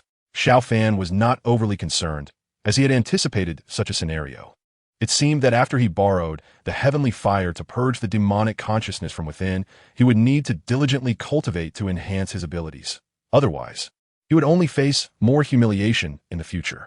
His own embarrassment mattered little, but he could not allow Huolinger to suffer any shame. After comforting Xiao Fan, Huolinger turned to Huiyang with a serious expression. Younger, you must not be disrespectful to my master in the future, otherwise, your elder sister will not play with you anymore. Oh, Huiyang pouted, wearing a look of feigned innocence. Subsequently, Huolinger took Xiao Fan and Huiyang on a tour of the palace. That night, just as Xiao Fan was preparing to rest, he received word that the Hua emperor wished to summon him. Huolinger was already waiting for him at the side hall entrance. She must have been impatient, urging the Hua emperor to use the heavenly fire to help him eliminate the demonic consciousness within him. Indeed, Huolinger could hardly wait. After all, as long as that demonic consciousness lingered within Xiao Fan, there would always be potential danger. She did not wish to witness Xiao Fan resorting to self-harm to suppress its control any longer. Xiao Fan followed Huolinger deep into the palace. The surroundings were filled with the imperial guards, exuding an aura of cold majesty, each a formidable warrior among thousands. Eventually, Xiao Fan and Huolinger arrived at a highly secured chamber, where the Hua emperor awaited them. As soon as Xiao Fan stepped into the chamber, he felt the temperature rise sharply, and soon found himself drenched in sweat, struggling to breathe, unable to take another step closer. In the center of the chamber, a blazing golden-red flame roared to life, undoubtedly the celestial treasure of the heavenly fire kingdom. Huolinger approached eagerly to admire the heavenly fire, thrilled to finally witness it. At that moment, all she could think about was finally ridding Xiao Fan of the demonic consciousness. He would no longer be troubled by it. She was completely oblivious to Xiao Fan's current predicament. It was only when the Hua emperor slowly walked over to Xiao Fan, enveloping him with a surge of power, that he began to feel a sense of relief in his breathing, and the heat became more bearable. Thank you, uncle, Xiao Fan replied, his expression somewhat dejected. Realizing his own weakness, it's of no concern. The heavenly fire would be unbearable for anyone outside the royal family, and it's not a reflection of your own abilities. You need not belittle yourself, the Hua emperor reassured him. As he gazed at the gentle and benevolent Hua emperor, a warm feeling swelled within Xiao Fan. The Hua emperor's concern felt akin to that of a close elder. At that moment, Huolinger finally reacted, rushing to Xiao Fan's side with concern. Xiao Fan, how are you? Are you all right? Seeing the flustered Huolinger, the Hua emperor shook his head in exasperation. All right, Linger, step aside. I am about to use the heavenly fire to purge the demonic consciousness from Xiao Fan. He moved slowly toward the heavenly fire. Understood. Huolinger recognized the gravity of the situation and obediently stepped aside. Xiao Fan, prepare yourself. The process may be somewhat painful, so bear with it, the Hua emperor advised. Yes, uncle, you need not worry. I can endure, Xiao Fan affirmed resolutely. He had previously endured endless suffering, and this pain was trivial in comparison. As the Hua Emperor channeled the heavenly fire, its power reflected upon Xiao Fan. He had to be exceedingly cautious. A moment's negligence could lead to Xiao Fan's utter annihilation. Consequently, the Hua Emperor's demeanor grew grave and focused. Xiao Fan sensed this intensity. Despite the overwhelming force approaching him, he did not waver. He chose to trust the Hua Emperor. Soon, his body felt as if it were being consumed by an inferno, the agony unbearable. His form reddened under the flames. Yet his gaze remained steadfast, devoid of fear or retreat. If he could not endure this pain, he would not have come this far. Beside him, Hua Ling'er felt a mix of anxiety and heartache. Watching Xiao Fan suffer so, she wished she could take his place. A howl echoed from within Xiao Fan as the demonic consciousness writhed. While Xiao Fan could endure, the consciousness could not withstand the heavenly fire's assault. It soon fled from his body. In that instant, the Hua Emperor wasted no time, unleashing the heavenly fire to incinerate the demonic consciousness into ashes. However, just as Hua Ling'er rejoiced, believing all was resolved, she noticed her father did not cease the heavenly fire's onslaught. Instead, he continued to illuminate Xiao Fan's body with it, and Xiao Fan's expression appeared even more tormented than before. "Father, what are you doing?" Hua Ling'er exclaimed, alarmed at the prospect of Xiao Fan being harmed. "Ling'er, do you truly worry that your father would harm him?" The Hua Emperor's tone carried an inexplicable hint of grievance. Alas, one has a lover and forgets their father. As the parties involved, Xiao Fan interjected, "Ling'er, you misunderstand. Uncle is using the heavenly fire's power to help cleanse my meridians and marrow." At that moment, Xiao Fan felt immensely moved. His innate talent was mediocre, and even with abundant resources, he would achieve little. However, after undergoing the heavenly fire's refinement, he could distinctly feel his body undergoing a transformative metamorphosis. His aptitude had likely risen several levels. Hua Ling'er gazed at the Hua Emperor with shining eyes. On the verge of tears, she understood fully that the Hua Emperor's willingness to expend such effort to elevate Xiao Fan's abilities was entirely for her sake. After a while, the Hua Emperor wearily returned the heavenly fire to its original state. Xiao Fan could clearly see that the golden red flames had dimmed considerably. It was evident that the Hua Emperor had incurred significant depletion in order to enhance his aptitude. The Hua Emperor appeared fatigued, his breath disordered, indicating he too had suffered considerable strain. "Uncle," Xiao Fan was at a loss for words to express his gratitude. "It matters not. The heavenly fire is a primordial spirit object, and it will recover with time." The Hua Emperor raised a hand, signaling Xiao Fan to refrain from expressing his thanks. "As long as you remain by Ling'er's side, protecting and cherishing her, that is sufficient." "Father." Hua Ling'er's voice quivered with emotion as she rushed to her father's side, supporting him. Only then did she realize the depth of her father's love for her. Reflecting on her previous recklessness that had often angered him, she wished she could slap herself. Observing the teary-eyed Hua Ling'er, the Hua Emperor smiled with satisfaction. "It seems my Ling'er has finally matured." "Boo-hoo, father, I promise I will never make you angry again." Witnessing the tender scene between father and daughter, Xiao Fan chose to remain silent. After a thorough assessment of his current physical state, he felt not only a remarkable smoothness of energy flow and clarity of thought, but also a significant transformation in his innate abilities. He was unequivocally certain that the malevolent consciousness within him had been completely eradicated. In that moment, he finally experienced true freedom, unshackled from any constraints. A joyous and excited expression graced Xiao Fan's face. He could finally live for himself. Outside the Haotian mirror, the onlookers could sense the genuine happiness emanating from Xiao Fan. It was understandable, for he had long borne a heavy burden, existing solely for the sake of others. At last, liberated from all constraints, he could live for himself. And it was no wonder that he felt such exhilaration. However, the ease with which the malevolent consciousness was dispelled surprised many, as they had believed that this very consciousness had led to Xiao Fan's transformation into the notorious underworld demon emperor. Yet now they were informed that the malevolent consciousness was no more. This implication suggested that Xiao Fan's subsequent descent into darkness was entirely his own choice. Recalling the previous accusations levied against him by the Fire King, some speculated that it was at this juncture that Xiao Fan had glimpsed the power of heavenly fire, leading to a covetous desire. It seemed plausible, for even the Fire King could not have anticipated that his well-meaning assistance in purifying Xiao Fan to enhance his potential would ultimately result in calamity. It was truly unexpected that the originally kind-hearted Xiao Fan, upon acquiring power, succumbed to temptation, gradually descending into the abyss of darkness to become the malevolent underworld demon emperor. Some lamented Xiao Fan's fate with disappointment. It was not difficult to comprehend. He had merely been constrained and had never had the opportunity to liberate his true nature. Indeed, a person only reveals their authentic self when devoid of limitations. This settled the matter.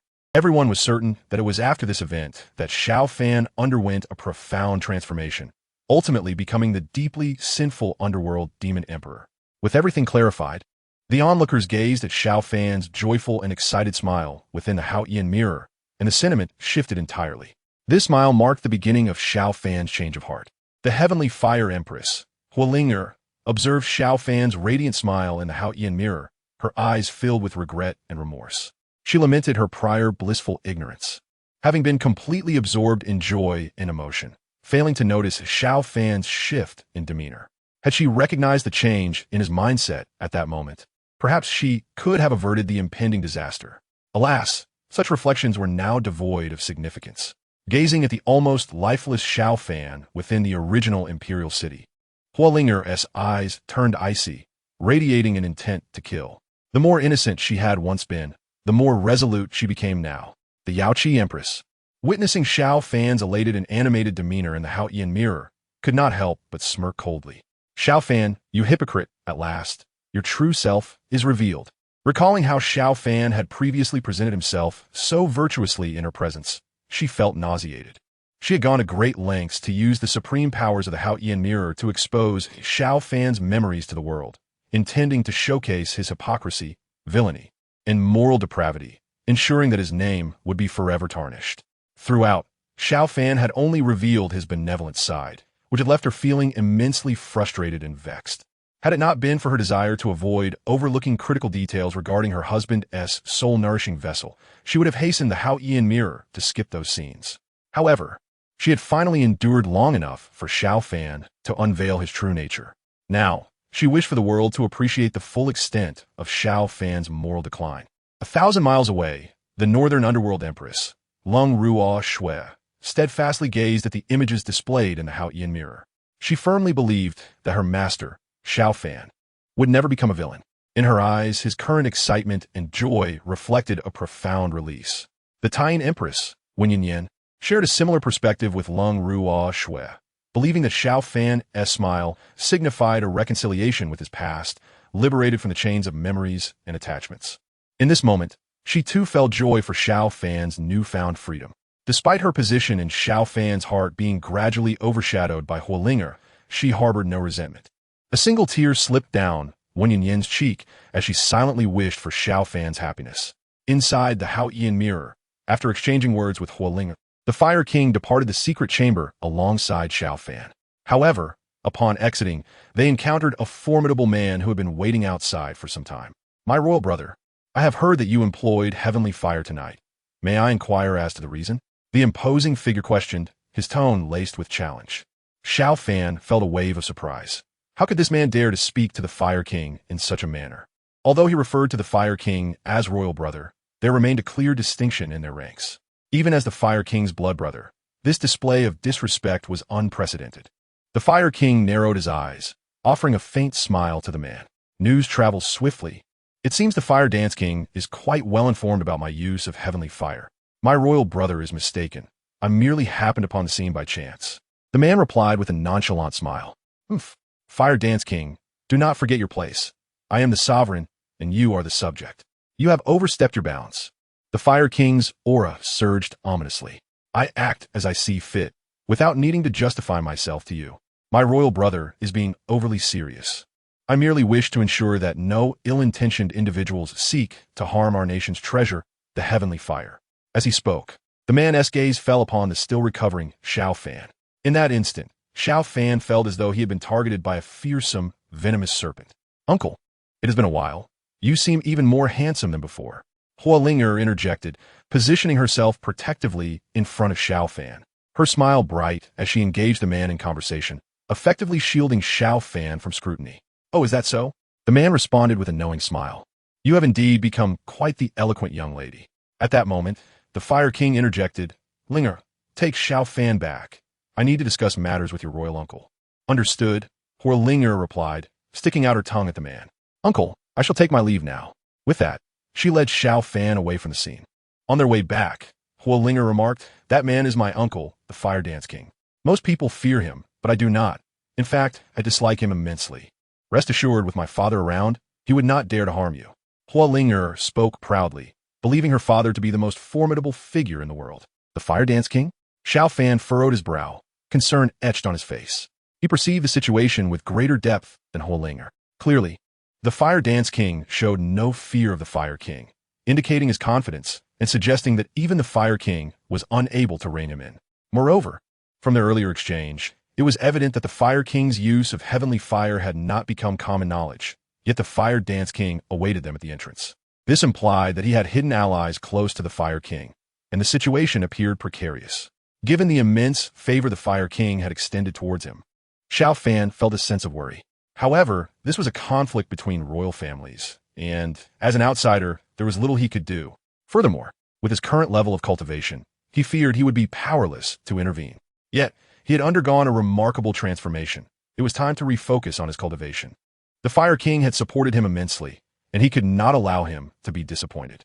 Tomorrow, he would visit the royal treasury to select a suitable cultivation method. Upon hearing his thoughts, Linger agreed to accompany him the following day. The following morning, Xiao Fan initially intended to accompany Linger to the royal scripture repository to select an appropriate cultivation method. However, he was taken aback when Huiyang, the mischievous lad, insisted on joining them. Xiao Fan had no objections, as he was nominally Linger's master. Yet he found himself relying on her guidance for everything related to cultivation. To be candid, he felt somewhat embarrassed about it. Though young, Huiyang possessed extraordinary talent. Linger had mentioned that she had established her foundation at the age of 8, and now, at merely 7, Huiyang had already reached the foundational realm. His innate gifts rivaled those of Linger, making him capable of teaching Xiao Fan. Xiao Fan was eager to learn and immerse himself in the knowledge of cultivation from this delightful little fellow. To further avoid interaction with Xiao Fan and his royal sister, Huiyang was particularly enthusiastic towards Xiao Fan. It seemed that among the three, only Linger felt discontented.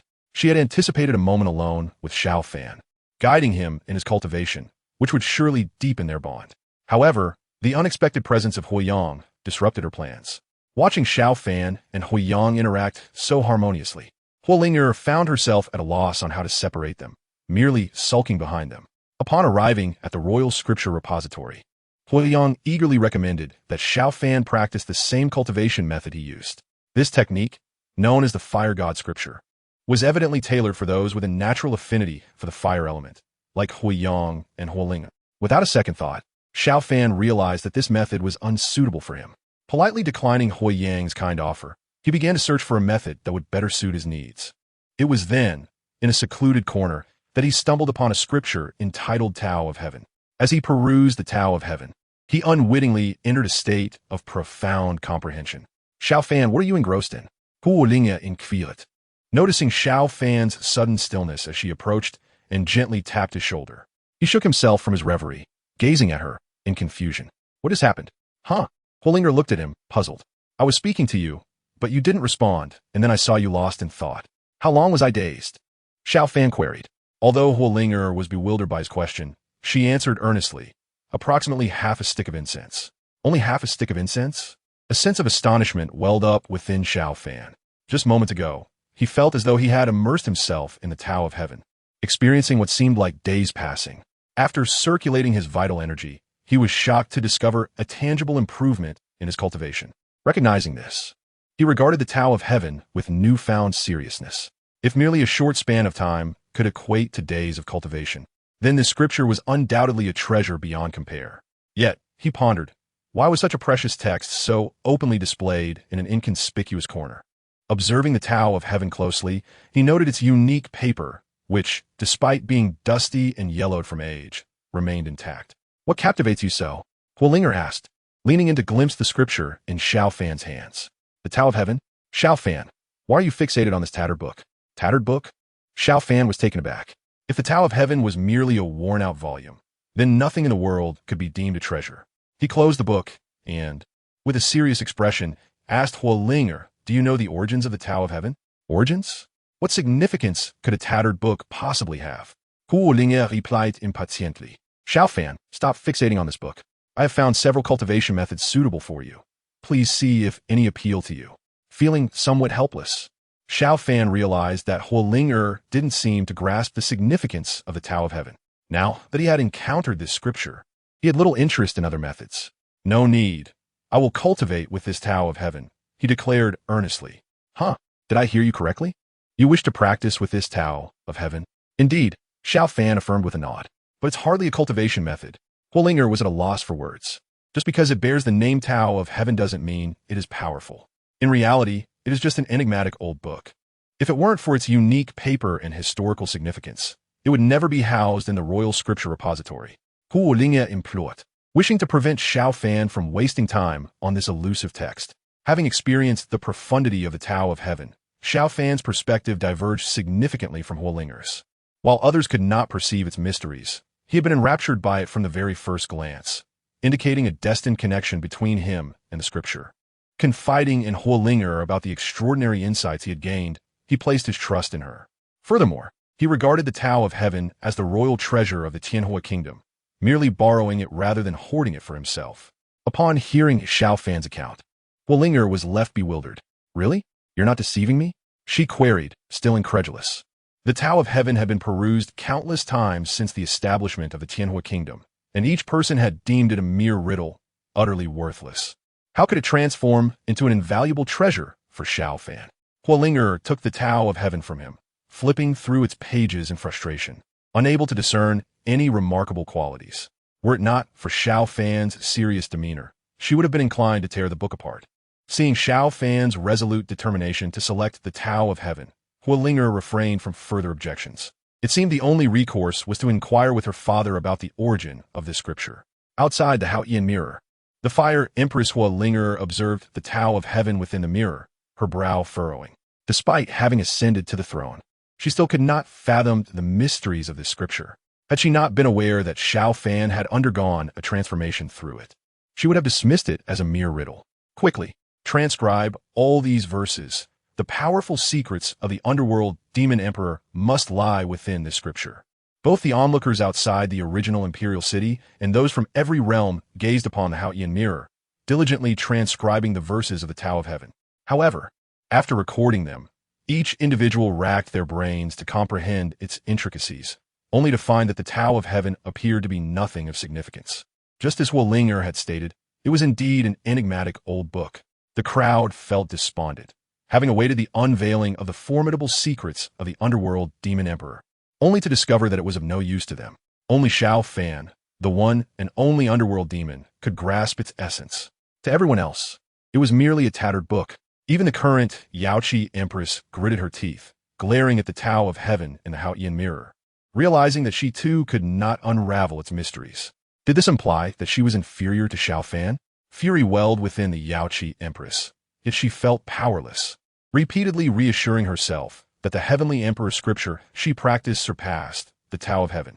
This nonsensical Tao of Heaven is of no consequence. 1,000 miles away, the northern underworld empress, Long Ruoxue, gazed at the image displayed in the Haotian mirror, feeling an immense sense of relief wash over her, her face alight with excitement. She understood that Master Xiaofan was no ordinary individual. Unfortunately, when she encountered Master Xiaofan again, he had already become the illustrious Netherworld Demon Emperor. Having not experienced the journey of Master Xiaofan's rise firsthand, she could not help but feel a tinge of regret. Yet, at this moment, she could finally witness the unparalleled charisma of Master Xiaofan. At that instant, she resembled a fervent admirer, cheering for him with unrestrained enthusiasm. Chapter 67. The Fire Emperor's kindness towards Xiaofan, the Empress of the Dark Moon. Wen Yuxian felt somewhat helpless upon seeing the excited demeanor of the North Sea Empress, Long Ruoxue.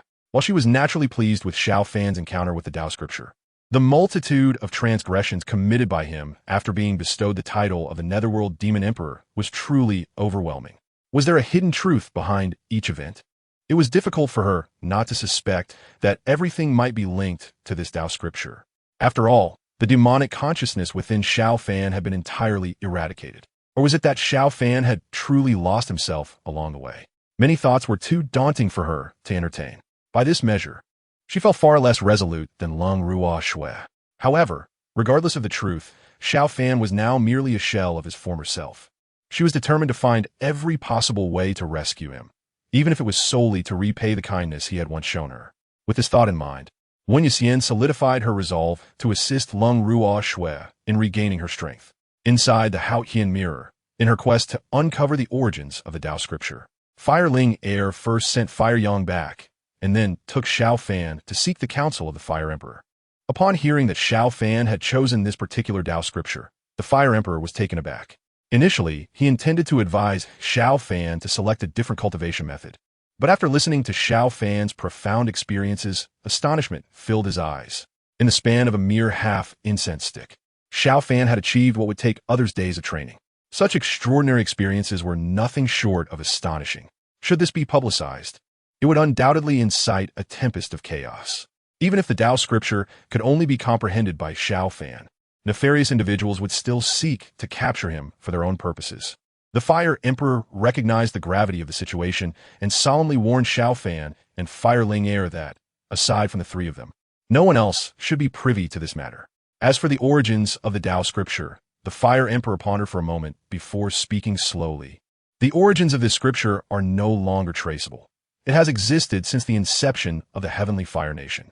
Xiao Fan, since you alone can decipher its mysteries, this indicates that you are the destined individual for this scripture. Should you encounter any difficulties during your cultivation, feel free to seek my guidance, and I shall share all my knowledge with you. The Fire Emperor spoke earnestly, treating Xiao Fan as if he were his own kin. Thank you, uncle. Xiao Fan expressed his heartfelt gratitude, feeling a renewed sense of familial connection through the Fire Emperor.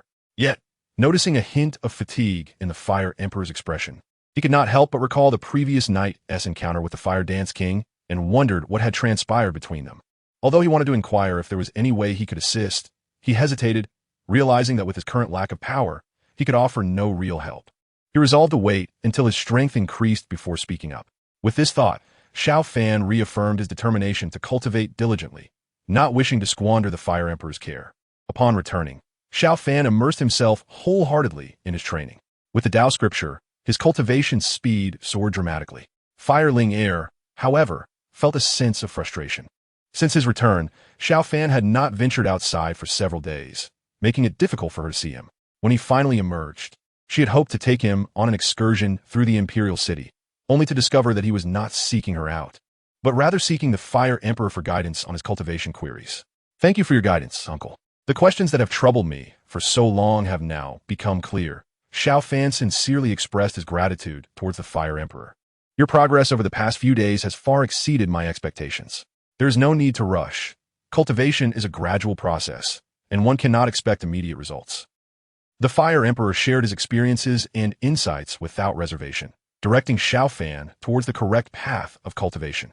Though they bore no formal master-disciple relationship, Xiao Fan had already come to regard the Fire Emperor as both his mentor and family. Watching the two completely disregard her presence, Fireling Air felt a mix of annoyance and understanding that it was not the right time to interrupt. Thus, she could only stew in her frustrations silently. Outside the Haotian mirror, the expression of the Heavenly Fire Empress, Fireling Air, was complex. The memories of those moments now seemed so beautiful in retrospect. Her father had genuinely treated Xiao Fan as a junior, imparting his wisdom without reserve. How wonderful it would be if everything could continue in such harmony. Alas, it was all ruined by Xiao Fan. Gazing at the lifeless Xiao Fan within the primordial Imperial City, Fireling Air felt an indescribable pain within her heart. Xiao Fan, you ought to open your eyes and see how well my father treated you, and how have you repaid him? At this point, Fireling Air gritted her teeth, her gaze filled with boundless resentment. Similarly, Fire Yang, the Heavenly Fire King, bore eyes like two blazing suns, radiating a terrifying aura that deterred those around him. In his youth, he had initially felt jealousy due to his sister's closeness to Xiao Fan. However, as their relationship deepened, he treated Xiao Fan almost like a brother, even surpassing his sister's importance in his heart. Yet, what had all this culminated in? The tragic death of their father and the suffering of countless innocent citizens of the Imperial City. The depth of his past affection had transformed into an equal measure of hatred. Observing the scene within the Haotian mirror, even the onlookers could not help but exclaim, "The Fire Emperor has treated Xiao Fan extraordinarily well." Indeed, they mused that had they been fortunate enough to have such a guiding figure during their own early cultivation, they might have achieved even greater heights. In the realm of cultivation, while the choice of techniques and resources is undeniably crucial, the mentorship of a seasoned predecessor is paramount. The path of cultivation resembles walking a tightrope over a precipice. A single misstep could lead to an irretrievable demise. The guidance of an elder can prevent many detours along this perilous journey. This is why finding a renowned master is so significant in the world of cultivation. The disparity in status between the Fire Emperor and Xiao Fan was evident, and though it was partly due to Fire Ling heir, the Fire Emperor's willingness to wholeheartedly impart his knowledge to Xiao Fan was no small feat should it prove true, as the Heavenly Fire King suggested. That Xiao Fan ultimately repaid kindness with cruelty, leading to the Fire Emperor's demise. He would be deserving of the most severe punishment, beyond redemption. Even if Xiao Fan had previously performed countless good deeds, it would not merit a shred of sympathy. Chapter 68. The Fire Emperor's anomaly inside the Haotian mirror. As seasons changed and time passed swiftly, 3 years had already elapsed. Since beginning his cultivation of the Tao scripture, Xiao Fan's progress had been staggering. He had reached the pinnacle of the dragon transformation realm, just a step away from the celestial realm. It is worth noting that even the Fire Emperor had only attained the peak of the celestial realm. His strength had far surpassed that of Fire Ling heir. Previously, her status as his master had been little more than a title, leading to her being mocked by many. However, he now seemed worthy of the identity of Fire Ling heir's master. Ling heir, your recent cultivation has become increasingly lackadaisical. Xiao Fan furrowed his brow, reproaching Fire Ling heir with a sense of disappointment. With the Fire Emperor's meticulous guidance and the abundant resources provided to him, he felt compelled to give back in kind. However, the Fire Emperor did not require any repayment from him. He at least had to live up to the identity of being the master granted by the Fire Emperor. Knowing this, Fire Ling heir displayed a somewhat helpless expression, feeling an urge to cry inside. Ever since Xiao Fan's cultivation gradually surpassed hers, he had begun to adopt the demeanor of a master. Every day, he strictly supervised her training, fully engrossed in his role as a mentor. Fire Ling heir felt a mix of amusement and exasperation. After all, she had initially brought Xiao Fan back with the intention of making him her consort. How did he truly become her master? When would this situation come to an end? Master Xiao Fan, it seems I have made another breakthrough. Fire Yang exclaimed joyfully as he rushed to Xiao Fan, seeking praise. 3 years had passed, and Fire Yang had grown into a youthful boy. Now, the bond he shared with Xiao Fan was akin to that of brothers. Due to Xiao Fan's daily teachings to Fire Ling heir, Fire Yang trained alongside them and called Xiao Fan master as well. Observing Fire Yang's progress, Xiao Fan's furrowed brows relaxed slightly. Well done, Yang. Keep up the hard work and strive for further advancement. Yes, I will surpass my royal sister soon. Fire Yang replied with a cheerful nod. Fire Ling heir chuckled softly at his words, evidently believing that no matter how inadequate she felt, it was unlikely for Fire Yang to surpass her.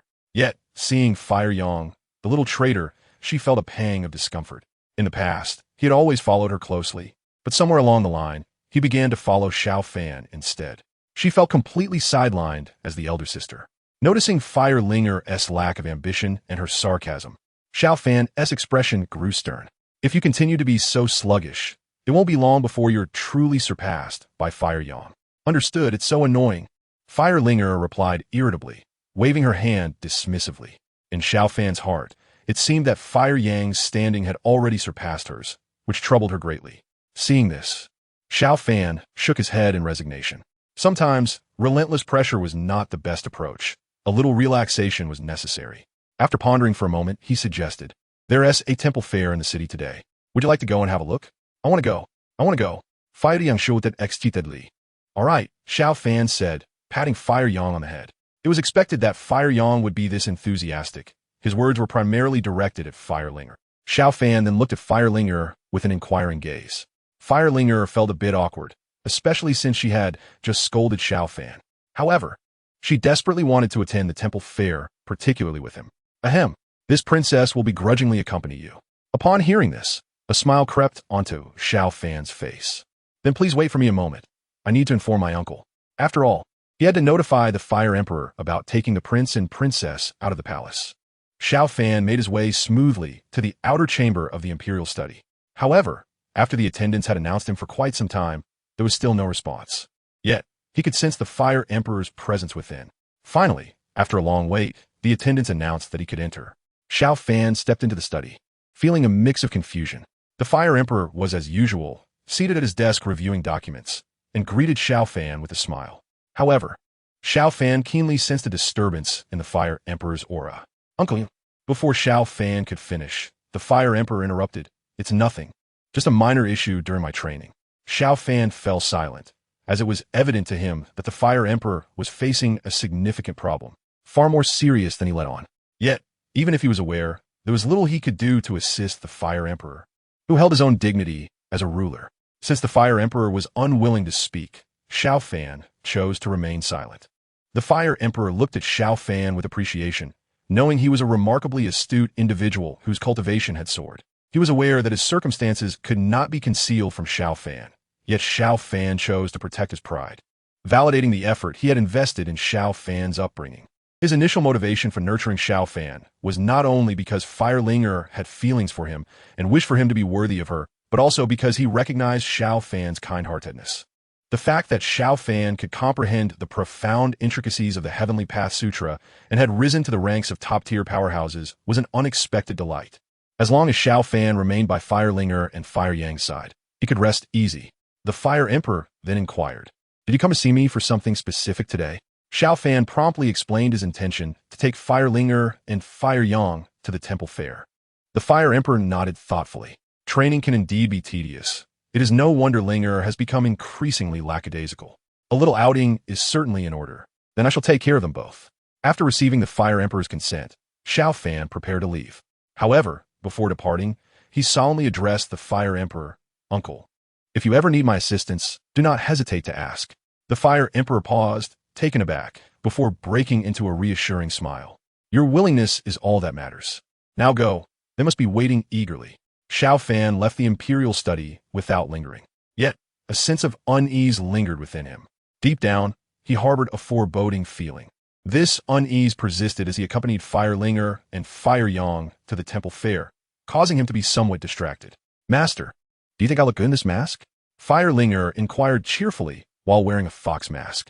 However, Xiao Fan was lost in thought and did not hear her. Firelinger felt a surge of irritation. "If you brought us out to play, could you please pay a little attention? Is this some sort of negligence? Are you ignoring me?" She snapped angrily. "Hey, Xiao Fan, are you deaf?" Chapter 69. The Dragon Clan maiden Xiao Fan snapped back to reality, noticing Firelinger gloating at him, visibly upset. However, he was clueless about what had transpired. He cautiously asked, "What is wrong? What is wrong? What do you think?" Firelinger replied, her frustration evident. It was clear that Xiao Fan was indifferent towards her. As she pondered this, her anger transformed into sorrow, and she suddenly began to cry. Initially, she had believed that bringing Xiao Fan back to the palace would strengthen their bond over time. Yet 3 years had passed, and their relationship seemed even more distant than it had been 3 years ago. Xiao Fan was utterly perplexed, unsure why Firelinger had suddenly burst into tears. He wanted to comfort her, but was at a loss for words, fearing that any misstep would only exacerbate her anger. Helpless, he turned to Fire Yang for assistance. Unfortunately, the young boy was completely captivated by the bustling market and had not noticed the earlier exchange between them. In a moment of uncertainty, Fire Yang tugged at Xiao Fan's clothing, exclaiming, "Master Xiao Fan, look, that person looks so pitiful, trapped in a cage." At his words, Xiao Fan followed Fire Yang's gaze and saw a frail figure confined within an iron cage, seemingly up for auction. A crowd had gathered around, watching the spectacle. This sight made Xiao Fan recall his own experience of being sold to the Qinyan sect, and he instinctively clenched his fists. Before he could act, Firelinger had already rushed forward. "How dare you? Do you have the audacity to openly engage in human trafficking in the Imperial City? Bring your boss out." Seeing Firelinger's righteous fury, Xiao Fan couldn't help but smile with admiration. He then followed Fire Yang, drawing closer to inspect the scene. Within the cage was a small girl, around 11 or 12 years old, with a cloth tied around her head, looking utterly despondent. Although still young, she possessed fair skin and delicate features, undoubtedly a beauty in the making. The little girl curled her body, timidly observing the crowd around her, her eyes filled with trepidation. Xiao Fan's expression darkened. How dare they brazenly engage in human trafficking within the imperial city? Such audacity was intolerable. A portly middle-aged man approached the girl, smiling slyly. "My dear, you mustn't speak carelessly. I am not involved in human trafficking." "Am I speaking carelessly?" Fire Linger retorted, her anger palpable. "The evidence stands before me, and you dare to quibble." Yet, the middle-aged man remained unfazed. He gestured to his subordinate beside the iron cage, commanding, "Remove the cloth from her head." Fire Linger frowned, perplexed by the man's unwarranted confidence. What difference would it make to remove the cloth? Would horns sprout from her head? In the next moment, she was rendered speechless, for she indeed beheld two antler-like horns atop the girl's head. Observing Fire Linger's astonishment, the middle-aged man chuckled triumphantly. "See clearly, my dear. I am not selling a mere human." The crowd gasped in astonishment. It was evident that the girl confined within the iron cage was no ordinary human. Her features suggested she belonged to the demon race. Though the specific type remained unknown, demons had always been at odds with humans. The revelation of such a striking beauty among demons stirred a wave of audacity among the onlookers. Those who had previously hesitated to bid now found themselves eager to participate. Xiao Fan's gaze remained fixed on the girl in the cage. Over the past 3 years, aside from cultivating the heavenly Tao Sutra, he had perused numerous tomes in the royal library. The horns on the girl's head hinted that she was likely more than just a demon. He speculated that she might belong to the dragon lineage. Certainly, she could not be a true dragon, long believed to be extinct. She was probably a descendant like the Jiaolong. Dragons were beings of far greater stature than demons, not classified among them. Furthermore, dragons were known for their pride, rarely involving themselves in worldly affairs. While not close to humans, they were not adversarial either. Dragons symbolized strength and were fiercely protective of their kin. If this girl were indeed of dragon blood, the repercussions for the heavenly fire kingdom could be catastrophic should she encounter peril. Witnessing the greed in the eyes of those around him, Xiao Fan realized that if the girl were sold to them, her fate would be dire. With this thought, he knew he could not stand idly by. Outside the Haotian mirror, many had also discerned that the girl was not merely a demon. Could this girl possibly be of dragon descent? One wondered. Those horns resemble those of dragons. Another remarked, if she truly is a dragon, what fate awaits her if these wretched individuals purchase her? In the celestial void, the heavenly fire empress, Fire Linger, observed the girl through the Haotian mirror, her teeth clenched and fists unconsciously tightening, suppressing her rising resentment. The girl was undeniably of dragon lineage. Yet it was she, not Xiao Fan, who had saved the girl back then. In the years that followed, she often regretted that decision. Had she not intervened, perhaps she would not have witnessed Xiao Fan's escape right beneath her nose. Years ago, Xiao Fan had attempted to seize the heavenly fire, resulting in calamity, claiming the lives of his father and half the innocent citizens of the imperial city. Yet, Xiao Fan had also sustained grave injuries. He could not have fled on his own. Just as he was about to surrender, the dragon girl revealed her true form and rescued him. Even now, the memory lingered painfully. Should she encounter that dragon girl again, she vowed to exact her long-suppressed fury. Suddenly, the void trembled. A figure cloaked in black appeared in the celestial space, capturing everyone's attention. It was the black-robed empress. Many exclaimed her identity. She was the most enigmatic among the 7 empresses, her origins and true appearance unknown. It was only known that she always donned a black robe, earning her the title of the black-robed empress. Why had she suddenly revealed herself?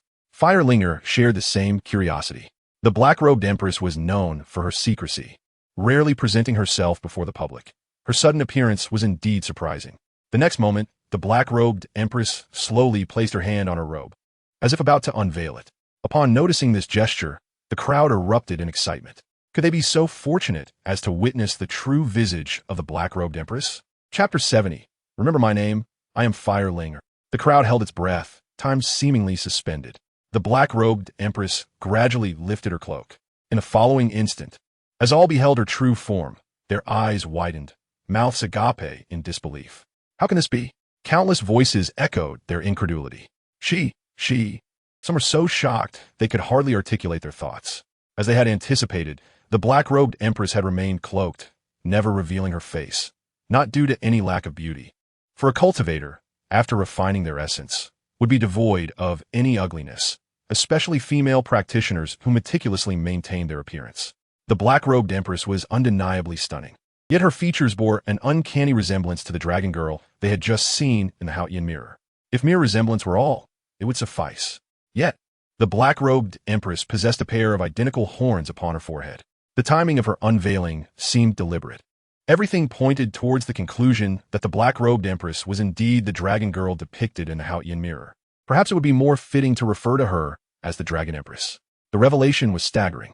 The girl once imprisoned in a cage had now ascended to become a revered empress, a transformation as stark as day and night, leaving the onlookers in disbelief.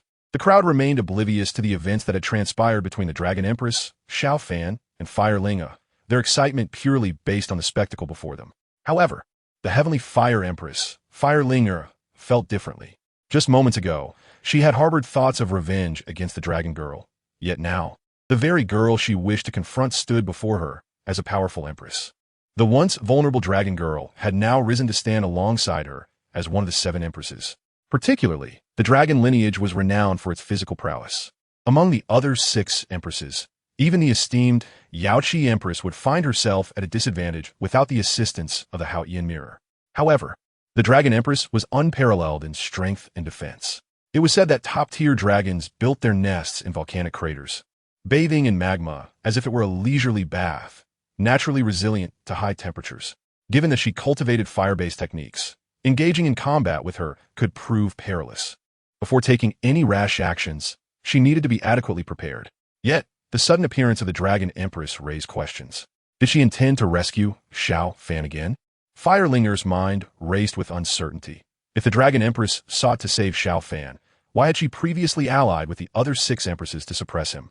Until she discerned the true intentions of the dragon empress, she could not act recklessly. One must remain vigilant in advance. The Fire Empress cast a discreet glance at the Fire King, who understood her intent and silently issued orders for the entire Fire Shaman army to keep a constant watch over the movements of the Dragon Empress. In the void above, the Yaoqi Empress initially paid little heed to the sudden appearance of the Dragon Empress. However, upon realizing that the Dragon Empress was the very dragon maiden imprisoned in a cage within the Haotian mirror, her mood inexplicably soured. How could such a lowly being stand alongside her among the 7 great empresses? Since the dawn of creation, the celestial court has endured countless ages, ruling over myriad realms and earning the reverence of humanity. As the daughter of the celestial emperor, she was born into nobility, endowed with extraordinary talents, and afforded countless resources, all contributing to her current status as empress. Yet, those of humble origins and ignoble identities now dared to equate themselves with her, sharing the title of 7 great empresses. This notion filled her with profound annoyance. Not only did she regard the likes of the North Underworld Empress, the Tianwu Empress, and the Dragon Empress as unworthy of her name, but even the currently renowned Fire Empress paled in comparison in her eyes.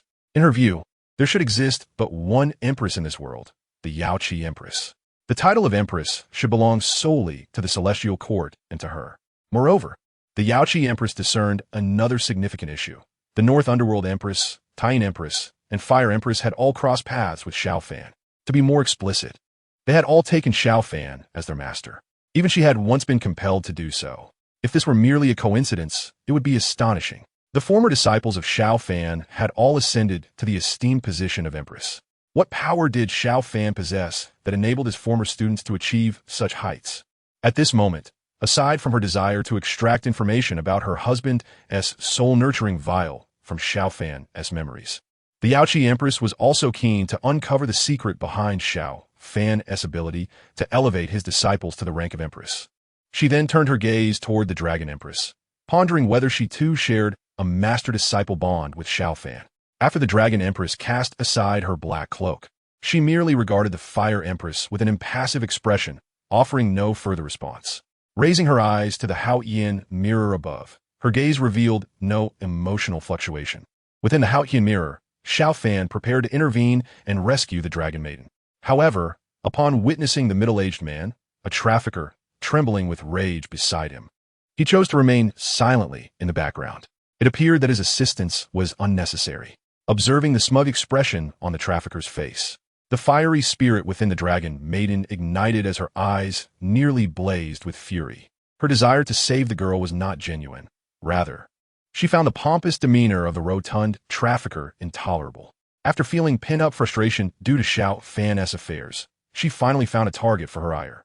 This demon race I shall have.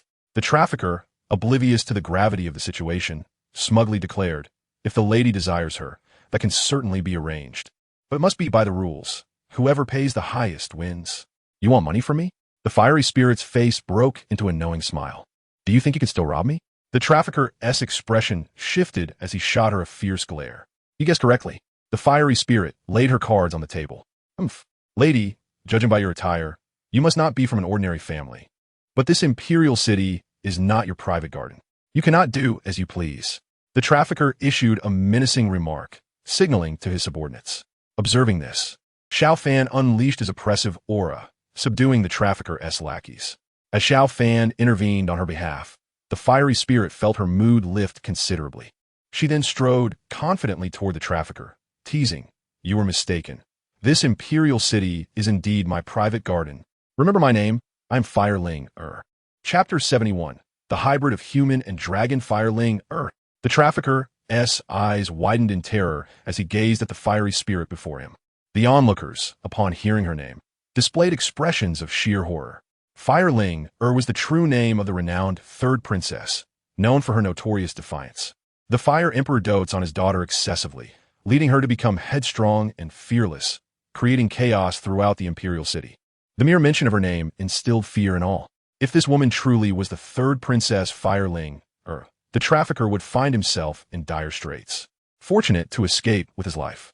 However, in recent years, the reputation of the third princess had softened considerably, with fewer reports of her unruliness.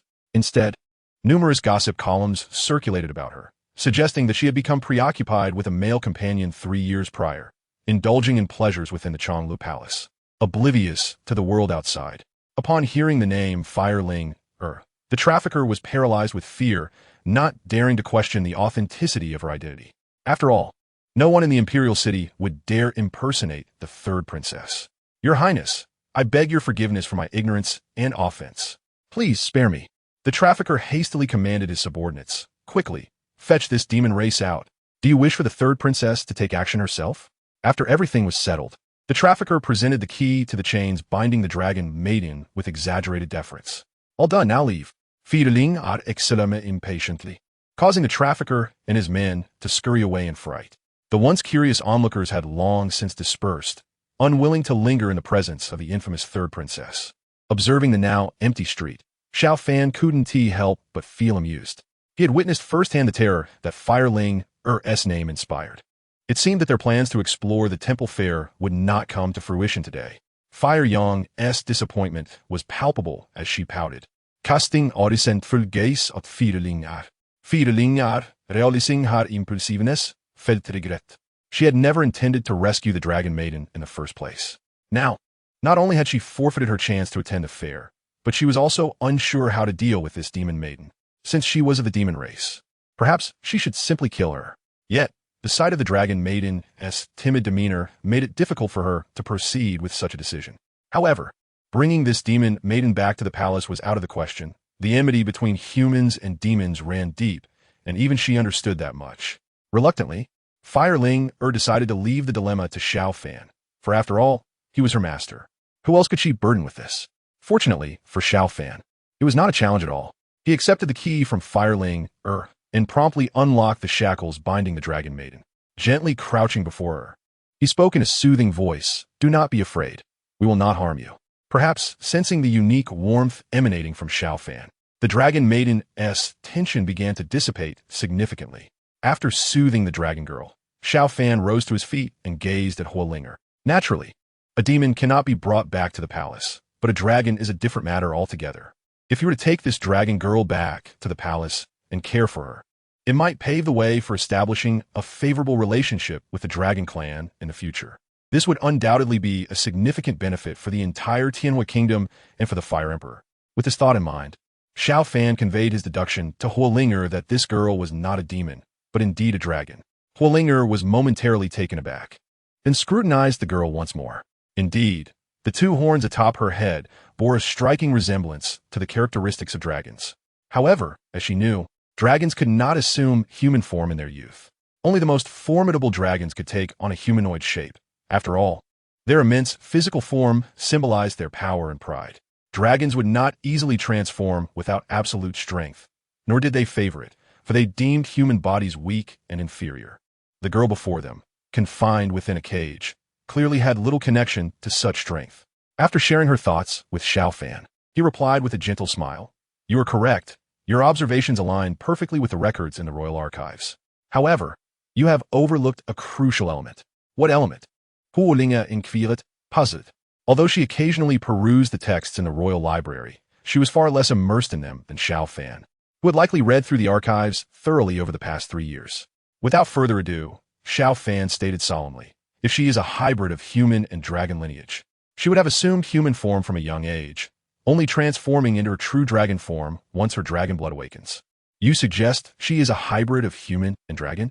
Hu Linge expressed her astonishment. If this were true, it would be astonishing indeed. Dragons are known for their exceedingly low birth rates, and a hybrid with humans would be an exceedingly rare existence. The little one, Huiyang, upon hearing that the girl was a hybrid, looked on in wonder, excitement, and curiosity circling around her. Although this dragon girl was merely a few years older than Huiyang, her past experiences had rendered her exceedingly timid as she shrank back, hiding behind Xiao Fan with a fearful gaze. Chapter 72. The reminder from the Fire Dance King outside the Haotian mirror. The onlookers were taken aback at the scene before them.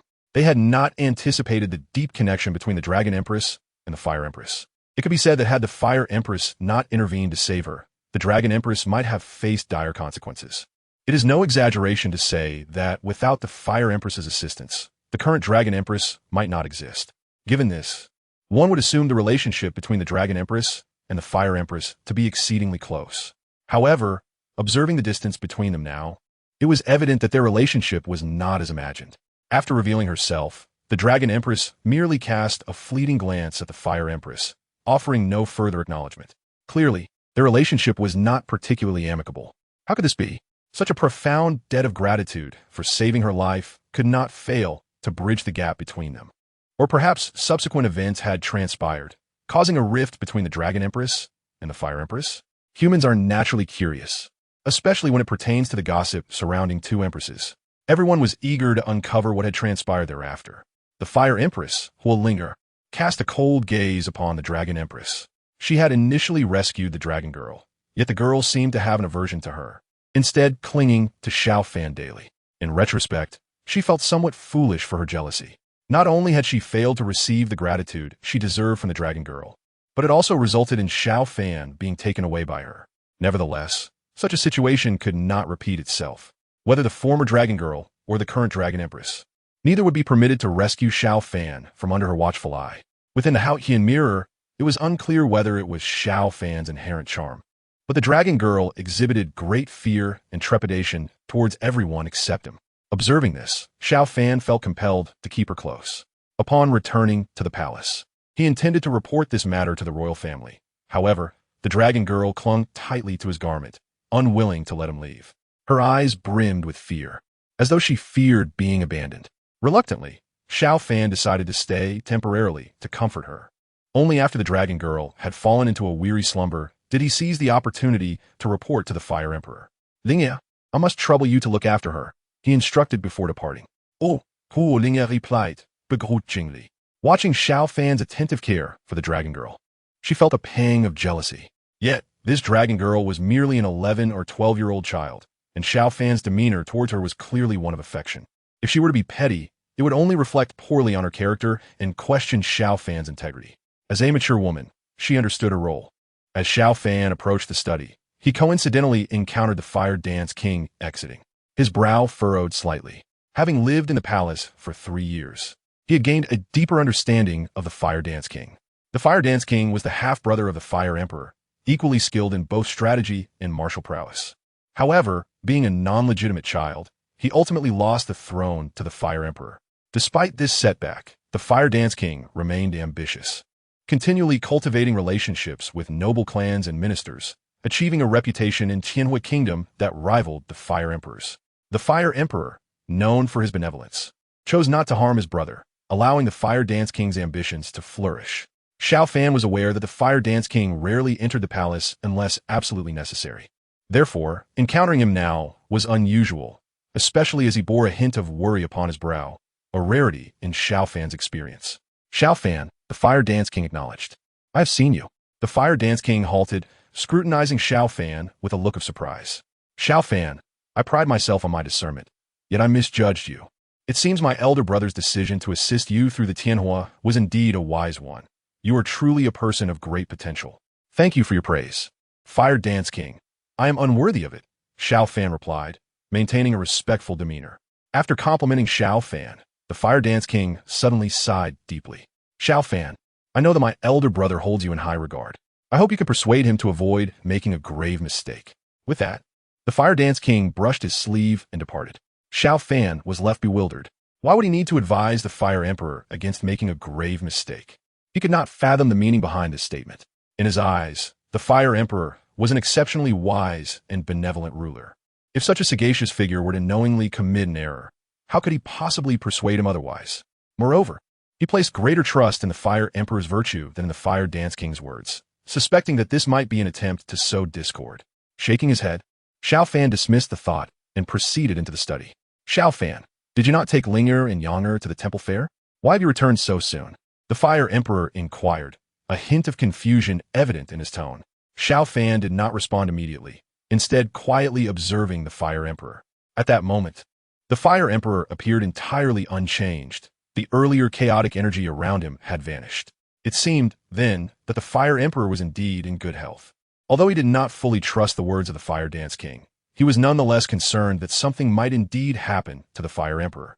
At that moment, seeing that the Fire Emperor showed no signs of abnormality, his anxieties were somewhat alleviated. He promptly informed the Fire Emperor about the matter concerning the Dragon Clan girl.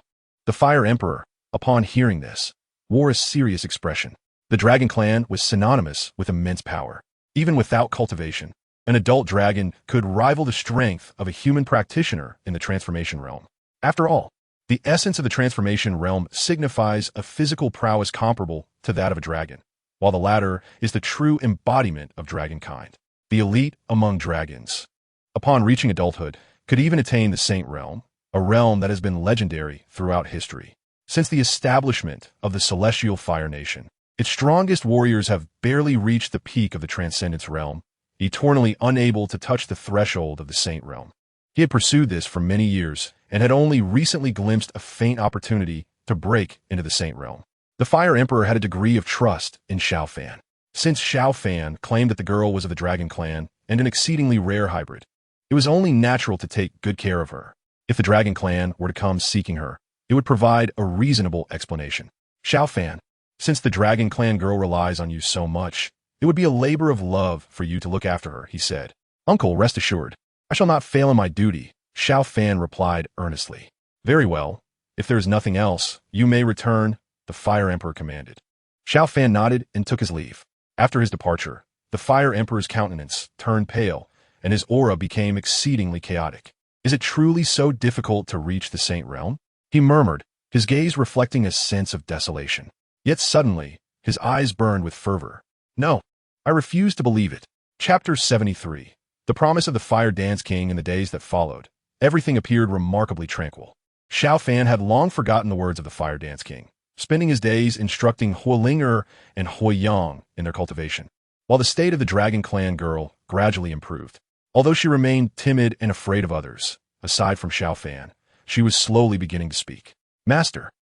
She attempted to mimic Huolinger and Huiyang, who called Xiao Fan master each day. Though her words were somewhat unclear, it marked a significant first step. Xiao Fan felt a great joy in this progress and became increasingly proactive in teaching the Dragon Clan girl to speak. However, Huolinger was not pleased to see the Dragon Clan girl so attached to Xiao Fan. Although she had considered stepping in to teach the girl herself, the Dragon Clan girl would shrink back and hide behind Xiao Fan whenever anyone else approached. This made it impossible for anyone else to communicate with her, which frustrated Huolinger greatly. Come on, I should be the one to be your savior, she thought. Why are you clinging to Xiao Fan all day? If this continues, Xiao Fan might just be stolen away by her. Resolute, she decided to take action. Seizing an opportunity when Xiao Fan was away, Huolinger forcibly took the Dragon Clan girl out of the palace. She did not intend to harm the girl. Rather, she believed that confronting more strangers would help the girl overcome her fears. Once she grew accustomed to it, her fearfulness would surely dissipate. Recently, Xiao Fan had faintly sensed a subtle understanding that could lead him to break through to the Transcendence realm. To pursue this, he intended to seek guidance from the Fire Emperor. Naturally, he could not bring the Dragon Clan girl along. Fortunately, the girl's condition had improved significantly, and under Xiao Fan's careful reassurance, she could remain alone in his side chamber. I'll be out for a little while, and will return shortly. You stay here and wait for me, all right? Despite her reluctance, the Dragon Clan girl nodded obediently. After calming her, Xiao Fan proceeded to the Imperial study. Shortly after he left, Hua Ling'er stealthily arrived at his side chamber. Come, I'll take you out to play, she exclaimed, attempting to take the Dragon Clan girl with her. However, the girl's expression and body language conveyed her resistance. Ultimately, she could not withstand Hua Ling'er's insistence and was forcibly taken out of the palace. Upon reaching the Imperial study, Xiao Fan was informed that the Fire Emperor was not receiving anyone that day. Although surprised, he had no choice but to return. However, he had not gone far when he encountered the Fire Dance King, who appeared hurried and grave. Upon seeing Xiao Fan, her expression faltered for a moment before she spoke in a low voice. Just in time, come with me. Xiao Fan was about to inquire what was happening when the Fire Dance King interrupted. If we delay, it may be too late. Let us go. Grasping Xiao Fan's sleeve, she transformed in an instant, arriving before the door of a secret chamber. Xiao Fan recognized this place well. It was the chamber where the celestial fire was stored, a location he had visited before. Confused by the Fire Dance King's sudden summons, he was met with resistance from the guards outside, who declared by the Emperor's orders, no one may enter. Even upon recognizing the Fire Dance King, they showed no sign of yielding. Step aside. The Fire Dance King swept her hand, and the guards were immediately sent flying. Without hesitation, she struck open the door to the secret chamber. Xiao Fan, come inside with me, she called before rushing into the chamber. Although Xiao Fan was unsure of what was transpiring, he was aware of the significance of the celestial fire to the celestial fire nation and feared an unforeseen disaster. Without further hesitation, he followed her inside. Upon entering the chamber, Xiao Fan was shocked to find the Fire Emperor seated within, eyes tightly shut and his expression one of great struggle. Above the Fire Emperor, the crimson-golden celestial fire blazed fiercely, swelling ominously. Xiao Fan keenly sensed the instability of the celestial fire, which was expanding uncontrollably, raising the surrounding temperature dramatically.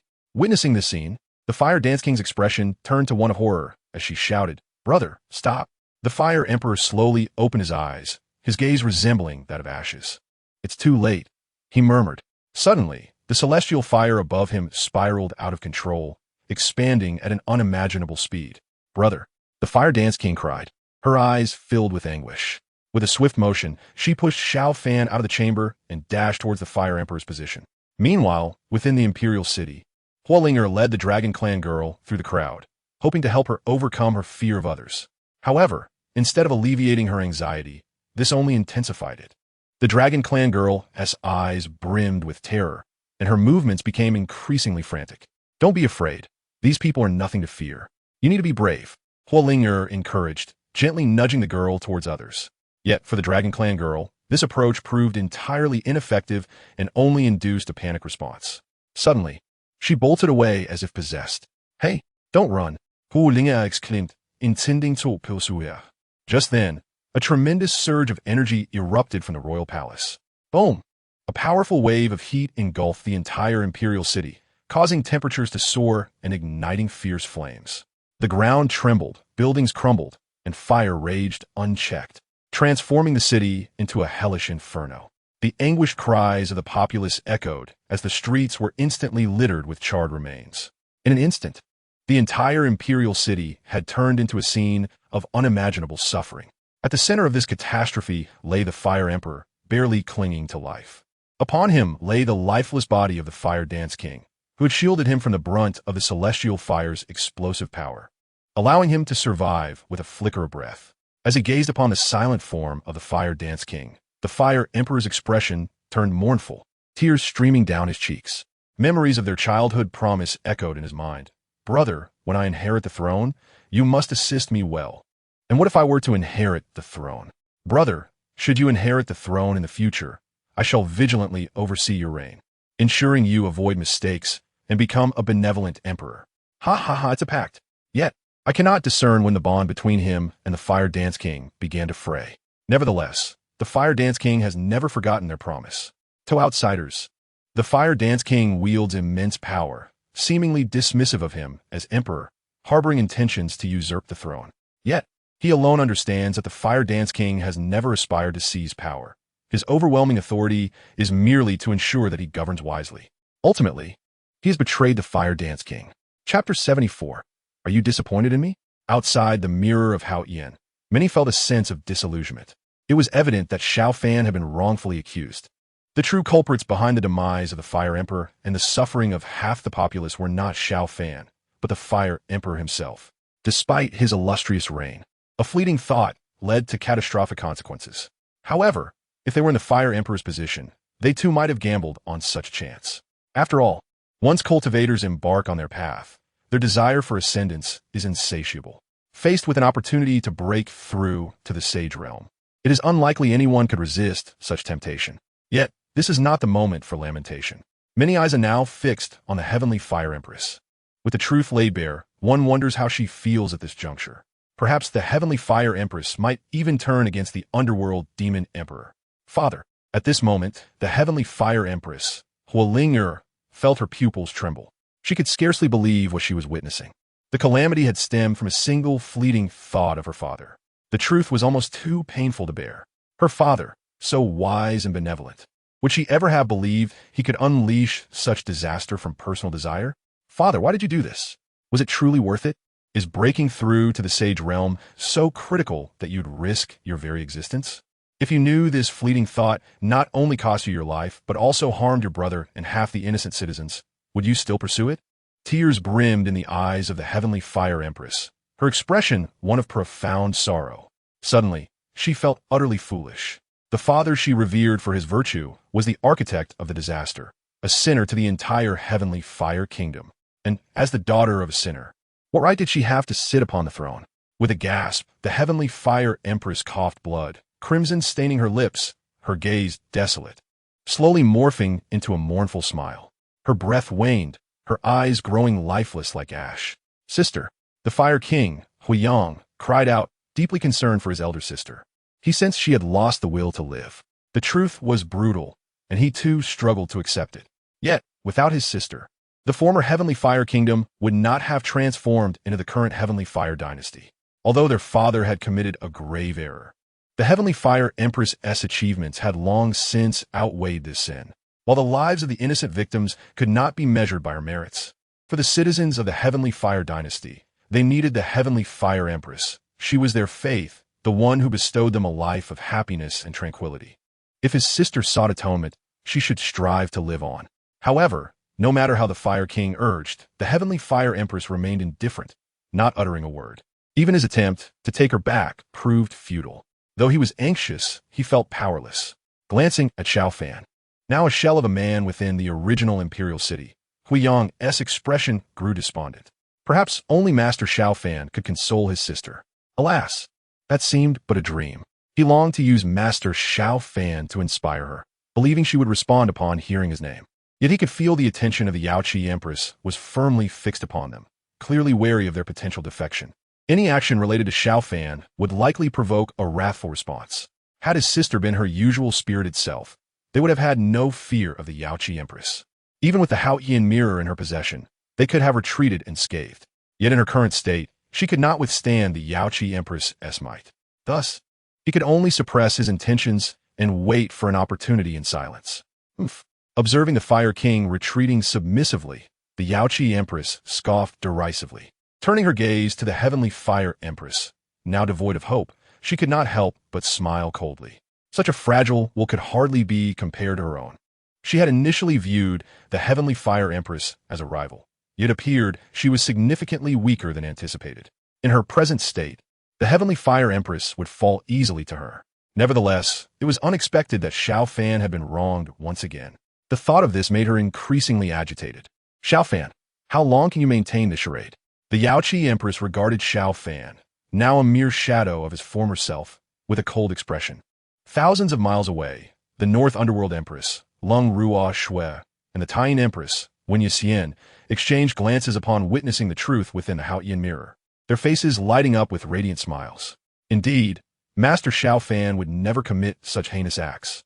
Though Long Ruo Shui found the Heavenly Fire Empress distasteful, she understood the need to set aside personal grievances. If they could draw the Heavenly Fire Empress to their side, their chances of rescuing Master Xiao Fan would increase. Unfortunately, her own powers had not yet fully recovered, compelling her to urge Taiyin Empress Wen Yuxian to hasten. Within the Haotian mirror, Xiao Fan slowly rose from the ruins. Just before the disaster struck, he had been thrust from the secret chamber by the Fire Dance King. The chamber, constructed from special materials, was highly heat-resistant, absorbing much of the energy unleashed during the catastrophic event. Additionally, being away from the epicenter of the explosion and possessing profound cultivation allowed him to barely survive. Regrettably, the guards around him were not as fortunate. Gazing at the charred remains surrounding him, he felt a deep sorrow, an indescribable melancholy filling his heart. For he knew all too well who was responsible for this devastation. Though he wished to deny it, he could not escape the truth of what he had witnessed. The secret chamber lay in ruins, and Xiao Fan, forcing himself to stand, made his way towards the Fire Emperor. Observing the Fire Emperor's ashen visage, Xiao Fan had 1,000 questions, yet upon seeing the sudden aging and sorrow on the Fire Emperor's face, all words fell silent. The Fire Emperor likely felt more regret and anguish than anyone else, for he was a ruler who cherished his people. Noticing Xiao Fan's silent gaze, the Fire Emperor forced a bitter smile and asked, "Are you disappointed in me?" Xiao Fan did not know how to respond and remained silent. Yet his silence spoke volumes. Chapter 75. A fight ensues. The Fire Emperor sighed. Xiao Fan, do you know why I hold you in such high regard? Why? Xiao Fan's curiosity piqued. For the past 3 years, whenever he faced any doubts in his cultivation, the Fire Emperor had generously guided him. Their bond transcended that of master and disciple. It was far deeper. If it were merely due to Huolinger's affection for him, the Fire Emperor could have easily bestowed wealth and honor upon him. Yet his kindness stemmed from something far more profound.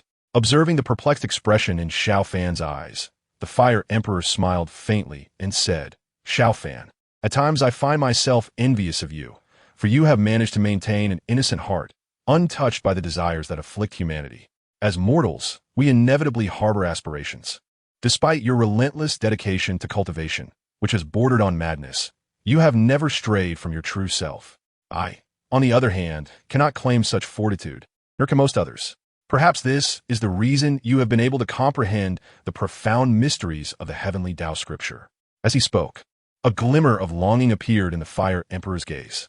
"Xiao Fan, I truly wish to witness your growth, to see you ascend to heights beyond my reach. Alas, I fear I shall not live to see that day." His expression grew somber, for he was acutely aware of his present circumstances and the grievous mistake he had made, leaving him with no face to continue living. Xiao Fan felt a surge of emotion, his thoughts a tumult of complexity, as he grappled with the weight of the expectations placed upon him by the Fire Emperor. The latter's aura began to wane, and to Xiao Fan's astonishment, tears streamed down the corners of his eyes. A momentary lapse had led to such a calamity, and he felt unworthy to face his ancestors, let alone those innocent victims. The aftermath of this disaster would surely leave the kingdom of heavenly fire in a state of ruin, unable to recover. If the citizens learned that their emperor had instigated this catastrophe, it would likely incite widespread turmoil. He felt a pang of guilt for leaving such a dire situation to his children, Fire Linger and Fire Yang, who were still so young. "I believe Linger and Yang will govern the kingdom of heavenly fire with increasing proficiency," Xiao Fan suddenly declared. The Fire Emperor paused, momentarily taken aback by his words, but soon lowered his gaze. Indeed, Xiao Fan was an astute individual. How could he not perceive the worries that plagued the Fire Emperor's mind? Imagining Fire Linger and Fire Yang in positions of leadership, a smile unconsciously crept upon the Fire Emperor's lips. "Xiao Fan, do you truly believe Linger and Yang can manage the kingdom of heavenly fire?" "Absolutely," Xiao Fan replied with unwavering conviction. "Ha! How I longed to witness that day." Though the Fire Emperor's eyes remained open, they had lost their focus. Xiao Fan, his expression clouded with sorrow, lowered his head to gaze upon the Fire Emperor, gently closing his eyes. Beyond the Haotian mirror, the once despondent Empress Fire Linger shed tears upon witnessing this scene. Meanwhile, the citizens of the Heavenly Fire Divine Dynasty, far away in Zhongzhou, gazed at the now-deceased Fire Emperor within the Haotian mirror. "Your Majesty, do you see? Under Empress Fire Linger's governance, the former kingdom of heavenly fire has transformed into the heavenly fire divine dynasty, revered by all nations. Your Majesty, Empress Firelinger is a brilliant leader, diligently working for the welfare of the state. Today, the heavenly fire divine dynasty flourishes, its people live in peace and prosperity. Your Majesty, Empress Firelinger is a wise ruler, beloved by the populace. The citizens continuously extolled the virtues of Empress Firelinger, as if to convey to the Fire Emperor that the current state of the heavenly fire divine dynasty mirrored his hopes. Indeed, while the Fire Emperor had wrought calamity through a moment's folly, he had always been a sagacious and benevolent ruler, his contributions outweighing his transgressions. Let the past be consigned to dust and history. The accolades bestowed upon Empress Firelinger are transformed into merit and goodwill, infusing her with renewed vigor. In witnessing this, Fire Yang was rendered speechless with emotion. The one most deserving of gratitude for this turn of events was Xiao Fan. As he looked upon Xiao Fan, who now resembled a living corpse within the primordial imperial city, Fire Yang felt a stirring within him, reminiscent of the past when Xiao Fan had patiently guided and supported them through their difficulties. This time, it was once again Xiao Fan who had revived his sister. In his heart, Fire Yang solemnly expressed his gratitude. Master Xiao Fan, thank you. Then, he exchanged a glance with Empress Firelinger, an unspoken understanding passing between them. Empress Firelinger took the initiative, charging towards the Yaoqi Empress in the void. Seeking death, the Yaoqi Empress, undaunted, countered with equal fervor. As long as she possessed the Haotian mirror, she was invincible. Yet, she was eager to discover who would prevail without relying on the mirror's power. The onlookers below were filled with excitement and anticipation, for this was a direct confrontation between two empresses, a rare spectacle indeed. The heavens roared and the void shattered with each strike, echoing the devastating power of imperial beings. The crowd gasped in awe at the sheer ferocity of these imperial forces. In the midst of the intense battle between Empress Firelinger and the Yaoqi Empress, Fire Yang commanded the Firesha army outside the primordial imperial city, launching an assault on the extermination formation. Concern rippled through the spectators as one voiced their fears. Will the extermination formation be breached? If the underworld demon emperor is rescued, what then? Fear not, my friend. The extermination formation was established by 7 empresses in concert, with the Haotian mirror as its core. It cannot be easily shaken. Another reassured him. Indeed, despite Fire Yang's near-imperial level prowess and the combined might of over 10,000 Firesha soldiers, they could not even graze the extermination formation. It became clear that to dismantle it, they must first neutralize its core, the chaotic artifact known as the Haotian mirror, wielded by the Yaoqi Empress. Thus, subduing the Yaoqi Empress was essential to seizing control of the Haotian mirror. This realization was not lost on Fire Yang, nor on the distant figures of the Northern Underworld Empress, Lung Ruoxue, and the Taiyin Empress, Wen Yaxian, who were also aware of the situation. Sensing that a battle had commenced between Empress Firelinger and the Yaoqi Empress, Lung Ruoxue felt frustrated, as her powers had yet to fully return, rendering her unable to partake in the conflict among the imperial beings. I shall not impede you. Go assist her, she urged Wen Yaxian. Understood, Wen Yaxian replied. However, just as she prepared to act, an unexpected turn of events unfolded on the battlefield between Empress Firelinger and the Yaoqi Empress. Chapter 76. A terrible trap. As the clash between Empress Firelinger and the Yaoqi Empress intensified, the Dragon Clan Empress, who had remained silent since her arrival, suddenly intervened in their conflict. Her expression was inscrutable, shrouded in mystery. The entrance of an imperial-level powerhouse demanded caution from both empresses, who were uncertain of her allegiance. At last, the Dragon Clan Empress made her move, targeting the Yaoqi Empress. Seeking death, the Yaoqi Empress scoffed, entirely unfazed, for she had anticipated this outcome. After all, she had seen the young Dragon Clan Empress's unwavering loyalty to Xiao Fan in her youth. Thus, it was not surprising that she chose to ally with Empress Firelinger against her. The onlookers shared similar thoughts, but were left bewildered.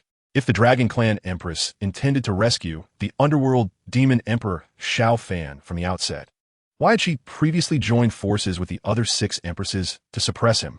If her goal was to save him, she need not have allied with the others. Although Empress Firelinger and the other 2 had changed sides upon uncovering the truth of the past, it remained unclear whether there were additional complexities to the relationship between the Dragon Clan Empress and Xiao Fan. Nevertheless, her contradictory actions left the spectators in utter confusion. At this moment, the battle in the void was fierce. The Fire Empress, Huolinga, noticed that the Dragon Empress had allied with her side. Although doubts lingered in her heart, she could not afford to ponder them further. If they could seize the opportunity and defeat the Yaoqi Empress in one fell swoop, they could wield the Haotian mirror to save Xiao Fan. Even the Yaoqi Empress, faced with their joint onslaught, began to falter. Since both the Fire Empress and the Dragon Empress were willing to abandon any pretense of decorum, the Yaoqi Empress felt no obligation to maintain her dignity either. What did it matter if they surrounded her? As long as she possessed the Haotian mirror, she had no fear of being outnumbered. Huolinger discerned the Yaoqi Empress's intentions. Should the Yaoqi Empress succeed in activating the Haotian mirror, their chance would evaporate. They had to thwart her from doing so. Huolinger urgently called out to the Dragon Empress before charging towards the Yaoqi Empress. Realizing the gravity of the situation, the Yaoqi Empress felt a pang of urgency. Her demeanor no longer calm and collected. Though she yearned to activate the Haotian mirror, the approaching Fire Empress forced her to evade the latter's strikes. With the Dragon Empress lurking nearby, the prolonged stalemate would be detrimental to her. An opportunity arose. Huolinger felt a flicker of disarray from the Yaoqi Empress. Elation swelling within her. "Come and assist me," she cried to the Dragon Empress. But at that moment, the Dragon Empress abruptly halted, offering no further assistance.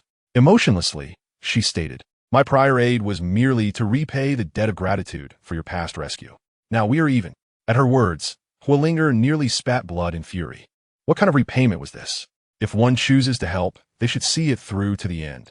To abandon the effort halfway was not gratitude, but betrayal. In that moment of distraction, the Yaoqi Empress seized the opportunity. Haotian mirror, suppress her. In the void, the Haotian mirror emanated an overwhelming divine power, relentlessly pressuring Huolinger. Helpless, she summoned all her strength to resist the mirror's might. Yet against this legendary chaotic artifact, she could only endure passively, struggling to hold her ground. Complete suppression seemed inevitable. "Your Majesty," the Fire King, Huiyang, witnessed the scene and was about to rush in to aid Huolinger against the Haotian mirror's might. "Do not act foolishly, retreat at once," Huolinger admonished sharply. Though Huiyang possessed quasi-emperor level cultivation, the chasm between him and true emperors was insurmountable. His interference would only lead to his demise. She understood clearly that if they missed this opportunity, the Yaoqi Empress would not be so careless again. Her frustration was directed at the Dragon Empress for her duplicitous behavior. Had she faced the Yaoqi Empress alone, she would have left herself an escape route, not recklessly charging in. Even in failure, she could retreat unscathed. However, the Dragon Empress's earlier involvement had emboldened her to attempt to decisively subdue the Yaoqi Empress. Regrettably, she had been led astray by the Dragon Empress. "No!" Huiyang shouted hoarsely. The shift in the battle unfolded too rapidly for the spectators below to fully comprehend. Most bewildering was the Dragon Empress's actions, which seemed utterly treacherous. Yet, for the onlookers, this was fortuitous. If the Yaoqi Empress triumphed, she would undoubtedly exercise greater caution henceforth, making it nearly impossible for the underworld demon emperor, Xiao Fan, to be rescued. This was a scenario everyone preferred.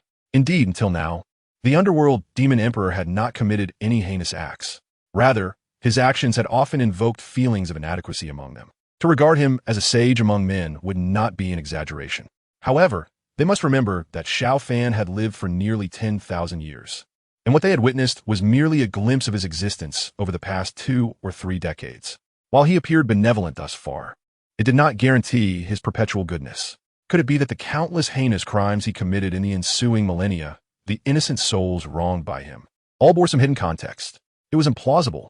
They could not allow the benevolence displayed in Xiao Fan's earlier years to blind them to the atrocities he later perpetrated. Thus, even if they felt a fleeting sympathy and respect for his previous deeds, they could not forsake their reason and judgment. Even if Xiao Fan was now a mere shell of his former self, with no hope of resurgence, he must still face his end. Only in this way could they honor the countless lives that had suffered under his tyranny. Regrettably, such a straightforward principle eluded the Fire Empress and the previously mentioned Northern Underworld and Lunar Empresses, who succumbed to emotional impulses in favor of the Underworld Demon Emperor. This sorrowful reality deeply pained the many cultivators and mortals who had once revered the Empresses, leaving them heartbroken and despondent. They could only hope that such events would not recur in the future. Should another Empress lose her discernment and side with the Underworld Demon Emperor, it would feel like a dagger plunged into the hearts of all. Chapter 77. They truly seemed to have abandoned all pretense. The Dragon Empress silently observed as the Fire Empress was on the verge of being subdued by the Haotian mirror, her face betraying no emotion. She appeared as indifferent as if witnessing an occurrence entirely unrelated to her. An aura of extreme coldness enveloped her, resembling an emotionless block of ice. She harbored no intentions of betraying the Fire Empress. Her earlier assistance in assaulting the Yaoqi Empress was indeed a gesture of gratitude for past salvation. However, in her view, having helped drive the Yaoqi Empress into a corner, that debt was fully repaid. Any ensuing conflict was a personal matter between the Fire Empress and the Yaoqi Empress. The Fire Empress's current predicament could only indicate her inferiority in skill. Had she known of the Dragon Empress's peculiar logic, she would surely have been infuriated. Please, I would rather you not repay this debt. As Huoling strained under the pressure, on the verge of being fully subdued by the Haotian mirror, the Lunar Empress, Wen Yaxian, stealthily approached and took advantage of the Yaoqi Empress's preoccupation to launch a surprise attack. You dare! The Yaoqi Empress seethed with rage. They truly seemed to have abandoned all pretense. How could they claim to stand among the 7 great empresses while resorting to such underhanded tactics, ambushes, and sneak attacks? Fortunately, with the Haotian mirror's divine power enhancing her, the Lunar Empress's assault did not inflict any significant harm. Nevertheless, it provided the Fire Empress with a chance to escape.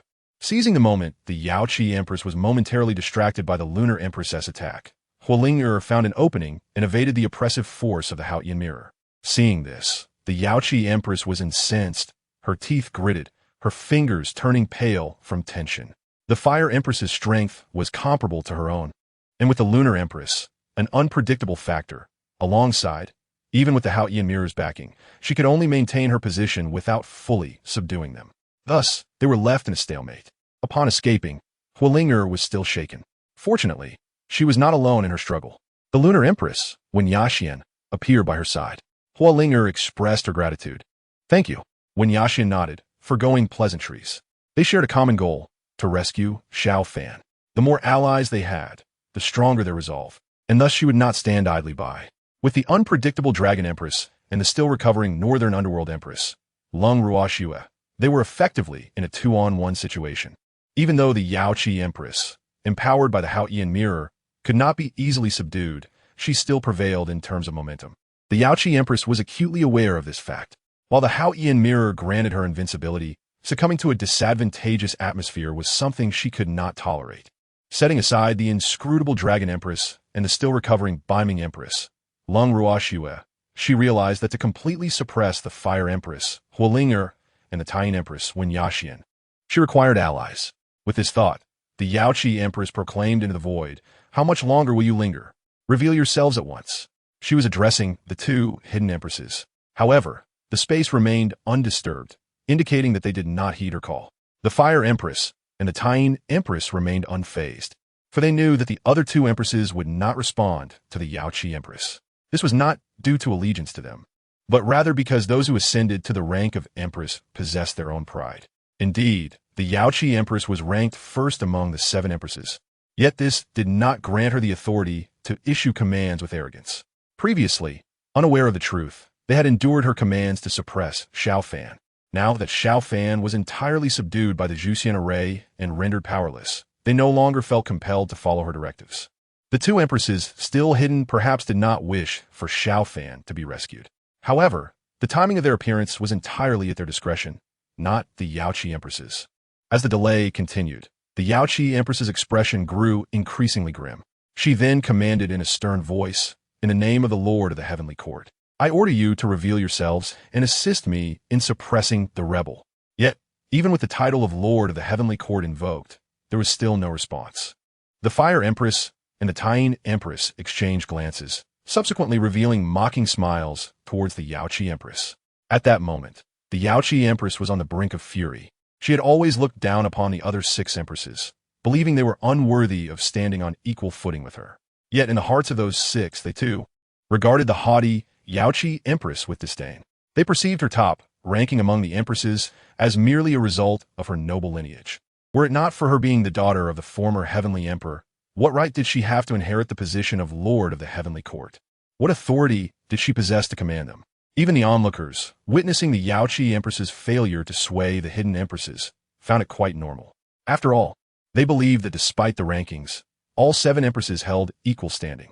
In the past, the Lord of the Heavenly Court, or the so-called Heavenly Emperor, was indeed a transcendent existence, an absolute authority revered by the populace. However, with the emergence of the other 6 empresses, the faith of the people was divided. The Yaoqi Empress, as the so-called Lord of the Heavenly Court, had long lost her former glory. Should she remain oblivious to this reality? Believing that the Heavenly Court still held absolute supremacy, she might face even greater repercussions. Of course, the onlookers still sided with the Yaoqi Empress, for they, too, did not wish for the underworld demon emperor, Xiao Fan, to be rescued. However, if the Yaoqi Empress could not approach the situation with rationality and humility, beseeching the 2 hidden empresses for assistance, the circumstances could become perilous. Yet, given the Yaoqi Empress's nature, it would be incredibly challenging to lower herself and seek help from the other 2 empresses. A sense of urgency filled the hearts of the gathered crowd. If the Tian Empress and the Fire Empress were to rescue the underworld demon emperor, what justice could possibly remain in this world? Chapter 78. Abandoned ultimately, an elderly man, unable to tolerate the actions of the Fire Empress and the Tian Empress, stepped forward and exclaimed, Fire Empress, Tian Empress, as empresses of humanity, revered and worshipped by the people, do not be stubborn and continue down the wrong path. The underworld demon emperor, Xiao Fan, has wrought havoc upon the world. His sins so profound that even 1,000 deaths could not atone for them.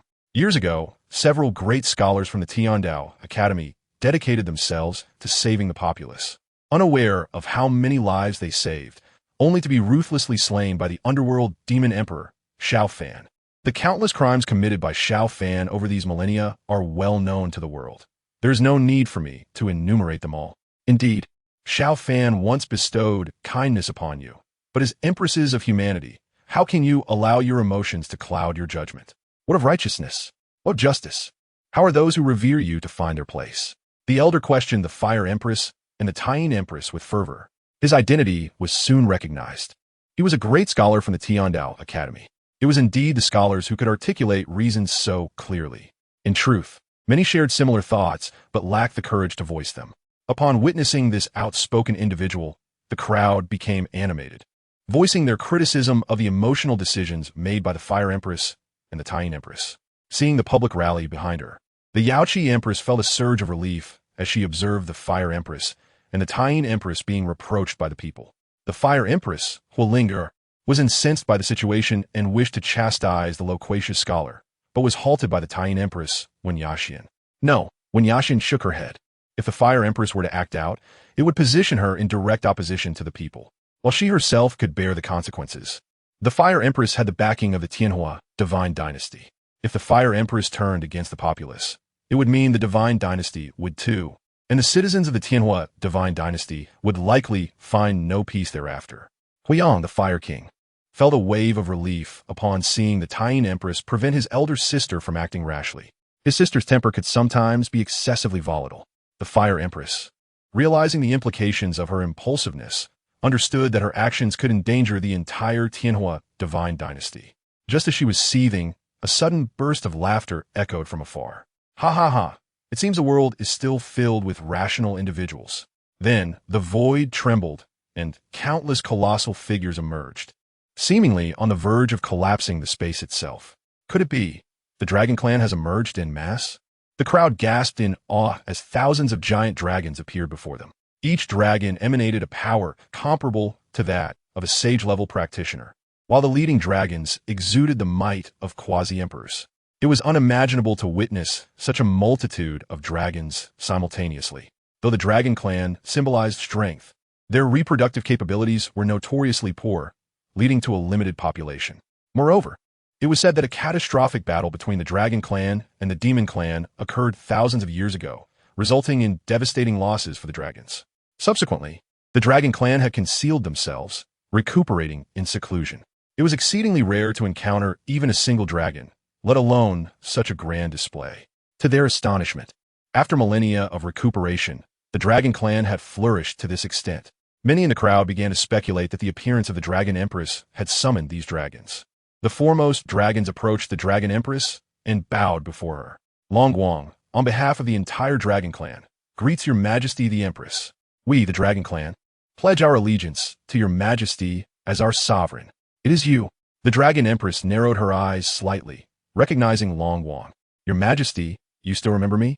Long Guang was taken aback, for he had been but a child when he first met the Dragon Empress and had only encountered her briefly. He had not anticipated that she would still remember him. Upon reflection, Long Guang was instantly invigorated, proclaiming, years ago, the underworld demon emperor, Xiao Fan, colluded with the holy maiden of the demon clan, not only wounding you, but also inflicting grievous losses upon our dragon clan. I earnestly beseech the empress to return and revitalize our dragon clan, to slay the underworld demon emperor, Xiao Fan. This plea was echoed by thousands of dragons, their voices reverberating as if to shatter the heavens. The dragon empress, who had maintained an impassive demeanor, exhibited a flicker of emotion upon hearing Long Guang's words. It was a memory she wished to forget for eternity. She was indifferent to the injury inflicted by Xiao Fan. What troubled her was his betrayal of the oath they had sworn. He had promised never to abandon her, yet ultimately forsook her under the influence of that enchantress. She had thought herself rendered cold and unfeeling, yet the recollection of his abandonment alongside that demoness pierced her heart anew. It seemed she had not truly become heartless. Gazing at the seemingly lifeless Xiao Fan within the primordial imperial city, the Dragon Empress's eyes grew increasingly indifferent. Initially, she cared little for his fate, whether he lived or died, or by whose hand it might come. However, perhaps only by personally ending Xiao Fan's life could she attain true detachment and escape the torment of her memories. The onlookers, having absorbed Long Guang's revelations, were struck with astonishment. They had not anticipated such a deep-seated enmity between the underworld demon emperor, Xiao Fan, and the Dragon Clan. The instigator of the ancient conflict between the Dragon Clan and the Demon Clan was none other than Xiao Fan. This revelation was beyond anyone's expectation. Curiosity surged among them, eager to uncover how Xiao Fan became entangled with both clans. If only they could witness Xiao Fan's memories further. Yet, the Yaoqi Empress was currently engaged in a standoff with the Fire Empress and the Lunar Empress, manipulating the Haotian mirror. If this stalemate continued, they would likely remain ignorant of the true nature of Xiao Fan's connections to the Dragon and Demon clans. The Yaoqi Empress glanced at the Dragon Empress, contemplating that if there truly existed animosity between her and Xiao Fan, perhaps she could sway the Dragon Empress to their side, thus forming a balanced opposition. At that moment, the Dragon Empress also regarded the Yaoqi Empress, intuitively discerning her thoughts. She spoke directly. I may assist you, but I have one condition. Xiao Fan's life must be taken by my own hands. In response, the Yaoqi Empress hesitated, pondering the reliability of the Dragon Empress after witnessing her previous claims of gratitude. What if this Dragon Empress turned on her, tarnishing her esteemed reputation? The Fire Empress, Hua Ling'er, glared at the Dragon Empress, her eyes ablaze with fury. Previously, she had nearly fallen victim to the Dragon Empress's treachery. Now, the Dragon Empress's alignment with the Yaoqi Empress further incensed her. Although she was unaware of the events that transpired after the Dragon Empress saved Xiao Fan, she recognized that both she and Xiao Fan had once aided the Dragon Empress. Without their intervention, the Dragon Empress would not exist as she did now. Yet, the Dragon Empress sought to personally slay Xiao Fan, which was akin to repaying kindness with malice. Admittedly, she too had harbored vengeful thoughts toward Xiao Fan, but that was based on a misunderstanding. This led Huolinger to ponder whether there were hidden truths and misunderstandings between the Dragon Empress and Xiao Fan. To unveil the truth, it was imperative for the Yaoqi Empress to continue invoking the Haotian mirror to reveal Xiao Fan's memories. With this in mind, Huolinger called out to the Dragon Empress, I once shared your conviction that Xiao Fan was irredeemably wicked, but the truth has proven me wrong. He bore the weight of all sins while we misjudged him. I urge you not to act in a manner that will lead to lifelong regret before grasping the truth. Huolinger spoke earnestly, yet the Dragon Empress remained unmoved, fixated on the Yaoqi Empress and awaiting her response. Witnessing the Dragon Empress's indifference ignited Huolinger's ire. This Dragon Clan seemed to be nothing more than brawn over brains. The Dragon Empress's silence did not signify that the other dragons were equally unconcerned. Long Guang, a quasi-emperor level dragon, immediately countered, Fire Empress, do not attempt to sway our Dragon Empress. The underworld demon emperor, Xiao Fan, is beyond redemption, deserving of death by all. He recounted how the Dragon Clan had warmly invited Xiao Fan, only for him to repay their hospitality with treachery. Scheming for their blood and essence in collusion with the Demon Clan, resulting in the deaths of countless elders and powerful beings, nearly leading to the annihilation of the Dragon Clan. Long Guang's eyes blazed crimson, emanating a ferocious aura as he fought to maintain control. His father had perished during that conflict instigated by Xiao Fan and the Demon Clan. The battle had decimated the Dragon Clan's might, forcing the survivors to conceal themselves for millennia to recuperate. This enmity had lingered for thousands of years. Now, the Fire Empress's flippant suggestion of a misunderstanding was laughable. A misunderstanding? Our clan nearly faced extinction, yet you dare to call it a misunderstanding? Thankfully, they had not only survived, but thrived, producing a Dragon Empress. Thus, they felt no fear in standing against the Fire Empress, boldly countering her words. The crowd was taken aback by Long Guang's declaration. While the Dragon Clan was indeed a treasure trove of resources, their very essence was unmatched. The Dragon Clan symbolized power and vulnerability to threats. Yet, who would dare to covet such a lineage? It was astonishing that Xiao Fan had dared to set his sights on the entire Dragon Clan. His audacity was beyond comprehension. However, the Fire Empress dismissed Long Guang's grievances entirely. Despite his quasi-emperor status, he was but a minor player against true imperial powers. In her eyes, Long Guang was merely an inconsequential pawn, unworthy of her attention. As he recounted Xiao Fan's alleged transgressions, the Dragon Empress exhibited no reaction, suggesting that Long Guang's words were mere trifles to her, entirely irrelevant. It appeared that her animosity towards Xiao Fan stemmed from deeper, undisclosed matters. Until the reasons behind the Dragon Empress's hatred were clarified, the situation would remain precarious. The only means to unveil the truth lay in compelling the Yaoqi Empress to continue revealing Xiao Fan's memories through the Haotian mirror. Yet they were ensnared in a stalemate, unable to break the deadlock. Should the Yaoqi Empress acquiesce to the Dragon Empress's demands, the balance would tilt unfavorably for them. Observing Long Guang's extensive recounting of Xiao Fan's alleged sins without any discernible reaction from the Dragon Empress, the Yaoqi Empress began to question her reliability. It seemed the Dragon Empress did not harbor overwhelming hatred for Xiao Fan after all. After much contemplation, the Yaoqi Empress concluded that the Dragon Empress was indeed unpredictable. What if she suddenly faltered mid-battle, leaving her vulnerable to the Fire and Lunar Empresses? That would be utter folly. Even now, while the Yaoqi Empress found herself at a disadvantage against the Lunar and Fire Empresses, they too were unable to dominate her. It is prudent to exercise caution rather than risk falling into traps. Thus, the situation remained at an impasse. The esteemed scholar previously witnessed the Dragon Clan openly lamenting the sins of Xiao Fan. Yet the Empress of Heavenly Fire and the Empress of the Dark Moon showed no signs of retreat, leaving him deeply distressed. He continued to implore them to reconsider their stance. Empress of Heavenly Fire and Empress of the Dark Moon, do not be so obstinate. Enough, you ignorant fools. The cold and aloof Empress of the Northern Underworld, Lung Ruo Shui, arrived on the scene. Though her cultivation had not fully recovered, she possessed the strength of a quasi-emperor. Upon her arrival, she unleashed a tirade against the scholar, exclaiming, "You old wretch, speak ill of my master again, and I shall tear your mouth apart." What do you mean by that? He stammered, his face reddening with anger. Every time the scholar attempted to respond, he was swiftly rebuffed by Lung Ruo Shui, leaving him infuriated and speechless. Satisfied, she believed that confronting such a pompous old man was the only way to silence him. The Empress of the Dark Moon, Wen Yixian, observed the scene with a resigned shake of her head.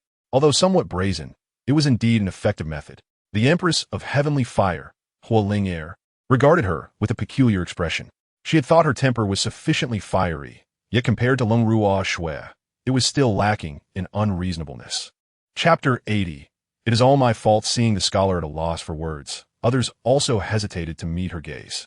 Only then did Lung Ruo Shui tone down her fervor. After a moment of contemplation, her gaze resolutely fixed, she spoke. "I know you all believe my master Xiao Fan to be a malevolent fiend, and I once shared your sentiments.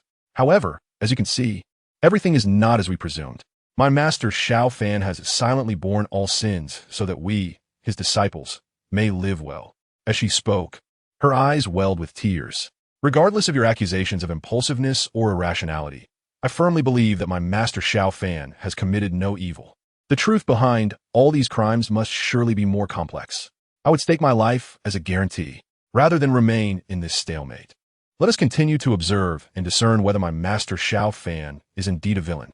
If he has truly succumbed to darkness and committed those heinous acts, the Empress of the Northern Underworld, would willingly perish alongside him to atone.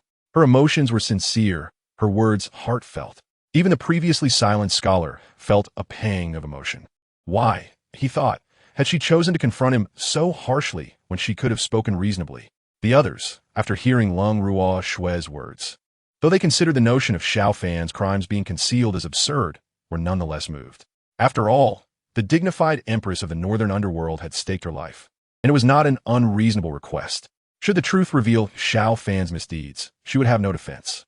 Rather than persist in this standoff, it would be wiser to seek clarity and present the world with the truth. Lung Ruo Shui's declarations were not solely directed at the assembly, but also intended for the Empress of Yaoqi, offering her a way out. This would require the cooperation of the Empress of the Dark Moon and the Empress of Heavenly Fire, who were equally unwilling to yield. If the Empress of the Northern Underworld could guarantee with her life, so could they. I, the Empress of Heavenly Fire, guarantee with my life that if my master Xiao Fan truly committed those heinous crimes, I would accompany him in death to atone. I, the Empress of the Dark Moon, likewise guarantee with my life that if my master Xiao Fan truly committed those heinous acts, I would accompany him in death to atone. Their declarations were also aimed at the Empress of Yaoqi, having endured repeated setbacks. She had lost her earlier arrogance. Seeing an opportunity to retreat, she relented, coldly retorting, "Very well, I shall ensure that you die with complete conviction." With that, she activated the Haotian mirror to reveal Xiao Fan's memories. The Empress of the Dark Moon, Wan Yixian, and the Empress of Heavenly Fire, Hua Ling Er, approached Lung Ruo Shui's side. Wan Yixian continued to assist in restoring Lung Ruo Shui's cultivation, while Hua Ling Er sought to curry favor with her, believing that Lung Ruo Shui had broken the deadlock. However, as she drew near, she realized that Lung Ruo Shui was paying her no heed. Frustrated, Hua Ling Er felt a surge of irritation. Were it not for their current alliance, she might have lashed out. She also recognized that although they were united in the present, the future was uncertain. After all, there was only one Xiao Fan, and it was unlikely anyone would willingly share him. She certainly would not. The same was evident in Lung Ruo Shui's demeanor. Thus, while they appeared to be allies, there existed a competitive undercurrent between them. Yet contemplating such matters was premature. They would first seek the truth and rescue their master, Xiao Fan, before addressing their own rivalries. United, the three gazed into the Haotian mirror, firmly believing that their master had been misunderstood. Meanwhile, the Empress of the Dragon Clan, though her expression remained impassive as she watched the Haotian mirror, instinctively placed a hand over her heart. The thought of revisiting the moment when Xiao Fan abandoned her for that enchanting woman brought a stab of pain to her heart. Within the Haotian mirror, amidst the ruins of the palace, survivors had finally gathered after the calamity. "Your Majesty, Your Majesty." The royal family and ministers rallied the soldiers around them. Recognizing the enormity of the disaster, some members of the royal family quickly deduced that the Heavenly Fire was to blame and summoned the surviving soldiers to uncover the truth. The royal family of the Heavenly Fire Kingdom primarily possessed fire attributes and practiced fire-related techniques. As long as they were at a sufficient distance, most only sustained minor injuries. This included Prince Huiyang. Father, upon seeing the lifeless body of the Fire Emperor, the young Huiyang rushed over. Though still a child, he was well aware of many matters due to his royal upbringing. Gazing at the silent figure of the Fire Emperor, his eyes brimmed with terror and fear. Trembling, he turned to Xiao Fan beside him and asked, "Master Xiao Fan, what has happened to my father?" Looking into Huiyang's innocent eyes, Xiao Fan felt an emptiness envelop him. He gazed up at the sky, fully aware of the answer Huiyang sought. Yet the events had transpired, and no amount of deceit would change the harsh reality. Someone had to convey this cruel truth to Huiyang. Regaining his composure, Xiao Fan's gaze hardened like stone as he looked at Huiyang. "He has died. Your father is no more." "No, my father is the mightiest in the world. He cannot be dead." Huiyang's small form suddenly collapsed onto the Fire Emperor's corpse, desperately shaking him. "Father, please wake up. It is me, Yang Er. Father, please wake up." Witnessing this heart-wrenching scene, Xiao Fan felt as if his heart were being torn apart, consumed by anguish. The Fire Emperor was the only elder, besides his biological parents, who had ever shown him warmth. He had come to regard the Fire Emperor as his own kin. His suffering matched that of Huiyang, yet he had more pressing matters to attend to. Xiao Fan had long noticed that the surrounding soldiers had encircled him. The royal family and ministers scrutinized him closely. Indeed, The Fire Emperor and the Fire Dance King, the most significant figures of the Heavenly Fire Kingdom, had perished in the eruption, and he had survived. If this did not raise suspicion, it would be quite strange. Xiao Fan, please explain what transpired. Why did the Heavenly Fire go out of control? How did Your Majesty and King Huwu meet their demise? Inquired an elder of the Tianwu Kingdom's royal lineage, whom the Fire Emperor often addressed as uncle. His tone bore an accusatory edge, his eyes sparkling with intensity as they locked onto Xiao Fan like a hawk. Xiao Fan sighed softly, glancing at the lifeless body of the Fire Emperor and then at the tear-streaked face of Huiyang. Revealing the truth could lead to disbelief among them, and these royals might turn against the siblings, Huoling'er and Huiyang, if the Fire Emperor's reputation could be preserved. With his former authority and the backing of his direct lineage, no one could challenge their standing. With this thought in mind, Xiao Fan resolved to protect them. The Fire Emperor had granted him everything he possessed. Today, he would return it as a gesture of gratitude for the Emperor's kindness. It was my moment of folly that wrought such calamity. My inability to transcend my limits led me to seek a breakthrough through the Heavenly Fire, which tragically spiraled out of control, resulting in the deaths of the Fire Emperor and King Huwu. I bear the blame, Xiao Fan declared heavily. Upon hearing these words, Huiyang's tear-filled eyes widened in disbelief as he gazed at Xiao Fan. Master, you cannot be serious. Huiyang's voice trembled, unable to reconcile the notion that his beloved mentor, who had been like family for 3 years, could be responsible for his father's demise. Xiao Fan remained silent, his eyes filled with sorrow. Huiyang's youthful face froze in shock. Despite his reluctance to accept it, the truth lay stark before him. The relentless blows to his spirit were far beyond what his tender psyche could endure. He sat there, dazed and despondent, as if his soul had departed. Seize Xiao Fan immediately, commanded the elder, directing the soldiers around him. With Xiao Fan gravely injured, it was the perfect opportunity to apprehend him. Xiao Fan made no resistance. He had already chosen this path. Stop! What are you doing? In the distance, Huoling'er rushed towards them. After the calamity struck the royal city, she had quickly realized that the Heavenly Fire was at fault and returned post-haste. Upon arrival, she witnessed the soldiers attempting to detain Xiao Fan. Release him. What are you plotting? A rebellion? Huoling'er rebuked the soldiers fiercely. Princess, do you comprehend the gravity of your actions? The elder stepped forward, raising his voice against her. Xiao Fan conspired with the Heavenly Fire, causing the deaths of our sovereign and King Huwu, thus condemning countless innocent citizens of the royal city. His crimes are heinous and warrant immediate execution. Boom! It was as if a thunderclap resounded in Huoling'er's mind. Had she just heard that her father was dead? Her gaze fell upon Huiyang, who was staring vacantly at a corpse, as if he had lost his spirit. Huoling'er trembled, nearly collapsing from shock. Terror filled her heart as she forced herself to approach Huiyang, step by step, the distance feeling insurmountable. As she drew closer, her complexion paled further until she recognized the lifeless visage before Huiyang. Father! Huoling'er collapsed to the ground, her face drained of color. At that moment, her mind went blank and she was rendered speechless. The elder, witnessing her despair, felt a mix of emotions swirling within him. Such a devastating blow would surely leave Huoling'er and Huiyang struggling to recover. He then turned his gaze to Xiao Fan, his eyes brimming with murderous intent and rage. Bring me Xiao Fan, and let him face justice for the sake of our late sovereign's spirit. Someone must bear the consequences of this disaster. Since Xiao Fan has admitted his guilt, there is no need for further discussion. Stop! Huoling'er slowly rose, her voice trembling as she looked at Xiao Fan. I refuse to believe he could commit such an atrocity. The elder felt his heart sink upon hearing her words. At such a juncture, Huoling'er, as a princess, was still driven by emotion. Before he could respond, Huiyang suddenly stood up, tears brimming in his eyes as he pointed a trembling finger at Xiao Fan, crying out in anguish, Sister, it was him. He is the one who killed father. At this revelation, Huoling'er felt her strength wane, her gaze shifting to Xiao Fan, her pupils quaking in disbelief. Is it true? Her voice trembled, fear gripping her heart as she dreaded the answer. Xiao Fan looked up at the vast, unending sky, unable to meet Huoling'er's sorrowful eyes. Yes, he uttered slowly, a single word that resonated with stark clarity, piercing the depths of her soul. Huoling'er's face went pale as her heart felt as though it were being crushed, making it hard for her to breathe. The elder, unable to bear any further anguish inflicted upon Huoling'er, resolved to execute Xiao Fan immediately to prevent any further complications. Bring me Xiao Fan for execution. However, Before he could finish, Huoling cried out again, "Wait! Princess Yu!" The elder, presuming Huoling was still acting out of emotion upon learning the truth, felt a sense of frustration. Yet, the reality was far from what he expected. Huoling's face was ashen, silent tears cascading down her cheeks as she drew her sword, step by step, advancing toward Xiao Fan. "It was I who brought him to the royal city. If anyone is to kill him, it should be me."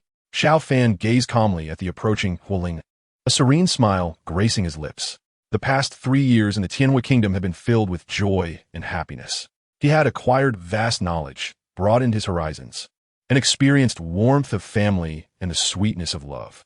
Had Huoling not brought him to the Tianwu kingdom, he would have likely lived out his days in solitude within the secluded mountains. Enough, enough. I am content. The only regret he harbored was that there was something he had never spoken aloud, and he feared he would no longer have the opportunity. Xiao Fan looked up at the limitless sky, his lips moving silently as he uttered those fateful words. Outside the Haotian mirror, the heavenly fire empress, Huoling, could hardly believe her eyes as she covered her mouth, tears shimmering in her gaze as she watched Xiao Fan within the mirror. She finally understood the silent words he had conveyed. During the 3 years in the palace, she had thought Xiao Fan was growing increasingly indifferent and harsh towards her, believing he no longer cared. Yet in this moment, after thousands of years, she comprehended Xiao Fan's true intentions. Why, oh why, did it take me so long to realize this? The heavenly fire empress, Huoling, was overwhelmed with sorrow, her tears flowing like a spring. She no longer cared about propriety, frantically wanting to rush to the now lifeless Xiao Fan within the original imperial city. Why didn't you tell me sooner? At that moment, she was no longer the fiery and tempestuous empress of heavenly fire, but merely a pitiful woman engulfed in regret and anguish. The Tian empress, gentle and composed, blocked her path. Observing the suffering of Huoling, her heart too was filled with pain. She understood the weight of Xiao Fan's unspoken words. While it was true that Xiao Fan had once loved her, she had ultimately become a part of his past, a painful memory. In that moment, she felt no jealousy or resentment toward Xiao Fan. As long as he found happiness, it mattered little if the one by his side was not her. Meanwhile, the beaming empress, unrighteous, was on the verge of exploding with anger. She had never received Xiao Fan's affection, always regarded as merely a disciple. Huoling's current display was undoubtedly a provocation. With a cold sneer, the beaming empress retorted, "And what is there to question?" Chapter 82. The out-of-control dragon girl, the Ember Empress, Huoling, who was once engulfed in emotional turmoil, slowly wiped away her tears upon hearing the sardonic remarks of the Northern Cold Empress, unrighteous. The past was immutable. What lay ahead was of paramount importance. Unrighteous' words were merely a manifestation of sour grapes. Should she fall for such provocations, it would indeed be a display of foolishness. With a radiant smile, Huoling retorted, "Forgive my momentary lapse. I never anticipated how deeply my master cherished me." She emphasized the word cherished with deliberate intensity. How absurd. Do not be so shamelessly sentimental. Unrighteous, though aware of the truth, vehemently denied it. Sentimental? I believe you're projecting your own feelings onto me. Huoling shot back with a cold laugh. With your arrogant and unreasonable temperament, how could my master possibly be drawn to you? Unrighteous retorted defiantly. Arrogant and unreasonable? I believe that description fits you perfectly. Vile woman, are you seeking a confrontation? Do you think I fear you? Come at me. Thus, the two engaged in a heated exchange, each word a volley in their verbal sparring. The gentle Empress, Wen Yuxian, could do little but mediate between them. Observers, astounded, dropped their jaws in disbelief. Even the exalted empresses, when embroiled in conflict, resembled bickering commoners. While it was somewhat disillusioning, the envy they felt was palpable. To be the object of rivalry between such powerful figures was a fate they would gladly embrace. In the void above, the Yaopool Empress looked down upon the squabbling pair with disdain. It was truly a disgrace for women of humble origin to squabble over a man. To be counted among the 7 great empresses alongside them felt like an affront. At this juncture, only the Dragon Empress remained unfazed, her gaze coldly fixed on the figure of Xiao Fan within the Haotian mirror. She knew that the time was approaching for her to share moments with him. The recollection of those times sent a pang of sorrow through her heart. Within the Haotian mirror, Huoling raised her sword toward Xiao Fan, her hand trembling with anguish. "Why him? Why?" "Strike then," Xiao Fan replied calmly. Huoling slowly closed her eyes, tears cascading down her cheeks. Suddenly, The earth trembled with a deafening roar, as if a colossal creature were barreling towards them. A voice in the crowd exclaimed in shock, "A dragon!" Turning their gaze, they beheld a massive, silver-scaled dragon, soaring towards them with alarming speed. It seemed to struggle with its own size, knocking over nearby structures with each powerful stride. Yet, its pace quickened, and its form steadied, culminating in a graceful ascent into the air. The crowd, already weakened from a previous catastrophe, instinctively sought refuge from this legendary beast. Xiao Fan recognized the creature's true identity. If his instincts were correct, this silver dragon was none other than the Dragon Girl, now seemingly out of control and heading directly toward him. He glanced back at Huolinger, realizing she would be powerless against this force. Huolinger, too, recognized the dragon as the Dragon Girl, but before she could react, a sudden force propelled her aside. In an instant, the dragon lunged forward, swallowing Xiao Fan whole before soaring into the distance. No, Huolinger summoned here so to pursue, but was halted by a royal elder. The dragon exuded an overwhelming power, clearly of a high bloodline. Regardless of whether she could catch up, pursuit would likely lead to peril. Given the recent calamity, they could not afford further losses. The larger picture necessitated restraint. The dragon, having carried Xiao Fan for an indeterminate distance, finally exhausted its strength, reverting back to the form of the Dragon Girl, who fell into a deep slumber. Xiao Fan gently cradled her, filled with uncertainty. Logically, the Dragon Girl's abilities should not have enabled her to transform into a dragon. Could it be that the earlier explosion had awakened her dragon blood, forcing her body to transform for self-preservation? If so, the situation was dire. Being a hybrid of dragon and human, if she transformed prematurely, her consciousness might fracture, leading her to become a mindless beast driven solely by instinct. The Dragon Girl had always been dependent on him. No one else could approach her.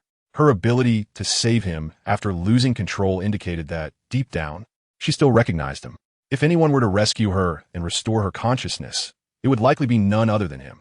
With this thought, Xiao Fan resolved to take her to a secluded location, away from innocent bystanders, to prevent any further chaos.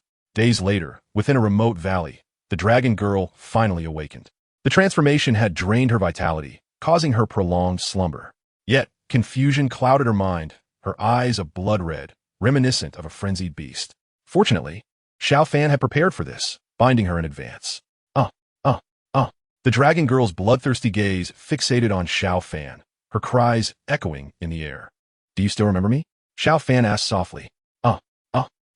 Although she did not recognize him, Xiao Fan had anticipated this outcome and was prepared for a lengthy endeavor. "Let us eat something first." He presented a meal of game and wild vegetables before her, but she struggled fiercely, knocking the food aside, her gaze betraying her primal hunger for flesh and blood. Xiao Fan understood her desires, but could not concede to them. Providing such sustenance would only exacerbate her feral instincts and hinder any efforts to restore her true consciousness. Yet, completely denying her the sight of blood could also destabilize her emotions. Considering this, Xiao Fan slowly withdrew a dagger. Chapter 83. The second phase of taming, he carefully sliced open his palm with the dagger. The moment the Dragon Girl caught sight of the crimson blood, a profound longing flickered in her blood-red eyes. "Do you want it?" Xiao Fan's expression grew serious as he regarded her. If it were not for dire necessity, he would not resort to such measures. The Dragon Girl thrashed violently, attempting to lunge for the blood in Xiao Fan's hand. "Behave if you desire it," he reprimanded sharply. Her fury flared at his stern tone, and she reacted with wild agitation. Xiao Fan did not indulge her. He turned and walked away. The Dragon Girl cried out in rage, her eyes seething with fury as she shouted at his retreating figure. To aid her in reclaiming her consciousness, he first needed to subdue her wild nature. Once her cries subsided and her strength waned, Xiao Fan returned with a bowl of rice and a bowl of water. The Dragon Girl, who had previously lost the strength to struggle, began to cry out once more upon seeing Xiao Fan enter. However, this time her voice lacked the earlier vigor, now raspy and weak. Xiao Fan noticed her dry, pale lips and brought the bowl of clear water closer. Yet, the Dragon Girl showed no gratitude. She shook her head, knocking over the bowl, and attempted to bite Xiao Fan's hand. He firmly grasped her jaw, observing her beastly crimson eyes, slightly furrowing his brow. It seemed she still needed more time. Once she was truly famished, she would likely become more compliant. With that thought, Xiao Fan turned and left the room. The dragon girl shouted at Xiao Fan's retreating figure, her eyes not only reflecting anger, but also a hint of despair. After a considerable wait, Xiao Fan returned, and by then, the dragon girl had nearly exhausted her strength. Even upon seeing him, she could merely open her mouth weakly. Xiao Fan placed the bowl of water before her, and this time, she did not overturn it. Instead, she extended her tongue to taste the moisture, and upon feeling the wetness, she plunged her face into the water, drinking desperately. Xiao Fan watched this scene with a sense of relief. Although he was still far from fully awakening the dragon girl's consciousness, he had at least taken the first step. Outside the Haotian mirror, the Empress of Beiming, cold as snow, made a biting remark. She looks just like a dog. The Empress of Tianwu, Huolinger, unusually did not counter, but chimed in. Indeed, a disobedient dog. Such a dog needs to be shown some authority. Their banter, seemingly casual, was in fact a deliberate mockery of the Dragon Empress who had opposed them. Since they could not act directly, they resorted to words. Seeing this, the Empress of Tying, Wen Yaxian, shook her head in resignation. The temperaments of these two were truly compatible in their disdain. Although the Dragon Empress displayed no outward reaction to the jibes, she unconsciously clenched her fists. Behind her, the Dragon Prince, Long Wang, could not tolerate the humiliation of his empress.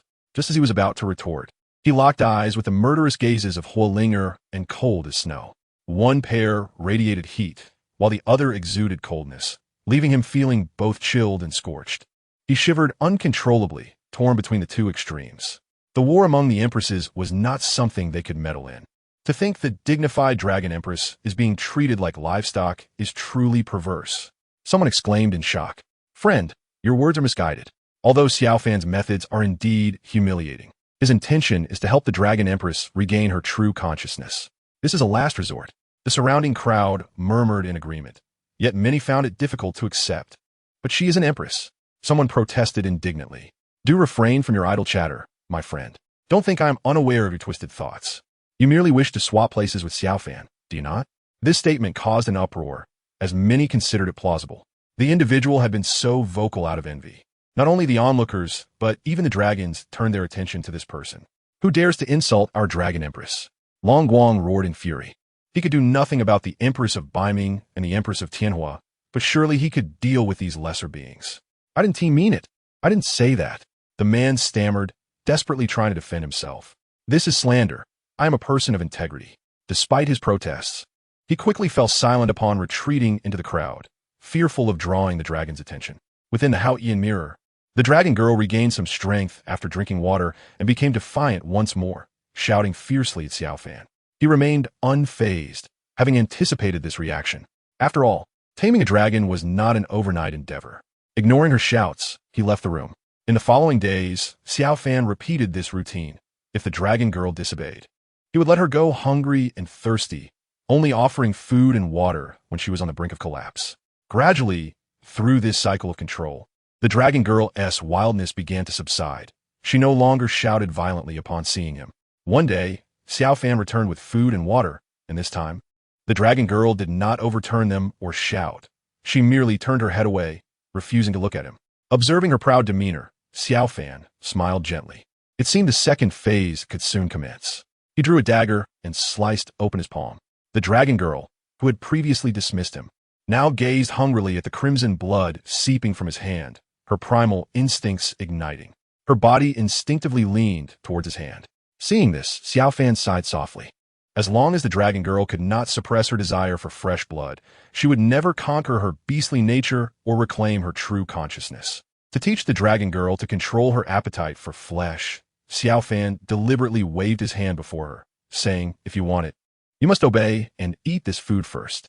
The dragon girl hesitated, clearly comprehending his words, yet she could not restrain her primal craving.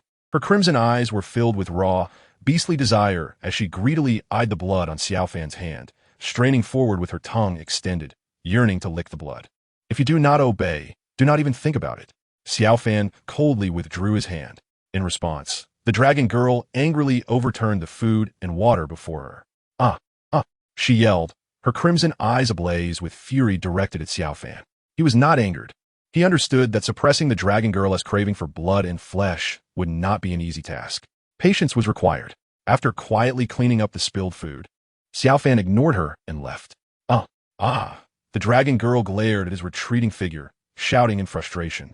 In the following period, Xiao Fan continued his strategy of tempting the dragon girl with his blood, urging her to learn self-control over her primal instincts. Time passed, the seasons changed, and, at last, the dragon girl began to suppress her cravings for Xiao Fan's blood. Forcing herself to avoid looking at his bleeding hand, she focused on consuming the food he provided. Witnessing this progress, Xiao Fan exhaled in relief. Finally, his efforts bore fruit. The dragon girl's eating was frantic and ungraceful, clearly struggling to avoid glancing at his bloodied hand. She devoured the food hastily, seeking to complete his commands swiftly, believing that by doing so, she would achieve success. Once she finished the meal, she fixated eagerly on Xiao Fan's bleeding hand, her tongue darting out unconsciously to taste. Xiao Fan chuckled helplessly. Was this truly all she desired? While providing her with fresh blood might indeed amplify her beastly instincts, reneging on his word would only provoke her wrath, undoing all his previous efforts. Thus, giving is a necessity, yet it must be done in moderation. As long as the quantity is controlled, it will not awaken the primal instincts of the dragon girl. Instead, it may render her more obedient after she has savored the sweetness. With this thought in mind, Xiao Fan slowly extended his bloodied hand before the dragon girl. You have performed admirably. This is your reward, but you may only lick it, not bite it. Do you understand? Xiao Fan regarded her with utmost seriousness. The dragon girl fixated on Xiao Fan's bloodied palm, disregarding his words and nodding vigorously. Clearly, no matter what Xiao Fan said at that moment, she would certainly acquiesce. Observing this, Xiao Fan understood her mindset well. For one nearly perishing of thirst in the desert, presenting them with a bowl of water and instructing them to take merely a lick is an unreasonable demand, nearly impossible to fulfill. Similarly, it was evident that the dragon girl yearned to devour him whole. How could she possibly restrain herself? Nevertheless, Xiao Fan still offered his hand to her. This phase was essential to experience. The dragon girl first extended her tongue to taste the blood on Xiao Fan's palm, her eyes brimming with delight. Soon after, a savage hunger flickered in her crimson gaze, and she suddenly bit down. Crack!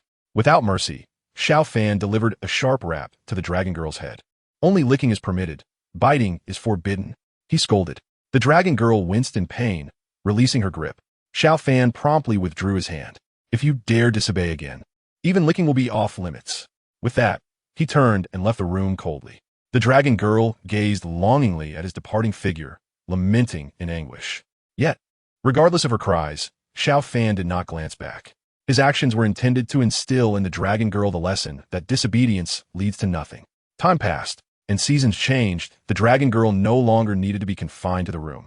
Smile, smile, today I have brought you something special. Xiao Fan returned to their dwelling in the valley, carrying 2 wild rabbits. He had named the dragon girl Long Xiao Xiao, hoping she would often wear a smile and live carefree. Little rabbit, Long Xiao Xiao rushed forward and leaped into Xiao Fan's embrace. Do you want them? Xiao Fan waved the rabbits before her. No, I don't want them. A flicker of struggle crossed her eyes, yet she resolutely turned her head away, refusing to look at the rabbits. Xiao Fan felt a wave of satisfaction. Although Long Xiao Xiao gradually regained her autonomy with his constant support, her primal instincts persisted and had not entirely vanished. However, it appeared that she could now firmly suppress her inner beast, a most joyous development. Long Xiao Xiao nuzzled against Xiao Fan's chest. Master, you're bad, intentionally tempting me. Recently, Xiao Fan had been teaching her to speak again, so her words were still somewhat clumsy. All right, it's all my fault. I won't test you again, Xiao Fan replied gently, patting her head with a fatherly smile. Over the years, he had devoted himself to restoring Long Xiao Xiao's consciousness, caring for her with great dedication. Watching her gradually improve evoked a sense of paternal pride within him. For she was a child he had raised himself. Outside the Haotian mirror, observing the fatherly smile on Xiao Fan's face, the northern underworld empress, cold as a snow pine, sighed in relief, a smile unconsciously gracing her lips. It seemed the dragon girl was not to be feared and posed no threat as a rival. The fire empress, Hua Ling'er, shared a similar expression, casting a disdainful glance at the distant, grim-faced dragon empress. Although they remained adversaries, it was not in a life-threatening manner, which alleviated some tension. The lunar empress, gentle and poised, looked on bemusedly at their reactions. Is this really the time for such thoughts? Gazing upon Xiao Fan's fatherly smile in the Haotian mirror, the dragon empress, Long Xiao Xiao, found no joy in it.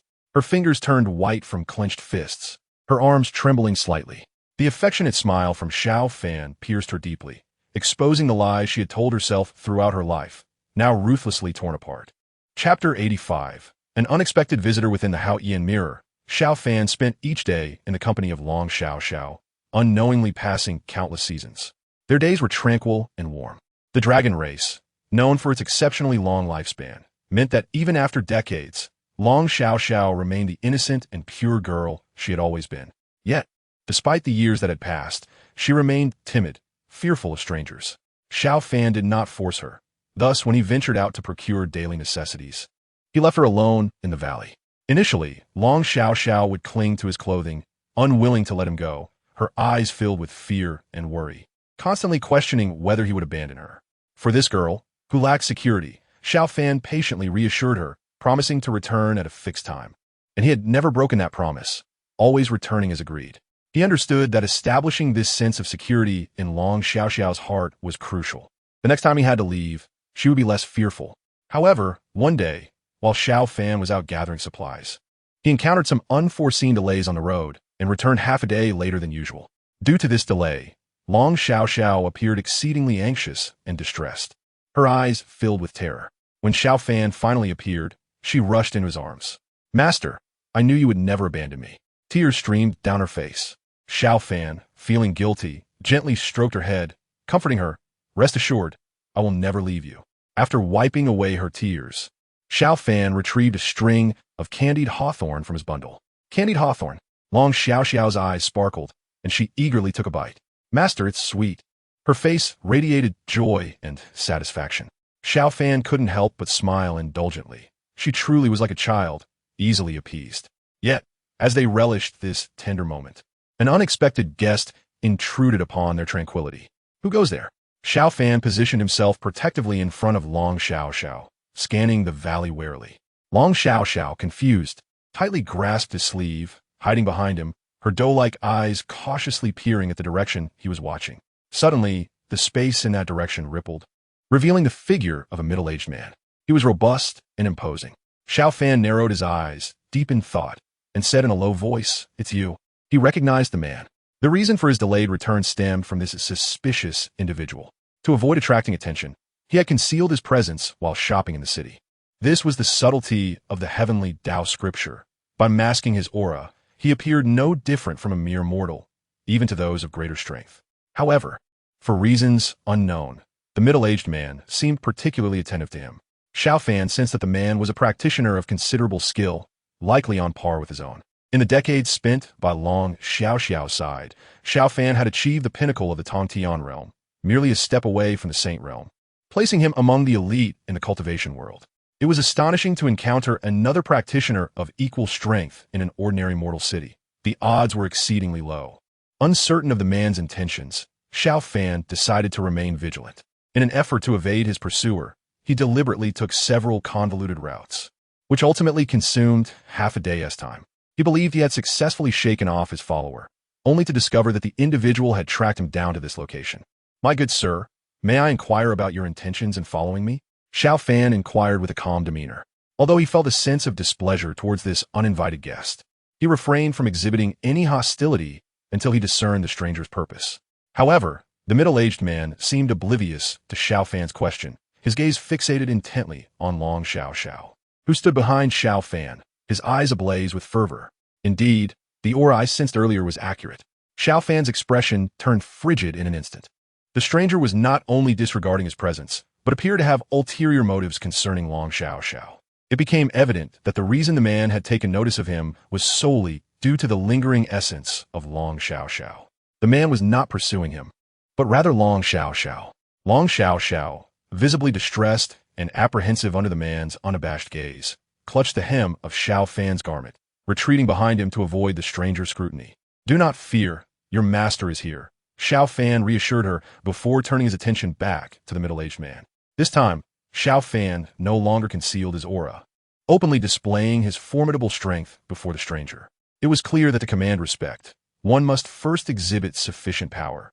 As Xiao Fan showcased his prowess, the middle-aged man was taken aback, shifting his gaze to Xiao Fan with newfound respect. He had initially failed to perceive any fluctuations of spiritual energy emanating from him. Undoubtedly, the cultivation techniques employed by Xiao Fan were profoundly intricate, marking him as no ordinary individual. Consequently, the man found himself compelled to reassess his perception of Xiao Fan. A warm smile emerged on the middle-aged man's face. I apologize for my earlier rudeness, esteemed friend. I am Long Xiao. May I inquire about your esteemed name? Xiao Fan, came a succinct reply as he raised his hand in acknowledgement. The man's apparent courtesy was clearly rooted in the respect garnered from Xiao Fan's exhibition of strength. Had Xiao Fan been merely an ordinary mortal or a feeble cultivator, the man would have likely continued to ignore him as before. Such behavior may be commonplace in the ruthless realm of cultivation, yet Xiao Fan believed the world ought not to function in such a manner. Perhaps influenced by the teachings of the heavenly path, he perceived all beings as equals, devoid of distinctions of status or worth. However, should this notion be revealed to outsiders, they would likely deem him naively idealistic. Xiao Fan scrutinized Long Xiao closely. The surname Long was typically associated with dragon clans, leaving him to ponder whether this was mere coincidence or if the man was indeed of dragon lineage. After all, Long Xiao's attention had been singularly focused on Long Xiao Xiao since his arrival, evidently sensing the unique essence of the dragon race emanating from her, which had previously ignited such enthusiasm within him. Could it be that Long Xiao was akin of Long Xiao Xiao? Brother Long Xiao, might I inquire why you hold such concern for my disciple? Xiao Fan asked, his expression solemn. Master and disciple, you say? Long Xiao mused, carefully observing the dynamic between Xiao Fan and Long Xiao Xiao. It was apparent that Long Xiao Xiao was deeply reliant on Xiao Fan, seldom straying far from his side. In a grave tone, Long Xiao addressed Xiao Fan. Brother Xiao Fan, I must confess this disciple of yours is the biological daughter of my late brother. With a sigh, he continued, in truth, I am her uncle.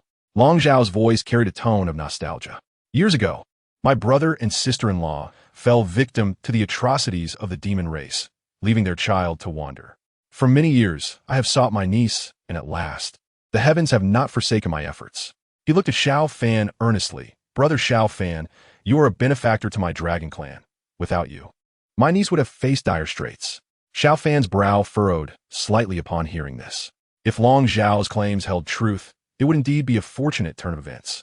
Yet, he could not simply accept the words of a stranger, declaring himself to be a relative of Long Xiao Xiao, without reservation. Sensing Xiao Fan's cautious demeanor, Long Xiao offered a rueful smile. If you harbor doubts, allow me to establish a blood connection with my niece. He explained, the bloodline of the dragon clan is quite unique.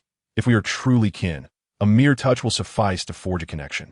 Xiao Fan recalled having encountered references to such a method in ancient texts, acknowledging it as a straightforward and effective approach. Very well, let it be as you say. He acquiesced. Without hesitation, Long Xiao stepped forward to stand before Xiao Fan and Long Xiao Xiao. Eyeing Long Xiao Xiao, he asked, Brother Xiao Fan, has my niece been given a name? Long Xiao Xiao, Xiao Fan replied candidly. Long Xiao Xiao, Long Xiao repeated with a smile, a beautiful name. It seems Brother Xiao Fan dotes on my niece quite affectionately. Brother Long Xiao, you flatter me. Long Xiao Xiao is my disciple, and my affection for her is only natural. Xiao Fan replied with a faint smile. Yet, he sensed that Long Xiao's enthusiasm was somewhat excessive. After all, the dragon clan was famously proud and aloof. Nevertheless, there could be exceptions, so Xiao Fan chose not to dwell on the matter. Returning to the matter at hand, Brother Long Xiao, I would appreciate it if you could extend a finger, Xiao Fan suggested. Certainly, Long Xiao responded without hesitation, extending a finger towards Long Xiao Xiao.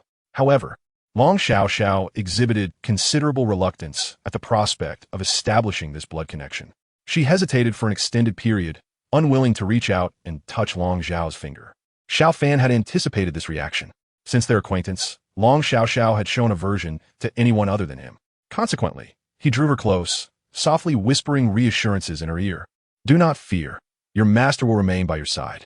After receiving his comfort, Long Xiao Xiao reluctantly extended her finger, albeit while keeping her head buried in Xiao Fan's embrace. With a sigh, Xiao Fan took her hand and gently guided her finger to meet Long Xiao's. The moment their fingers touched, Xiao Fan felt Long Xiao Xiao's body tremble slightly. Without a doubt, this was the sensation of a blood connection being forged. There was no longer any doubt.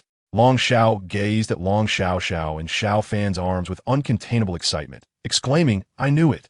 I knew my senses were correct. Xiao Xiao is indeed my niece. After the initial exhilaration, Long Zhao's expression gradually sobered as he regarded Xiao Fan earnestly. Brother Xiao Fan, I have a humble request. Anticipating Long Zhao's intent, Xiao Fan asked, You wish to take Xiao Xiao back with you? Indeed, Xiao Xiao possesses the bloodline of our dragon clan. Only by returning can she truly flourish, Long Xiao asserted with conviction. As her master, I trust you also desire for her to grow strong and capable. At these words, Long Xiao Xiao and Xiao Fan's embrace shuddered, tightening her grip around him. Having spent decades together, Xiao Fan was acutely aware of her fear. She was terrified of being abandoned by her master. In response, he gently stroked her back, whispering comforting words, Rest assured, I will never leave you. After ensuring her comfort, Xiao Fan turned his attention back to Long Xiao, his tone neutral as he stated, I do not harbor aspirations for Xiao Xiao to become exceedingly powerful. My only wish is for her to live joyfully each day, free from worries. If Laughing Dragon is unwilling, I shall not compel her to go anywhere or do anything. Xiao Fan's gaze was unwaveringly resolute. No one shall. His words were not only directed at the dragoness in his embrace, but also served as a warning to Long Xiao, whose expression was growing increasingly sullen. Xiao Fan had anticipated this, for the Dragon Clan is notoriously proud and domineering. Should they find their wishes thwarted, it is only natural for them to turn hostile. But so what? As long as Laughing Dragon is unwilling, as long as he still draws breath, no one can force her to partake in actions against her will. Not a soul. Upon witnessing Xiao Fan's steadfast visage and hearing his unequivocal tone, the Dragon Empress, Laughing Dragon, felt a tremor run through her body, her composure shattering. Although she had once experienced a similar moment, her mind had not yet matured enough to grasp the weight of Xiao Fan's words. Now, as an observer, the scene stirred tumultuous waves within her heart, leaving her unable to find calm. Master, does he truly feel this way? Her lips trembled as she murmured softly, her eyes brimming with anguish. In that instant, her heart ached, so painfully. Why? At this moment, Master stands so resolute. Why then did he later abandon me so cruelly? The expression of the Dragon Empress contorted in profound suffering. Witnessing this spectacle felt akin to being cast aside once more. The pain she had buried deep within resurfaced mercilessly. She was once again forced to relive her past sorrows, heart-wrenching. Gut-wrenching, unbearable. Chapter 87. The Dragon Clan's secret realm serves her right. The North Sea Empress, cold as snow, scoffed at the sight of the Dragon Empress, so deeply moved. Now you recall your master's kindness? Where has that cold-blooded demeanor gone? Though her words seemed to mock Laughing Dragon, there lay a hint of envy within her tone. Watching the scene unfold in the Haotian mirror, where Laughing Dragon clung to Master Xiao Fan, feigning helplessness, and he tenderly comforted her, she felt an overwhelming sense of jealousy. She lamented her previous reticence, realizing that during her 10 years with Master Xiao Fan, they had maintained a respectful distance, never once indulging in playful pouting or seeking pity. Now, she could only gaze enviously at others. It was indeed true that the birds that sing receive the worms. The disciples who know how to act cute and beg for sympathy are the ones who receive their master's affection. Even a Fire Empress, Huolinger, shared this sentiment, regretting her own overly assertive nature, having only engaged in banter with Xiao Fan without ever experiencing the comfort of his embrace. She regretted it. As for the Taiyan Empress, Wen Yaxian, she suddenly blushed, lost in her thoughts. In the void above, the Yaoqi Empress observed the trio with varied expressions and felt a sense of speechlessness. Some things were better left unsaid. Those who understood did so. She then turned her gaze back to Laughing Dragon, relieved that she had not chosen to ally with her earlier. Xiao Fan's mere words had already shaken the Dragon Empress, revealing that her will was not as steadfast as she pretended. It would not be surprising if she were to switch sides at any moment. Those within the Dragon Clan shared the same concerns as the Yaoqi Empress. Long Guang, witnessing the Dragon Empress's emotional unraveling, felt a surge of urgency and quickly urged, Your Majesty, do not let Xiao Fan's sweet words deceive you. No matter how charmingly he speaks, he ultimately injured you and left with that demoness. At his words, Laughing Dragon snapped back to reality, clutching her chest tightly, her eyes reflecting newfound determination. Yes, these are empty promises. In the end, Xiao Fan betrayed his vows, heartlessly abandoning her. The more resolute he appeared, the deeper he cut into her heart. Once, she relied heavily on Xiao Fan. His presence filled her world. The moment he cast her aside, her world seemed to crumble entirely. For thousands of years, she had sought to escape the shadow of his rejection. Yet she found it impossible. As long as Xiao Fan lived, she could never escape the torment of that abandonment. Perhaps only by taking his life could she truly be free. With that thought, the Dragon Empress solidified her conviction, her expression devoid of emotion as she gazed into the Haotian mirror. From that moment on, no matter what she saw or heard, her heart would remain unshaken. Within the Haotian mirror, as Xiao Fan resolutely rejected Long Zhao's proposal, the atmosphere grew tense. He shielded the laughing dragon behind him, calmly facing the formidable dragon. Although the Dragon Clan was renowned for its strength, and he had never engaged in combat since his cultivation began, he felt neither fear nor trepidation. For him, cultivation was not a pursuit of dominance, but a means to protect those he cherished. That was the essence of his journey. Yet, he had no desire to confront Long Zhao unless absolutely necessary. After all, Long Zhao was Laughing Dragon's uncle. However, as the tension reached its peak, Long Zhao's demeanor suddenly shifted, and he burst into laughter. Ha ha ha, brother Xiao Fan, my niece is truly fortunate to have such a devoted protector. You saved my niece, making you a benefactor of the Dragon Clan. May I have the honor of inviting you to our home? Xiao Fan pondered briefly. Long Zhao's offer was a step back. If he declined, conflict might indeed ensue. Observing the Dragon Empress gripping his sleeve tightly, Xiao Fan yearned to help her change. She was overly reliant on him, harboring aversion toward others. In her world, he was nearly her sole companion. Should he ever be absent, what would become of her? He had no intention of abandoning Laughing Dragon, yet he needed to consider unforeseen circumstances. Thus, he must aid her in forging connections, allowing her to cultivate friendships. Perhaps returning to the Dragon Clan and immersing herself among her kin would help her overcome her present struggles. Yet, since she was so dependent on him now, he had no choice but to accompany her back to the Dragon Clan. Having made his decision, he clasped his hands in respect and said to Long Zhao, "Then I shall impose upon you, brother Long Zhao." Upon receiving Xiao Fan's affirmation, Long Zhao laughed heartily. To have brother Xiao Fan as a distinguished guest is a great honor for our Dragon Clan. After a brief preparation, Xiao Fan, along with Laughing Dragon, followed Long Zhao back to the Dragon Clan. When they arrived at a volcanic crater, Xiao Fan felt a wave of astonishment.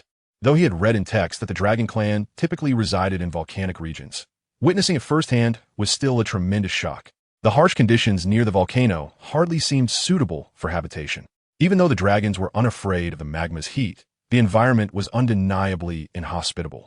However, as Long Zhao led them into a concealed area within the crater, the surroundings transformed dramatically. Lush foliage flourished, verdant grass carpeted the ground, majestic mountains loomed, and streams flowed freely. Vast expanses stretched before them, and occasionally, one could spot colossal dragons resting on the grass. It turned out that the Dragon Clan's territory was a realm unto itself. The volcanic crater was merely the entrance to the Dragon Clan's secret domain, a small world within this hidden sanctuary. Gazing upon the Dragon Clan's secret realm, which was indistinguishable from the outside world, Xiao Fan marveled in his heart. The Dragon Clan truly embodied the essence of a powerful race. The creation of such a perfect little world could not have been achieved solely by individual effort. It is undoubtedly the result of the continuous refinement by each generation of powerful beings from the Dragon Clan, which has culminated in the present realm.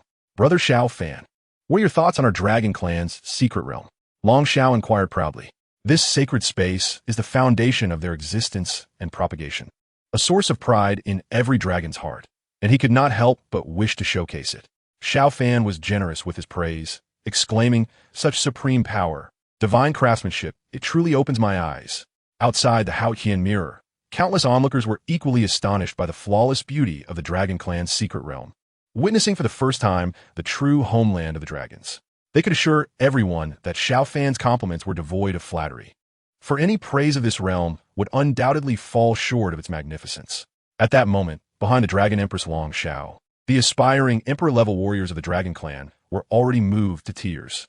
What may seem exaggerated to outsiders was, for them, an overwhelming surge of emotions upon revisiting their cherished homeland.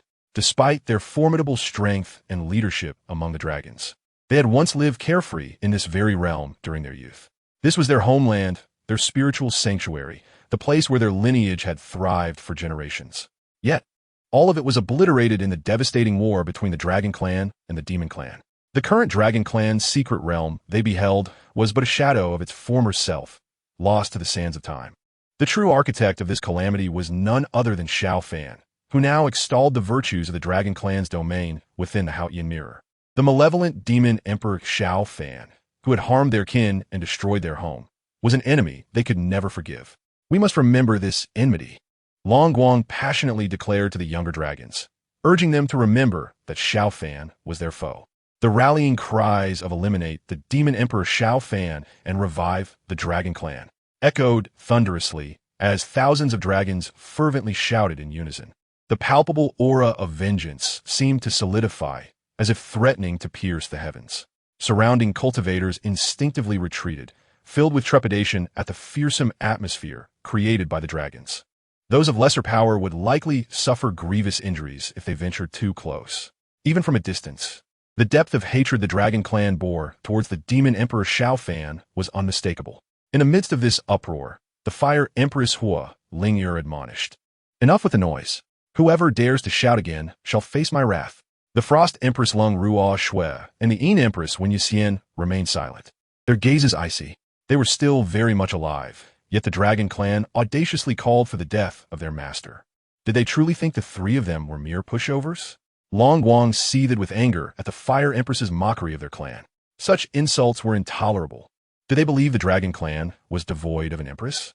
Surely, this affront would not go unchallenged by their own empress.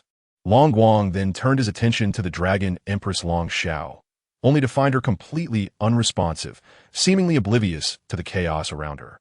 Her focus solely on the images displayed in the Haotian Mirror. "Your Majesty, please." Long Guang cautiously attempted to solicit the Empress's intervention. However, before he could finish, Long Xiao furrowed her brow and impatiently retorted, "It's too noisy." Long Guang's expression instantly froze in embarrassment. It was painfully awkward. Their empress showed no intention of defending the clan. A fellow dragon warrior beside him whispered, "Chief, you're mistaken. Against the three empresses, our own will surely be at a disadvantage." Forcing her to take a stand would only humiliate her. Enlightened by these words, Long Guang felt a wave of regret wash over him. In his fury, he had nearly placed their empress in an untenable position. Fortunately, she had cleverly feigned ignorance, thus averting the embarrassment. With such a wise and formidable leader at the helm, the Dragon Clan was destined for revival and prosperity. In truth, the Dragon Empress Long Xiao had not been inattentive. She simply found the clamor bothersome. She had never committed to Long Guang's suggestion of ruling the Dragon Clan. All of this was merely a one-sided hope from Long Guang and the others. Her desire to eliminate Xiao Fan stemmed solely from her own motives, unrelated to the clan. Within the Haotian Mirror, Long Xiao beamed with satisfaction at Xiao Fan's praises, unable to conceal her smug smile. After exchanging pleasantries, Long Xiao led Xiao Fan to the core of the Dragon Clan's secret realm.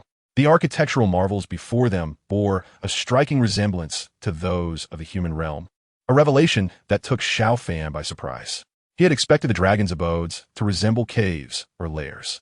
Observing Xiao Fan's astonishment, Long Xiao chuckled heartily, "Brother Xiao Fan, do not be constrained. It is common for first-time visitors from the human realm to react as you do. Many believe our clan to be uncultured and incapable of enjoying life." Xiao Fan nodded slightly, yet he pondered the implications of Long Xiao's words. Did this mean that many humans had visited the Dragon Clan's secret realm before? With this question in mind, he followed Long Xiao to his residence. Long Xiao's abode was an expansive garden, vast enough to rival the imperial palace of the Fire Kingdom. After ensuring Xiao Fan and Long Xiao were settled, Long Xiao departed to report to the elders regarding Long Xiao's return to the Dragon Clan. Before leaving, he arranged for the steward to guide them through the estate. "You are of the human race?" Xiao Fan inquired, astonished by the steward's presence. "Indeed, young Master Xiao," the steward replied with a nod. He proceeded to explain the household's dynamics. Apart from Long Xiao, the rest of the servants were human, and Long Xiao had 385 human wives. This was not an isolated occurrence. The entire Dragon Clan's secret realm was filled with similar circumstances. The number of humans in the realm far exceeded that of the dragons. Yet their primary role was to serve the dragons. Individuals like Xiao Fan, invited as guests, were exceedingly rare. According to the steward, he had never witnessed Long Xiao invite any human to the Dragon Clan's secret realm for a visit. Pondering these revelations, Xiao Fan realized that the circumstances within the Dragon Clan's secret realm far exceeded his expectations. Moreover, for those mortals who choose to enter the Dragon Clan's secret realm and serve as their subordinates, most are either orphans or come from destitute families. In the outside world, they struggle to find sufficient food and clothing, leading lives of hardship and uncertainty, never knowing when hunger or cold might claim them. Now, within the Dragon Clan's territory, they not only have no worries about food and clothing, but also enjoy a life free from concerns. In reality, although both the human and dragon races inhabit this secret realm, their interactions with other dragons are minimal aside from their own masters. Their daily existence is not vastly different from that of the outside world, as they continue to engage primarily with fellow humans. The expanse of the Dragon Clan's secret realm is remarkably vast, akin to the outside world, featuring numerous towns. For ordinary mortals like them, their entire lives are likely spent in just one of these towns. After hearing the steward's description, Xiao Fan gained a fresh perspective on the Dragon Clan's secret realm. In summary, the current human populace within this realm consists either of those who voluntarily entered or their descendants. Furthermore, due to the Dragon Clan's limited reproductive capabilities, the number of humans in the secret realm far exceeds that of the dragons by 1,000-fold or more. Young dragons, unable to take human form, primarily dwell in the forests and fields, rarely interacting with humans. Adult dragons, once able to assume human form, establish towns within the secret realm, resembling the lords of this region. Notably, the higher one's status within the Dragon Clan, the closer their territory is to the core of the secret realm. The area governed by Longshao is situated in a prime location near the heart of the realm. In essence, the human populace enriches the lives of the dragons, while the dragons provide a habitat for these humans to thrive. This mutual benefit fundamentally alters Xiao Fan's previous understanding of the Dragon Clan. He refrained from asking further questions, though he was still somewhat intrigued by the steward's mention of Long Xiao having 385 wives. With so many spouses, did Long Xiao not have any offspring? He had not heard the steward mention any children. If Long Xiao did have descendants, perhaps he could become friends with Long Xiao. Upon hearing Xiao Fan's curiosity, the steward explained, "Young Master Xiao, you may not know that my master has indeed had a few offspring over the past few centuries, but unfortunately, they all passed away." Understanding this, Xiao Fan nodded, not dwelling on it too much. After all, the Dragon Clan's reproductive capabilities are notoriously poor, and the genetic disparity with humans is vast. The emergence of life is indeed a rarity. A hybrid like Long Xiao, who manages to survive, is exceedingly uncommon. After wandering the residence for a while, Long Xiao returned, appearing quite jubilant. "Brother Xiao Fan, our clan leader was overjoyed to learn of Xiao Zhao's return to our Dragon Clan and has instructed me to treat you, our great benefactor, with utmost hospitality." With that, Long Xiao laughed heartily and instructed the steward to prepare a grand feast for Xiao Fan and his niece, Long Xiao. To this, Xiao Fan maintained a composed demeanor, though he sensed something amiss. The Dragon Clan is indeed known for its limited reproductive capability and small population. Yet, merely the return of Long Xiao could elicit such a reaction from the clan leader. This seemed somewhat exaggerated, unless she possessed something of significant importance to the Dragon Clan. Furthermore, he could discern Long Xiao's barely concealed excitement upon his return. Could it be that bringing back Long Xiao would earn him some reward from the clan? These were the anomalies he noted. Of course, he might just be overly sensitive. Nonetheless, given his current situation within the Dragon Clan's secret realm, it was prudent to remain cautious. As night fell, the residence of Long Xiao was ablaze with lights. The banquet hall was vast enough to accommodate over 1,000 guests.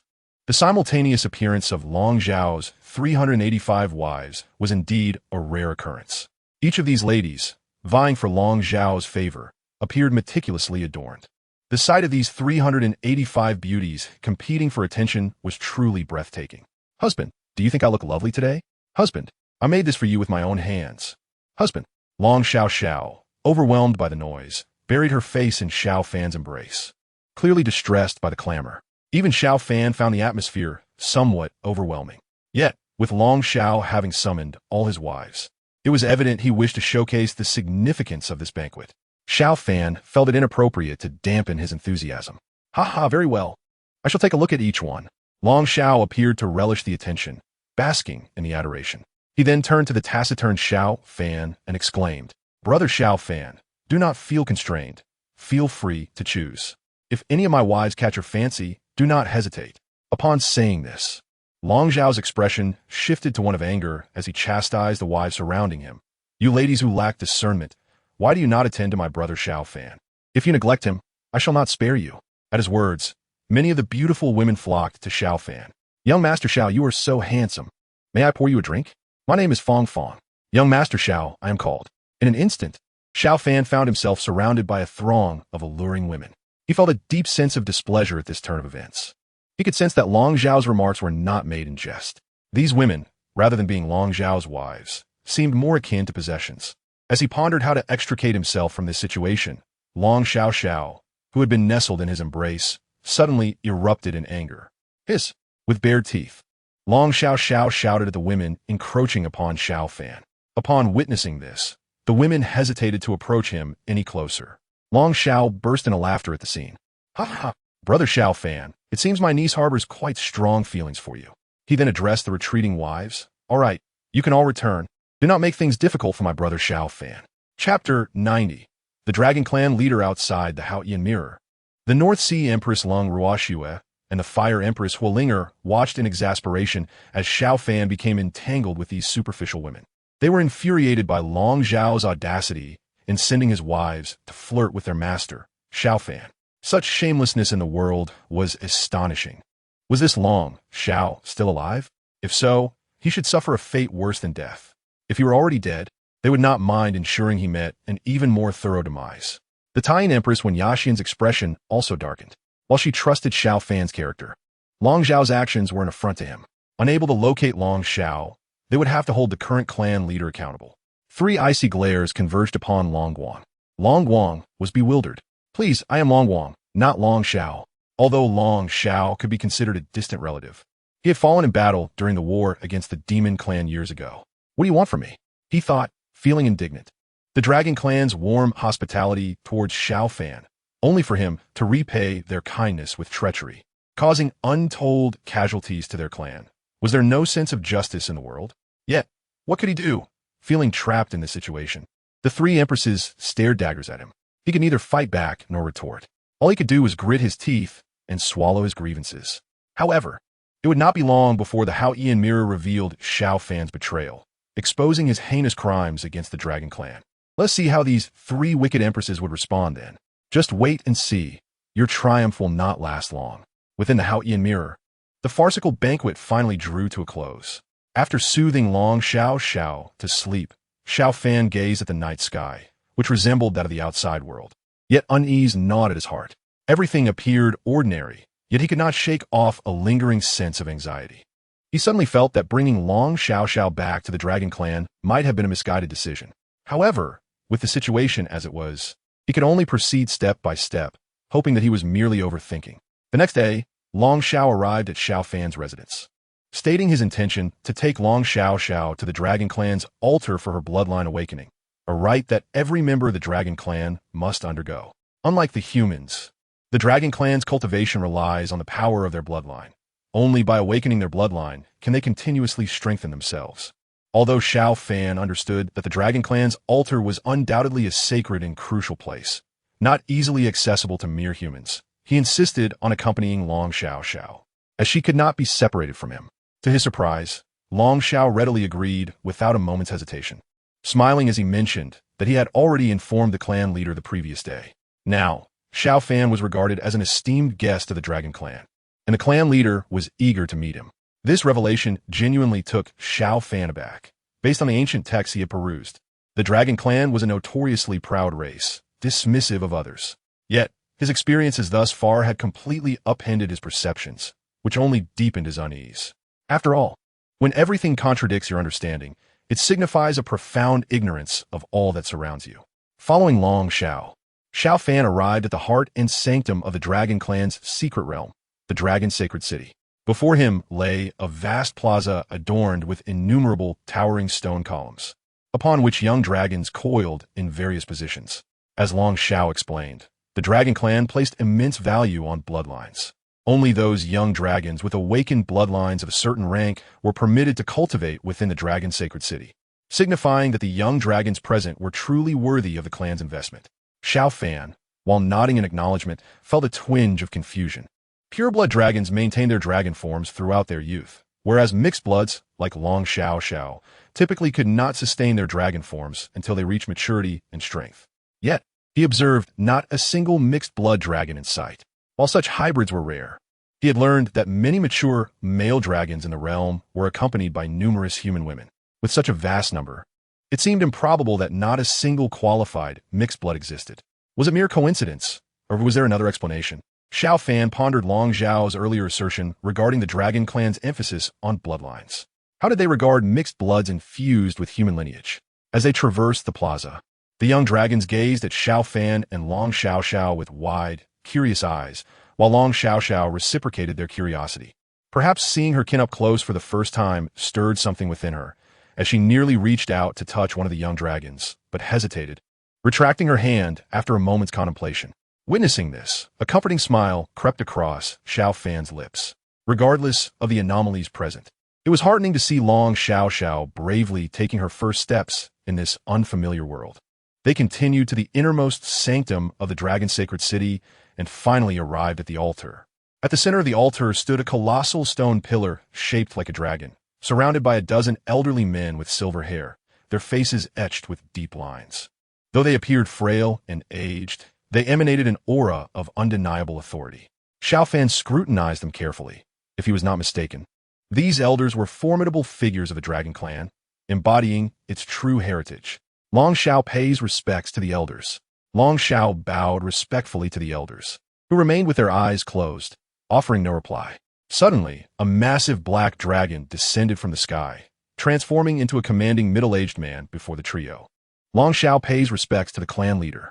Long Xiao displayed utmost reverence in the presence of this man. Xiao Fan also inclined his head in greeting, but the clan leader ignored both of them, his gaze fixated on Long Xiao. His penetrating stare frightened her, prompting her to hide behind Xiao Fan. This action finally drew the clan leader's attention to Xiao Fan. After scrutinizing Xiao Fan with an icy demeanor, the clan leader suddenly smiled. "You must be Xiao's master. It is thanks to you that she can return to our dragon clan. You are an esteemed guest. There is no need for such formality." Xiao Fan was somewhat speechless. Did the dragon clan always speak so grandiloquently? "You honor me, clan leader," he replied, feeling a bit overwhelmed by the reverence shown. After a brief exchange of pleasantries, the clan leader gestured to Xiao Fan. "Brother Xiao Fan, since Xiao relies on you so much, I must trouble you to accompany her to the altar for her bloodline awakening." Xiao Fan remained silent. The bloodline awakening was of paramount importance to Long Xiao, and as her master, he felt it necessary to be by her side to prevent any unforeseen incidents. Yet, one crucial question lingered in his mind before proceeding with the awakening. "Forgive my boldness, clan leader, but what makes my disciple so special that you, the clan leader, regard her with such esteem?" Xiao Fan inquired, aware that they had yet to ascertain Long Xiao's innate talents prior to her awakening. The clan leader's attention to her surely indicated something significant. The clan leader appeared unperturbed by Xiao Fan's question and, laughing heartily, turned to Long Xiao. "Long Xiao, perhaps you should elucidate this concern for Brother Xiao Fan." Without hesitation, Long Xiao complied. "Brother Xiao Fan, truth be told, our dragon clan places immense value on bloodline talent.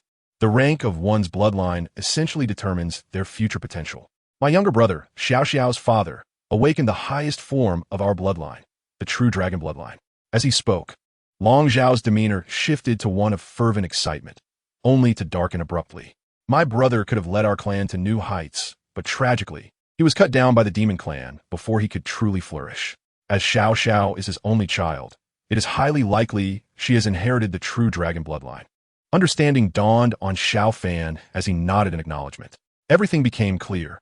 The dragon clan's significant interest in Long Xiao stemmed from the possibility of her possessing the true dragon bloodline. With this revelation, Xiao Fan felt reassured.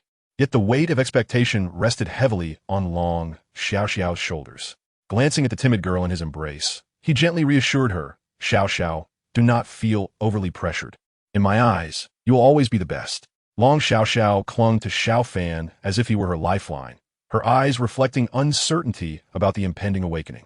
Sensing her apprehension, he tenderly patted her head and leaned down to whisper softly in her ear, "Do not be afraid, Xiao. Your master is right here with you."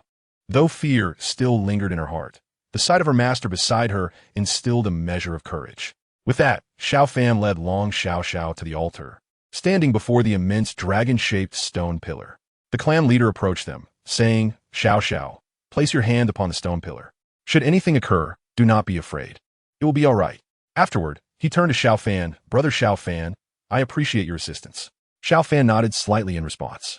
The meaning of the Dragon Clan leader's words was quite clear. Should any unexpected reaction occur during Long Xiao's bloodline awakening, he would assist in calming her.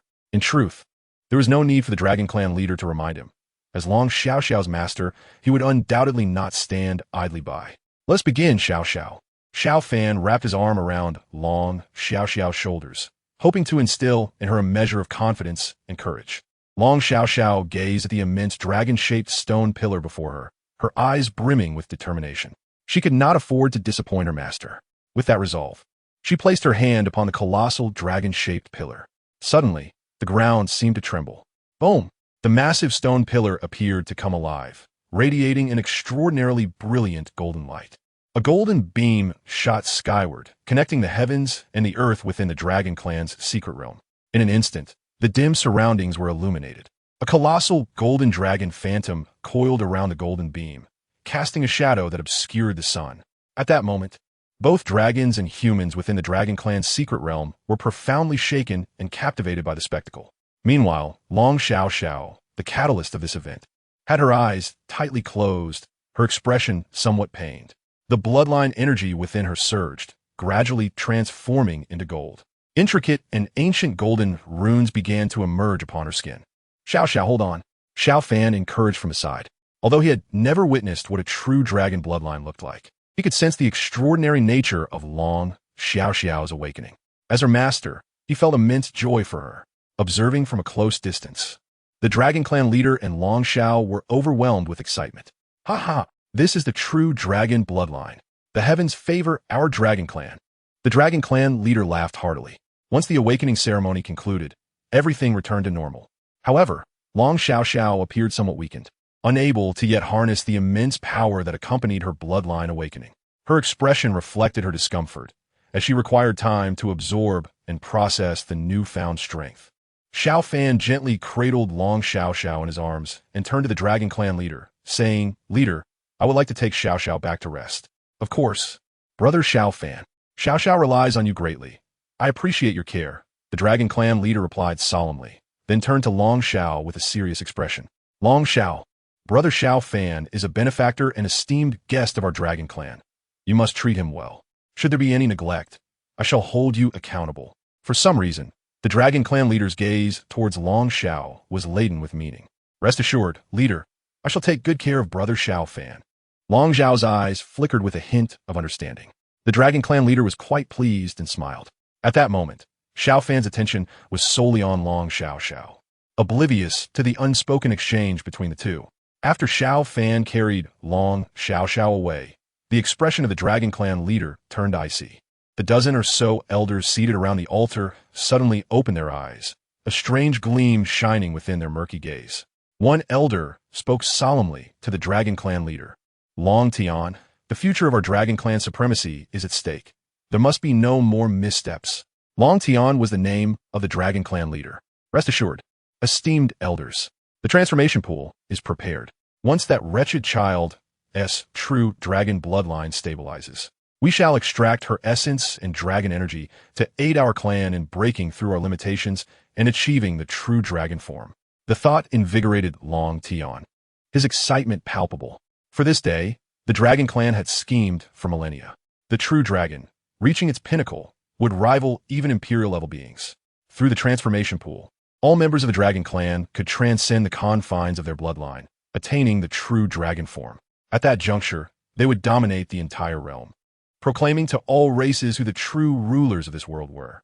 The myriad realms would fall in line, recognizing the Dragon Clan as the true sovereigns, reducing all other races to mere livestock under their dominion. Chapter 92. The Enchantress appears millennia ago. The Dragon Clan discovered the legendary artifact, the transformation pool, within the ancient ruins. By activating the pool according to specific methods, the Dragon Clan could break through the limitations of their bloodline and attain the true dragon form. The key to this process lay in the essence and dragon energy of a true dragon. This critical secret regarding the transformation pool and the Dragon Clan's plans was known only to their high-ranking members. They had waited for thousands of years for a dragon of true dragon bloodline to emerge. Originally, this plan could have been set in motion decades ago, as the Dragon Clan finally succeeded in producing a dragon with awakened true dragon bloodline, Long Xiaoxiao's father. To realize the ambitions of the Dragon Clan, he would have to be sacrificed. At that time, Long Xiaoxiao's father was immersed in the joy of awakening his true dragon bloodline, preparing to lead the clan to new heights, unaware that he had become a pawn in their scheme. For the sake of the group's revival, one must be sacrificed, a notion most would readily endorse. However, if that sacrifice were to be you, would you still agree? Thus, the higher-ups of the Dragon Clan had no intention of revealing the truth to Long Xiaoxiao's father. They planned to eliminate him secretly. Yet, Long Xiaoxiao's father sensed something amiss and fled. To evade the Dragon Clan, he hid among mortals, marrying and living a mundane life, even fathering a daughter. However, his peace was short-lived as the Dragon Clan eventually found him. To protect his wife and daughter, he sacrificed himself, thwarting the Dragon Clan's plans. The bloodlines within the Dragon Clan held a high probability of inheriting their ancestors' talents. Consequently, they placed their hopes on his daughter. Now, having finally located Long Xiaoxiao, who successfully awakened her true dragon bloodline, they could not afford any mistakes this time.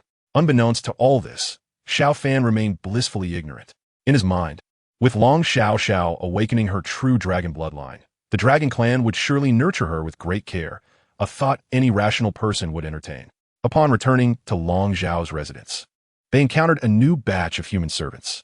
"Master, these 20 young ladies are new arrivals. Please make the arrangements," the steward reported to Long Xiao. He glanced over the group, noting that several possessed pleasing appearances. Long Xiao immediately set his sights on a few. However, before making his selections, he first beckoned Xiao Fan, saying, "Brother Xiao Fan, do you have any preferences?" Xiao Fan, not one to enjoy being served, replied firmly, "No need. I prefer to keep to myself." Long Xiao burst into laughter, teasing, "Brother Xiao Fan, I'm not suggesting they attend to you. Rather, my niece, being a lady, requires maidservants to assist her." Hearing this, Xiao Fan felt somewhat embarrassed. Indeed, Long Xiaoxiao relied on him excessively, even needing him nearby while bathing. Having a maidservant would indeed ease some of the inconvenience. With this in mind, Xiao Fan no longer declined and chose a rather plain-looking maid from the group. Observing Xiao Fan's choice, Long Xiao felt a tinge of disappointment, but said nothing further, turning his attention to selecting a new wife for himself. Xiao Fan signaled, leading Long Xiaoxiao and the newly acquired maid back to their quarters. After gently placing the somewhat weakened Long Xiaoxiao in a room to rest, Xiao Fan turned to the new maid, inquiring, "What is your name?" "Young master, my name is Yuro," the ordinary-looking maid replied with a gentle smile, a glimmer of light dancing in her eyes. "Da, Ro." Suddenly, the scene before Xiao Fan shifted dramatically. "Master, do you find me beautiful?" Lung Ruoxue, adorned in a sheer veil, gazed at him with a myriad of enchanting expressions, her eyes sparkling with allure. "Master, take a good look at me. Am I beautiful?" Wen Yaxian, adorned in a delicate veil, exuded an enchanting allure that captivated the soul. Suddenly, my esteemed master, Hulinger, emerged from an unknown realm, directly positioning herself upon Xiao Fan, twisting her graceful form, tantalizing every pore of his being. Xiao Fan could almost catch a hint of her intoxicating fragrance. Yet, amidst such bone-deep temptations, he remained unyielding, his heart undisturbed by the slightest ripple. "Enough," he uttered in a low voice, causing the illusions before him to dissipate like smoke. In that moment, the maid named Yaru's eyes were filled with astonishment. "Who are you?" Xiao Fan inquired solemnly. How intriguing, truly fascinating. Yaru, akin to one who had discovered a remarkably entertaining toy, was brimming with delight. Xiao Fan regarded her with a grave expression, reassessing the ordinary maid he had chosen. It was evident that she was far from a mere maid. Outside the Haotian mirror, the North Ming Empress, Bing Ruo Shui, and the Fire Empress, Huling, were nearly driven to fury upon witnessing Xiao Fan ensnared by the illusion. How dare that vile enchantress depict them in such an unflattering light? Such a transgression deserved death 1,000 times over. Even the usually composed Taiyan Empress, Wen Yaxian, felt a twinge of anger within. For a woman, nothing is more distressing than allowing the object of her affection to witness her in a compromising situation, even if it were merely an illusion. However, upon witnessing Xiao Fan's complete lack of response, they felt a subtle pang of disappointment. As Yaru appeared on the screen, the previously impassive Dragon Empress, Long Xiao, found her hands trembling involuntarily, a manifestation of her inner fury. It was this enchantress who had stolen her master, Xiao Fan. She would never forget. A silvery laugh echoed through the void. Little Xiao, it has been too long. I hope you've been well. Suddenly, ripples surged through the space beside the Dragon Empress, revealing a figure. Beneath a cascade of otherworldly purple hair lay a face that could topple kingdoms, her curvaceous form draped in a low-cut purple gown, her supple skin barely concealed. Her long, elegant legs shimmered under the sunlight, breathtakingly beautiful, compelling one to gaze in awe. This seductive woman moved with an enchanting allure, her very presence mesmerizing. The onlookers below stood entranced, their expressions pale and their mouths agape, revealing their infatuation. Then, those who clung to their similarly entranced companions began to roll on the ground in a passionate embrace, believing they beheld the true visage of the enchanting woman. In reality, from the moment she appeared, they had succumbed to the illusion. Chapter 93. Perhaps there are unexpected surprises observing the deplorable scene below. The Yaoqi Empress, the ruler of the realms, was visibly enraged, trembling with fury. Enough! With a commanding shout, the Yaoqi Empress shattered the illusions, causing the entranced crowd to awaken in confusion. They gazed at one another, still entwined in embraces, the earlier indecency now glaringly evident. Ugh! Ugh! Ugh! Every individual retched in horror. Did I just? Ugh! They all forced themselves to forget the disgraceful events. Some, undeterred by the warnings, attempted to glimpse the enchanting woman once more. Yet, before they could discern her appearance, they fell back into the illusion, lost in the haze, their hands wandering over their companions' chests. Fortunately, those who had previously suffered the consequences refrained from looking again, maintaining their clarity.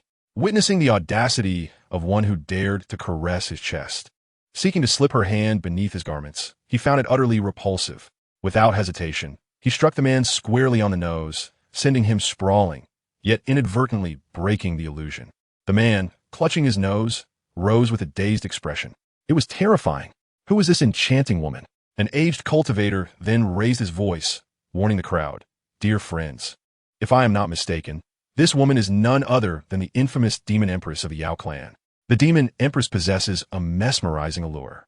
One glance will ensnare you in an illusion. Should you fall in her grasp, you will inevitably become her slave. The crowd shuddered at the revelation. They had long heard tales of the Demon Empress's enchanting powers, realizing that anyone who beheld her could not escape her grasp. Had it not been for the Yaoqi Empress dispelling the illusions, they might now be enslaved.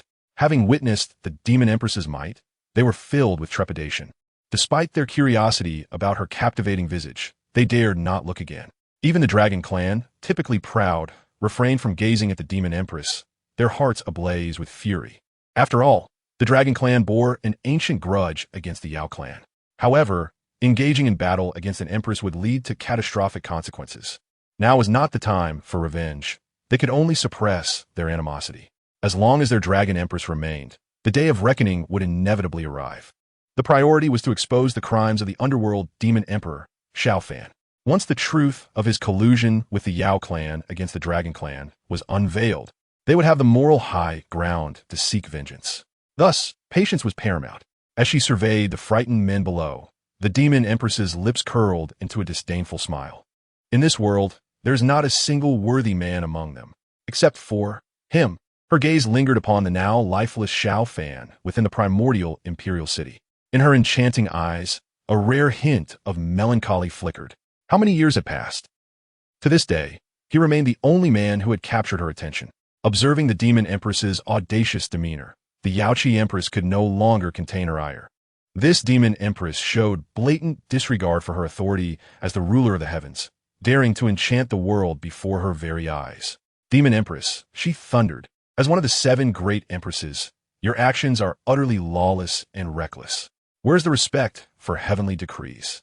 Yet, the Demon Empress paid no heed to the Yaoqi Empress's admonitions. Instead, she wore a knowing smile, her captivating gaze directed at the perplexed Dragon Empress, Long Xiao. Dear sister, I apologize for my oversight. With that, the Demon Empress shimmered with purple light, transforming into a markedly ordinary visage. Now, dear sister, you must recognize me. Upon witnessing the demon empress's new appearance, Long Xiaoxiao's expression shifted from confusion to seething rage. For the woman before her was none other than the enchantress who had caused her master, Xiao Fan, to forsake her. It was no wonder she had failed to recognize her earlier, even when the 7 great empresses had combined their powers to suppress Xiao Fan. They had not revealed their true forms. Moreover, this enchantress had only ever shown her false visage before her. Boom! The space shattered without warning as the Dragon Empress, Long Xiaoxiao, launched her attack, clearly aimed at the beguiling Demon Empress before her. My dear sister, there is no need for such a warm welcome. The Demon Empress anticipated Long Xiaoxiao's move and effortlessly evaded her strike. Unbeknownst to her, he had circled behind the Dragon Empress Long Xiaoxiao, wrapping his arms around her waist and softly exhaling a breath of fragrant air into her ear. My dear sister, do you not wish to know why Xiao Fan abandoned you back in the day? Upon hearing this, Long Xiaoxiao, who had intended to strike again, suddenly froze. What do you mean? The Dragon Empress's gaze turned frigid, suppressing the anger that simmered within her. How dare this enchantress inquire about Xiao Fan's past betrayal? Observing Long Xiaoxiao's current cold and unfeeling demeanor, the Demon Empress wore a knowing smile, her eyes glinting with mockery. She glanced up at the Haotian mirror in the sky and said, My dear sister, the main event is about to unfold. Why not exercise a bit more patience? You might just encounter an unexpected surprise. Demoness, do not attempt to deceive the Dragon Empress. Long Guang bellowed furiously. He had not anticipated that this Demon Empress was the same one who had colluded with Xiao Fan in the past. Though he dared not meet her gaze, he still felt compelled to voice his disdain. The Demon Empress, unfazed, regarded Long Guang and his kin with a look of pity. What a pitiful bunch of little loaches you are. Long Guang's fury ignited, and he retorted, Demoness, do not overstep your bounds. A palpable tension filled the air as countless figures emerged from the void, their presence saturating the atmosphere with an overwhelming demonic aura. Those were demons? Indeed, and the foremost among them were powerful demon saints. The sight of such a multitude of demons left the onlookers in shock. It seemed the entire demon clan had mobilized. Was it possible that a cataclysmic battle between the demon and dragon clans was imminent? Chapter 94. Lies? Above the void, the Yaoqi Empress wore a grim expression. Both the demon and dragon factions had shown utter disregard for her authority as the sovereign of the heavenly realm. The earlier dismissal by the Demon Empress had stoked her ire even further.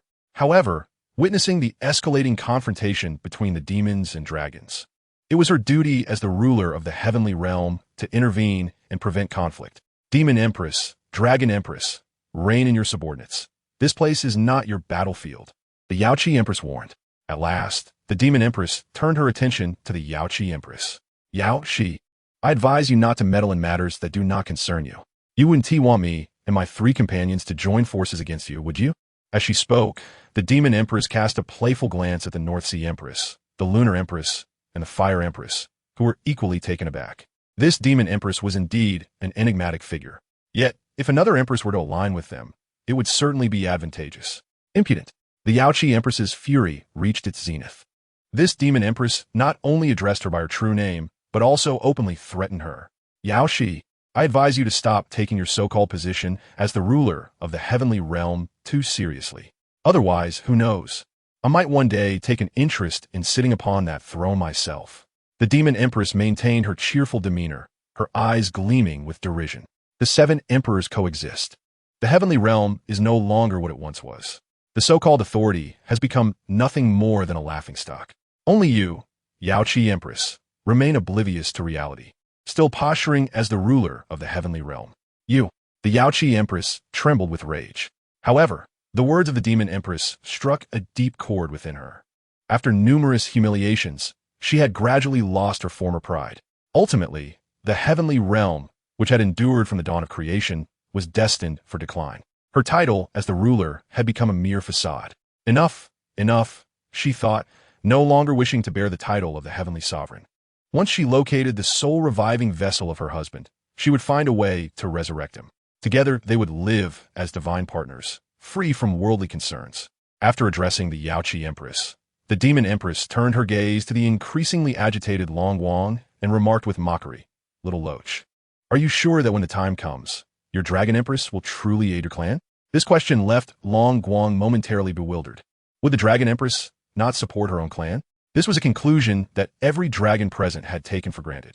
What a pitiful bunch of little loaches, the Demon Empress said with a look of sympathy. Seeing your plight, I might as well reveal a cruel truth to you.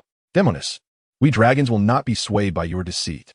Long Guang retorted defiantly, evidently convinced that the Demon Empress was attempting to manipulate them. They were prepared. No matter what the Demon Empress claimed, they would not be swayed. The Demon Empress smiled sweetly at the dragons and began, let me tell you, when our demon clan attacked your dragon clan in the past, your elders were tough to deal with. It was thanks to your Dragon Empress that we easily triumphed after she crushed those elders with ease. At her declaration, the dragons widened their eyes in shock. Even though they had braced themselves not to believe anything the Demon Empress said, her words were too astonishing to dismiss. A tempest of disbelief surged within them. Impossible. Demoness. Do not attempt to sow discord between us and the Empress. Long Guang was the first to speak, his gaze unwavering. Soon, the other dragons echoed his sentiments, vehemently rejecting the claims of the Demon Empress. Do you not believe me? The Demon Empress's expression bore a hint of schadenfreude. Why not ask your Dragon Empress? Without hesitation, Long Guang turned to Long Xiao, the Dragon Empress, and earnestly declared, Your Majesty, we the entire dragon clan absolutely trust you and will not be influenced by this demoness schemes. Long Guang looked at the Dragon Empress with a pleading expression, hoping she would provide them with a reassuring response. Yet, the Dragon Empress did not even glance in their direction. This was merely the delusion of the dragons. She had never intended to become entangled with them, let alone lead them toward any notion of revival. At this moment, she only wished to decipher the meaning behind the earlier remarks of the Demon Empress. What could the unexpected surprise refer to? Seeing the Dragon Empress's lack of response, Long Guang felt a chill in his heart.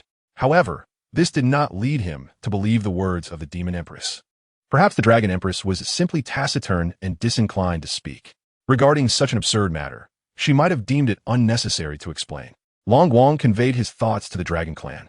Their spirits were lifted. Indeed, if our Empress were to take such a ridiculous lie seriously, that would truly mean we fell for the demoness trick. Once the memories of the Netherworld Demon Emperor Xiaofan were revealed, the truth would emerge, and all lies would crumble. Long live our Empress. She will undoubtedly lead our Dragon Clan to revival. Long live our Empress. The dragons cheered, their spirits soaring higher than before. This scene was utterly unforeseen by the Demon Empress, who could not help but marvel. Sometimes, a simpleton with brawn and no brains could lead a surprisingly happy life. Yet, she wondered if these little loaches would still be so jubilant once the truth was unveiled. A glimmer of anticipation danced across the Demon Empress's face. Within the Haotian mirror, Xiaofan regarded the maid named Yero with a serious expression. Just moments ago, the maid revealed an astonishing secret to him, a secret that the Dragon Clan had been plotting for over 10,000 years. Decades prior, Long Xiaoxiao's father awakened the true dragon bloodline, only to tragically fall victim to the machinations of the demon race, as the outside world widely speculates. After all, the relationship between the demon race and the dragon race has always been one of irreconcilable enmity. It is only reasonable that, upon the awakening of a prodigy with true dragon blood, the demon race would attempt to eliminate him. However, the maid before him now disclosed a startling truth. Long Xiaoxiao's father was not killed by the demon race, but rather driven to his death by the dragon race itself.